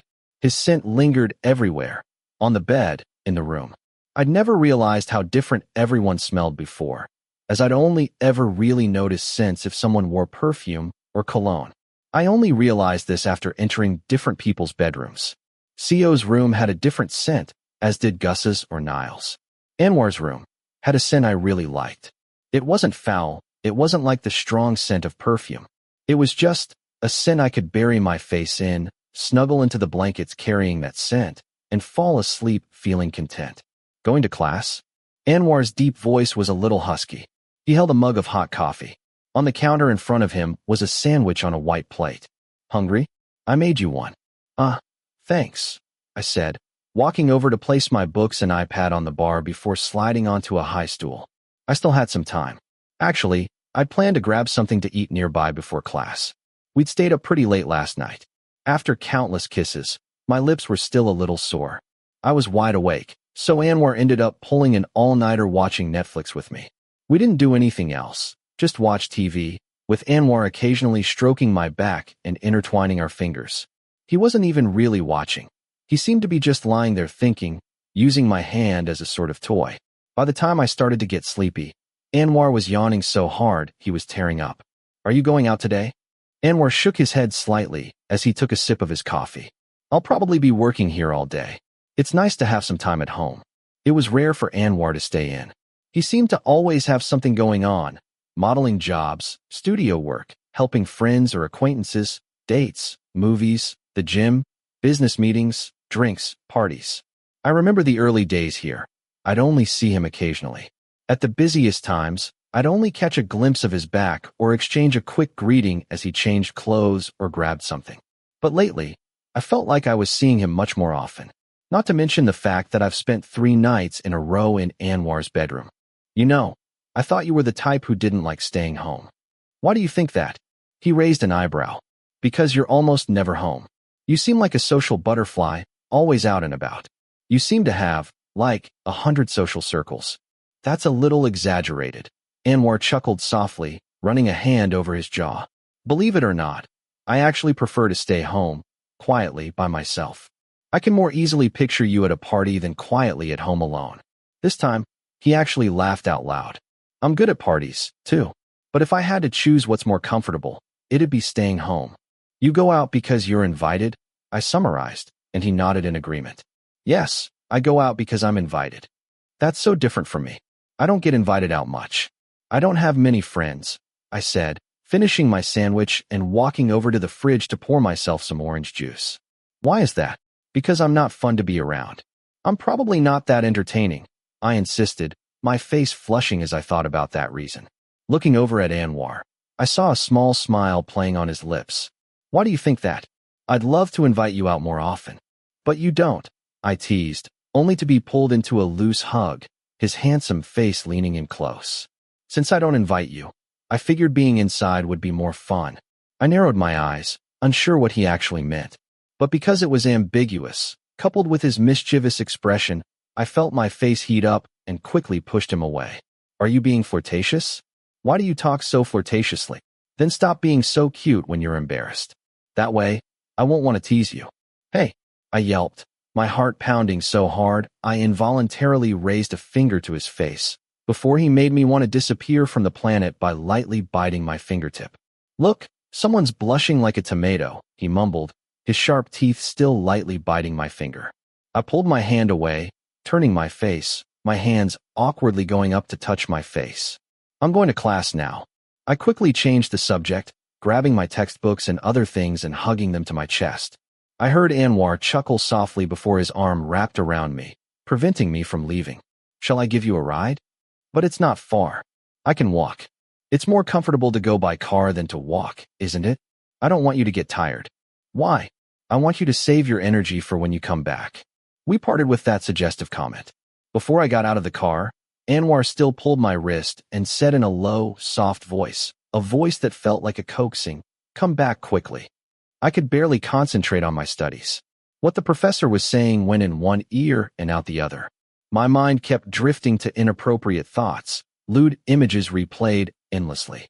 When the long class finally ended, I quickly closed my books, gathered everything, and headed straight home, even though I briefly considered going for a leisurely stroll for an hour.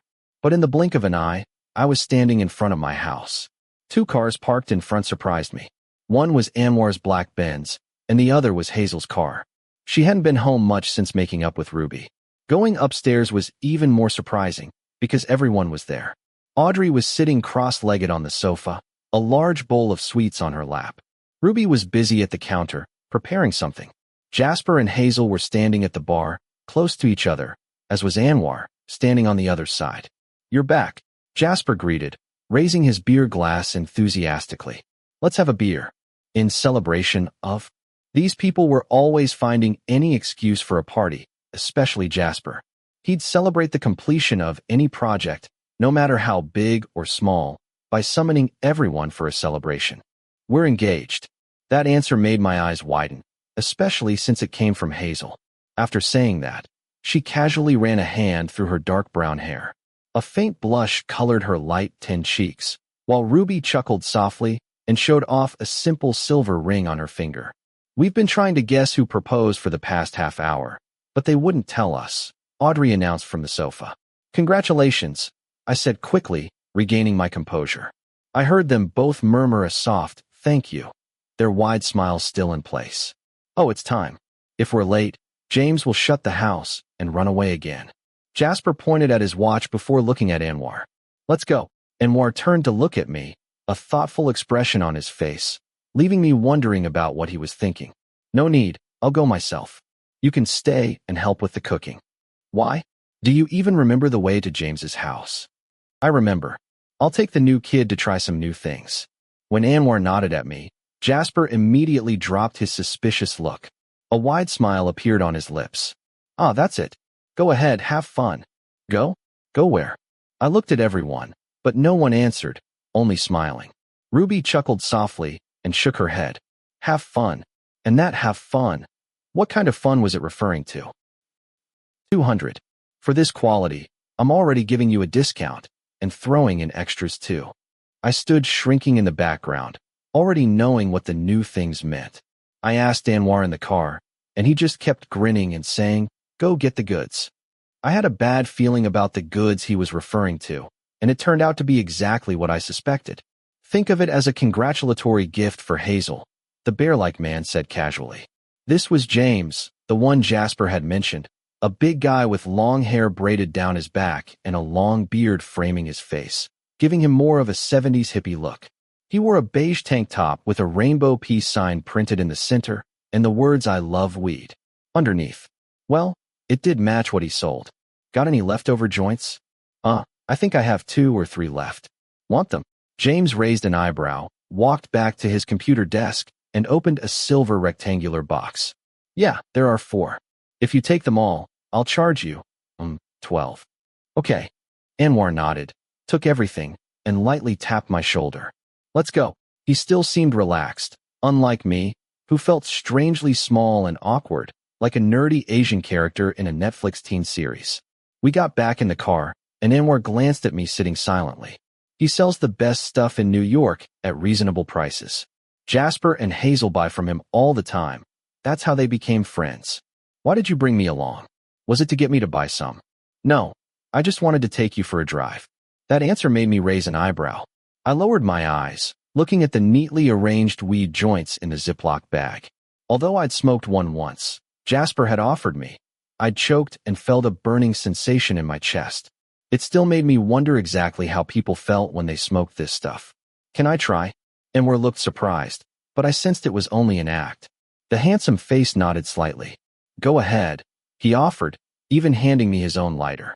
I'd smoked several cigarettes, so I thought I might be able to handle the stuff better this time. At least, better than last time. Click. I grabbed a joint. After sniffing its fragrant aroma, I lit it and put it to my lips. Be careful, Anwar murmured softly. He kept glancing over, as if checking if I was okay. Don't take too big a hit. It's strong. I remember. I nodded, trying to follow his instructions by taking short puffs. I didn't choke and tear up like last time, but it was distinctly different from a cigarette. I felt the warmth flow deep into my chest. I held that tightness for several seconds before slowly releasing it as a thin stream of smoke. It felt strange. I furrowed my brow, feeling myself relax enough to try a deeper inhale. I heard Anwar chuckle softly. He let me smoke, letting me play with my new toy as he drove at speed. This is nice. I whispered to myself, but Anwar heard it. If you like it, I'll bring you for a night drive. When I looked over, Anwar pointed to the streetlights. You'll see these lights. I nodded, using the opportunity to study his face again. His dark eyebrows framed eyes that kept glancing at me. I liked it when he smiled, because Anwar usually just smiled slightly. I rarely saw the dimples on his cheeks. They only appeared when Anwar laughed or smiled widely, and it made him look incredibly good. I want to kiss you, I said quietly, tilting my head to look at him, leaning my cheek against the leather seat. I didn't know joints made you want to kiss someone, he said playfully. No, I want to try. I licked my drying lips, meeting Anwar's gaze as he looked at me inquisitively. For a split second, I was sure I saw a mischievous glint in his eyes. Make me want to stop the car. If I stop the car, we can kiss. My breath hitched. It took me a few seconds to realize he was teasing me. I narrowed my eyes as Anwar pretended to ignore me and focused on driving. My gaze drifted downward, my mind racing to figure out how to make him stop. Then I smirked, having an idea, and moved my hand to his strong thigh beneath his black trousers. I pressed against it and leaned closer. The joint was brought to my lips again. The hand resting on his thigh started moving in a circular caress. I heard that when you smoke weed, you get cravings for sweets. Anwar froze, his whole body tensing as I moved my hand closer to his crouch. I hid my smile behind a calm expression before looking up at him, coaxingly. If I want to try, will you let me? Jesus, a low, husky voice murmured. Go ahead. The sentence sounded like a half permission, half dare.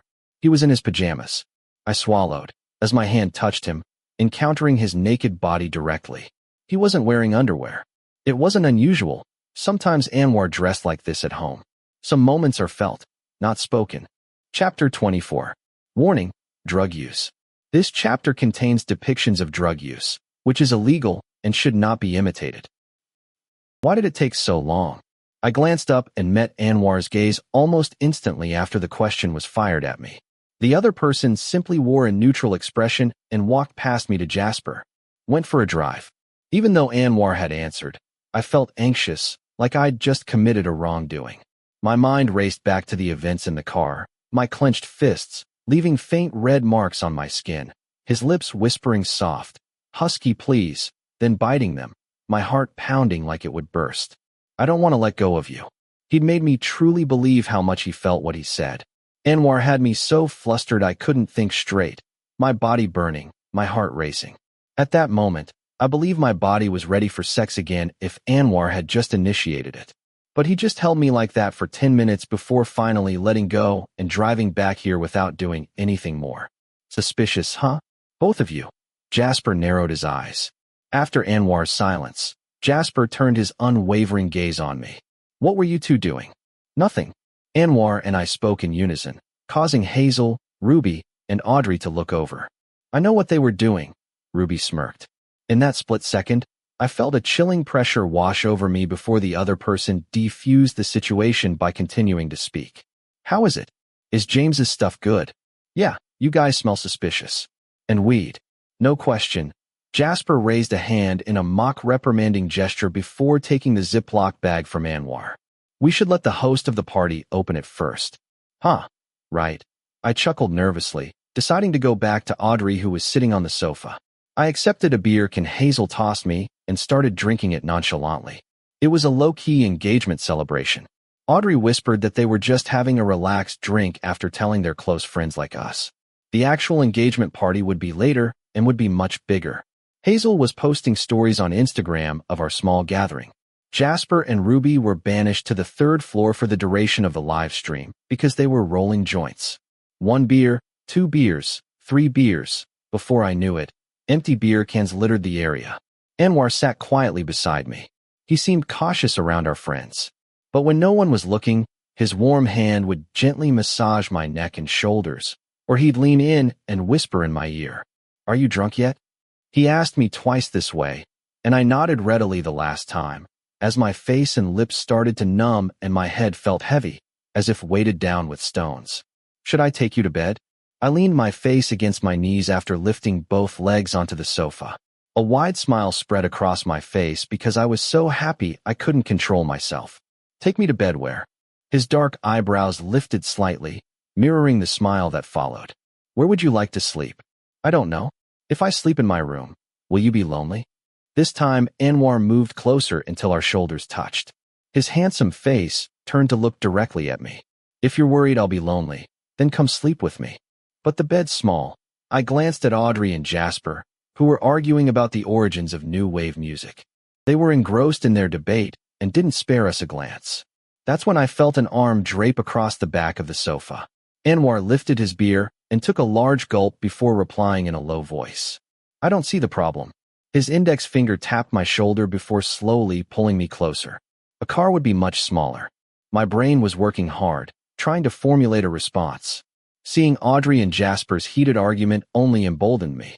I turned back to look at Anwar directly. Everything felt slow motion. My thoughts, my blinks, the words that fell from my lips. Do you still want to hug me? The hand holding his cigarette paused. Anwar looked at me with an unreadable expression before giving a short, affirmative sound. Yes. Then let's cuddle tonight, okay? I smirked, pressing my cheek against the sofa, brushing against his arm and softly blowing warm air on it. Then I secretly kissed him when I thought nobody was looking. I like it when your body is close to mine, with nothing in between. The intoxication made everything flow smoothly. I didn't feel shy. On the contrary, I felt a little thrill in teasing him. Clothes too. Anwar narrowed his eyes as I smiled in response. Clothes too. Are you flirting? The question was soft and low, a contrast to the intensity in his eyes that seemed to want to devour me. And if I were, what will you do to me? Anwar chuckled softly, as if I'd told a joke. He nodded slightly, lifting his cigarette for a long drag before exhaling gray smoke and biting his lower lip. His brown eyes made my body tingle. Let's get to bed then.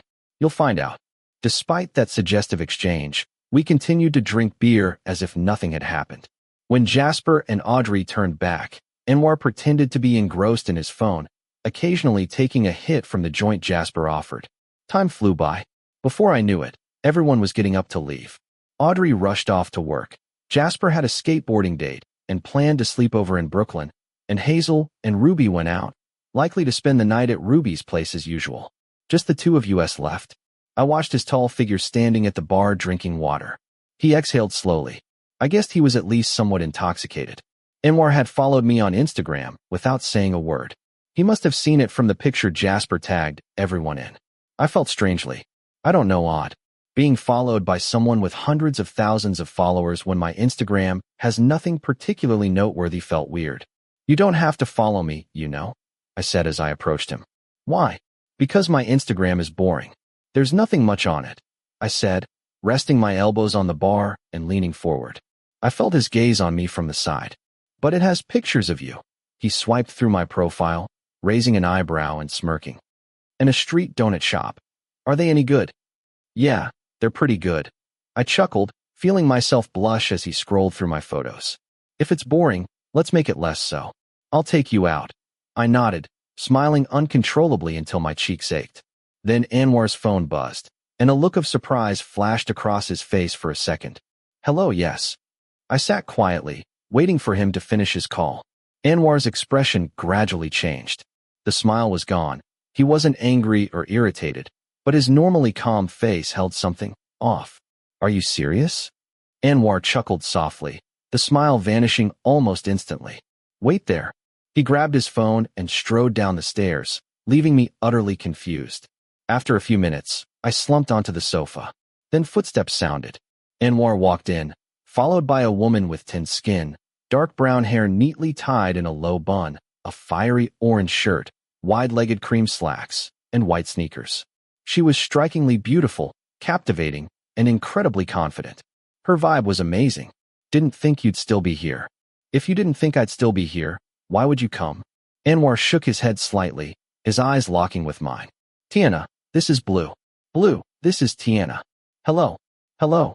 Tiana smiled broadly, stepping forward to shake my hand before releasing it. Nice to meet you. Nice to meet you too.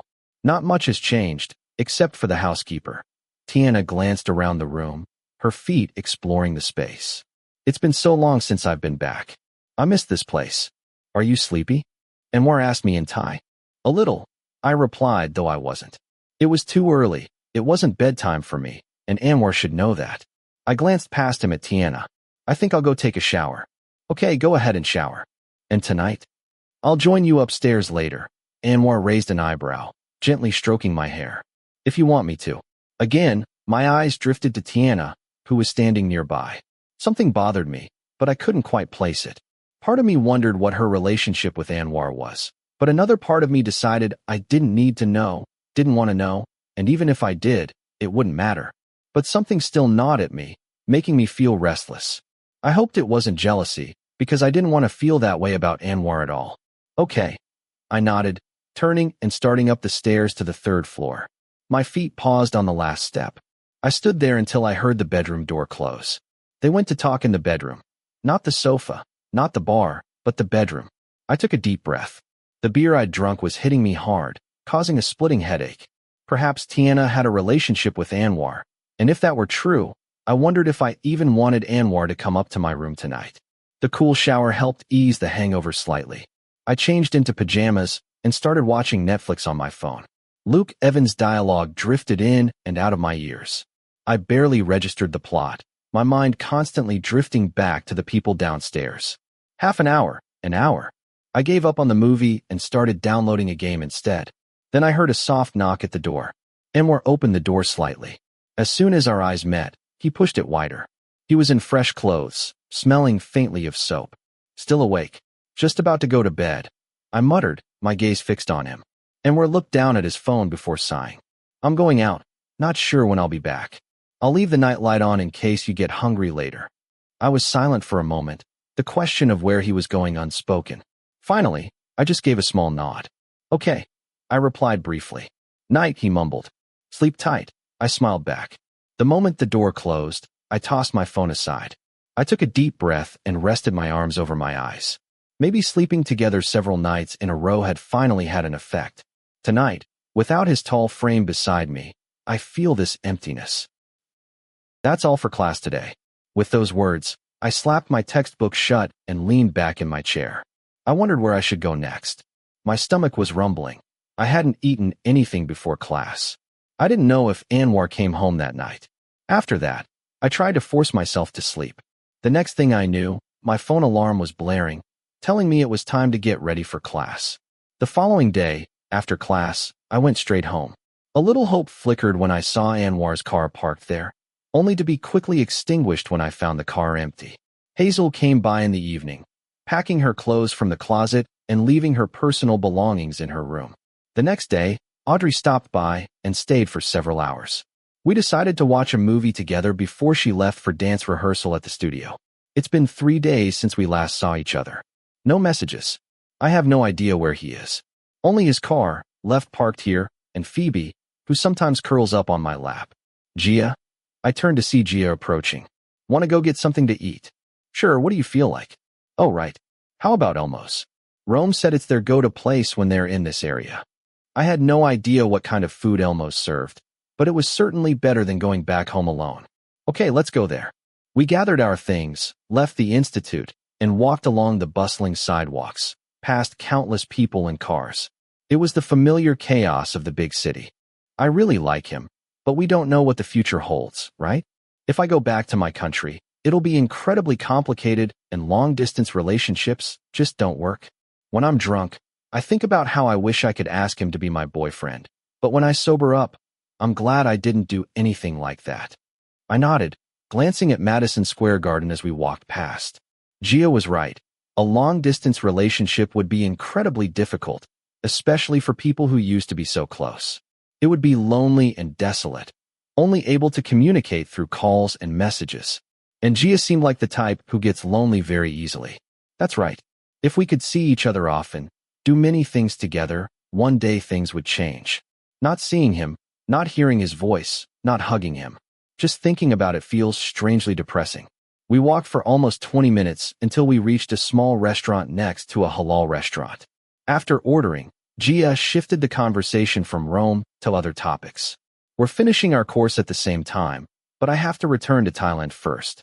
This was the 2nd or 3rd time Gia had offered to take me to Korea and be my tour guide. After Korea, the conversation turned to a trending Netflix series. The conversation flowed naturally, led by Gia. It's fun, but like I said, the early parts are boring because of all the stupid characters. Once most of them die, it gets more interesting. You talk like my best friend, I chuckled. I do the same thing when I watch survival movies and there are annoying characters. The last one I heard about was probably the 100 on Netflix. Blue. Suddenly, Gia stopped laughing and widened her eyes. She looked over my shoulder, making me turn to see what she was looking at. That's Anwar, right? Gia's words drifted into my ears as a strange numbness settled over me. I hummed in response. Anwar was in front of the shop. Tall, dressed entirely in black, an oversized crew-neck long-sleeved shirt, skinny jeans, and bad boy brand shoes. Beside him was a pale woman I'd never seen before. Slender, wearing a cream-colored crop tank top that revealed a flat stomach, wide-legged pants, and high heels. Her light brown hair was loosely tied back. Anwar said something before the woman touched his upper arm and nodded slightly. He only dates beautiful women, huh? He seems dangerous. Gia lifted her hand to her chin. If Rome only dated beautiful women like that, never repeating, I'd be so stressed I'd go crazy. And now, right? It felt strange. For the past 3 days, I hadn't known what Anwar was doing or where he was. Yet, here I was, encountering him again by chance, while he was out with someone else. I wonder what people who have relationships with him feel like. What did I feel? I couldn't find the words to describe my feelings. Everything was buzzing. Everything seemed to freeze, along with a growing discomfort in my chest. The two were walking into the restaurant. Just as I was wondering what I should feel, his beautiful brown eyes met mine. He paused, a flicker of surprise at seeing me before his hand touched the woman's back, and he leaned in to whisper something. It took less than a minute for the woman to break into a bright, lively smile, and they left the restaurant hand in hand. Gia was looking down at her Instagram, so I was the only one still looking at Anwar. I was also the only one who saw his small smile, contrasting with his normally terrifyingly impassive gaze. Anwar and the woman were gone, but his last look remained in my memory. Was it me that made them move to another restaurant? I didn't know. The sound of the television, which I was half listening to, mingled with Phoebe's soft purring as she lay on my chest, and the creaking sound from the stairs drew my attention. The person who had been swirling in my thoughts for hours stood there. Anwar stared at me before diverting to get a glass of water from the refrigerator. We didn't speak until he moved closer to me, lying on my back on the sofa. Phoebe jumped down, rubbing her head against his long legs. Her purring intensified, a sign of her comfort being near her owner. "What are you doing?" Anwar finally asked, before sitting down on the sofa beside me. 10 o'clock. I hadn't expected to see him tonight, after his earlier aloofness at the restaurant. "Just watching TV," I replied simply. When he gently brushed a stray strand of hair from my face, I didn't push his hand away. But at the same time, I didn't pull him into a tight hug. Despite the immense longing I felt, something like a wall prevented me from expressing it. I missed him, but I didn't want him to know that. "Are you going to stay the night?" I glanced at Anwar. As our eyes met, I quickly looked back at the television screen. I've been hungry for the past 2 nights, but haven't ordered anything to eat. "Yeah, should I order something? If you want to eat, too. But if you're not hungry, it's okay." Anwar stiffened after hearing my response. He just sat staring at me until he finally rested his hand on the sofa and leaned closer. "Okay, then, want to go for a drive?" It was an invitation I wasn't prepared for. The conflicting feelings were intensely frustrating. I missed him and wanted to talk, to spend time together, but at the same time, Anwar was the very person I didn't want to talk to right now. Maybe it was the accumulation of small resentments over the past few days, plus what happened at Elmo's. "If you're hungry, we can grab something to eat along the way." In the end, the longing won out. Let's go." I knew why I'd only seen Anwar's other car for days. His pearl-white Tesla was parked next to his black Benz. He must have been using it while leaving the other one here.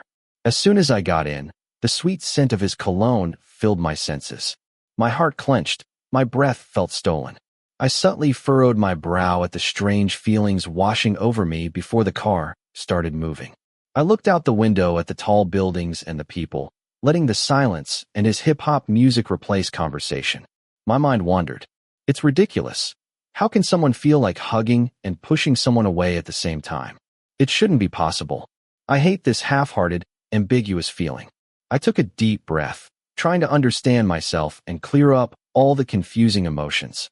I reminded myself that Anwar hadn't done anything wrong by going on dates with other people. We don't own each other. Therefore, dumping my tense emotions on him seemed incredibly stupid. And resentment is unnecessary for us. It would only be annoying. The last thing I want from Anwar is for him to be annoyed with me. "Is there anything specific you want to eat?" Anwar asked, turning to me. His handsome face drew my gaze. I stared at him until he raised an eyebrow slightly. What are you thinking? I'm not that hungry yet. I paused. We're friends with a physical relationship. It should feel free and comfortable. I want to do something else right now. What do you want to do? I leaned my head against the car window. A faint smile touched the corners of my mouth, a smile similar to the ones Anwar often makes. If I'm missing you, what can I do to stop missing you? He looked surprised, but then offered a small, pleased smile before nodding slightly.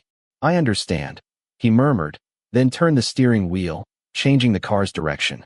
My hand was pulled and clasped, but it was I who initiated it, gently stroking his warm skin. I didn't start a conversation, and Anwar focused on driving quickly.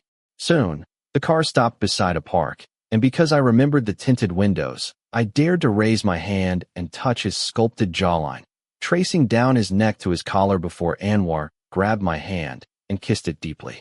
Have you figured out what will make you stop missing me? I nodded, pulled until my body leaned against his. I climbed onto his lap, with Anwar steadying me so I wouldn't fall.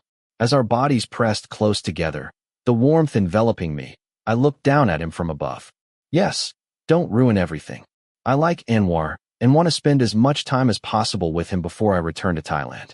Resentment and building walls don't help create good memories. It only makes things worse. Our lips met. I gently cupped Anwar's face, just as he wrapped his arms around my waist. My previously heavy, hesitant heart began to flutter, followed by a light feeling in my chest. I moaned softly, deepening the kiss to satisfy the longing I'd held onto for days. Anwar chuckled softly, letting me take what I wanted without a word. His hands roamed over my body. When we parted, he turned his head and lightly bit my chest. Miss me a lot. You haven't come back for days. Only 2 days. Anwar smiled, kissing his way up my shoulder and then squeezing my buttocks. 3 days, I argued. It's such a big house, and it's just me. Jasper didn't come back to sleep with you? Anwar asked, nuzzling his nose against my skin. When I remained silent, he stopped, meeting my gaze. Are you angry? No, I'm not angry. Not angry, Anwar nodded. But I missed you. I couldn't read Anwar's eyes or expression until I saw a small, fleeting smile before it vanished. I'm already here, aren't I? I pursed my lips, placing my hand on his broad shoulder, deciding to end our stilted conversation by leaning down and kissing him again. Our lips were pressed tightly together, inseparable. Anwar let me have my way, though sometimes he would take control. Our tongues intertwined, the sound of our saliva audible. I gripped his shirt tightly. When I felt myself gasping for air, I pulled back, allowing Anwar to nibble and kiss my neck repeatedly. Blue, shall we go home? His husky voice whispered in my ear, his hot tongue tracing my earlobe, making my whole body tense. I nodded rapidly, my limbs weak from his touch, a touch I hadn't felt for several nights. Warm lips pressed against mine again and again. Then how about we go back to our original seats for 10 minutes? Then we can come back here after we get home. Okay? My face flushed. I quickly returned to my seat, turning my face away to avoid his gaze. I don't know exactly which kiss triggered it, but I realized something. I crave Anwar's touch, addicted, even. But the kisses also easily made me forget the negative feelings I'd been accumulating. Is there even a chance that I could make him feel the same way? I long for him to the point of torment when we're apart. It seems difficult. Anwar's type is different from someone like me. But there's no harm in trying, is there? As soon as the lights on the second floor came on, I immediately pressed myself against him. Warm breath brushed against my lips before I tiptoed and kissed him. My waist was held tightly, as Anwar gently guided me backward, our lips still locked. I groaned, my waist squeezed tightly, before the tall figure sank onto the sofa and pulled me to sit on his lap. I missed you, I whispered, wrapping my arms around his warm neck, my hips settling on his strong thighs. What do you want me to do? I didn't answer, only looked into his eyes and lightly brushed my lips against his, slowly shaking my head. I rubbed my lips against his until Anwar laughed, locking his hands around the back of my neck, deepening the kiss. The sound of our saliva was distinct, rough and loud, making my face flush. Even so, I responded to him passionately with my tongue. Hearing him moan softly, I playfully slowed our pace, lingering until Anwar squeezed the back of my neck harder. I smiled slyly at his soft sigh, pretending not to hear anything, and began to grind against him, starting slowly. Anwar responded by squeezing my buttocks before releasing his grip as I pressed myself against him with more force. It was embarrassing. I'm still not used to being on top, but Anwar's reaction made it worth it. I tried my best to make everything feel smooth and natural. What followed needed no words. Chapter 25. Was he really free, or was it because of what I said? I'm not sure. But this is the second day Anwar has stayed home, not counting trips to the restaurant or supermarket. Yesterday morning, before I left for class, I found Anwar sitting silently at the bar counter with a glass of milk and his laptop. I saw him again when I got back from class. He was cross-legged on the sofa, reading something on his iPad. It was a quiet day, we barely touched. Anwar worked while I read a new book nearby. In the evening, Audrey came over. Anwar drove us out to dinner, dropped Audrey off at her studio for rehearsal, and then we came home to watch Netflix in the living room. Good night, we said simply.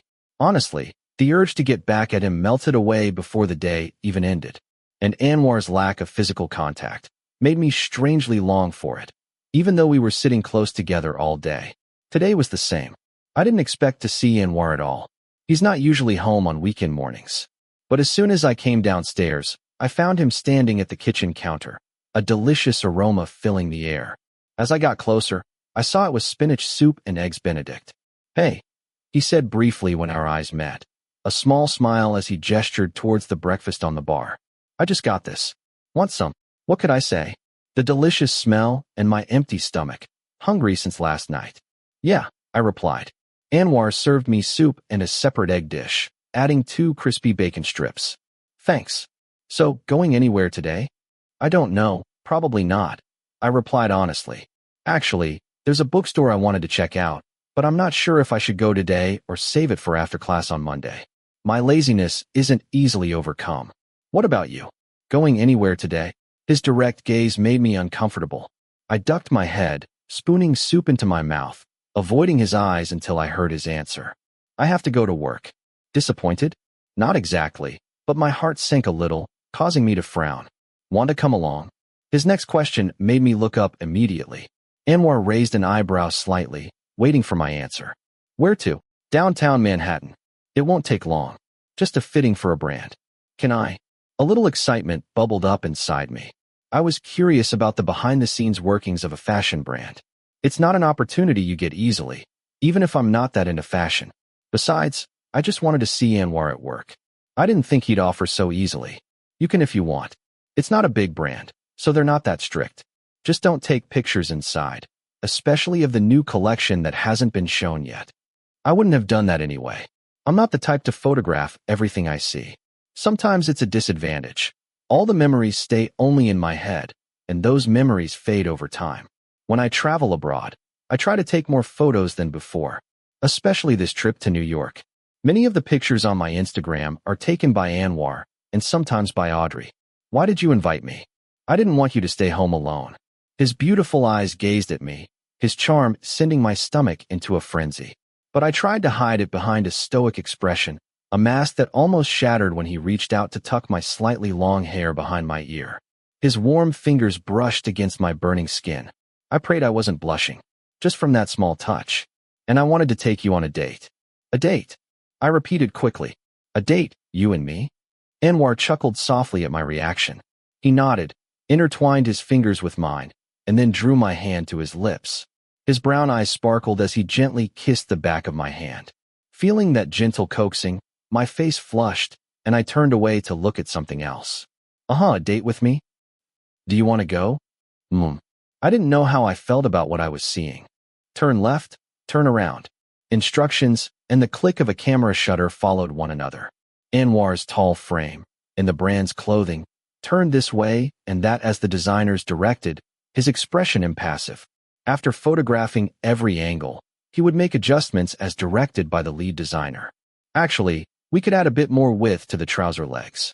Right now, they look a bit in between, and the blazer lapel is the same. I think the lapel could be a little bigger. With the lapel being too small, it gives off a modern Italian suit vibe, and I'm not a big fan of that vibe. Another woman approached Anwar, extending a finger from the lapel. About an inch.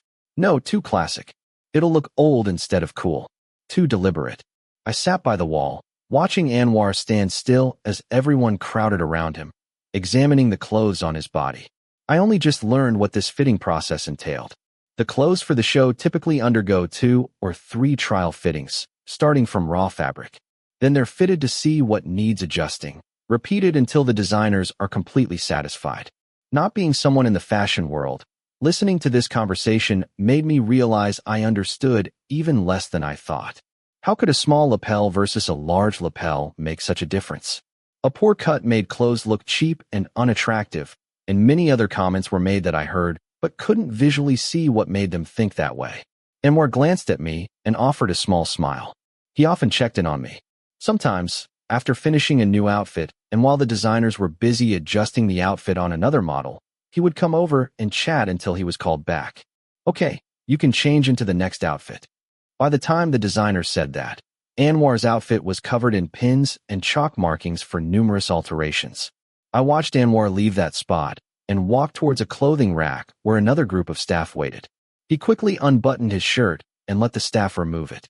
I pursed my lips, feeling strange seeing him show off his six-pack and then strip down to his underwear in front of a dozen people, while he seemed completely unfazed. A white turtleneck, a black jacket and trousers, and sneakers. Once he was dressed in the new outfit, Anwar walked over to me. "Are you bored?" "It's quite interesting." I shook my head. I'd seen a side of things I'd never seen before, and I'd also seen Anwar in his serious work mode. It wasn't like when I saw him working on his own designs, sitting quietly sketching or reading something. At those times, he was quiet and reserved, only speaking a few words, seemingly immersed in his own world. Now, his intensity was the same, but it felt relaxed, friendly, and charming. But no matter which mode he was in, I found I couldn't look away. It felt like a pull, a curiosity about what he was thinking, a desire to know him better. Almost done. This is the last outfit in the lineup. Anwar leaned on a large table next to me and took a sip of water. Is there a big difference between being a model and being a designer? I rested my chin on my hand, turning my gaze back to the designers and the other model who was now standing in Anwar's place. Yes, definitely. Being a model doesn't require as much thought or stress as being a designer. But you never know if you'll get work or not. I didn't think Anwar had that problem. He seemed to have a long queue of work lined up. Even though he said he planned to take a break from modeling to study, I still see him posting lots of jobs on Instagram. "Where do you want to go? Or is there anything you particularly want to do?" he asked. Seeing me shake my head, he raised one eyebrow. "Nothing at all. Anywhere is fine, but I'd like to take some pictures." "Pictures? Yeah. I don't really like having my picture taken. I've been here for several months and still don't have many memories and photos." I looked up into the eyes of the person beside me. "Could you take some for me?" "Of course. I can take pictures for you every time we're together." I let out a soft laugh before lowering my head to hide my wide smile. We chatted for a while longer. It seemed the other model's outfit had some significant issues that needed fixing, which is why it was taking so long. Anwar seemed to be feeling guilty about keeping me stuck there. "Blue, are you hungry?" "A little, but I want to wash my face more than anything right now." "Let's go then." He moved immediately upon hearing that. The tall figure turned to tell the crew, and then led me out of the studio, navigating through various rooms until we reached a luxurious modern bathroom. Anwar let me wash my face. I took a tissue from him, dabbing my face while looking at my reflection in the mirror. My hair's gotten longer. I haven't had a haircut since I've been here. Maybe I should find time to get one. "You're not really bored that I brought you here, are you?" Anwar murmured, moving closer until he was standing behind me. His handsome face, visible in the mirror, was so close to mine that I didn't dare turn around. We met eyes in the mirror as his strong arm loosely encircled my waist. "No, I'm not bored. I like watching you work." "Why?" "Well, you're very charming when you're working, and not when I'm not." His soft, low voice teased beside my ear. Anwar tightened his arm, pressing our bodies closer. "You are, too." I nervously chuckled at this first physical contact in days, before trying to regain my composure and asking, "How's my outfit today?" It was an outfit I'd chosen myself. A white t-shirt, light-colored jeans, a large beige cardigan, and a dark brown leather belt. Months ago, I never would have imagined myself dressing like this. But being surrounded by people with such strong personalities here has made me much bolder. "It suits you. Should I take a picture?" Let's take one together. I pulled out my phone, then paused as Anwar smiled playfully. I'm still wearing this outfit though. He glanced at the new collection he was wearing. Since it's an unreleased collection, photos were prohibited from being posted on social media or shared anywhere. I understand. I replied softly. It's okay, we don't have to. You want a photo together, right? He asked teasingly, then pulled me to face him, lifting my chin with his finger until our eyes met. I've never had a picture with you. I have a way, if you really want to take one. How? Oh, as soon as I finished speaking, I was lifted and placed on the counter, with his tall frame between my legs. He leaned in close, and I felt his warm breath on my cheek. You can just block my outfit from the photo. Someone might see us, I whispered, peeking towards the bathroom door. Are you teasing me? Then let's hurry and take the picture? He finished with a charming smile, causing me to quickly hand him my phone. I turned back to the mirror as he raised the phone. My ears turned a faint red, not unlike my cheeks, simply from seeing our reflection. My expression remained composed while Anwar smiled slightly as he took the pictures. The shutter clicked 3 or 4 times before he moved closer to show me the photos. I stole a glance at his handsome face up close, noticing tiny, faint freckles on his well-defined cheekbones, then his long eyelashes that fluttered with each blink, and finally his beautiful brown eyes. I wasn't lying when I said I missed him. What do you think? They're beautiful. It was just a quick, casual shot. I didn't even try, yet they turned out so amazing. But no matter how beautiful they were, I still couldn't post them. Let's go. Anwar handed back my phone, as if about to leave. Something made me hold him back.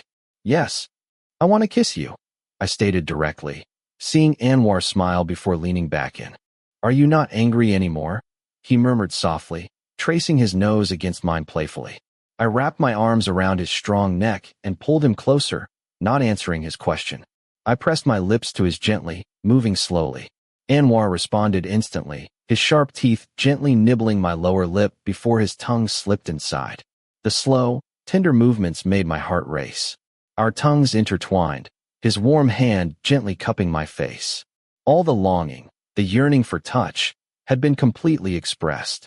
It left me feeling light and airy, unable to think of anything. It was the same when he kissed me back, but not wanting to jump to conclusions, I quickly dismissed the thought. My hands drifted down to rest on his strong chest. I unconsciously moaned softly in my throat as he sucked on my lip. Click. The sound of the shutter made me jump. I looked at my phone in Anwar's hand. I hadn't even realized when he'd taken it. We need to go back. Anwar took a step back, handing me my phone. When I opened it, I saw a picture of us from just moments ago. Even though I couldn't see ourselves clearly because I had my back to the mirror and was partially obscuring Anwar's face, it was obvious what we were doing. Naughty. I looked up, feigning annoyance, while he grinned even wider. You were just so cute. I wanted to save it as a memory. Is that okay? Aren't you worried I'll post it on Instagram? I teased, hopping off the counter. Anwar occasionally posted photos with Kit on Instagram, but they always looked like normal friends. He'd never posted, nor been tagged in, a couple's photo like this with anyone before, ever. I expected Anwar to forbid it or ask me not to post it. But he surprised me by readily agreeing. Go ahead, if you want to.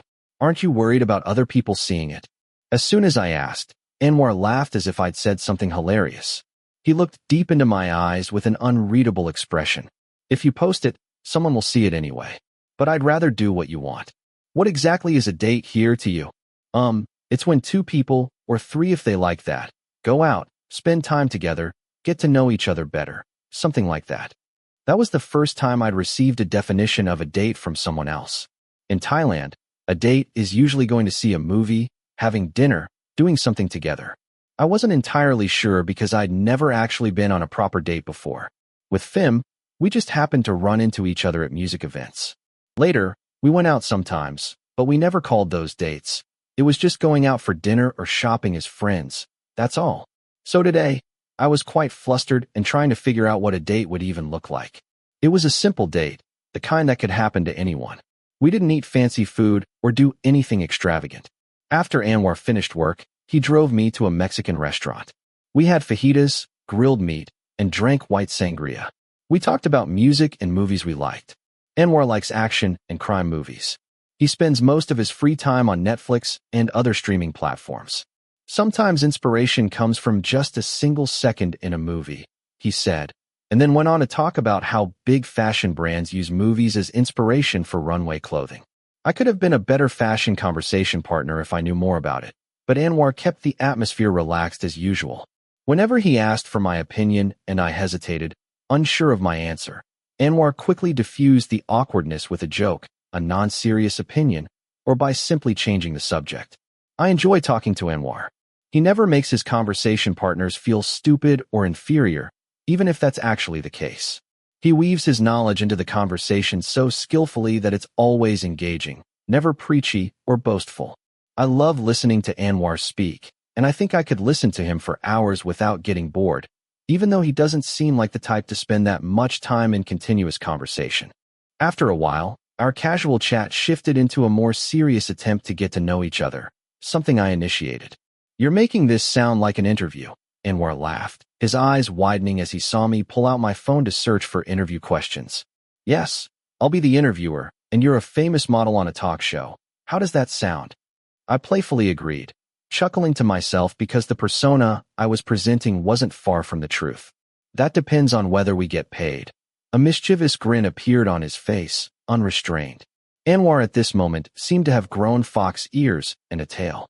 "Well, it depends on how good your answers are, talk show ratings, those kinds of things, right?" "Sounds more complicated now," Anwar said with a smile, pressing his cheek against his palm as he stared intently at me. "And in this show, can I ask questions back?" "Sure." What started as an ordinary conversation suddenly became something like a game. I shifted slightly in my seat before searching for my first question. "Do you consider yourself more of an introvert or an extrovert?"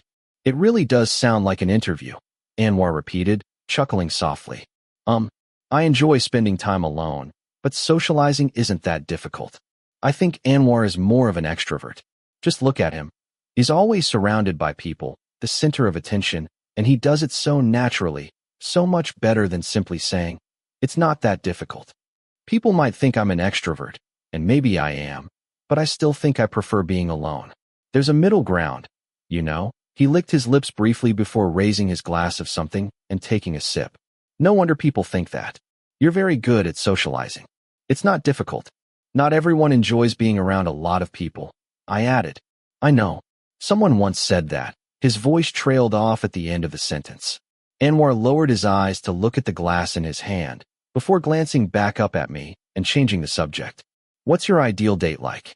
I'd never really imagined a date before. The question made me pause. I'm not usually the one who chooses in relationships.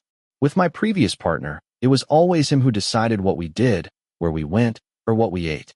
But it wasn't hard to imagine what I'd like to do, if I disregarded who I'd be doing it with. I'd like to go to a concert, a small one, a band or singer we both like. That's it.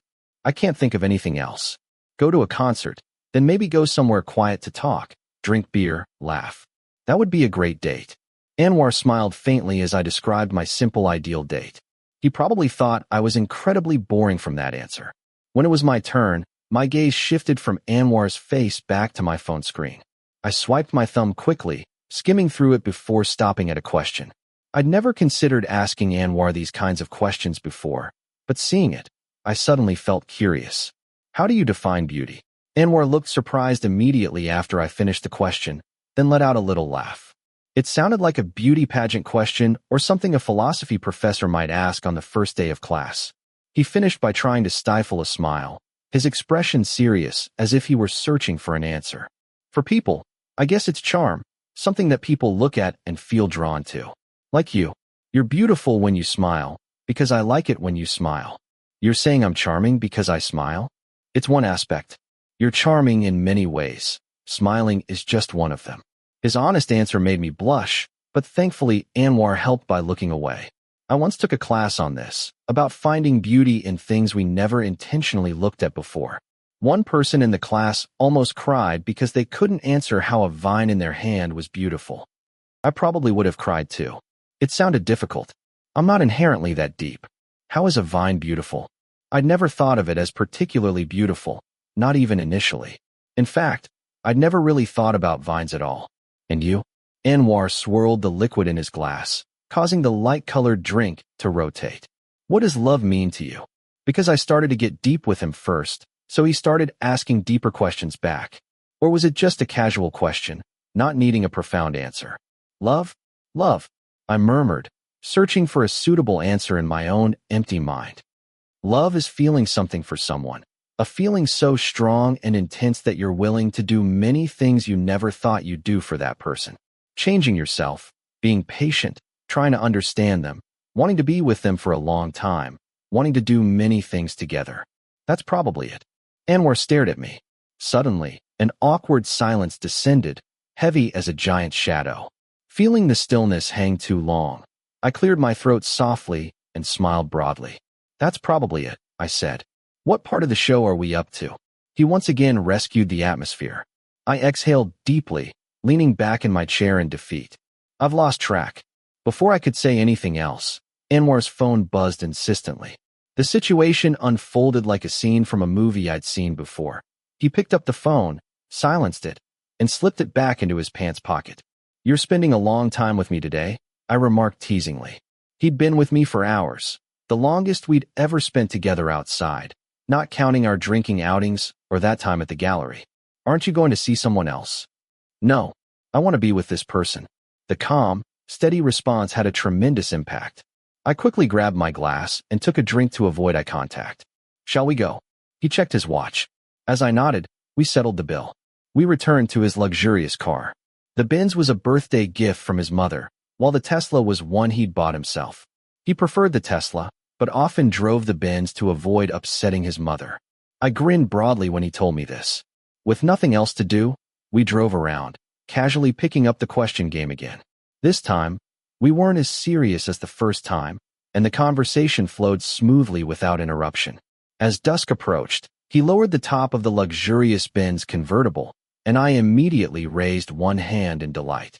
The glittering lights of New York City at night, a cool breeze on my face and hands, R&B music playing, and the smile on his perfectly sculpted face that appeared every time his dark brown eyes glanced my way.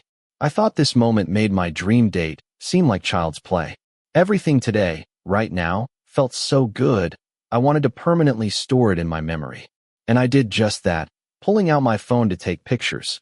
The sky, his perfect profile, the smile that showed off his beautiful teeth, his hand reaching to cover mine when my own grew cold. As darkness fell, Anwar changed. Questions about hobbies or future career aspirations were replaced with a different kind of questioning. That's when I felt like he was teasing me. Who was the first person to satisfy you? Missile. Besides yourself, he said brightly, his eyes innocent, as if genuinely curious. I narrowed my eyes, quickly answering, you. Of course it had to be Anwar. It wasn't Fim. I'd pleasured him with my hands, and sometimes my mouth, but I usually satisfied myself, or was simply left wanting. Something in the silence made me look at his handsome features again, noticing a satisfied smirk at the corner of his lips. Something about that small smile made me feel good. I lifted my chin, trying to change the subject again with a casual question. In the summer, choosing only two things, would you rather go to the beach or go camping? Camping. This time, Anwar didn't make things easy like before. He countered with another question. When was the last time you pleasured yourself? 2 days ago. It felt like someone was shaking my brain and heart simultaneously. I quickly glanced out the car window the moment I saw his sparkling eyes. 2 days ago? You really mean that? His earlier calm voice softened. That's very cruel. A bright red light appeared in front of us as the car stopped. We were near his house. I feigned indifference, reaching out to touch his strong thigh, lightly tracing circles with my index finger. I could feel his breath catch, especially when I deliberately moved closer to his groin. We were silent, Anwar letting me touch him. When I looked at him, I saw the kind of smile he often gave, sometimes catching him biting his lower lip. Arriving home, I headed upstairs. My hand was gently pulled and held before I even turned on the lights. I stood still, aware of his warmth and the faint scent of his cologne. He drew closer, and I found myself enveloped in a loose hug. I'm still curious. Ask, I replied softly. How lucky I was that Anwar chose to hug my shoulders instead of lower. Otherwise, he would have known how rapidly my heart was beating from his touch, the tone of his voice. 2 days ago, when you were pleasuring yourself, what were you thinking about? He was clearly provoking me. I knew my body was heating up because of this final question. Images from last night flooded back like a flash flood. What was I thinking about when I touched myself? What could I have been thinking about? My only sexual experience was with Anwar, and it had been amazing every time. Before I could answer, Anwar turned me to face him. Seeing his handsome face, the memory of the last time I left Anwar came back to me, the time I left him reeling. I never thought I could do it, and it felt incredibly good to do it that way. So good I wanted to do it again and again. Didn't I already tell you? I pursed my lips, feeling his tall frame move closer until I could feel his warm breath. I was thinking about you. Anwar's eyes made me want to say more. I reached up, gripping his strong hips, then crumpled his shirt in my hand. As the conversation became more embarrassing, I switched to English out of shyness. I was thinking about you kissing me everywhere, my chest, waist, thighs, lips. And when I was doing it, I thought it was you making me feel good, you thrusting inside me, making me shiver and moan your name. Anwar swallowed, as I slowly looked up at him. My hand moved higher, touching his strong, muscular abdomen, trailing upwards to his chest, then his warm neck. I gently stroked my thumb across his sculpted jawline. You? Yes. Still want to hug me? He grinned, a predatory smile, leaning in until his lips pressed against my temple. You're the one who should be asking if I still want to hug you. I want it already, I pursed my lips, tilting my neck to offer him access. His bite, that familiar touch, was starting to be agonizing, but what I wanted was even greater. I wanted him to think about it. I craved it so much it was like torture. It's something I'd been wanting to try, something I'd truly intended to do. His sharp teeth scraping my skin felt like he was ripping my heart from my chest. My skin tingled. I might have given in to my desires if he continued to touch me like this. Besides, it hadn't even been 3 days, not even close to the time I'd waited. You. I gently pushed him away, and he stopped immediately. I'm tired today. Anwar narrowed his eyes. He didn't remove his arm from around me, remaining still as if wanting further explanation. How about another time? I used a pleading tone. I heard him exhale before he rested his forehead against my shoulder, staying still for several seconds before whispering softly, Okay, I'm already holding on to your heart. I smiled broadly until he spoke again. But know this, next time I won't let you go easily. His low, gentle voice, devoid of any threat, before he stood and looked into my eyes. A playful smile appeared in his gaze. I'll do exactly what you've imagined. Perfectly. Kissing you everywhere on your beautiful body, and love you until you can do nothing but moan my name. Just like you imagined, right? Good, isn't it?